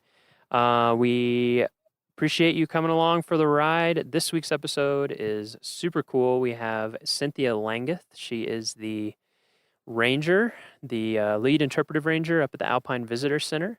So we're going to learn all about things alpine, from the flowers to the animals to the weather and things to watch out for, all sorts of stuff like that. So definitely stay tuned. Before we get started, we wanted to give you a couple of pieces of news. First of all, Old Fall River Road is open.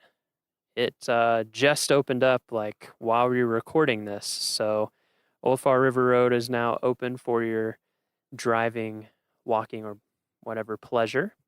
It is one way up only. If you don't know that, it's one way from the bottom to the top. And we have had some times where it's been super busy last year, and we've had to shut down traffic in the middle of the day. So if you're planning on coming, as with everything arrive early or come later in the evening. It's a beautiful road, so if you've never done that before, check it out. And it leads up to the Alpine Visitor Center, where Cynthia and all of our Alpine Rangers are that we're going to talk about today on the podcast. Another thing with roads, we do have road construction going on if you're coming to the park. So Moraine Park Campground Road, there's some construction there. It can be like 5 to 15 minute delays pretty soon after you turn off Bear Lake Road. And then we also have some pavement preservation stuff, keeping our pavement in good shape throughout the park. And that's just in various areas. So if you come to an area where cars are stopped for a little bit, that's probably what it is, unless everybody is stopping in the middle of the road and looking at elk, which you should not do. So hopefully that gets moved on. But otherwise, it's probably pavement preservation. We've got a program coming up that we want to tell you about. It is Climbing Long's Peak. So this is going to be some of our climbing rangers that live and breathe Long's Peak every day as their job, talking about climbing Colorado's favorite 14er, Long's Peak. They're going to talk about climbing and hiking routes, lessons learned, how to prepare and manage for risks, and all the things that are involved if you're thinking about a climb. This program is free and open to anybody, and it is going to be at 7:30 p.m. on the evenings of July 5th and July 21st at the Beaver Meadows Visitor Center. So again, 7:30 p.m., July 5th and July 21st at the Beaver Meadows Visitor Center Amphitheater. So come and check that out. And one last shout out before we head into the podcast, the Rocky Pledge. So we've been putting this on our social media, and we also have it on our website. We have come up with something this summer called the Rocky Pledge. It is a pledge that you can take by yourself, with a group, out loud, in your head, whatever, however you want to do it. We just ask that it be meaningful to you. So if you go to go.nps.gov/Rocky Pledge, you'll see our Rocky Pledge logo, you'll see the pledge itself, and you'll see ways that you can join in. We just have so many people coming up to the park now. And actually, in a future episode, you're going to hear about that very soon. We're going to have Kyle Patterson, the public information officer for the park, here, and we're going to talk about the pledge and what you can do to help keep Rocky beautiful and protected. So go there to learn more about that. We're also encouraging people to take shots on social media. You'll see our logo is like two hands lovingly encircling a bighorn sheep. So if you want to go out in the park and take pictures with your hands encircling stuff or any creative ideas, anything like that, just tag them with a hashtag Rocky Pledge. And we go through and look at that hashtag and we repost shots. And we have a bunch of followers. So, win-win for everybody. All right, we are going to head into the podcast. Again, this is Cynthia Langeth, the Alpine Visitor Center main interpretive ranger, and you're going to learn all sorts of stuff about her and the Alpine.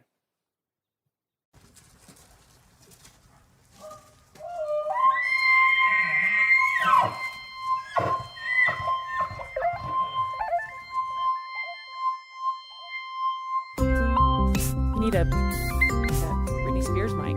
Yeah. That'd be awesome. Here, everyone put on these Britney Spears mics.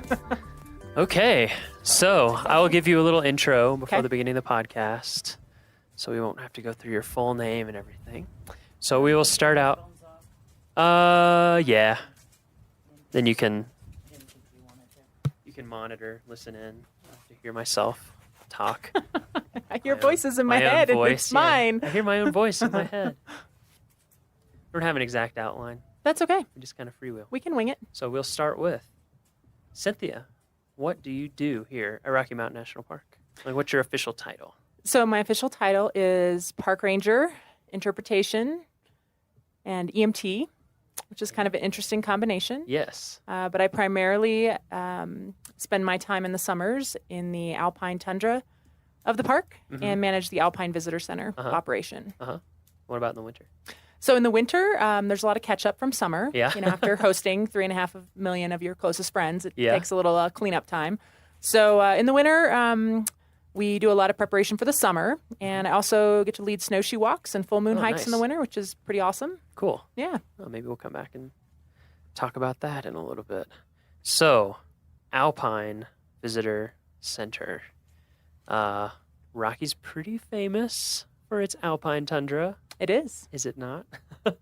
On the way driving up here, we saw lots and lots of people eager to see it.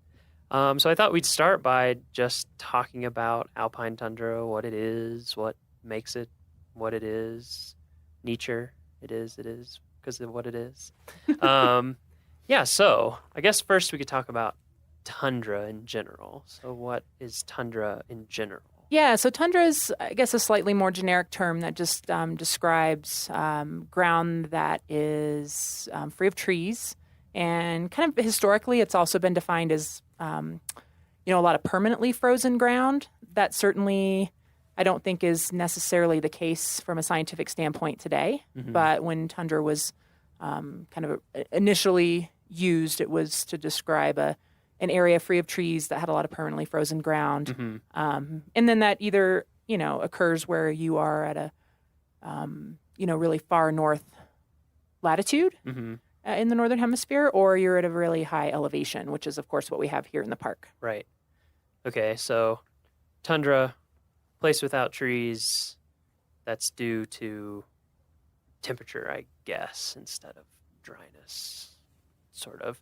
Alpine tundra is because of alpine being high elevation, right? So it's due to versus the elevation. Arctic tundra, which would be latitude-based. Yeah. Yeah, so if you want to find tundra due to latitude, you have to go very far north. If you want to find tundra somewhere like Colorado, you just have to go up to, in Rocky, where does tundra begin, generally speaking? What's the range? So generally speaking, it occurs around 11,400 feet in elevation in Rocky and kind of in the this region of the southern Rocky Mountains.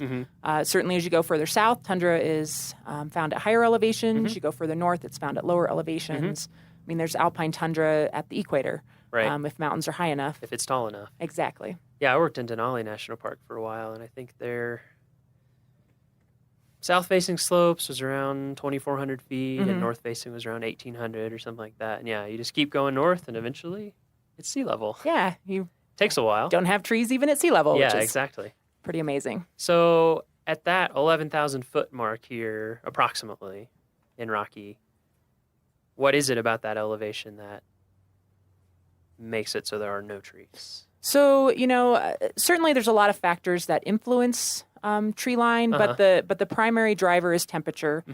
Trees need a long enough period during the summer to basically grow into trees. They need to have enough time to put on new growth and grow upwards. And if the average warmest temperature during the summer months is below 50 degrees, then you pretty much don't have trees anymore.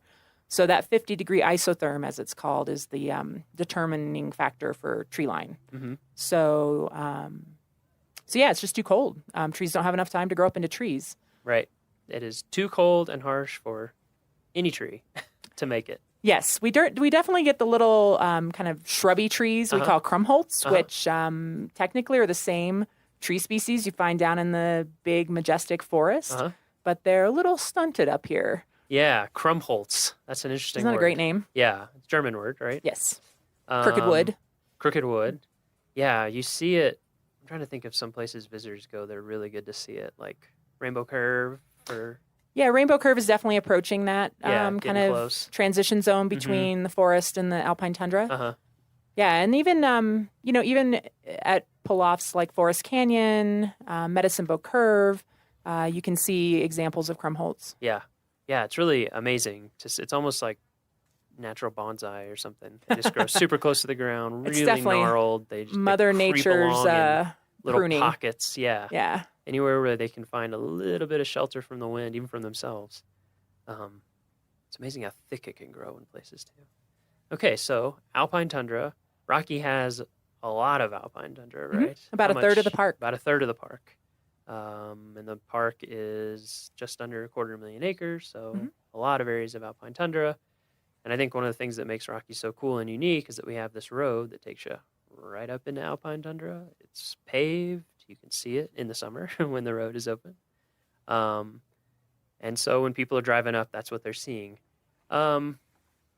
One thing that I want to make sure we talk about, so we'll talk about it now with the alpine tundra.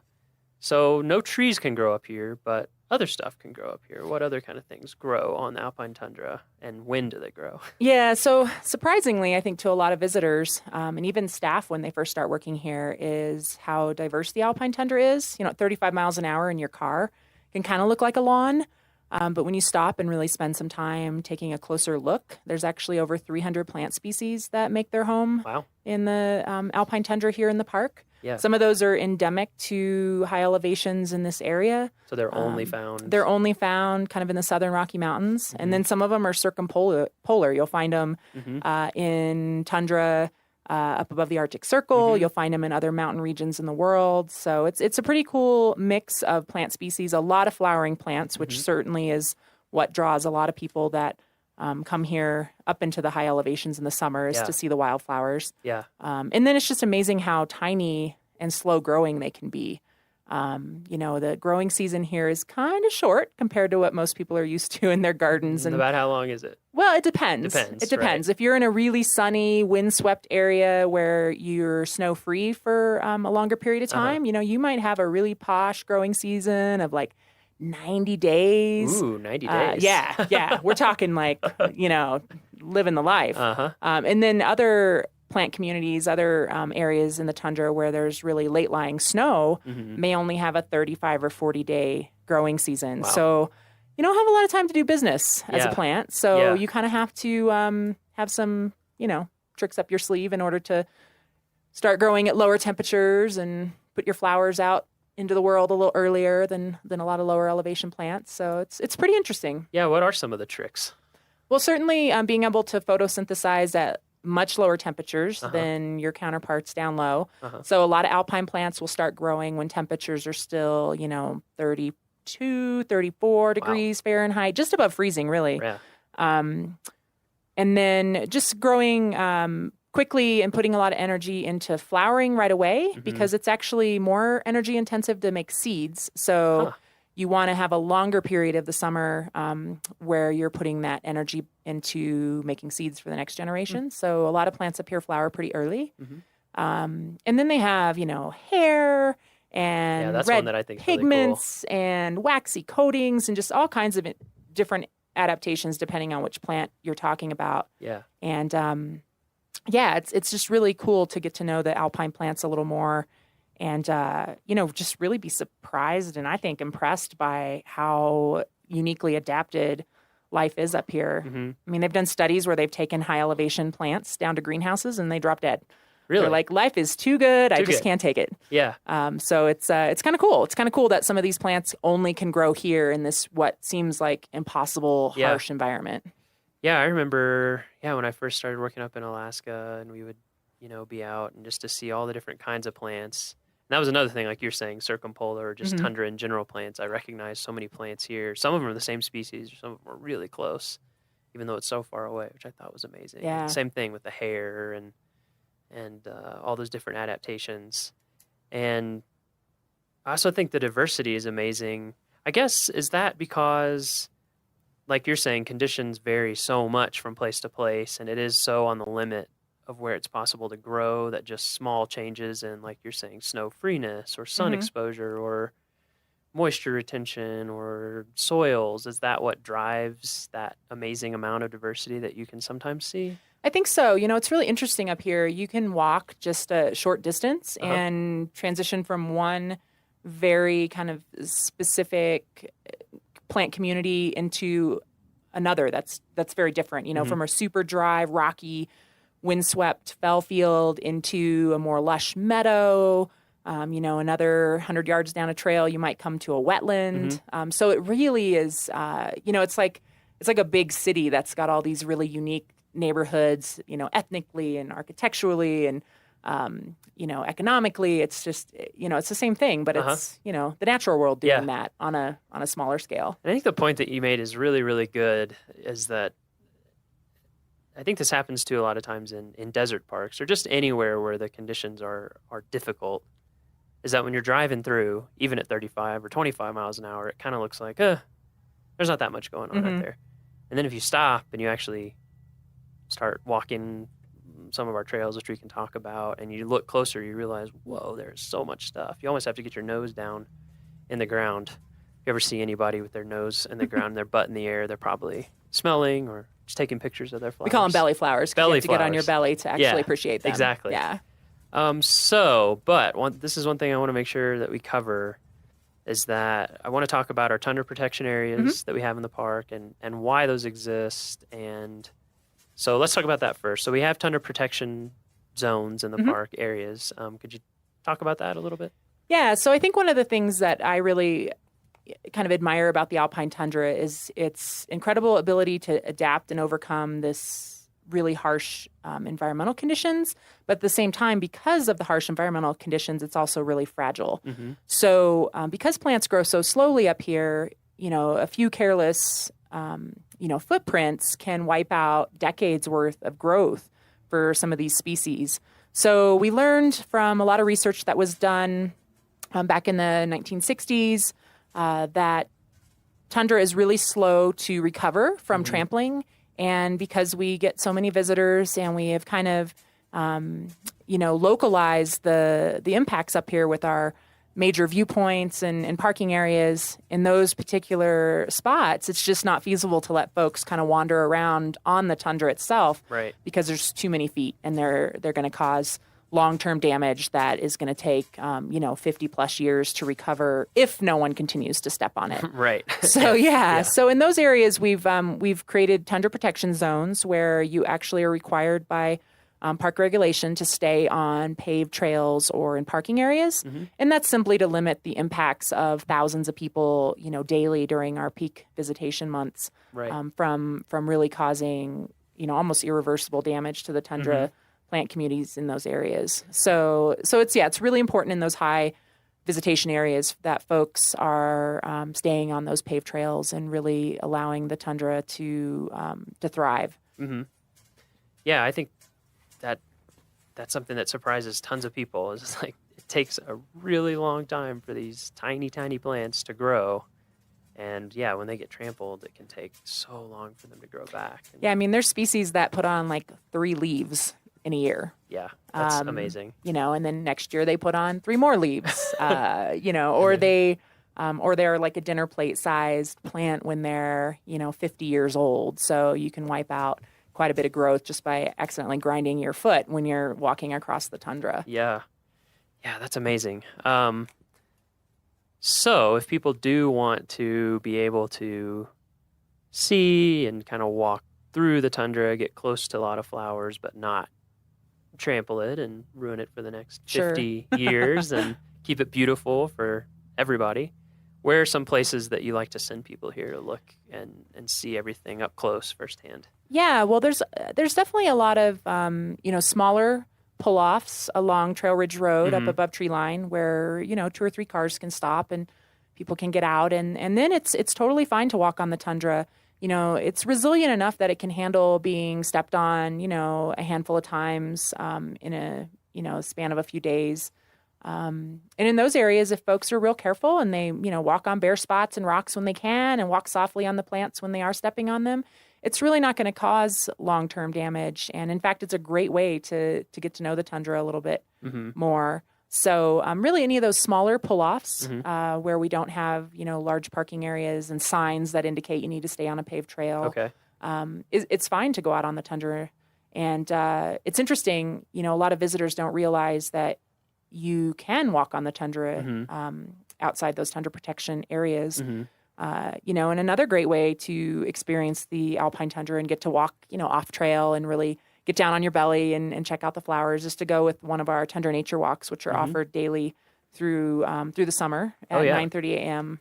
And we definitely take folks off trail on those hikes. And so it's 9:30 a.m. every morning at the Alpine Visitor Center. Go out with a ranger. Through early August. Oh, that's awesome. Our last podcast, if anyone missed it, you can tune in. We talked with Kathy Brazelton a lot about ranger programs in general and all the stuff that's going on. So that's a really good one.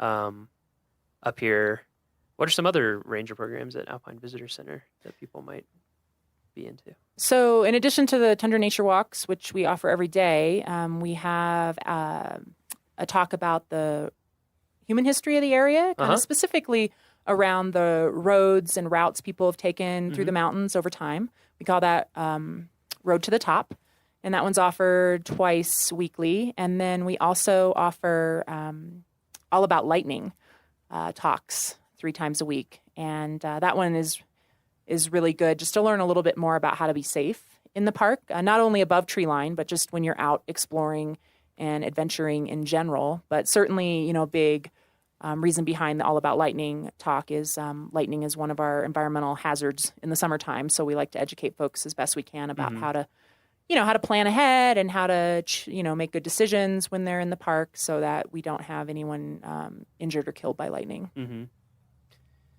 Yeah, lightning is a big one up here, I think. I mean, everyone knows Colorado gets a lot of lightning, but when you're up here above tree line and there's no trees, the tallest thing around is often you. Could you talk a little bit about, just some of those really general tips for folks as they're coming to visit? Because I think it's something that people just, the Alpine is so different, Alpine tundra, from what most of us live in or experience on a daily basis. And that's one of the things that I think people just don't think about until you're seeing it and it's too late and it's scary. Yeah, I think the Alpine tundra is kind of otherworldly to a lot of our visitors for a multitude of reasons. And one is, the weather up here. You come up from Denver, it's, 95 degrees, and then you step out of your car up here and the wind is blowing and the wind chill's, 42 degrees and you're still wearing flip-flops and a tank top. Yeah. So that kind of throws people for a loop. Even right now, I don't know what it is in Denver today. I think it's in the 90s. Yeah, it's supposed to be real hot today. And right now it's in the low 60s up here. With a breeze. I'm glad I have on a wind jacket. You've got on a vest. And this is a hot day. Yeah, this is a really nice, This is a really warm day yeah, up here. So yeah, definitely. That's a great tip. Yeah, and then I think too, when it comes to thunderstorms and lightning, so many of our visitors, and myself included, growing up, you watch storms build from a distance, and then they are, they're coming your way or they're moving away from you. But you kind of have this almost like theater experience when it comes to weather a lot of times. And when you're in the high mountains, the weather often builds right where you are. So you don't see it coming. You are in it as it's developing. And so I think it takes people by surprise sometimes. Happens so fast. It really You'll does. You'll see something off in the distance. And like you said, when you're like, oh, look at that storm, it's coming. And then... Or those puffy clouds are getting a little darker at the bottom. It's there in minutes. Yeah. Sometimes. So I think it does take people by surprise. And then, I think a lot of visitors just don't take lightning as seriously as they should here in the park as far as a real risk, a real hazard. So, definitely just getting out and playing in the high elevations early in the morning when there's less likely to be thunderstorms is always a good idea. Check the weather forecast ahead of time because we certainly can have thunderstorms develop in the morning. We've had thunder and lightning at 10 a.m. It's not always, noon or 1 o'clock. And then, just make sure you have kind of an escape plan. Don't push yourself. If you think the weather is changing, turn around. The only safe place to be in a lightning storm is in a substantial building or in a, hard-topped vehicle. Even outdoors, if you get below tree line, if you get into the forest, you're still not as safe as you would be inside. So I think it's really just about making good decisions ahead of time and choosing wisely about how you're going to recreate and how you're going to spend your time in the park so that you don't put yourself in one of those situations that can become dangerous really quickly. And then I guess since we're on the topic of safety, the other thing I wanted to talk about, make sure that we hit is altitude. So yes, we're at Alpine Visitor Center right now. We're at what altitude? So we're at 11,796 feet, so almost 11,800 feet in elevation. Okay. And Trail Ridge Road goes a bit over 12,000 feet in elevation. Yep. So I'll tee you up for a question. So is there less oxygen at altitude? There is not oxygen Oh. percentage-wise Okay. as far as the amount of oxygen in our atmosphere. However, there's less available oxygen to you because the molecules are more spread out. So if you kind of think about a box of air at sea level and a box of air at elevation, the percentage of oxygen is still the same inside that box, but there's less oxygen molecules Right. at elevation. So you're getting less oxygen as you breathe. Yeah, for sure. Significantly less. Yes. So your body is working a lot harder to get the oxygen it needs. Mm-hmm. And, a lot of people think like, oh, I'll be acclimated after being here a couple days. And for a lot of visitors, they do feel better after they're here for a few days, especially if they're taking care of themselves, they're getting sleep, they're eating probably more than they're used to eating. They're drinking a lot of water. Caffeinated beverages do not qualify as fluids when you're coming to altitude. So those are all things that help. They help. Eat some, eat a little bit more food, get some more rest. You'll drink find some you're more probably water. a little hungrier than you normally are. You need to drink more water because one, the environment here is very dry. Mm-hmm. And then two, your body's just working harder to get what it needs. So Mm-hmm. you're using up more energy, more, liquid in your system. So those things can help. They definitely can help. But you don't fully acclimate until about 3 months, right? Which is the bad news, right? Because your red blood cells have about a 3-month life cycle. So you don't get rid of the old low elevation red blood cells, all of them, until the 3-month mark, and create those nice new red blood cells that carry more oxygen. So while most people will often feel better after being here for a few days or a week, physiologically you're not going to be acclimated for quite some time. And how does it make people feel? What are some of the some of the basic symptoms? So, for a lot of people, they feel short of breath, Mm-hmm. a little lightheaded, a little fuzzy. Folks will often get a mild headache. Mm-hmm. Just kind of feeling blah. Yeah, you just feel kind of. Yeah, just kind of run down. And that's honestly pretty normal for most folks. Yeah. But what will happen is a lot of times it freaks you out, right? Like, why can't I catch my breath? I just did a short walk across the parking lot. Yep. So now I'm freaking out because I can't catch my breath. Yep. So now I can't catch my breath more. Right. And so I'm freaking out even more. And now I'm getting a little dizzy. And, it's kind of it's a, it's like a self-fulfilling prophecy. I hadn't thought about that. So just that feeling stresses people out. Yeah, it totally stresses people out. It compounds causes anxiety. Itself. Okay. So, so if people are coming up, especially, I know people. I did this when I first came here. I flew in from D.C. area, drove up to Estes Park. Oh, we have a few hours before dinner. Let's drive up to Alpine Visitor Center. So you're basically going from sea level to almost 12,000 feet in no time. Yeah. And just standing around, you can feel dizzy, even if you're a perfectly healthy person. Mm-hmm. So one thing is, just recognize that those are some normal symptoms. And then what if you're up here and that they do start to get, like if your headache starts to get really acute, bad, or it starts hurting, or you're just feeling crappy. Really bad headache. You can't catch your breath no matter what you do, no matter how long you rest.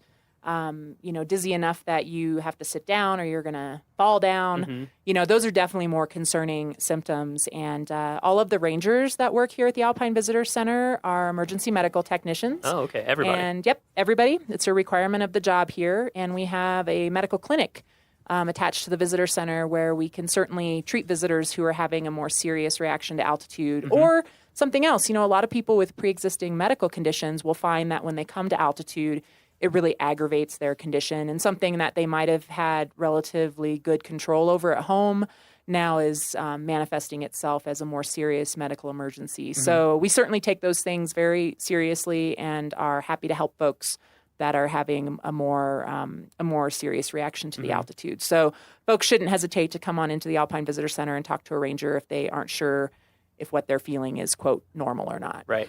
Good. That's great. And then even if you're having mild symptoms, the best cure is? The only cure is to go down. The best and only cure. Yes. Go down in elevation. Yes. You'll be getting more oxygen. You will feel better. Descend. Yes, descend. Good. I think those are a lot of the safety things that I just wanted to make sure that we covered from the get-go. So we'll come back to Alpine stuff, Alpine Visitor Center, Alpine everything. But let's talk about you. Are you excited? I'm excited. I can tell how excited you are. So Cynthia, where are you from originally? So I grew up in Missouri. Missouri? Where in Missouri? Midwest. For our Missouri listeners. So kind of the west central part of the state. Okay. Small town near Warrensburg, Missouri. Uh-huh. And when you were growing up, were you guys big national parks travelers? We were. Mountain folks? Went out to the mountains? Yeah? Yeah, my dad was pretty opposed to going east of our home. Yeah? So we always went west and we visited national parks. That's just kind of what we did. We had family that lived near Yellowstone in Grand Teton National Park, near the Redwoods in California. So about every summer, we took some sort of family road trip for a week or two and hit national parks. So, that was just kind of normal for me growing up. That's where we went on vacation. Yeah. We were definitely, though, the park visitor that stopped at the visitor center and got a map, and then stopped at the overlooks and took pictures, walked the little nature trail, and then moved on to the next national park. Okay. We weren't hikers, we weren't campers. We never went to a ranger-led program, which I find kind of ironic since I turned into a ranger that leads programs. Yeah. And I knew I wanted to be a park ranger by the time I was about 12, even though I had no clue what they did. I just knew How they did had you know? to. Well, because they got to live and work in places like this, and that was good enough for me at that age. So, the older I got, I kind of figured out what park rangers actually did, Right. and But it at still first, sounded it was cool. just you went to a lot of parks, And I wanted to and you thought, be there. "Wow, that is cool all the time. I want to be there more." Yeah, I think it was really the landscapes, the the aesthetics of Western landscapes that really hooked me, and that kind of spoke to me on a level even as a preteen and teenager that was really meaningful, and I knew I need to be in these places. So, Do you have any siblings? I do. I have an older brother. Does he feel like that? He or was he definitely. more like, "Oh, this is fun," but whatever? Well, he actually does outdoor Okay. photography and videography. So we both kind of ended up in fields that could have been somewhat predicted by our upbringing. And why do you think your parents are so into the national park thing? Was it because you said you did it ever since you were little? Had they done that with their parents? My dad did. Okay. He grew up, well, kind of, to a certain extent. They traveled a lot to Florida, so he grew up going to the beach in the winter months. He lived in Michigan. And then my mom grew up on a farm in Nebraska, so kind of wide open spaces have always been special to her.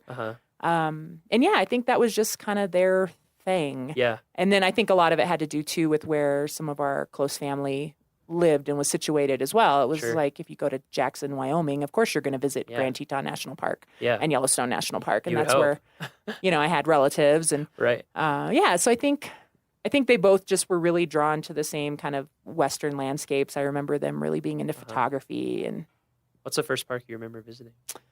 The first park I remember visiting is probably the Redwoods in California. And I remember the big trees, and then I also remember falling in the ocean and thinking I was going to get sucked out to sea.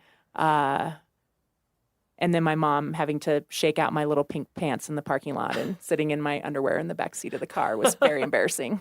So, okay, so that sealed it in your that memory. did. That's a very vivid memory Yeah. for me as a child. Were there any smaller parks or like less well-known parks that you remember going to that stick in your head? I remember Craters of the Moon. Oh, okay. In Idaho? Yeah, that one was really cool as a kid. The whole, lava fields, but then ice caves, was just really, really interesting. I remember kind of, skating in my tennis shoes in the ice caves, in early June when it was pretty warm outside. Yeah, so hot. it was really, that was a really interesting. It's kind of site. southeast Idaho, is that correct? Yeah, southeast, south central, Craters of the Moon. Yep. For folks who don't know about that, I'm asking people these things because I'm trying to highlight some of the units that people might not know about other than Rocky. Yeah. And that's a really amazing, like you said, just bizarre place. Yeah, super just cool. Fields of volcanic rock and ice caves, and it's pretty remote. Really interesting. Yeah. That's a cool one. That's definitely one I remember. And then I remember as a teenager visiting Fort Laramie. That's National Historic Park. like Fort and Laramie. I really liked that park. I was kind of into history at the time. Yeah. And just found kind of Western history really fascinating. And I thought Fort Laramie was really cool. Yeah, so that's down in southeast Wyoming, past Guernsey, which I'm sure many of our listeners are familiar with Guernsey. Just look it up, Fort Laramie. It's really neat how it's been as different buildings restored to different time periods, and they've done a lot of work restoring it. And unlike Rocky, which is a very busy park, it is not a super busy park, so you really have a lot of things to yourself. Yeah. And at Guernsey State Park near there's a visitor center created by the CCC with exhibits from the WPA, and it is like in original condition. Wow. Yeah, so all the exhibits you can go in there and see, and they're all hand calligraphy, painted. It's really incredible. It's almost like cool. it's almost like a WPA museum. And it's kind of, it's just in this little park, and the building is very park rustic type architecture, huge stones and timbers. Guernsey State Park. Yeah, Guernsey State Park. Yeah, shout out. We didn't hit that on our family a lot of road people trip, don't know about it. so- I don't know if they want me telling people about it or not, but now they know. Now they know. It's really worth seeing. So you knew you wanted to be a park ranger when you were 12. Mm-hmm. How did you go about making that dream a reality? So when I was looking into where to go to college, I definitely looked for programs that, were known in the kind of parks field, had parks and recreation majors, tourism majors, those sorts of things. Mm-hmm. So I quickly kind of narrowed it down to just a handful of universities. And of course, dreamed big about going out of state, but then financial reality set in, and I ended up going to the University of Missouri, which has a good parks, recreation, and tourism program. And so I kind of went into it not knowing exactly what I would focus on, but pretty quickly realized kind of the interpretive educational side of things was what I was most interested in. And why did that interest you the most? I think I definitely was an extrovert in high school, loved drama and, kind of being in the thick of things all the time. And so that appealed to me, like being the educational ranger, being the one giving the programs, kind of, entertaining visitors to a certain extent. And just also learning about these places. I grew up in a rural area, and I just, I always loved just exploring the creeks and forests near where I grew up and trying to figure out how things in nature worked. So I think that was appealing too. Like that was my job, figuring out how things in nature worked and then explaining that to park visitors. So, yeah. Yeah, it was kind of similar. It's like, oh, I get to learn about all sorts of stuff and entertain people. Exactly. Be the center of attention. This Sign is me up. This is awesome. fun. And you get to learn about so Exactly. many different things, which I think is and you're is really, always really learning, cool. because there's You have to. You never are going to know everything. So Yeah, it's like constant. this constant, like, oh wow, that's really interesting. Yeah. So you went there. What was your first park? It didn't have to be park service, but park job of some kind. Did you do like internship? I did. So I actually worked at a state historic site in Missouri one summer, giving tours of a lodge, a historic home. Bothwell Lodge State Historic Site near Sedalia, Missouri. Bothwell. Yeah. So Look that it up. was Look that it was up, a cool experience. Yeah. And then I actually got an internship in the National Park Service because I always knew that, growing up in Missouri, I wanted to move out west. So I don't think my family or my friends ever expected me to stay in Missouri. So I was pretty excited when I got a internship at Rocky Mountain National Park between my junior and senior year. That was your first in college. internship. Was here. It was here, which is funny because this wasn't one of the parks we visited a lot as a kid. I think I'd come here once with my parents when I was maybe like 13 or 14. Yeah. And I remember thinking it was beautiful, but it wasn't one of the landscapes that was kind of burned into my memory as a kid growing up. Yeah. Like Grand Tetons and Grand Canyon and Southwest Utah. Right. Was kind of burned into my memory more. Yeah. So I found it kind of ironic that I ended up here, and then this has become obviously a really special place to me over time. Yeah. What were you doing with that internship? So I was doing interpretation. Okay. So working at the visitor centers and leading nature hikes. And since it wasn't burned into your memory, what did you come away from that summer thinking? Like, did it? Well, I think because I didn't grow up hiking and camping and doing those sorts of things. I started to dabble with that in college, kind of just locally where I went to school. And so this was the first like big Western landscape that I lived in and got to know more intimately as a hiker. I climbed Long's Peak that first summer, which was, at the time, like the hardest thing I had physically ever done. Sure. Kind of blew my mind. Yeah. And just kind of, I think, built a lot of confidence in myself as an outdoors person, being capable of hiking and camping. Like I planned a backpacking trip to the Grand Canyon after working here that summer for a bunch of my friends who none of us had ever backpacked before. So it was kind of an epic fail in some ways, but also really awesome. That's how you learn. Exactly. Yeah, it was kind exactly. of the same way. I was in Boy Scouts, but didn't do like backpacking or that kind of stuff. And then, I had an internship in Yellowstone one summer and just got after it. Started backpacking and hiking and learning through great success and great failure, shivering nights, and where you forgot something important or those things like a sleeping pad. Yeah, like a sleeping pad. Oh, it turns out they're not just to pad you; they're to keep you from being freezing cold. Yes. Yeah. That's interesting. That this is the first place that you came. Yeah. So, what about after that? What was your first Park Service job? Did it take actually, a while? Or? It didn't. Okay. The next summer after I graduated from college, I actually got a job back at Rocky Mountain National Park working at the entrance stations, collecting fees and selling passes. So that was my first, paid job in the park ranger uniform. And it was a great summer. It was super fun. I was fresh out of college, working with a lot of other folks fresh out of college. So it was kind of like summer camp. And it was, it was a really good experience. And then I was able to transition into more of an interpretive position the following summer here at Rocky Mountain National Park. And then I started popping around a little bit more to other national parks, which was kind of one of my goals when I was a seasonal park ranger. So I worked a summer in Olympic National Park. And I love Olympic. Oh, man. Talk about an amazing backcountry park. Yeah, that's a crazy place.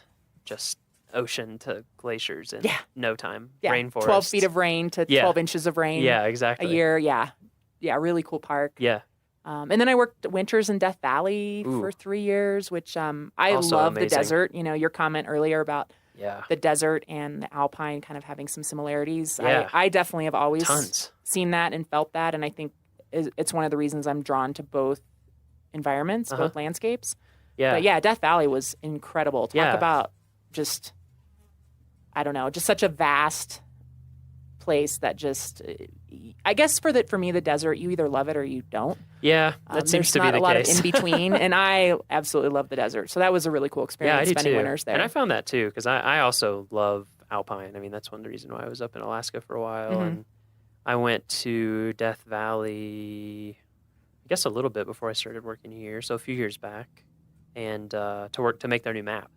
And so we got to go all over the park for 8 days. I mean, we didn't get to go back on all the dirt roads because we didn't have time to ride on washboard for 4 hours, or 8 hours on a day. And change 2 flat tires. Yeah, exactly. Yeah. But I agree. I feel like there are a lot of similarities. Same with the plants, like we were talking about earlier. Yeah. Just lots of hidden treasures. It's an amazing place. I feel like a lot of people end up just driving through there. You kind of live in Southern California, like on the way to Vegas or somewhere. Yeah, it's it's what you travel through to get from point and A the to speed point limits B. are kind of high, and you kind of blow through there. And in the summer, it is brutal. Ridiculously hot. At least down in the lowlands. Up high, it's nice. But yeah, an amazing place. And that's the largest National Park Service unit in the lower 48, right? It is. Yeah, it's around 3 million acres. So it's huge. 1.5 times the size of Yellowstone. I think a lot of people don't realize that either. Yeah. And it has an amazing map. I'm just kidding. It is a pretty cool map, but that was a really fun one to make. It's a pretty cool place. I believe it has a pretty cool Yeah, it is. It is a really cool place. And then what about after that? And then I came back here for several seasons. I actually worked as a seasonal park ranger at the Alpine Visitor Center, which was really fun. And then eventually decided that, if I was going to make a career of this, I, needed to have year-round work. Yep. And it took a few years, but I eventually got a permanent year-round job with the National Park Service at Point Reyes National Seashore, which was a really cool change from working in desert parks and mountain parks to go to a seashore and learn marine mammals and marine weather and pelagic birds and, all of the really cool things about, kind of coastal California. Yeah. And I was there for a couple years, and it was really a neat area to live, to visit a lot of other National Park Service sites, you know, everything in the San Francisco area. It's amazing how close it is to San Francisco. Yeah. So much stuff. Yeah. Did you work out at it was the really lighthouse cool. ever? I did. Did you live out there? I did not. Okay. No. That always seemed hardcore to me, the people. Yeah, the wind. It's like the Alpine. The wind is It's pretty just brutal. nonstop. Yeah. And fog comes through there too, right? A little bit. Not too much. A little bit. Yeah, Point Reyes is awesome. Yeah. So I worked there, and then Joshua Tree National Park. Ooh, man. In Southern California, and then back here at Rocky. So hit a lot of great places. Yeah, I'm kind of picky. I have to, I have to be in a place that kind of feeds my soul. Yeah, it speaks to you, right? I like to visit a lot of, everything in the National Park Service. I feel is, valuable and important and inspirational and really cool to visit, but not all of the National Park Service sites are places I would want to work just because I need to be really personally kind of excited about. Yeah, I think that's important. When I was doing that job where I was making maps, I traveled to all kinds of sites from big parks like this down to tiny little Revolutionary War battlefields and everything in between. And it's the people that were at those sites were excited about those sites. So I think it's great. Yeah, it's like there's niches for lots of different people. And in fact, I think a lot of people end up in these little subcultures of the NPS, which is what I've kind of learned. Like I remember when I was down at some Civil War parks in the South, they were like, yeah, the Cannonball Circuit, it's like people who they love the Civil War. And I feel like especially in interpretation, like you have to love. We have to love the stories you're telling. Yeah, you have to. Yeah. If you don't love it, you'll either get bored of it or whatever, and then it shows for the visitors. You're not going to be as effective at actually doing your job. Yeah, that's great that you're able to be in so many places that worked for you. And so since you've been back at Rocky, have you always been at the Alpine Visitor Center? The first couple years I was back here, I was not up at the Alpine Visitor Center. Yeah. I was down on the east side of the park helping run the Sheep Lakes operation, which is another really cool place in Rocky. A lot of great people that dedicate their time to working there and helping protect the bighorn sheep and tell that story to the visitors. Yeah, so that's down in Horseshoe Park. Fastest way is from Fall River entrance, right? Yeah. Yep. Just, for our visitors, look it up on our website, Fall River entrance, Sheep Lakes information. So you did that for a little bit? I did. But, honestly, one of my dreams in coming back to Rocky Mountain National Park was to work at the Alpine Visitor Center and to kind of manage this part of the park from an interpretive standpoint. I just love the high elevation. It's really for me what makes Rocky really special. Yeah. It's the part of the park that I love the most. So when I was able to come back up here and start, managing the Alpine Visitor Center and recruiting volunteers and park staff that were also really excited about this environment. It's been awesome. It's going to be hard to leave. Yeah, man. It's hard to top this, no pun intended. It is the highest elevation parks visitor center in the National Park Service, for those who might not know. Yeah, surprisingly, the second highest elevation visitor center, I'm pretty sure, is in Hawaii. Really? Yeah, I think it's on Haleakala, yeah. That makes sense. I never thought about that. But a lot of people would not expect that. Yeah, I hadn't thought about that. I remember one winter I almost took an internship there at Haleakala, and they were like, yeah, by the way, it's real cold up here and remote. It is very high. I think their visitor center is at like 10,000 feet. Yeah, it's really high up there. Like it gets below freezing a lot. Why it is an amazing place. So you've been up here running the Alpine Visitor Center for a while. What are some of the, I'm sure there are many, challenges of running the Alpine Visitor Center? Because it's such a crazy place to build anything. It is, and that's honestly what I tell my staff, my new staff in the spring, before we can even get up here, because the road is still closed. Yeah, when can you usually get up here? Usually late May. We shoot for Memorial Day weekend, but that more times than not doesn't happen. It's so usually, you don't have long between when you can get here and when it opens to the public. No. Okay. It's kind of honestly a ridiculous place to have a building. Yeah. In the grand scheme of things, it's a little over the top. So I think just the location is kind of ridiculous. We don't have running water for the first few weeks that we're open in the spring, and for the last 3 or 4 weeks that we're open in the fall, which, is not a big hardship or anything, but it surprises a lot of visitors. Yeah. They're not prepared for it. Absolutely. They don't understand why they can't have a flush toilet. Yep.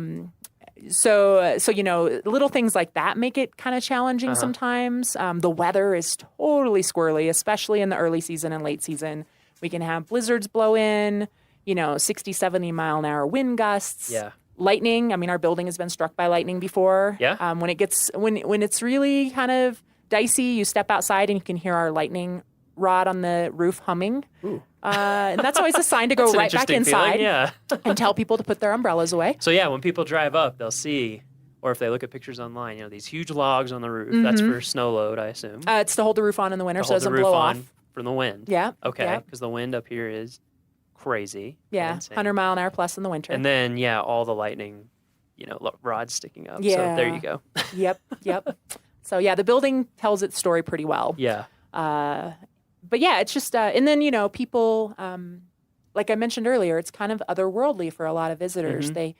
They pop above tree line, and it's like no other place they've ever been, and the road doesn't have guardrails, and their heart's pounding a little faster, and they can't quite catch their breath, and the road doesn't have guardrails, and they're freaking out, and they pull into the parking lot, and they're having a full-on panic attack.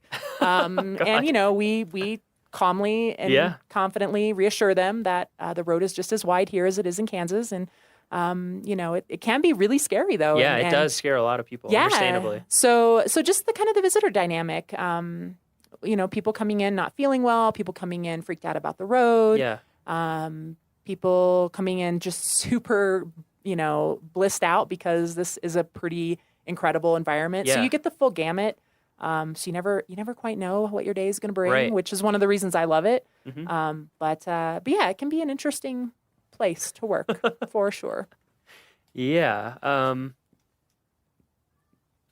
What is it about the Alpine for you that speaks to you? I mean, I certainly can relate to that because I find the same thing.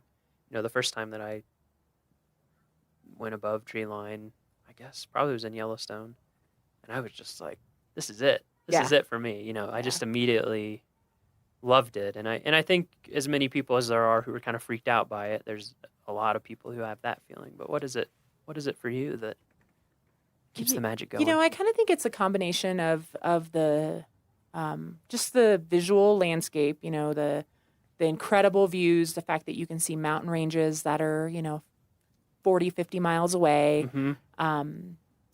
That it's such this wide open expanse mm-hmm. Of a landscape. And that kind of combined with the really hardy, cool, quirky adaptations to the plants, interesting animals that are only found in the high elevations. I'm definitely a plant person, mm-hmm. so I geek out on me the too. alpine flowers, totally. And just the fact that it's like such a harsh environment, and the weather and the climate really shape it on some super in super nuanced ways mm-hmm. that I just find really intriguing, and I'm mm-hmm. always discovering something new. And it's just an incredible landscape. It's my happy place. It's where I go in my head when I need to be in my happy place. Yeah, that's a good point about one thing I always like is kind of the rawness, because mm-hmm. things are so on the edge that you can like see natural processes fairly clearly compared to lots of places. There's not trees covering up, or there's complexity, of course. There's a lot of complexity, but there's also a certain straightforwardness about it. It's pared down a little bit. Yeah, you can just see like how, even looking out here, you can see how on steeper slopes, like grasses will kind of shift down, mm-hmm. and you can see how frost affects things, and you can see how slope affects things. Right, exactly. That's a big one is, seeing like north facing versus south facing mm-hmm. or east or west, mm-hmm. and how that has an effect. And you just see all these natural things kind of laid out in front of you. And then, too, the power is like you can't ignore it. You can have no illusion that you're in charge. It's just because every day that illusion will be shattered by something. Yeah. And to me, also, it feels a little bit like going into space, because it's like you get a little bit of the year where you can come up here and be relatively comfortable mm-hmm. as a biological human. And then most of the year is just completely unsurvivable for a person, basically. Super harsh. Yeah, it's just crazy. And one thing I wanted to come back to, because you mentioned a little bit earlier, and I think a lot of visitors may not know the kind of human history mm-hmm. of Trail Ridge, and before it was a road, just Trail Ridge. Can you talk about that a little bit and what it was used for, and the role that it played for different cultures? Yeah, so the human history here goes back at least 12,000 years. Wow. We found archaeological evidence in the park of people using the high country, especially, way back. Yeah. And, kind of seasonally, of course, just like you just mentioned, it's not the kind of environment that humans can live in year round. Mm-hmm. But, it's a very rich environment in the summer as far as animal migration. Of course, 12,000 plus years ago, there was different species here than there is today. But, prehistoric people used this area for hunting, for gathering, for travel between kind of intermountain valleys. And the routes that they used continued to be used down into more modern native peoples. The Ute people used this area for a long time, I think at least 500, 600 plus years. And they used those same travel corridors that the prehistoric people used. There wasn't this big, break. It was kind of a continuous use of this area. And once again, archaeological evidence of camps in the high country, of, spiritual significance and places of really, powerful, religion for the native people. We found, archaeological evidence of that, as well as areas where animals were captured and butchered for food.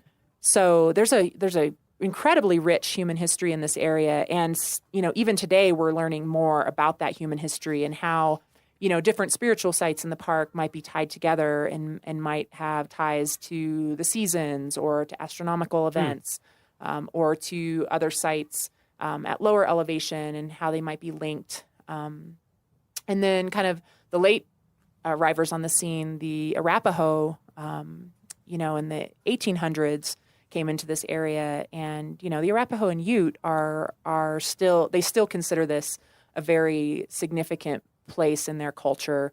A lot of spiritual significance still here. The rivers in particular here, the fact that so many rivers start in the park is really significant. And then these high elevation areas, some of the kind of spiritual sites are still considered really sacred to Ute and Arapaho even today, which I think is cool. I think, a lot of our visitors feel a spiritual connection to this landscape, and that's not something new. That's not like, oh, they made it a national park, and now people can, have this incredible, spiritual experience and connection to this place. This has been a significant place for humans for a long, long time. Right. It's been speaking to people for a long time. Yeah, and I think that's really cool. We're very latecomers on the scene in the grand scheme of things as the National Park Service goes. Absolutely. And I think it's interesting too that, just when people come to visit, or if you're not coming to visit but you want to look online, go to our park website, see a map, or look it up on any map, and just look at Trail Ridge, not Trail Ridge Road, but just Trail Ridge, and you'll see it just makes sense as a place to travel. And so we have the Ute Trail that you can hike on that follows pretty closely the foot trail that was used, and even Trail Ridge Road doesn't stray too far from that. It doesn't for many miles. Trail Ridge Road follows that route that was used by prehistoric and Ute and Arapaho people. Yeah, it's just I always enjoy thinking about that when I'm here. That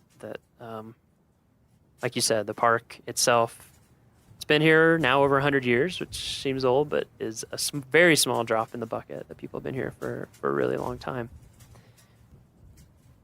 What are the most common visitor questions that you get up here?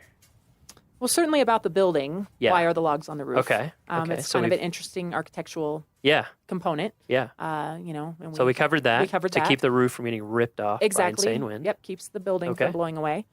We get a lot of questions about the poles along the road. Oh, yeah, that's a good one. The snow poles. Yeah. Yep. A lot of people think it's to measure the depth of snow. When in fact, they are put there so that the plow drivers can find the road in the spring. Which is pretty mind-boggling to think about. Yes, if we've been for the past few years posting pictures every spring when the road crew are up here. So go on our Facebook and scroll back a little bit into May and look at some of those pictures, and you'll see why the snow poles exist. You cannot see the road. So that's what those are for. Yes, that's what those are for. And we get a lot of questions just about hikes and, the wildlife up here sometimes is new for folks. Marmots and pika and some of the bird species like the white-tailed ptarmigan are unique to high mountain areas. So we get a lot of questions about that. And then because people have traveled, from the low elevations of the park to get here, they'll make note of things along the way, and we'll get questions about the dead trees that people see from the insect outbreaks that we've had in the last couple decades due to warming temperatures and longer summers and warmer, shorter winters. So we definitely get questions about that. Yeah. And and just people wondering where they can go to explore more. Right. Folks, they are intrigued with this landscape, and being on a mountaintop is a pretty awesome experience. And so we get a lot of, what's a good peak to hike, or where can I, get out and explore the tundra a little bit more. And what about critters? What are the critters people wonder about? Well, people definitely wonder about the marmots, the yellow-bellied marmots, even though they're not exclusively found in the alpine tundra. People seem to notice them and see them more up here. So people wonder, what was that animal? Was it a beaver? They'll wonder what it was doing. Yeah. And then the pika, of course, the American pika, which is, at least in this part of the world, pretty much a high elevation animal. Yeah. And an animal we're definitely really watching. We mentioned how this is such a harsh environment. It's kind of like life on the edge. And, because things are so fine-tuned to the environment up here, changes in the environment definitely can have significant ramifications for some of these species. And the pika, because they're so well adapted to cold, but not so much to warm in the summers. And then they of course, can't be too cold in the winters. We're concerned about changes in snowpack affecting them in the winter, and then warmer temperatures in the summer affecting whether or not they can gather enough food to make it through the winter. Right. So people ask about the pika, and it's a good opportunity to talk a little bit about some of the research that's ongoing in the park and some of the things we're learning about this environment as it does change with the changes that are happening in our climate. Yeah, any changes to averages you can start to see pretty quickly up here a lot of time. I mean, on the decade scale, which is enough for people to be able to actually notice, even people who visited here or worked here for a long time. Well, even something as simple as a snowfield. We get a lot of questions about the snowfield right here from the Alpine Visitor Center that we're looking at.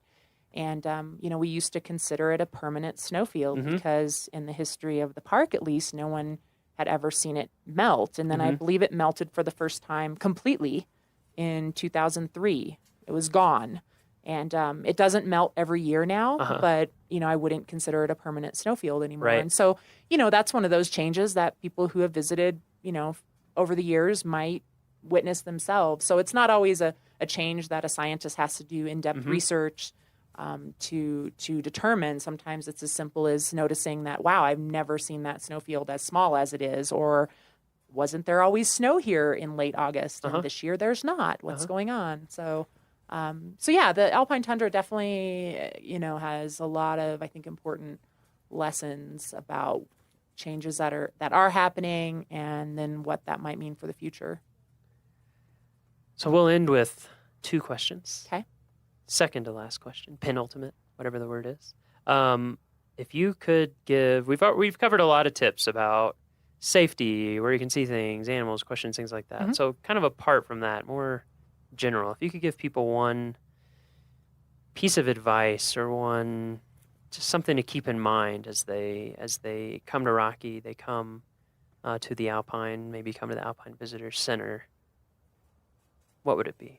It can be practical, or it can be more not practical, I guess. I mean, I guess I would just say,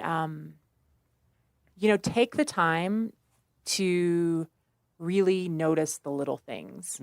A place like Rocky, the landscape itself can overwhelm you because it's just like yelling at you in your face. Like, look at me. This view is amazing. Yeah. How can you notice anything else? Sure. And I think, that alone is very powerful.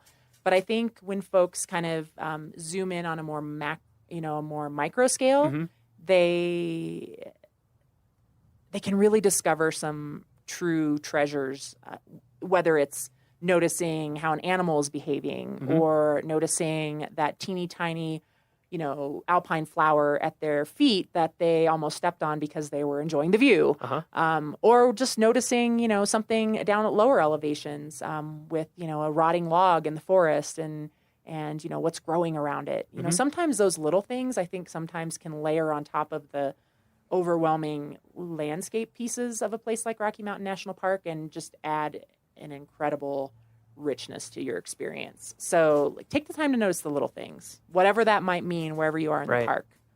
That's great. Take the time to notice the little things. And finally, so your first internship was at Rocky. You've worked here before. You worked here now. What does Rocky mean to you? Hard question. Wow. Tough That is question. a hard question. What does Rocky mean to me? Kathy had a hard time with it too. Probably everybody will, but I'm going to ask everybody anyway. I think it's changed over the years. When I first came here as kind of a, wide-eyed intern, it meant, just this really wild landscape, that I had to kind of prove myself in and figure out,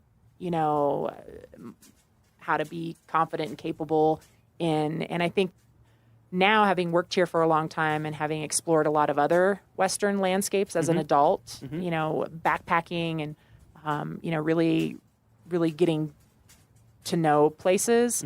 I think now I see it more as a place to introduce people. Like, it's not as wild to me now that I've spent time in other places that are, bigger acreage wise and less visited people wise and, maybe a little more remote. Like, I don't feel kind of that sense of real kind of wildness and almost, an edge of danger to it as I did when I first came here. So now I see it as like a really cool place to introduce other people to like wildness. So I kind of see it as like the baby pool for our visitors. And I see a lot of our visitors experiencing it that way. Yeah. This is the first place they've really hiked very much. And, this is the first place they figured out how to pee in the woods and, how to use a water filter. Sure. And so I kind of see it now for visitors. It's what it was to me, a long time ago. Right. It was the place I kind of like got my wilderness legs under me and really learned to love wild places and exploring them on a more intimate level. Yeah, I think that's a great point. I think about that a lot with Rocky and with a lot of national parks in general, is that, there's a lot of public land other than national parks, and a lot of it is really remote and out there with little to no visitor services, certainly no paved road that goes up to 12,000 feet. But this is a place where you can come with your family, or you can come regardless of your experience level and see what, the Southern Rockies can be, what Alpine can be. And then when you look at a map and you see all this stuff that is so hard to get to, you can have a personal appreciation and connection for it and understand the importance of it. I think that's a great point. Yeah. Well, thank you so much for talking to us. You this are has very been welcome. super fun. Yeah. And anytime I can talk about the high mountains, I'm happy. Yeah, exactly. When people come up to Alpine Visitor Center, maybe you'll see Cynthia. If you do, say hi. Yeah, stop in and say hi. And we hope we'll see you soon.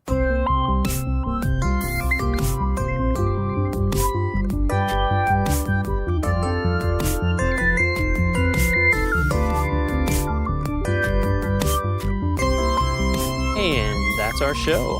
Thank you for joining us on this second episode of the Rocky Mountain National Podcast. We have got a ton of great episodes in the works. We've been scheduling things left and right. So, again, our public information officer, we're actually going to ride one of our shuttle buses up to Bear Lake and walk around Bear Lake and talk about the Rocky Pledge, talk about just general tips for seeing the park, and learn what a public information officer does at a park. It's actually a really, really interesting job, and Kyle has a ton of cool experience to share with you. We're going to be talking to our volunteer program coordinator, our museum curator. We're going to be talking to backcountry folks, climbing rangers. We have all sorts of stuff lined up for you. So we encourage you to subscribe for all future episodes for sure. And go on iTunes and give us some reviews if you like our show. We have a couple up there already, which is great. We appreciate those. And those just help people find our podcast and help it grow. You can also go to our homepage, which is at go.nps.gov/RMNpod, where you can get show notes. You can see a few pictures. There's a transcription available. And you can actually leave comments for any of our episodes. There's a little comment section at the bottom of each post. And we would love any feedback you have for stories you would like to hear, ways the podcast could be improved, anything you have that can make this be the best it can be. So we appreciate all your feedback, and we look forward to seeing you in 2 weeks. The Rocky Mountain National Podcast is a product of Rocky Mountain National Park, one of 417 units of the National Park Service that preserve America's heritage for all, forever. Thank you so much, and we'll see you in a couple weeks.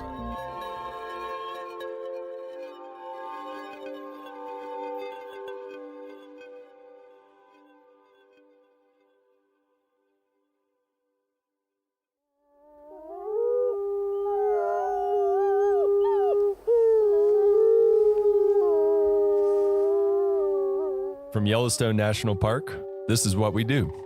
I'm Brett Rayburn. And I'm Miles Barger.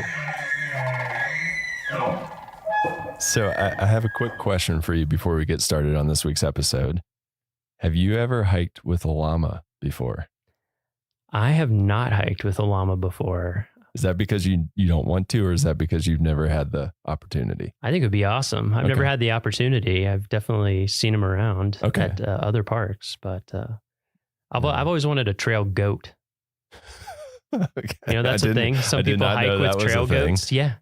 So wait, hold on. So what? All right, explain this really quickly before. No, I've seen people in like national forests. They'll have, you usually need at least two because they're herd animals, and they can carry up to like 50 pounds each. So you can use them as kind of mini pack animals, but you don't have to put them on a string, and they just gather at night. Anyway, what a chick magnet that would be. That'd be a conversation starter right there. Well, so my trivia question today doesn't have to do with goats. It does have to do with llamas. So do you know how many llama outfitters currently have contracts to do business in Yellowstone National Park? I do not. I will guess 11. It's actually 3. So you had a string of doing really well on these trivia questions that might have come to an end here. Failure. So there are 3 outfitters currently that would let you go hiking with a llama. So it's possible. Maybe a bucket list item here. Our guest this morning is someone who probably would have known the answer to that question. So she's Becky Wyman, a concessions management specialist here at Yellowstone National Park. Becky, have you ever hiked with a llama? I have not. No. So it sounds like we need like a work trip. I think so. To come out of this summer, because I love nothing more than hiking and not carrying my own stuff. It makes it quite nice. That sounds awesome. Well, it's awesome having you here today. So we didn't invite you here to just talk about goats and llamas exclusively. Although, you know, if they come up more, I'm totally fine with that. We invited you here because you have a super important job in the Park Service that most visitors would know nothing about. You work a lot behind the scenes. And before we get into the details about what you do, as a concessions management specialist, actually, could you give us like an overview of what concessioners and what CUAs, commercial use authorization holders, like what are all of those things? Because a lot of listeners probably just have no clue what that is. So our office oversees all of the commercial operators in the park. We have category 1, 2, and 3 contracts, plus our commercial use authorization program. The category 1 contracts include our large concessioners, currently Xanterra, Yellowstone General Stores. They do the lodging and retail type of operations in the park. We also have our service stations. Our CUA program oversees or has our fishing guides, photo tours, environmental education tours, that sort of scope. And then we have our category 2 and 3 contracts, which include our over snow operators in winter, We have a bear spray rental. We have stock outfitters that do day and overnight trips in the park. Llamas. That include our llamas, as well as a ski camp in winter that is located at Canyon. Awesome. So the Park Service doesn't actually have, like, we don't run hotels or things like that. That is correct. We have contracts that allow other operators to run those, and we oversee those contracts. That is a lot. How many are there? Just like a rough ballpark. It's always changing, right? The number. Well, all of our contracts pretty much stay the same. We have the 3 large Category 1 contracts. Like I said, the hotels and retail general stores, and our service stations. We have 38 stock contracts that include the 3 llamas. We have 23 over snow contracts and 1 bear spray rental. And then I believe the number of CUAs exceeds 400. Yeah, that's a lot. So Yes. That's a lot that you're overseeing out of the concessions office. It is. Okay. Well, thank you. Yeah, I just thought that would be a good overview of like what your job entails before we kind of dive into the background, and then we'll kind of come back to a typical day of what it's like working as a concessions management specialist. So do you mind telling us a little bit about where and when you got your start in the National Park Service? So I came to Yellowstone in 1998. I was a bright-eyed, bushy-tailed fisheries technician. So I started my career with the Park Service at Lake in Yellowstone, and I have never left. So it hooked you. It hooked me. No pun intended. Anyone get it? And how did you hear about that job? I think I heard about it through USA Jobs. Awesome. Yeah, we have, and for those of you who don't know, who are listening to this and don't know what USA Jobs is, we do have an intro episode that kind of explains that, as well as some of the other jargon that we might talk about here. So just refer back to that if you have any questions. So you saw it on USA Jobs, you applied and you got it, and the rest is history. And I drove my car out from South Carolina, and I've never left. Wow. Okay, so you're from South Carolina. So you're an East Coaster. I am. Okay, that's me too. And then you found the mountains, and then I found the mountains. Gotcha. Same. So how did you get from that job, which is very different from what you do now? What was that transition like? It is. So I worked for fisheries for 3 years. Then I moved to the bison office to follow my husband up to Mammoth. And then I just became a flexible park employee and did a variety of administrative roles. I was the natural resource admin assistant for the Center of Resources, which led me to a detail with at the time, it was the planning, compliance, and landscape architecture division. So I was their admin assistant, where I made connections with people in that office that eventually would lead to my transitioning over to the commercial services division in an administrative role. And then I just worked my way up. I oversaw the commercial use authorization program for several years before I got my current job overseeing the Category 2 and 3 contracts. Wow. So you've done a little bit of it. I'm a jack of all trades. Yeah, that's awesome. That's really cool. I feel like that's a theme across these episodes. We've either had like people who decide this park is for me, and then you make it work within that park, or some people say this is my job path I want to follow and go wherever they need to go to make that happen. Yeah. Or I guess the third type, which is they just want to work in as many parks as possible. Yeah. But yeah, there's a lot of different ways you can spin an NPS career, I think. Yeah. So you've been here and you've been at Yellowstone. I don't want to do the quick math. What did you say? 98? 25 years. Okay. And, and I am in a dual career family. Mm-hmm. So the fact that my husband also works for Yellowstone National Park has contributed to me being here as long as I have. Yeah. So how many like dinner table conversations are just focused on Yellowstone? All the or time. are you guys just like, no, too All much the time. Yellowstone. We got to talk about something else. I live vicariously through his job. He's got a much more interesting job than mine. Well, so what does he do? He's bear management. Okay. So, well, I think there's lots of interesting things in both of those. Yes. In both of those jobs. So what does a typical day in your job look like? Is there a typical day? Yeah, typically I'm in the office on the computer, answering phone calls and emails. It's a lot of paper pushing, I guess you could call it. But part of that is just communicating with our concessioners. We review annual financial reports, preparing annual overall ratings, which I kind of liken that to a report card on how they're doing with their contracts. Do you use a red pen? I do not. Oh. I have one in my hand, but that's what I was. You look like you're good at writing like F. Yes. No, and we have very good concessioners. So A++. We review insurance, risk management plans, all things that are outlined in their contracts.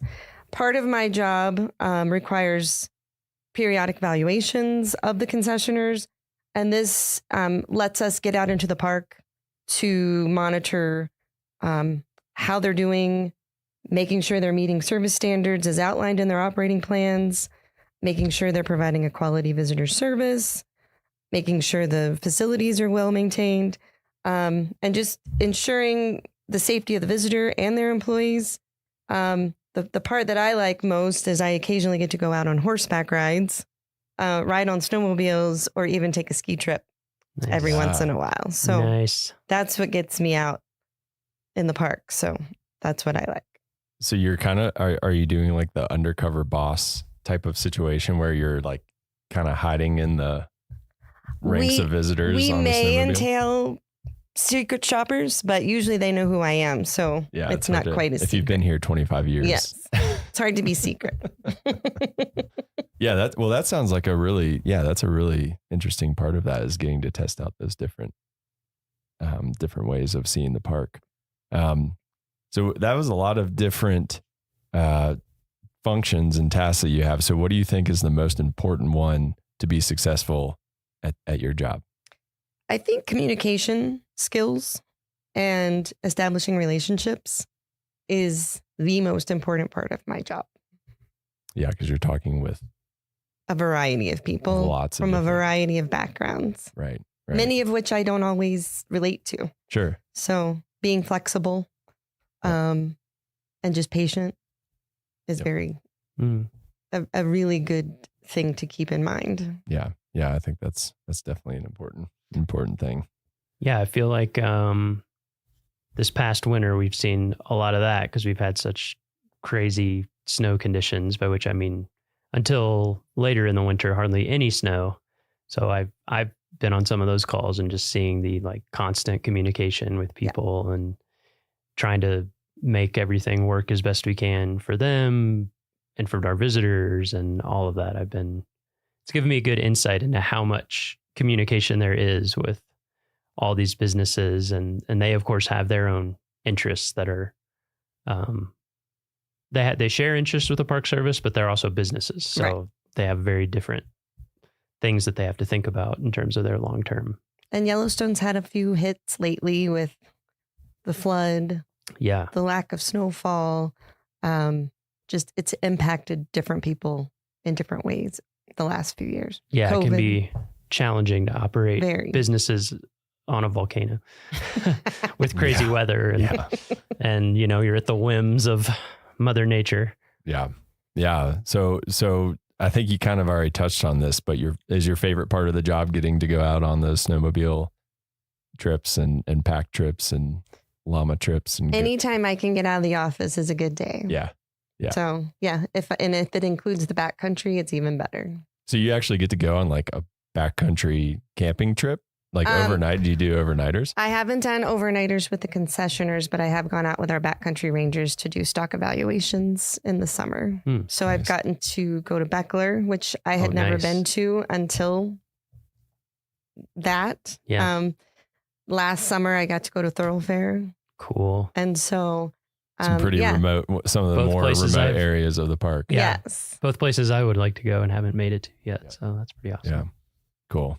Yeah, that sounds awesome. And I guess on the flip side of that, what's the toughest part of your job? I think I think the toughest part of my job is just keeping up with everything. Even though Yellowstone is closed in the spring and fall, we're always preparing for the next season.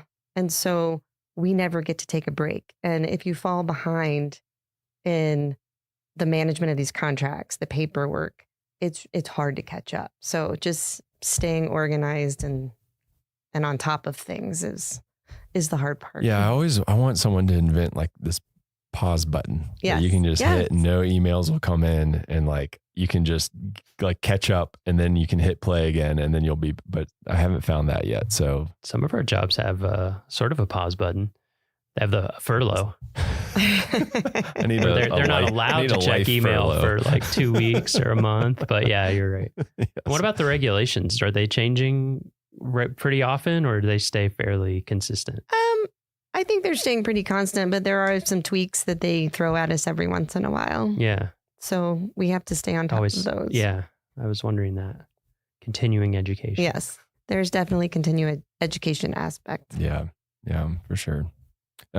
So even with those difficulties of just a lot of work coming at you, you've obviously done what you could to stay in the National Park Service and in Yellowstone National Park specifically. So why the National Park Service? What's kept you around? I think just working for an agency whose mission is to preserve our natural and cultural resources, since that is my background. And I grew up, my family took trips to the Great Smokies, Shenandoah. And so it's just been part of who I was prior to the Park Service. And so it just made sense when I landed here that I would stay. Sure. I guess it's safe to bet that you hadn't snowmobiled in South Carolina too much I had before not. you got here. There was many firsts out here. Yeah, that's one of the cool things about this place is there's always a new experience kind of right around the corner that keeps you motivated, right? Yes. Yellowstone just gets some people, and you just can't leave. Yeah, literally, you can't. They just want to come back. No. Yeah, literally, they won't. None of us ever want to. So, would you say that there's a defining moment in your career? Having been here, this is my first and only park, and I think meeting my husband here and knowing that he wanted to stay here kind of defined my path. And so then I just had to redefine what my goals and ambitions were and find my place. Yeah. So yeah. I mean that makes sense. Do you guys spend time in the park on the weekends and that, or are you guys? We used to do that a lot more. Yeah. Now we have 2 teenagers, so they keep us pretty busy. Yeah, volleyball games and basketball games. That's the challenging part living in a remote area is that aspect of it. So can you kind of touch on that really quickly? Like that's an interesting perspective, raising a family in a remote location like this. Yellowstone has been a fabulous place to raise kids, especially if you like the outdoors. But with that comes some sacrifices. We're an hour away from the nearest town, like big town for some recreational activities. But you just kind of have to roll with the punches. And if that's what you want to be involved with, you do it. We used to have them in ski school at Bridger Bowl every weekend, and we drive the hour and a half up there every Sunday. Soccer was in Livingston, which is an hour away. We had basketball tournaments and all of that, but we also threw in family trips, hiking, backpacking, fishing, rafting. I mean, you've got it all here. It's just you have to. We're an hour away from the closest vet for your pets. Mm-hmm. So it takes a special person to live here. But if you love the outdoors, I think this is a great place to be. Yeah. Yeah. That was the biggest. Miles, you've lived on the East Coast too. So like that was the biggest adjustment for me is just how like no one bats an eye when they're driving an hour and a half somewhere. That's like nothing to them. And I'm like, whoa, that's very far to me. When I first came here, that was like a weekend trip. Yep. was an hour and a half. And so doing that just to go to the store is definitely an adjustment. And I think, like all of the parents that I know and have grown up with here, we all pitch in. We have daycare, we have preschool, we have grade school. And we all just probably have to do more here to be involved than you would on the East Coast or in larger metropolitan areas. But it creates that community as well. Yeah, you probably don't find community like this in a lot of. I mean, this is pretty special. It is pretty special. That just can't happen otherwise because people are off doing their own thing, driving all over the place. Yeah, there's no one else to do stuff for you here. Yeah. So it's like you kind of have to hang out. Yeah, like my son has been in preschool the past 2 years, and I've been on the board because it's like only so many of us have a kid in preschool, and I've been there, done that. Yeah, I've heard lots of people here told me that when I was moving here. They were like, "Well, you'll be involved in a lot of things because you have to be, and also everyone will try to recruit your kid for everything because they're a precious commodity. They are. They're a limited supply." We need more kids. Yes. Yeah. No. So getting back to your job. So the Park Service mission is to, like you alluded to, preserve the natural and cultural resources for the enjoyment, education, and inspiration for this and future generations. Those kids we were talking about. So with that in mind, how does your job contribute to that mission? Well, I keep going back to when I was first interviewed for my administrative assistant position in the commercial services office, and Mary Murphy, who was a longtime employee of the park, made a comment that stuck with me, and she said, "Our division touches everybody's vacation. It impacts their experience." And so coming in, that's kind of motivated me to make sure that what I'm doing with our partners are contributing to that experience. Yeah, for sure. I mean, if someone has a bad experience, that they associate that with Yellowstone National Park and the National Park Service potentially. And then also we work with our interpretive division to help educate our guides to be better educators for their clients that they take through the park. So it's a group effort. Yeah. Yeah. I mean, something I've thought about a lot. I don't know how to quantify it, but I would guess that all of our concessioners spend more, certainly like longer term hours with visitors than any National Park Service employee. Absolutely. Because I feel like most people, if they interact with a National Park Service employee, it's going to be as a visitor at a visitor center desk, maybe for like a few minutes because we are busy and there's lines and people have questions. Or maybe they get to go on a ranger-led walk or talk. I mean, that's a small percentage, but even those maybe are going to be 30 minutes, 45 minutes, whereas concessioners, it can be all day or multiple days. It can be a really close relationship that people form. So I think about that a lot. I think in every park that I've worked at, that's been the case, that those really quality hours are often with a concessioner. So they're like a huge... not just an extension of what we do, but they contribute big time to that mission. Yeah, for sure. So for someone who's listening to this and is like, man, that sounds like a cool job. I like a challenge. I like to go snowmobiling every once in a while. What's the series? Do you know your series in USA Jobs? It's an 1101. Okay. So that's what people can look at if they're interested in those, and that's concessions. It's a concessions management specialist. Okay. And I believe they start at a GS7 and go all the way up to supervisory positions. There are, I don't know what the series number, but there is a concessions management assistant that might be like a 6-7. But yes, we're all over the Park Service in every park. Okay. Yeah. And that's the other great thing is that every park has those types of jobs. So if you want to move around the country, you can do that pretty easily. Absolutely. That's another great part of that job. And every park is different in the contracts and commercial use authorizations and activities that they offer. So pick your park, pick your activity, and there's probably something out there for you. Yeah, for sure. Mm-hmm. And do you need formal training to qualify for those positions? Obviously not. Just lots of experience. I come from a wildlife biology background. I think a business, accounting, finance experience would be beneficial. I've kind of had to learn on the job. But one thing that's helped me in Yellowstone is just my varied experience working here, and knowing people and programs and the willingness to be flexible and patient. It took me a while to get where I am.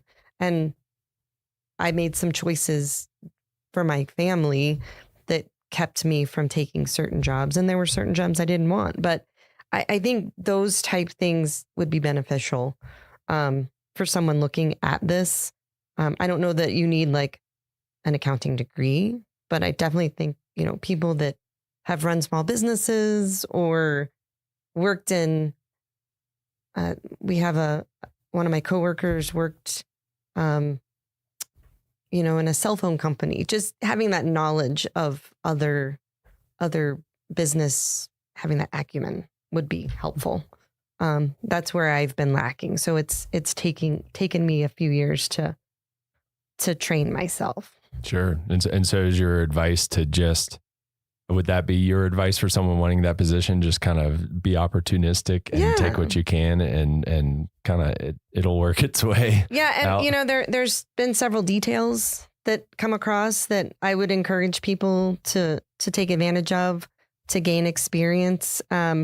Once you get into the program, our Washington office offers annual trainings with asset management, pricing and evaluation, financial management, commercial use authorizations to kind of bring everybody up to speed, because it is kind of a different aspect of the Park Service. And especially for those people in parks that have collateral duties, you're a superintendent, but you also have to manage the commercial services. It helps with those type things. But I do think there's some introductory trainings on DOI talent that anyone can take. Like, I think there's an introduction to commercial services just to give you some background on the program. Yeah, that give you that solid foundation to get started and kind of learn more about it. Well, that all sounds, that's great advice. I think super applicable to a lot of people listening. Do you have a favorite, before we let you go, do you have a favorite memory in Yellowstone National Park? I'm guessing you have a few in 25 years. But you can only pick one. That's my rule. Okay. Well, I'm very strict. After 25 years, I have too many. So I'm going to pick one that's not in Yellowstone. Yeah, that's totally Before I came to Yellowstone, I worked for the Fish and Wildlife Service in Vernal, Utah. And we worked in Dinosaur National Monument. So my favorite memory is just, I worked for an endangered fish project, electrofishing down the Yampa through the park. It was my first job out of college and the best one ever. Can you describe to those who don't know what electrofishing is? Because it sounds like some heavy metal band from the 80s or something.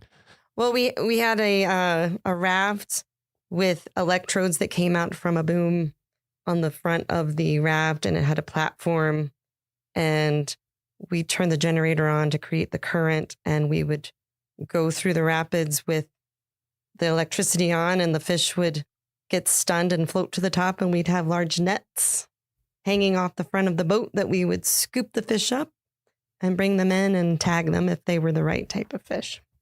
And no fish are harmed in that is correct. They are okay for our listeners out there. Did you get any like really weird random species that kind of floated to the top? No, it was an endangered fish project, so we were looking for specific fish. Okay. And so they were few and far between. Yeah. But you just got to make sure that you don't fall in the water when those electrodes are on. That's one of the like most amazing rafting canyons. It's beautiful in the country. It is beautiful. Yeah. I would love to go back.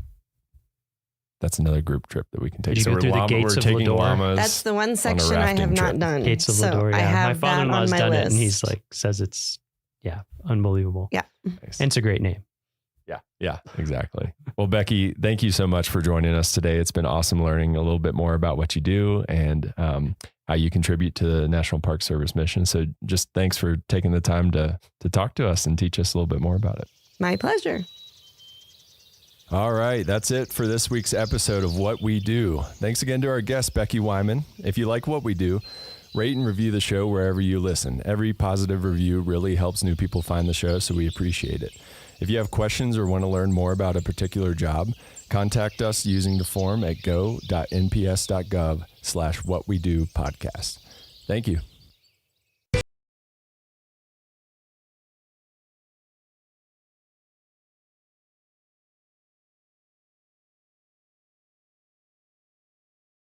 Overlook is just a short walk up the Going to the Sun Road from the Gunsight Pass Trailhead shuttle stop.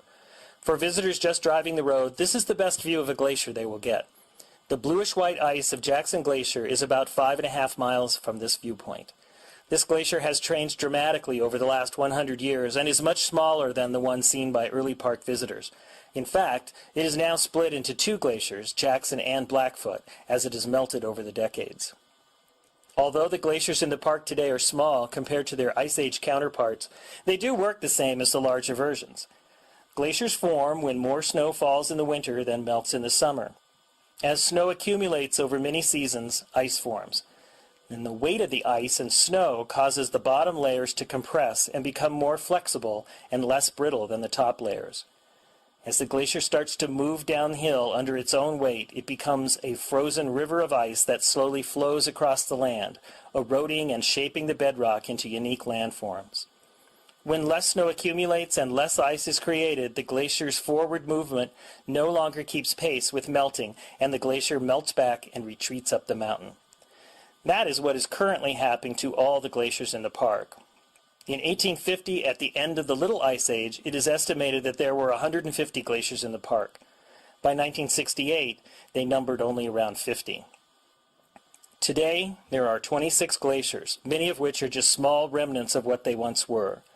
For many years, scientists have been studying global climate change, and it is clear that ecosystems like Glacier National Park are undergoing dramatic changes. While the Earth's climate has undergone cooling and warming cycles in the past, if current warming trends continue, scientists predict that the glaciers in Glacier National Park will be completely gone by the year 2030.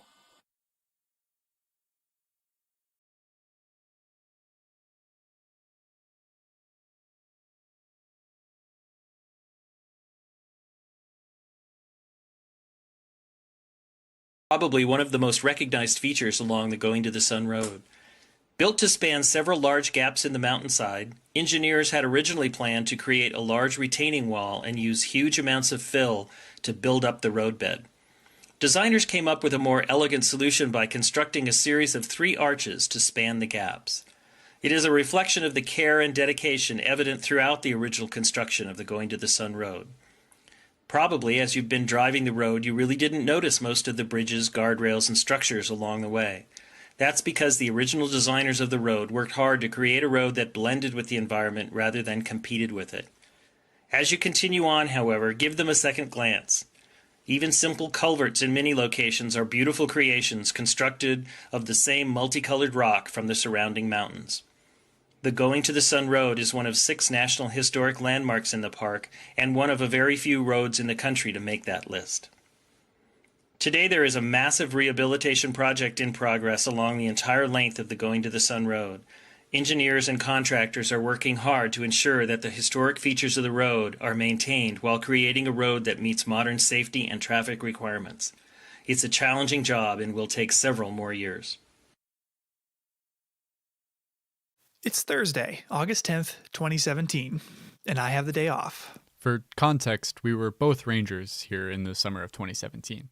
Yes, and the job of leading guided hikes, campground talks, and staffing the visitor center is very rewarding, but can also be exhausting. So when the weekend rolled around, some friends and I planned a relaxing backcountry camping trip. We got a permit for the backcountry campground on the west shore of Lake McDonald, one of the few backcountry campgrounds that you can paddle a canoe to.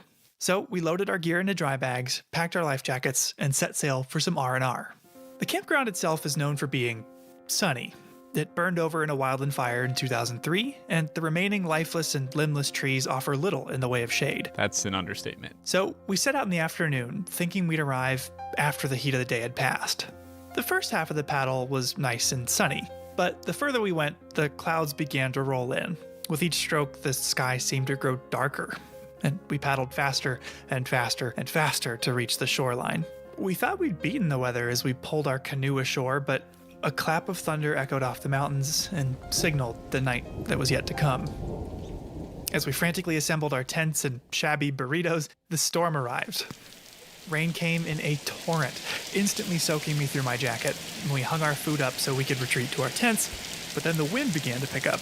In my memory, what came next was a loud, deafening blur. Rain pelted the ground and began to sound like angry radio static. The wind was strong enough you had to brace yourself against it or be blown over. It began to topple the trees around us, and as they crashed down left and right, we ran to the lakeshore for safety as lightning and thunder reverberated up above. But just like that, it was over. The air was calm, the rain had stopped, and we breathed a collective sigh of relief as we returned to the soggy rice and bean burritos we'd put away. As we ate, we tried to make sense of what had just happened, pointing out the trees that had fallen down, comparing how well our jackets had worked, but only then, with mouthfuls of burrito, did we notice a column of smoke across the lake. Smoke that would eventually grow to become the Sprague Fire that burned 17,000 acres and the Sperry Chalet. Wow, that's crazy that you sat through the storm that started it all. I was actually just straight across the lake from you at the same time at the Lake McDonald Lodge.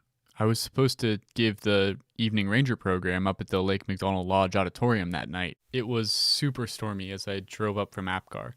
And while I was getting ready for my talk, the power went out in the building. It was pitch black in the auditorium. I didn't think people would really be able to safely walk around the room, so I just decided to cancel the program.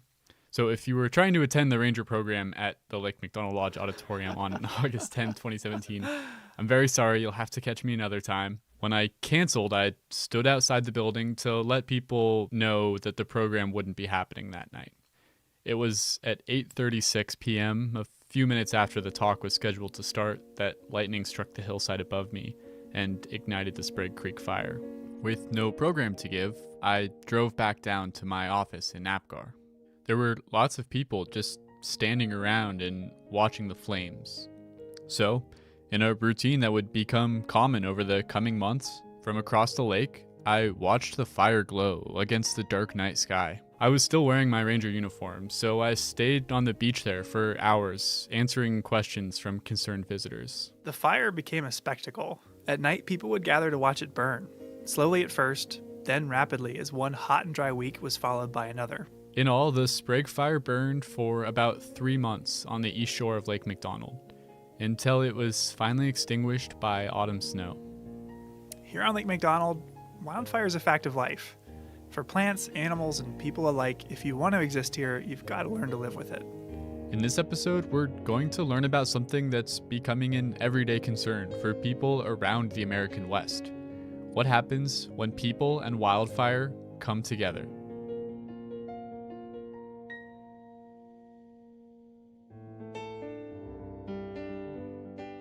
Welcome to Headwaters, a Glacier National Park podcast, brought to you by the Glacier National Park Conservancy and produced on the traditional lands of many Native American tribes, including the Blackfeet, Kootenai, Salish, and Gillespie people. We're calling this season The Confluence, as we look at the ways that nature, culture, the present, and the past all come together here. I'm Michael. I'm Andrew. And we're both rangers here. And today we're in the Lake McDonald Valley. Near the west entrance of the park, the Lake McDonald area is the most visited region of Glacier. Lake McDonald itself is one of the park's most cherished attractions. At 10 miles long and over a mile wide, it's also the largest lake in Glacier. This area gets hit with a ton of lightning, and that means that wildfires start with considerable frequency. What happens in a place dense with people and fire? And that's what we're going to explore in this episode.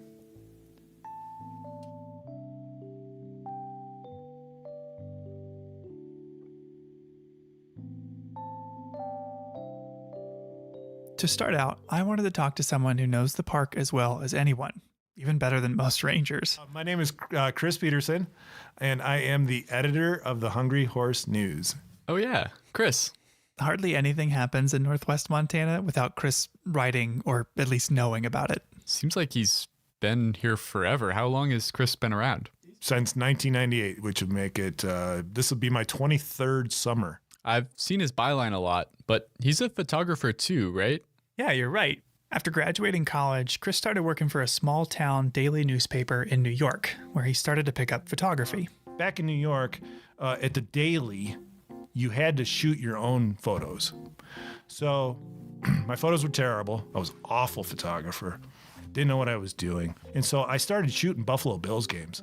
You know, at a Buffalo Bills game, there's like 85,000 people there, but there's also 120 photographers. So you could learn a lot just by watching the other guys.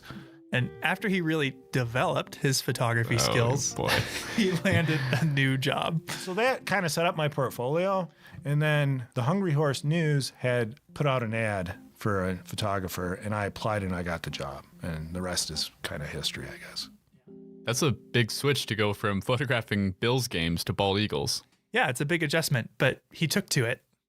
But part of covering news in the West is wildfire, something Chris didn't have any experience with from his time in New York. Oh, well, in New York, there aren't, big fires, yeah, but they were all houses or, tire dumps. But it didn't take him long to get experience. His second summer, he covered the West Flat Top Fire. 2 years after that, the Moose Fire, then the Anaconda Fire. So I'd cut my teeth.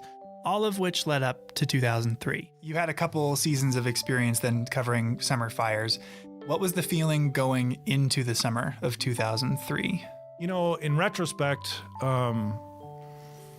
we probably should have known that we were going to have a big fire year. But I can remember in June, people just having fun because it didn't rain.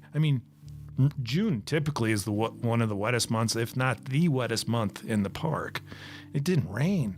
So everyone was having, everyone's camping and fishing and floating and, the park is just full of people. And the fire danger rating has been moved up and is now high. But by July, fires began to crop up. In fact, on July 17th, after a morning storm, 6 fires were spotted in the park. Wow, that's a lot. Yeah, more fires than the park sees in some whole years, just in one morning. The next day, Numa Ridge Lookout spotted the Wedge Canyon fire in the North Fork, which within 2 days had grown to 4,000 acres, and due to the number of homes in the area, was the #1 priority fire in the nation. Wow. So what was Chris doing at the time? We were out running around taking photos of them. Drove up and looked at Wedge Canyon, and man, it was ripping across the ridge one day. So we knew, unless it rained, that things were probably going to get worse, not better. I don't think we thought they'd get as bad as they did. At the same time the Wedge Canyon fire was burning in the North Fork, a fire was burning in the heart of the Upper McDonald Creek Valley, the Trapper Fire. The fire at the heart of our story was, at the time, so remote that it was seen as a low priority. Park employees like Chris Baker, the lookout stationed on Swift Current Mountain, described what it looked like. She wrote an article after the fire all about it. Here, can you read the first part? Okay. When I arrived back at Swift Current, Flat Top Mountain was puffing here and there, but the smokes just weren't that impressive. The lightning storm had planted its seeds, but nothing much was showing yet. So for a while, Trapper was underwhelming? Yeah, it was. But that obviously didn't last forever. No, it did not. July 23rd comes along. Changes everything. The forecast for the 23rd called for extreme winds, 30 miles an hour or more. Right, exactly. And so that's why we're at the loop on the 23rd. Now, if you've ever driven the Going to the Sun Road to Logan Pass from Lake McDonald, you may remember the loop as the single hairpin turn on the whole route. As the road turns back on itself, you've got 8 miles left till Logan Pass as you rise above the trees, getting a view of the McDonald Creek Valley, and Chris hoped the Trapper Fire. Okay, it's a pretty windy day. Let's get up there, see what's going on. Let's take a look at it. His instincts were right. Chris Baker, the lookout at Swift Current, watched the Trapper Fire grow that day. And rather than have you read everything, Andrew, I had a friend read the rest of her quotes for us. There was no mistaking it when Trapper decided to make its move. I was looking right at it when it did. That wimpy white column suddenly grew tall, turned to brown, then black. Then it was wider and moving. And you could see that fire probably, I'm guessing, 5 miles away. And it's just starting to look like a tornado. If you can imagine a really big tornado in the sense that it's like this big circular cloud of black, and it just starts spinning, and you can see it, and it's coming closer and closer and closer. Wow, that's nothing like what I expected. And Chris was far from the only person at the loop watching this unfold. I mean, more and more people showed up, and we're just watching it, and there were other people there. Everyone's taking pictures. So there were reporters like Chris there, visitors had stopped to take pictures. There's even a corporate marketing team there. And one of the more memorable things was there was this couple of women in their 20s with like tank tops on, and they had a Red Bull pickup truck. You know, Red Bull, that energy drink, but it had like a big fake can on the back of the pickup truck. As the fire was coming closer and closer and everyone was taking photos, the Red Bull staff was running around with free samples. Okay, I think watching a fire race towards you is a situation where you definitely would not need the extra boost from an energy drink. Yeah, I think you're right. But with or without the Red Bull, Chris described the atmosphere being charged with anticipation and excitement. So we're taking pictures of her with the smoke and the fire and smoke and stuff in the background, and they're taking pictures, and it just kind of got into like almost a party type of atmosphere in the sense that here it comes, and it came like right to the edge of the canyon.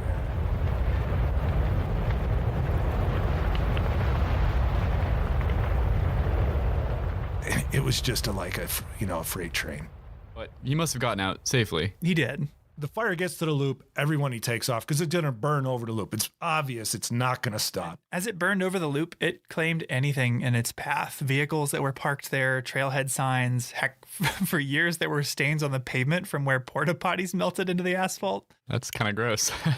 What happened next? Well, the Trapper Fire continued to burn uphill straight towards the Granite Park Chalet. And, well, you'll have to wait and see. I talked to Mike Sanger, one of the employees that was at Granite Park Chalet that night, later in the episode.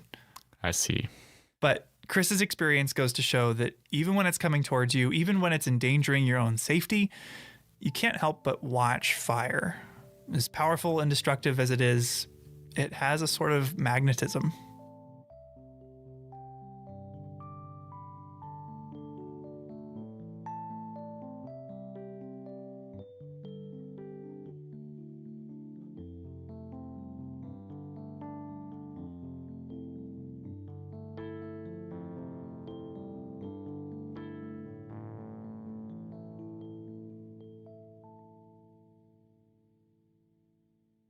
My name is Tony Kashola Sr. I'm a director for the Salish Kalispel Culture Committee for the Confederated Salish and Kootenai Tribes. People interacting with wildfire here is not a new phenomenon. In fact, it's been happening for thousands of years. To learn more, I decided to talk to Tony and Kashola Sr. about the role that fire plays in the traditional Salish way of life. We talked about how, from Tony's perspective, not enough people understand the significance and value of fire. This misunderstanding of our environment makes fire more dangerous. And he talked about how national parks are a place where we can learn to connect with the natural world.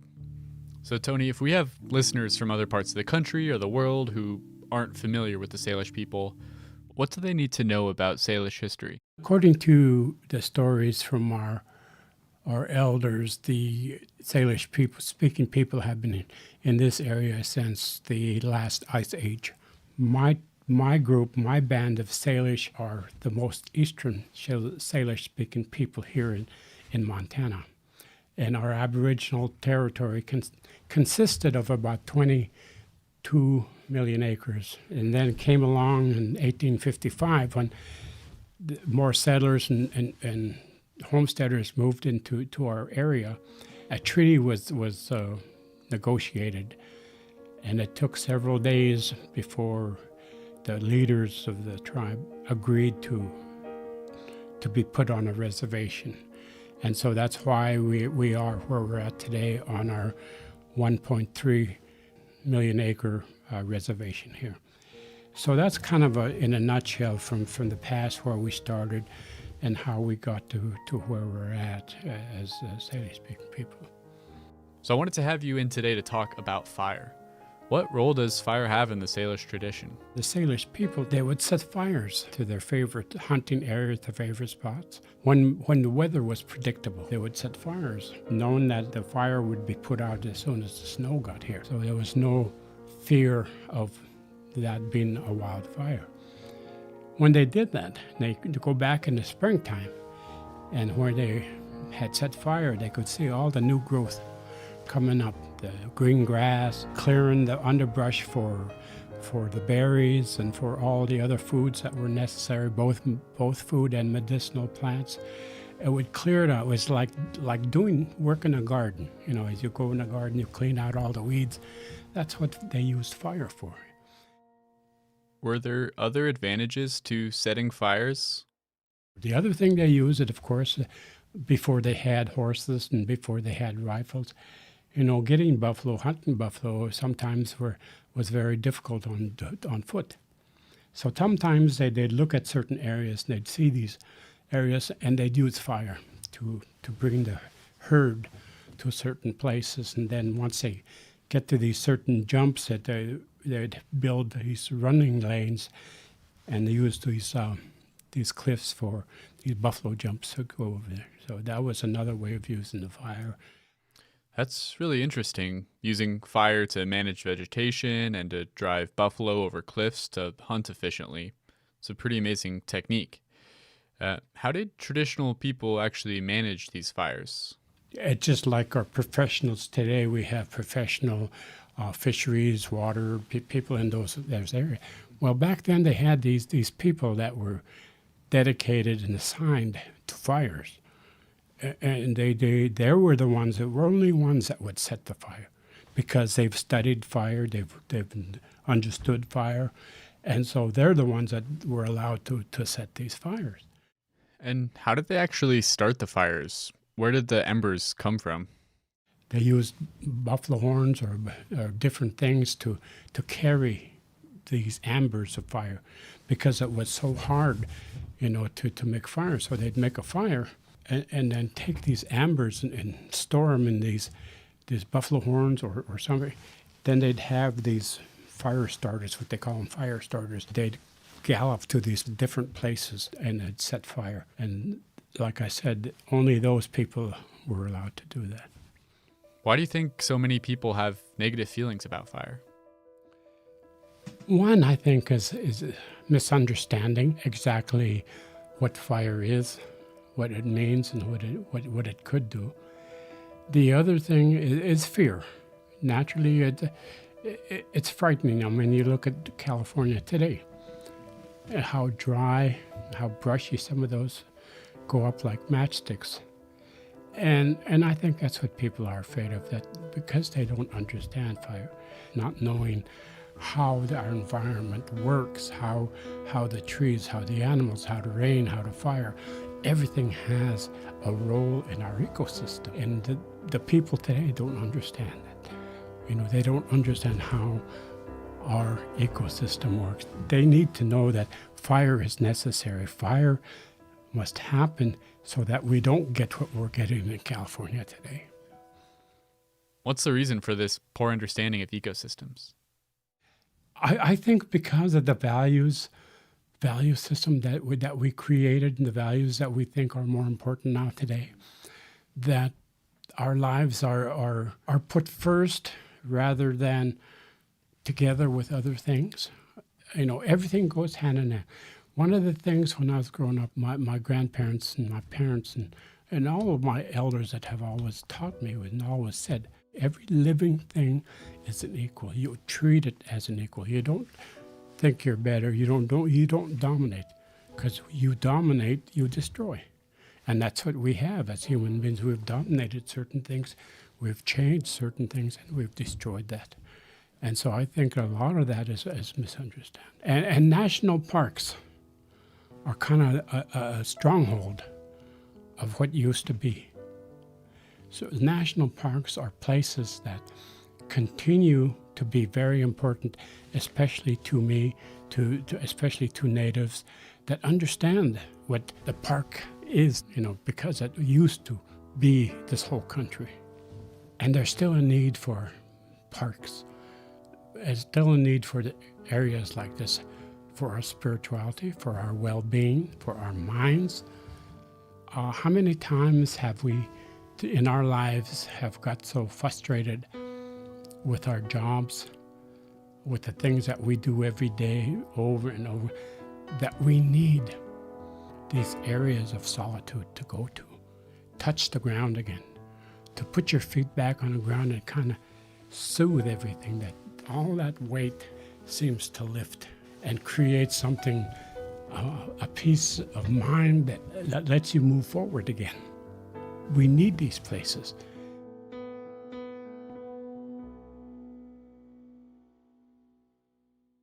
So, fire has a long history in this place. It can be a creative as well as a destructive force. And whether you like it or not, it's a factor that has to be considered in deciding how to manage this park. To learn more about what role wildland fire plays in the ecosystem here, I decided to talk to Dawn LaFleur. My name is Dawn LaFleur, and I am the vegetation management biologist for the park. What does a vegetation management biologist do? What does that entail? It basically manages the vegetation for the park. So that's anything from forest management, basically making sure we have healthy forest ecosystems, as well as maintaining native plant communities. So whenever we have disturbance, human-caused disturbance, we go in behind the disturbance and utilize native plant materials that we've collected and grown at our native plant nursery. So basically trying to manage the native vegetation as well as the invasive vegetation to maintain healthy ecosystems. I met Dawn on the site of the Howe Ridge Fire, which in 2018 burned about 14,000 acres on the west shore of Lake McDonald. It was 1 year after the Sprague Fire, which we talked about at the top of the show, and on the opposite side of the lake. At times it can be a bit noisy here now that there's not much of a forest to shelter you from the wind. That was a pretty intense fire.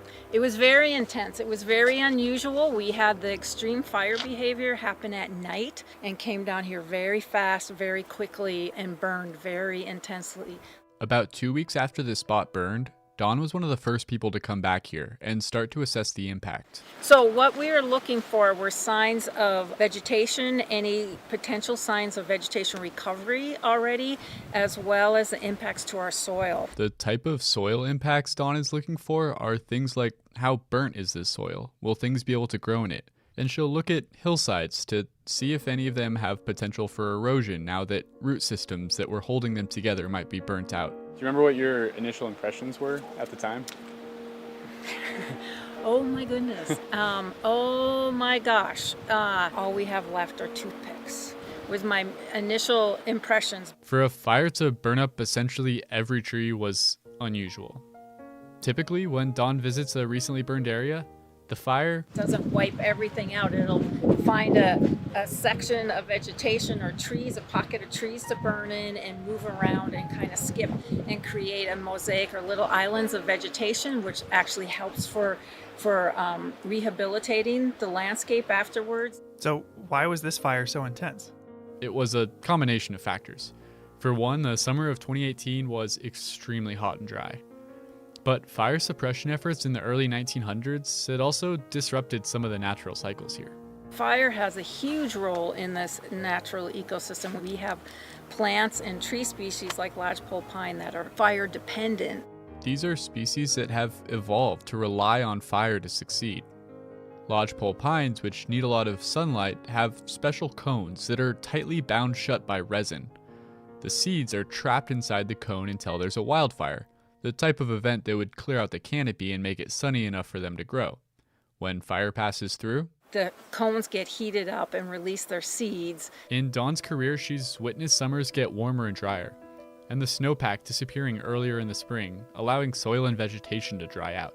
These effects are changing the role that fire plays in the ecosystem. What it is climate change. We're getting drier and hotter sooner. And then the other thing we're seeing is with the extreme fire and not enough moisture in the spring, what takes advantage of those open niches after a fire are non-native plants, the opportunists. We're seeing a lot more non-native invasive plants coming into our burned areas than we have had in the past. But Dawn hasn't lost hope. She still has a clear and optimistic vision of how this area can recover. My hope would be in 5 years we should have conifers that are 3 to 4 foot tall. A good diversity of conifers. I would hope a lot of larch in here because they tend to be fire resistant. It'd be wonderful to see pockets. I don't expect it all across the landscape up here, but little pockets of moisture where we could see cedar hemlock coming back. And this would be completely green, and you've got woodpeckers utilizing the snags and everything. We would be standing here and we would have vegetation over our heads. Sounds lovely. Less. And as we get more vegetation established, that will outcompete, as we get an overstory, it'll outcompete these newly established invasives. So much more native plant diversity. Protecting plant diversity in Glacier National Park is a collective endeavor. Dawn can't do it alone. She asks that when people visit here, they take a moment to think about how their actions will affect the plant life around them. Stay on the trail. Definitely stay on the trail. Walk in the mud. Don't go around a mud hole. And don't pick the flowers. Oh, yeah. That's a big one.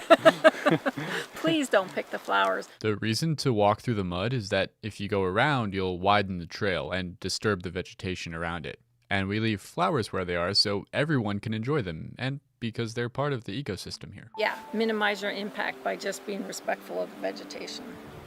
The plant life in Glacier National Park evolved in the presence of fire and is adapted to frequent burning. Fire can be a source of renewal and even catalyze the processes of growth and change that make Glacier home to an incredible diversity of plant life, over 1,100 species. As climate change affects the behavior of wildfire and fire ceases to behave in the way plants are adapted to, its destructive tendencies can start to outweigh its constructive ones. It's something that scientists in Glacier like Dawn will continue to monitor. When a wildfire changes the makeup of a forest and what kind of species grow there, the effects aren't limited to just plant life.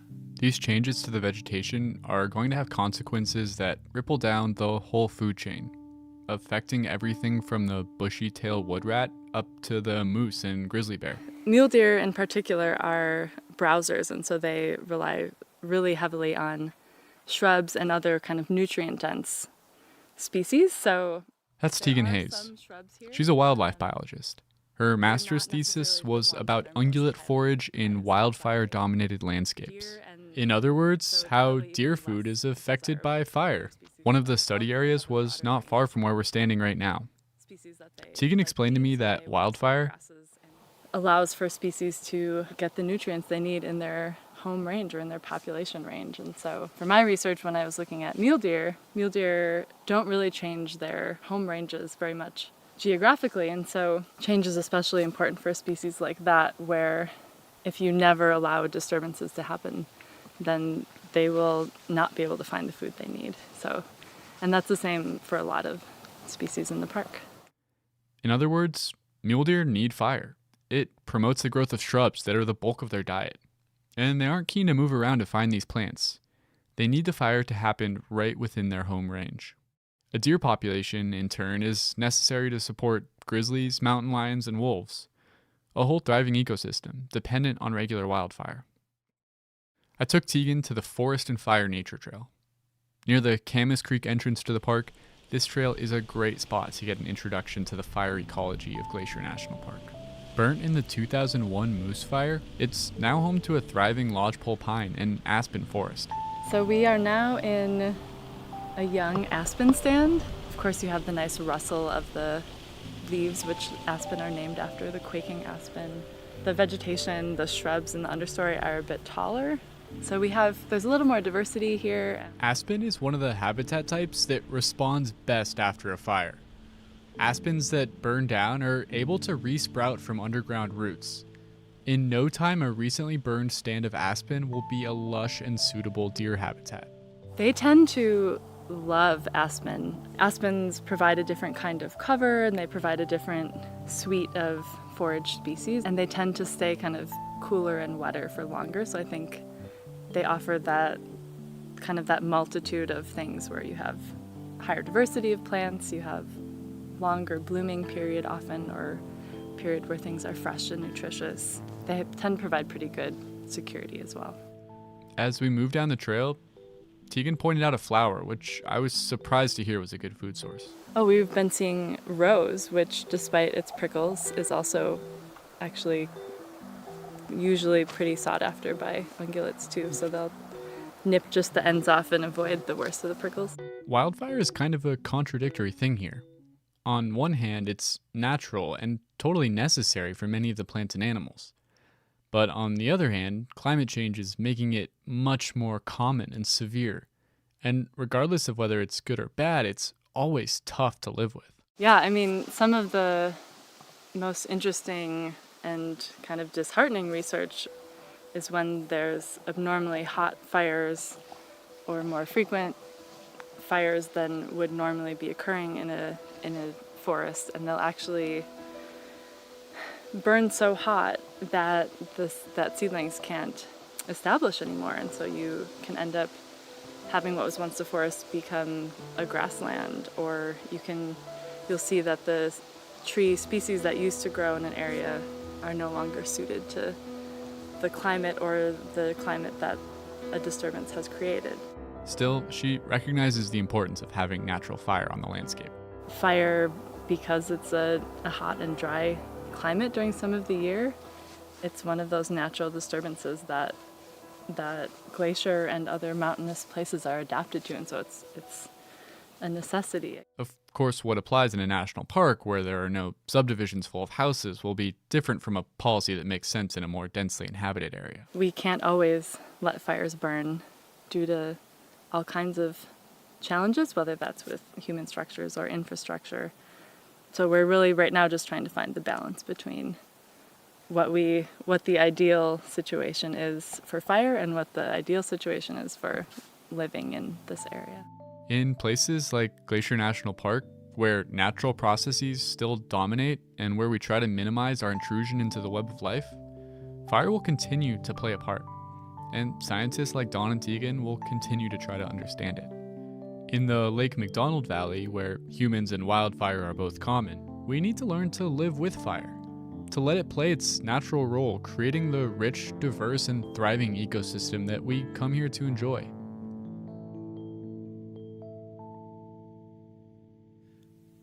We'll be right back with the conclusion of the Trapper Fire saga after this break.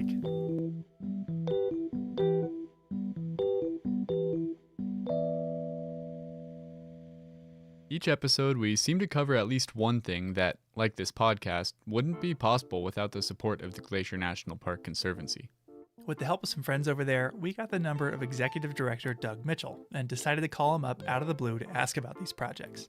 For this episode, we wanted to ask about Sperry Chalet.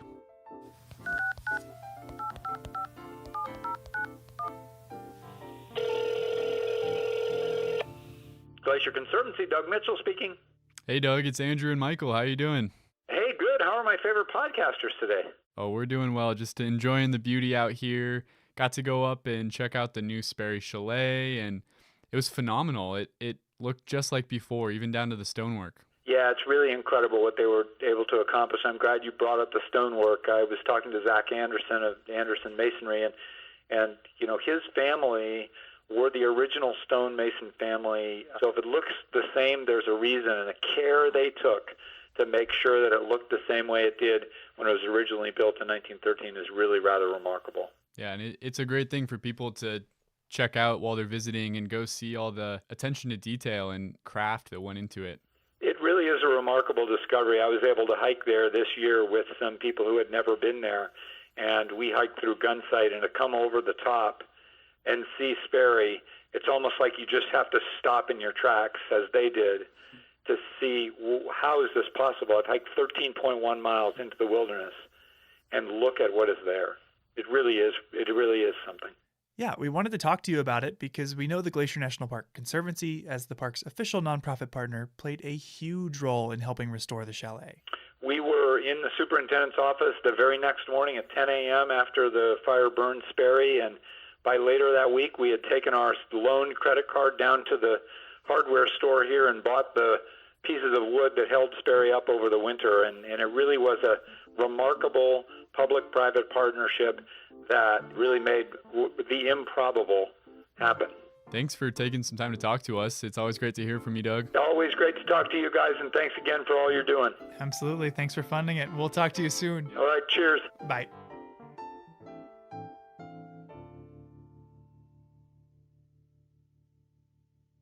So we just heard from Dawn and Tegan about how plants, like lodgepole pines, and animals, like mule deer, can benefit from the presence of fire in the ecosystem.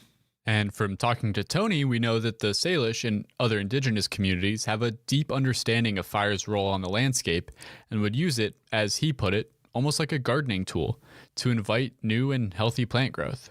Working here, a big part of our job has been sharing that knowledge with visitors, talking about the plants and animals that thrive in fire's aftermath.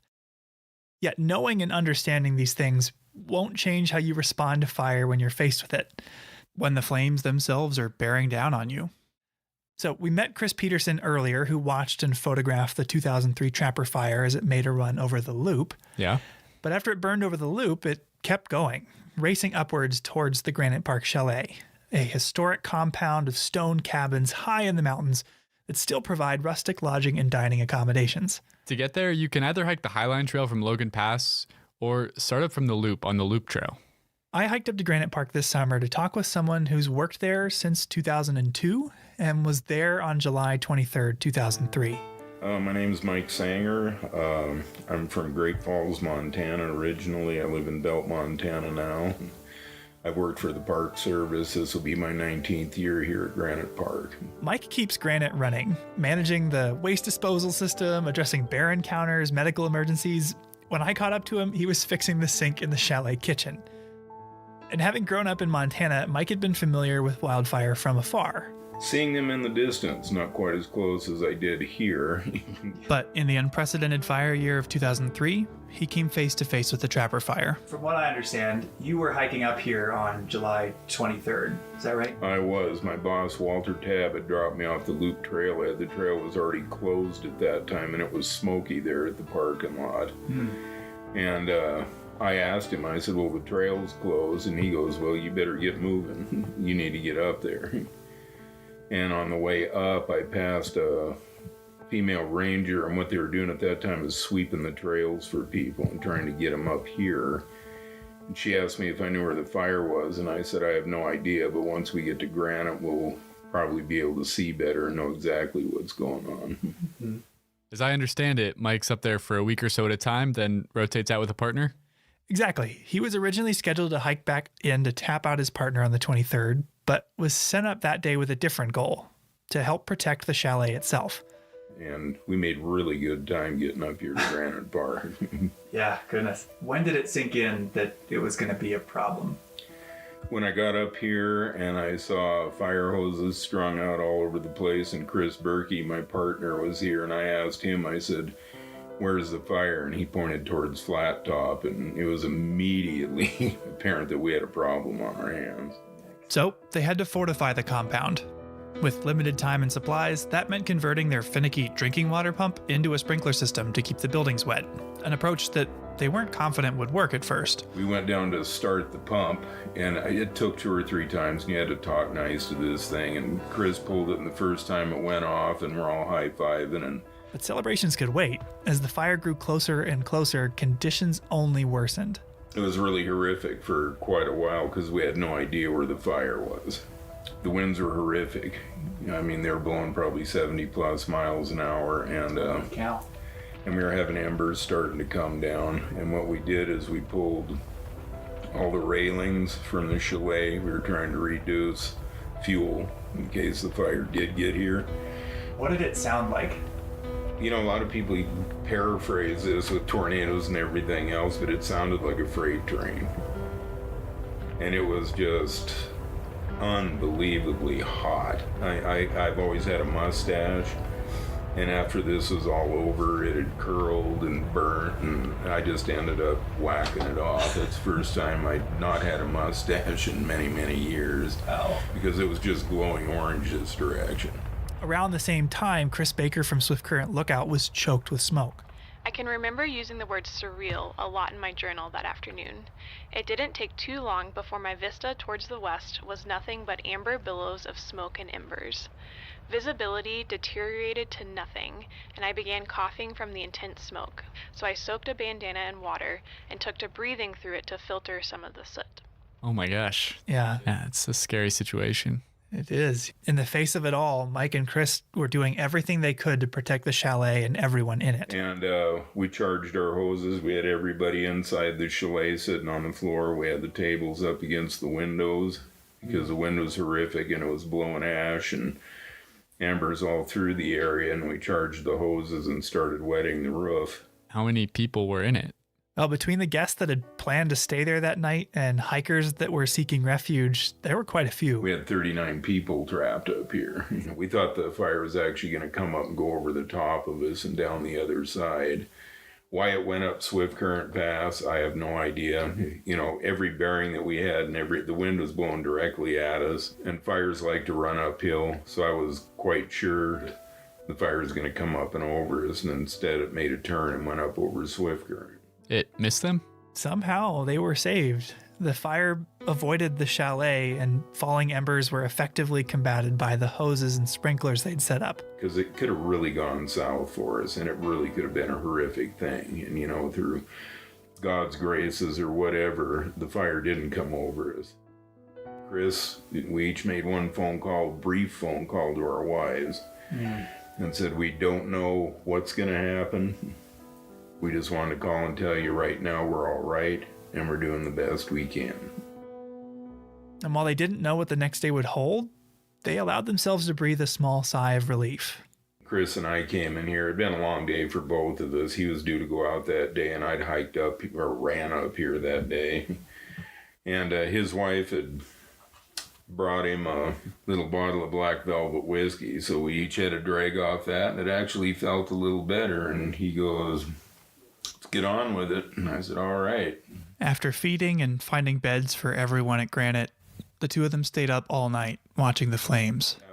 We'd take turns. There was a chair between this building and the chalet and one in front of the chalet, and about every hour we'd switch. Also up all night was Chris Baker, watching the flames from her vantage point at Swift Current Lookout, 1,000 feet above the chalet. Night fell, and finally I could see the fire appear through the smoke as 1,000 points of flame and torching trees. I remember just staring a lot in unbelief. Sleep wasn't even an option. This was history, and I was privileged to have a front row seat. It was a long night and a close call. Thankfully, no one was hurt, and the chalet was saved. Mike and his partner Chris Berkey were even honored by the Department of the Interior with Valor Awards for their heroism and bravery. But Mike's a humble guy. If you have the chance to meet him, you might hear him tell stories of that night. Sometimes the chalet even asks him to give a program about it to their guests. But you won't hear him bragging. He's seen firsthand the power of fire and worked in its aftermath every year since. But even then, that night standing guard after hours of fear and uncertainty, he could see a beauty in the flames. And the one thing that struck me is once it got dark and you could see the fire, you know, despite what was going on, it was actually kind of pretty to look at. And, you know, I don't mean to sound morbid or anything, but it was. It had its own kind of natural beauty to it. A month later, the Trapper fire had died down, and Chris Baker reflected on the fire as she hiked down from Swift Current Lookout for the last time of the year.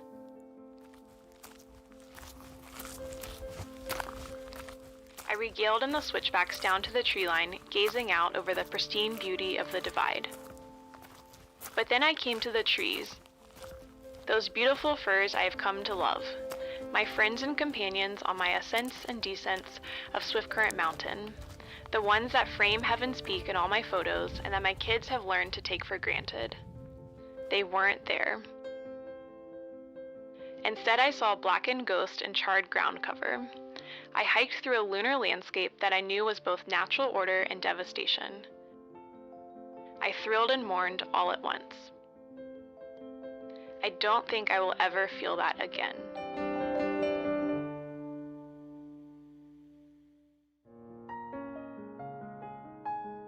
Our last story of the day is about the important role that fire plays for archaeologists here.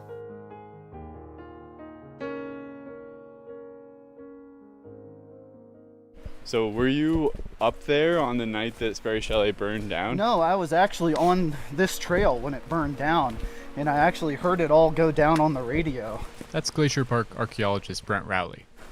Which was kind of a crazy experience. I was actually just back there, probably a few hundred yards, and I heard this radio transmission that was like calling the incident management team on the radio and being like, you know, I need to give you a satellite phone call because we need to have like a conversation right now. And it turns out that was the chalet catching on fire, like the dormitory building. Fire teaches us about the natural world, but it also teaches us about ourselves, and sometimes in unexpected ways. When the Sprague Fire burned down the main building of Sperry Chalet on August 31st, 2017, it felt like we had forever lost a piece of our history.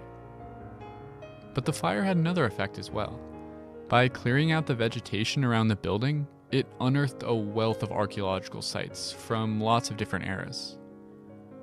Out of the ashes, Brent found a whole world of history. In a place like Glacier, the vegetation is so thick that you can't see the surface of the ground to find artifacts. A fire that comes in and clears out the vegetation will often reveal major archaeological sites. After the Sprague Fire, Brent and his team found a series of dumps where all types of people, like construction crews, cooks, and chalet visitors, had thrown their garbage for decades, starting in the early 19-teens. Brent was intrigued. He told me that these types of sites hold a lot of information that you can't just read about. In the history books about a site like, say, Sperry Chalet, you only hear about the experiences of the people that are actually staying in the chalet. You don't hear the story of the people that worked at that chalet and that may have worked at a trail camp or a CCC camp that built a lot of the infrastructure in the park. And a lot of those dumps preserve the information of like what was daily life like for them, what were they eating. We might find game pieces or, you know, what were they doing in their spare time at their backcountry camp. As we hiked the 6 miles up to those archaeological sites, Brent told me all about his experiences that year. I got assigned to the fire as a resource advisor for cultural resources. So during that summer, I probably hiked this section of the Sperry Trail 40 times. And, you know, so I got to watch the fire come down this ridge and sort of change the forest gradually. Because in the cedar forest, the fire just kind of creeps along. It rarely ever, really gets up into the treetops. It kind of travels along the deadfall and through the root systems. When the fire in the chalet was finally extinguished, the stone exterior walls were still standing. The fire had only burned the interior and the roof of the building. A few days later, Brent was flown to the site in a helicopter to help the park determine if the still standing walls would survive the winter. It was really surreal. Like all the bed frames had melted, kind of looked a little like a little bit of a wasteland inside. The stone walls were able to be salvaged, and over the next 2 summers, the chalet was reconstructed within them. Brent and I arrived just days before the grand reopening, when the chalet would welcome guests for the first time since the fire. It was also the first time that Brent had been in the new building, and he was a bit taken aback by the difference. The last time I was standing in this very spot, I was like 4 feet lower, and then, you know, there was debris everywhere, and, you know, it's pretty crazy to be standing in the same spot, but now in a constructed building. After the fire, Brent and his team were tasked with surveying the burned area and noting any archaeological sites that had been revealed. What they found was a vast assemblage of objects that painted a vivid portrait of early 1900s park life. What kind of objects are we talking about? Well, actually, one of the most common things they found were chamber pots. What do they look like? They're just bowl-shaped, but a little... Oh, right there is one. A really good one. Yeah, it looks like just a small bowl with kind of a big rim around it. Yeah, just big enough to do your business in, you know. But those things were all over the place, like down this hillside. It's kind of interesting. I just like to imagine someone walking out in the morning and getting ready to toss the contents of it over the hill and accidentally loses their grip, and there it lies. Because that one definitely is not broken. Okay, that did paint a vivid portrait. What else did you find? One thing that really caught my eye were these tubes of clear blue glass. Brent explained to me that those were insulators for a historic phone line. So in a phone line, you've got the wire that the message travels through vibrations. The insulators allow you to attach that wire to a telephone pole or a tree or whatnot, a solid object, without interfering with the signal. Oh. And so I'm guessing, considering there's a scatter of them here, that once they pulled down the phone line here, sometime probably in the 1940s, they just chucked it over the hill. So until the 1940s, there was phone service at Sperry Chalet? Yeah, I think maybe a lot of people imagine the early days of the park as a much wilder time. But in many ways, the visitor experience was much more managed than it is today. At least for some types of people. So I think out here on this point, there was some sort of tent camp set up, and I don't know exactly the dates of the tent camp, but I think it was certainly early on in Sperry Chalet's history, so probably 19-teens, maybe even into the 1920s. And so there's a lot of the really diagnostic artifacts that have actual Great Northern Railway logos, and that differentiates it from, like, say, a worker camp for the workers that built the chalet or maintained the chalet, because those higher end ceramics would be what you would serve the very wealthy guests oftentimes that were coming to the chalet, whereas in a little bit we'll go to a worker camp and they were eating out of cans. I pointed out a ceramic shard. It was about the size of my hand, to see how Brent could interpret it. So this is probably like a large serving platter dish that would have been about, that big. Yeah. So like a communal, indicating like a communal dinner setting, where sort of family style dining, I guess you would call it today. Mm-hmm. Oh, that's interesting. From just that small piece, he was able to figure out about how they dined. Yeah, what was most interesting about spending the day with Brent was seeing how these little pieces of what seemed like just garbage gave him really deep insights into how people thought and behaved a long time ago. I don't know how this dump got here, but it's one of the most interesting assemblages of stuff. This is it all spread out because it's all jammed in that crevice. Mm-hmm. And there's everything from an assortment of condiment bottles, like this is probably ketchup. There's a medicine bottle. Here's one of those coffee ration containers. There's poison bottles, like multiple of them. So it's like a really strange thing. Like, I don't know if this was like kind of where maybe some workers at some point were camped out. Like the poison bottle in particular, I mean, kind of throws me. I'm like, that tells me, I feel like that it's got to be related to workers. Wait, okay, what was the poison for? Yeah, I was wondering the same thing. Brent told me it was probably to poison rodents of some sort, maybe mice, pack rats, or a particularly aggressive marmot. How do they find all this stuff? There's a couple different ways these sites get discovered. This one, a firefighter showed it to me. Okay. But usually, yeah, when we survey areas, we do transects. One of the main things that Brent has found here is the class distinctions between the different people who use this area, and how this manifests even in their trash. Up at that tent camp, everyone was always eating off of, fine ceramics and being very proper, I guess you would say. And here it's like you just open up the can and eat out of the can sort of thing, which is more indicative of, I guess, lower class status, like a worker rather than someone that's on a very expensive vacation. Do you know what would have been in these cans? Some of them. See, like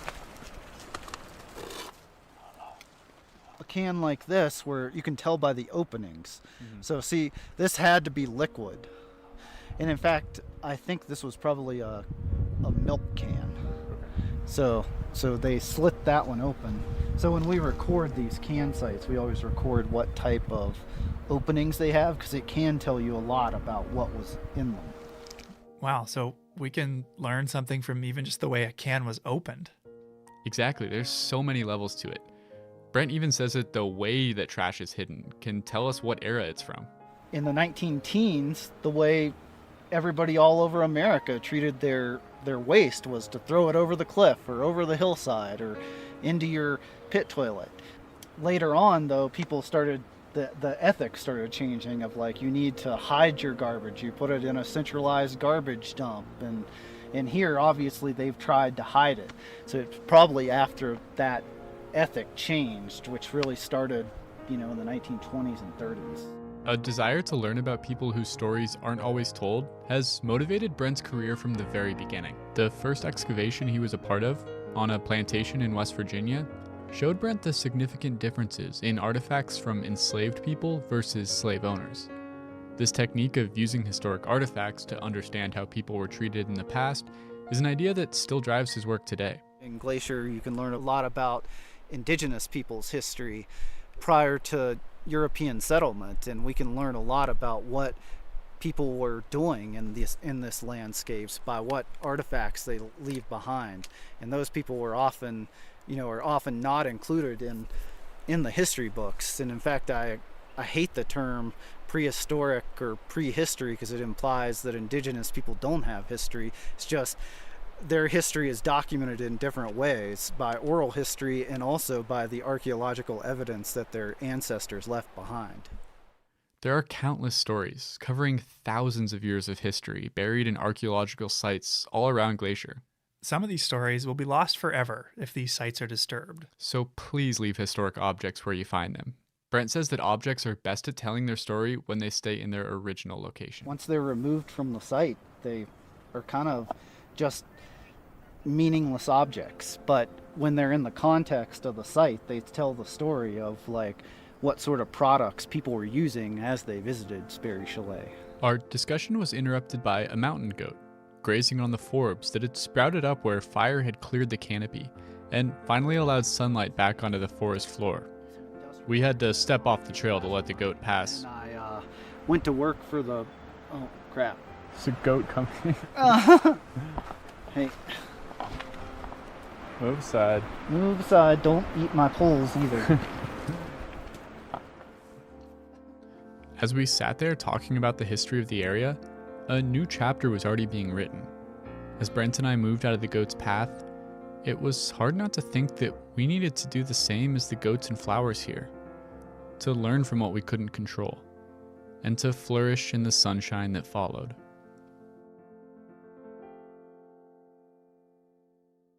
That's our show for today. If you're interested in learning more about the role and history of wildfire in Glacier, or about the Salish Kalispel Culture Committee, check out the links in our show notes. Thanks for listening. Headwaters is a production of Glacier National Park, with support from the Glacier National Park Conservancy. The show was written and recorded on traditional native lands. Andrew Smith and Michael Feist produced, edited, and hosted the show. Ben Cosgrove wrote and performed our music. Alex Stilson provided tech support. Quinn Feller designed our art. Renata Harrison researched the show. And narrated the credits. Lacey Kowalski was always there for us. And Daniel Lombardi and Bill Hayden were the executive directors. Support for this show comes from the Glacier National Park Conservancy. The Conservancy works to preserve and protect the park for future generations. We couldn't do it without them, and they couldn't do it without support from thousands of generous donors. If you want to learn more about how to support this podcast or other awesome Conservancy projects, please go to their website at glacier.org. Of course, you can always help support the show by sharing it with everyone you know, your friends, your family, your dog, and also leave us a review online. Special thanks this episode to Chris Peterson, Tony Incashola Sr., Don LaFleur, Tegan Hayes, Mike Sanger, Sarah Peterson, and Brent Rowley.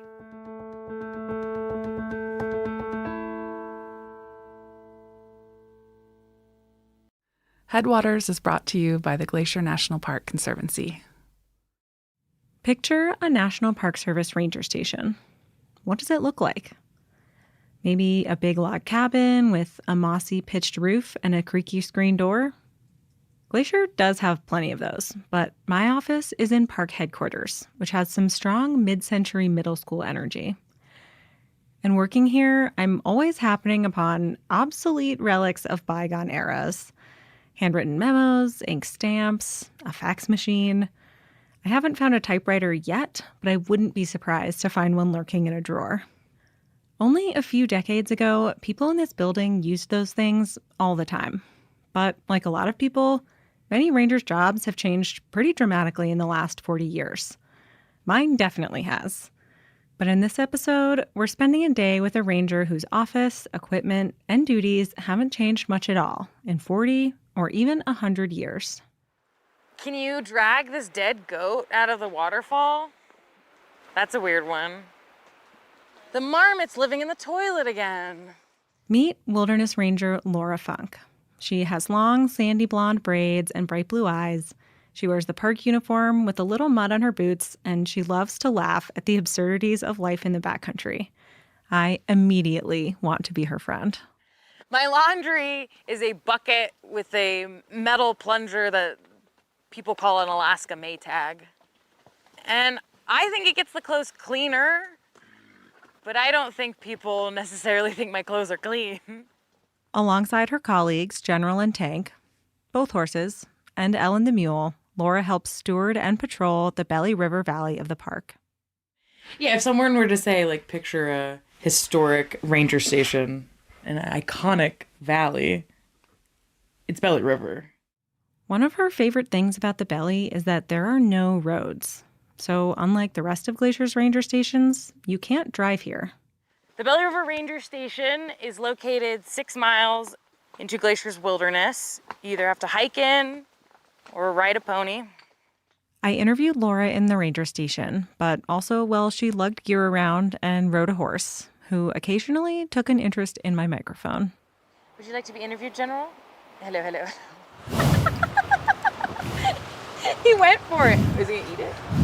Just sniffing. We have 2 rangers, myself and Allison, the commissioned ranger. There's a trail crew, which varies in size, 2 to 4. And we have 3 head of stock, and that makes up our entire staff. The Belly River Ranger Station is a brown log cabin, a Park Service specialty, with white window frames and a flagpole out front. It sits between a creek and a wide-open meadow where the horses graze, and its covered porch faces west, towards steep-sided rocky peaks. It's a very traditional scene, and so is life out here. So I live off-grid. I live in a 1-room cabin with a propane stove, and we do get running water for a few months of the season. Otherwise, we have to haul our water from the creek. I do not have a bathroom connected to my house. I have to walk to the outhouse. Yeah, I mean, you start to lose track of time and age and everything out here. Some of that kind of stuff fades away. Because then you're like, is it 2020 or is it 1920? There's elk running around and there's a fence that looks just about the same. I'm reading books and hauling my water from the creek. When I tell my friends I work for the Park Service, I think this might be what they picture. But in a lot of ways, the agency is looking to the future, trying to modernize our infrastructure, lower our carbon emissions, and tell our stories differently. Parks have podcasts now, for example. It seems like a vestige of the past to come to the Belly and see Laura still riding horses, packing gear on mules, and living in the backcountry. And honestly, I wonder how long this way of life, this type of ranger, can last. But I know I want to experience it before it's too late.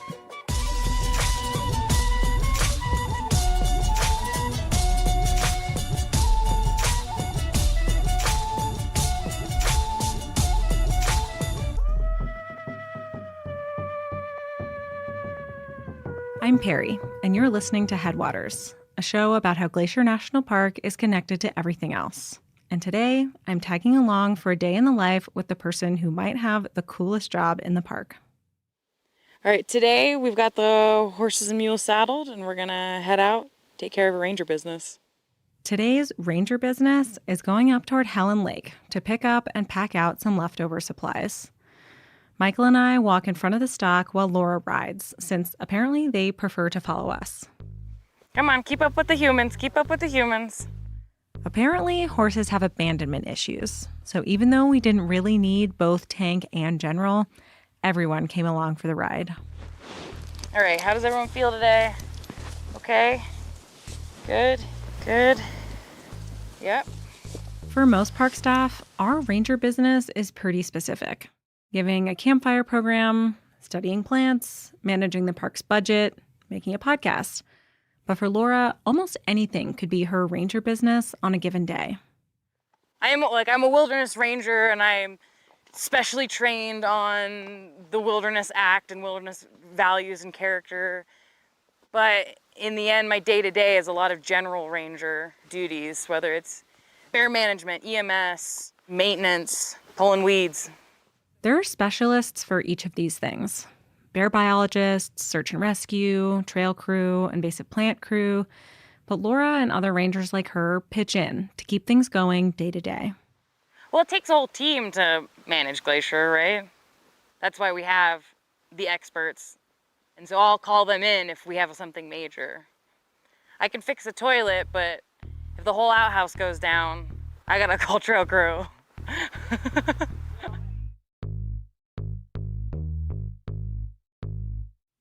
A lot of people talk about the quote, "Jack of all trades, master of none." But the full quote is, "Jack of all trades, master of none.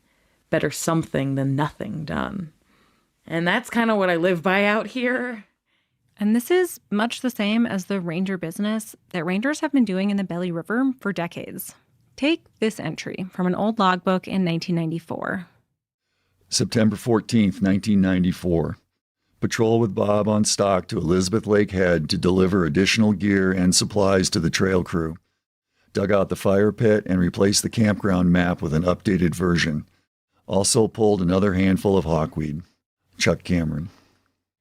Every day when Laura gets back from the field, she writes down the day's activities and events in a big green government-issued logbook. She and her predecessors have been doing this since the earliest days of the ranger station here. From Chuck 30 years ago to some of the earliest Belly River Rangers back to 1929.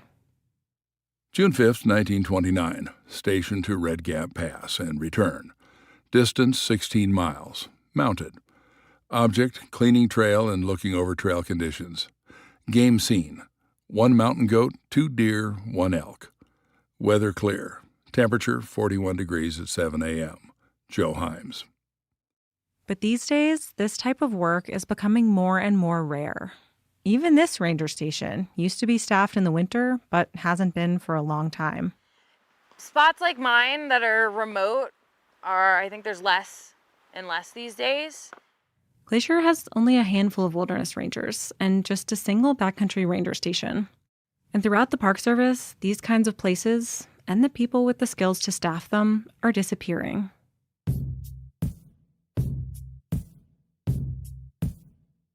In addition to all the odd jobs Laura does, a huge part of her job is talking to park visitors, most of whom are on multi-day backpacking trips.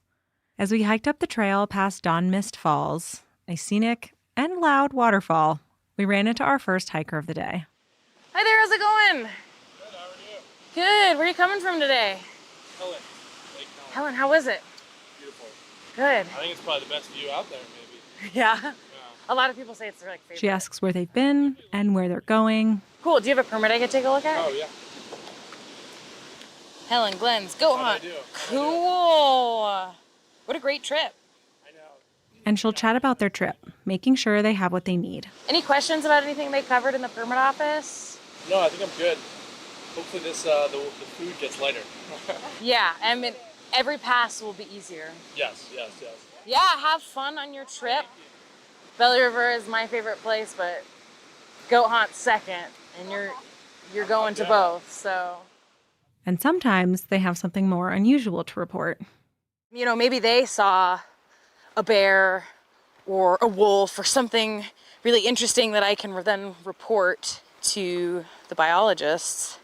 Or, you know, like I was saying, they often will report whether the food hang pole's damaged or the marmot's living in the toilet again. Most days, though, she patrols, checks the campgrounds, gives the pit toilet a once-over, makes sure food is stored properly, and gives a helping hand where it's needed.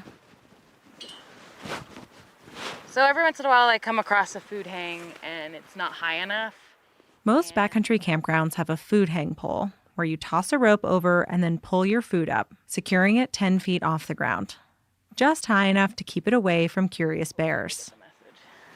Oh, hi there. How's it going? Yeah, I just lifted your hang because it wasn't the 10 feet. Yeah, sorry about that. That's That was okay. my first bear hang, so. Oh, okay, well.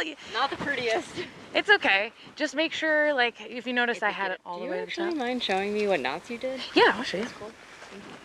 Today, Laura uses her educational ranger charm to teach a camper the best knots for the job. So I use the form of a trucker hitch. And so then what I do is I come through.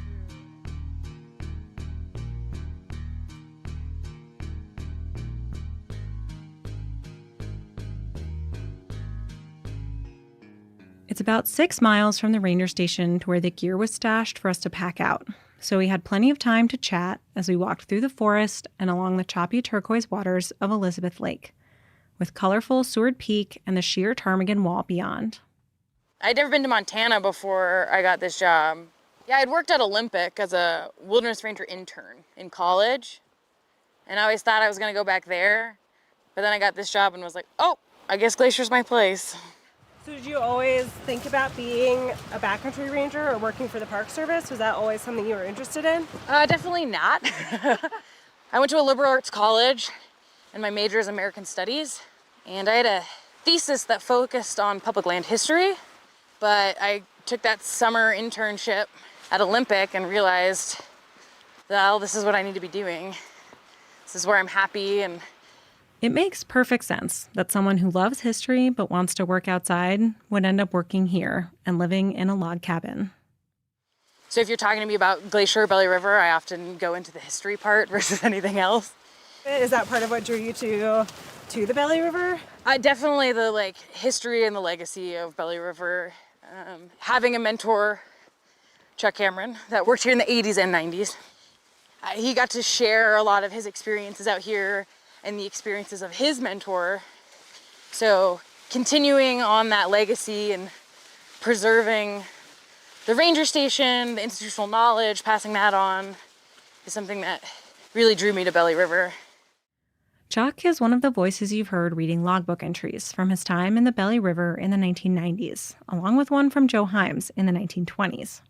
Both were rangers in Glacier for over 40 years. A long line of rangers connected by the tools they use, the horses and mules, and the way of life that makes up this job. It's definitely a connection to the past. We're using similar Decker saddles on the stock. That technology hasn't changed much. Yeah, we're using the same tools. I mean, literally some of the same tools that have been around for a long, long time. And yeah, we're patrolling the same trails. It's a different experience day to day, but they were doing patrol reports. We're still writing in the logbook every day what we got up to. September 22nd, 1992. Patrolled a Stoney Indian bench today to pull the 3 plank bridges for the season. Went up there with a wrench and came back with a wrench, a Pulaski, old wire, a huge tarp, an empty Southern Comfort bottle, an old 10-pound syrup can, and a fishing net. Quite a haul for one patrol. South winds, 67 degrees at 1930 hours. Chuck Cameron. And so, yeah, what are we packing out So today? today we are packing out old parts of an inverted U food hang. It's not a difficult hike to retrieve the old food hang pole, but all the same, I'm glad I'm not being asked to add a 25-pound chunk of metal to my pack. So the reason we're having the ponies do it is because this would be more awkward for a human, and we might take multiple humans to do what Ellen can do by herself. Glacier has a staff of packers who supply trail crews in the backcountry for 8-day hitches or carry gear in for bat biologists or the fish crew. But for a few sections of metal pipe, Laura and Ellen can manage. So there's definitely a technique to manning loads, and with practice, people can become really quick and really neat with theirs. Like you? I would not say mine is the prettiest. I've seen some very lovely loads come through. Packing loads on a mule is quite an art. Ever since horses and mules were domesticated thousands of years ago, people have been packing things on them. And Laura is quick to say she's no expert. I'm not a packer. I'm a ranger who happens to pack. I learned from other experienced rangers. I learned by going along with the packers over the years, learning from them and their different styles. But this spring I had the opportunity to go to the 9 Mile Wildlands Training Center in Missoula and attended their basic packing course. And I got the opportunity to attend this thanks to the help and funding of the Glacier Conservancy, which I really appreciate. Mules are especially popular for packing because they're strong and sure-footed. Their personalities vary, but Ellen is a keeper. But mules are fun. They've got really strong personalities. Each one's very different. How would you describe Ellen's personality? She's very social. She's patient with me, because I had her 2 years ago, so she was helping me learn. Affectionate, even. But she'll give you a look. She's like, "What are you doing?" Basically, Laura puts the metal pipes into boxes that look like giant dresser drawers. Ellen can carry one load on each side after Laura makes sure they weigh the same. She wraps them up in a canvas tarp called a manty, and then finally ties them onto the metal rings of the pack saddle with some elaborate rope work. Sometimes you see it in their eyes when like a weird load comes over. They're like, "Oh, really? You're gonna put that on me?" It seems straightforward enough, but it takes a lot of adjusting to get the loads to sit just right. It's kind of like packing and repacking and adjusting your own giant pack for an overnight trip, except way heavier. All right, hey. All right. A lot of packing seems to me to be tying and untying things. I think you got it. Am I ready to be a ranger who packs? You're ready. You're a ranger packer.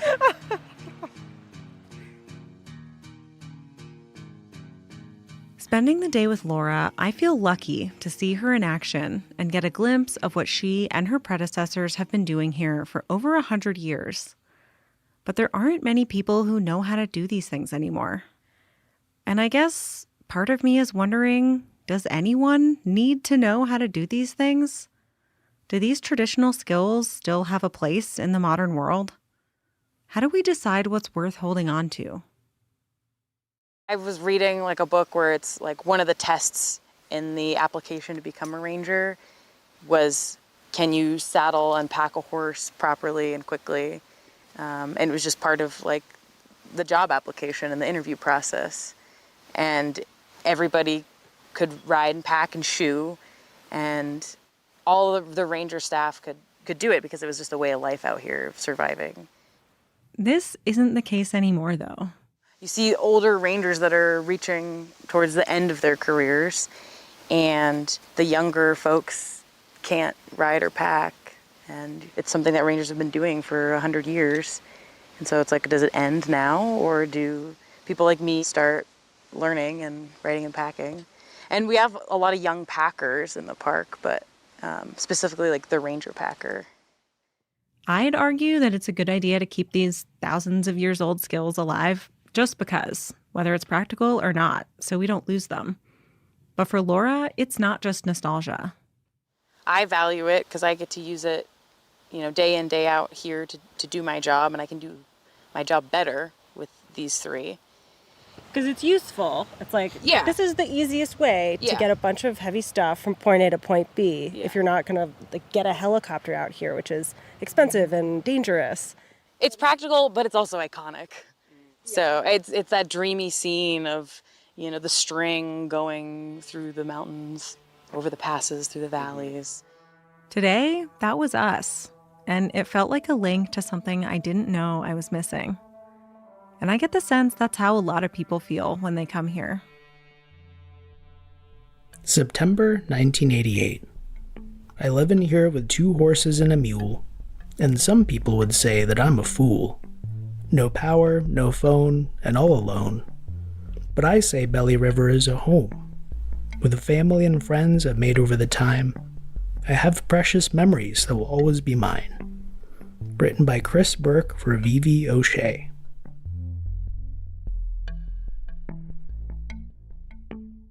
We get back late in the day, and Laura takes care of General, Tank, and Ellen before sending them off to their evening pasture. The peaks turn rosy with alpenglow, the nighthawks call, and Laura gives us a tour of the station, which is a functioning ranger station, of course, but is also basically a museum of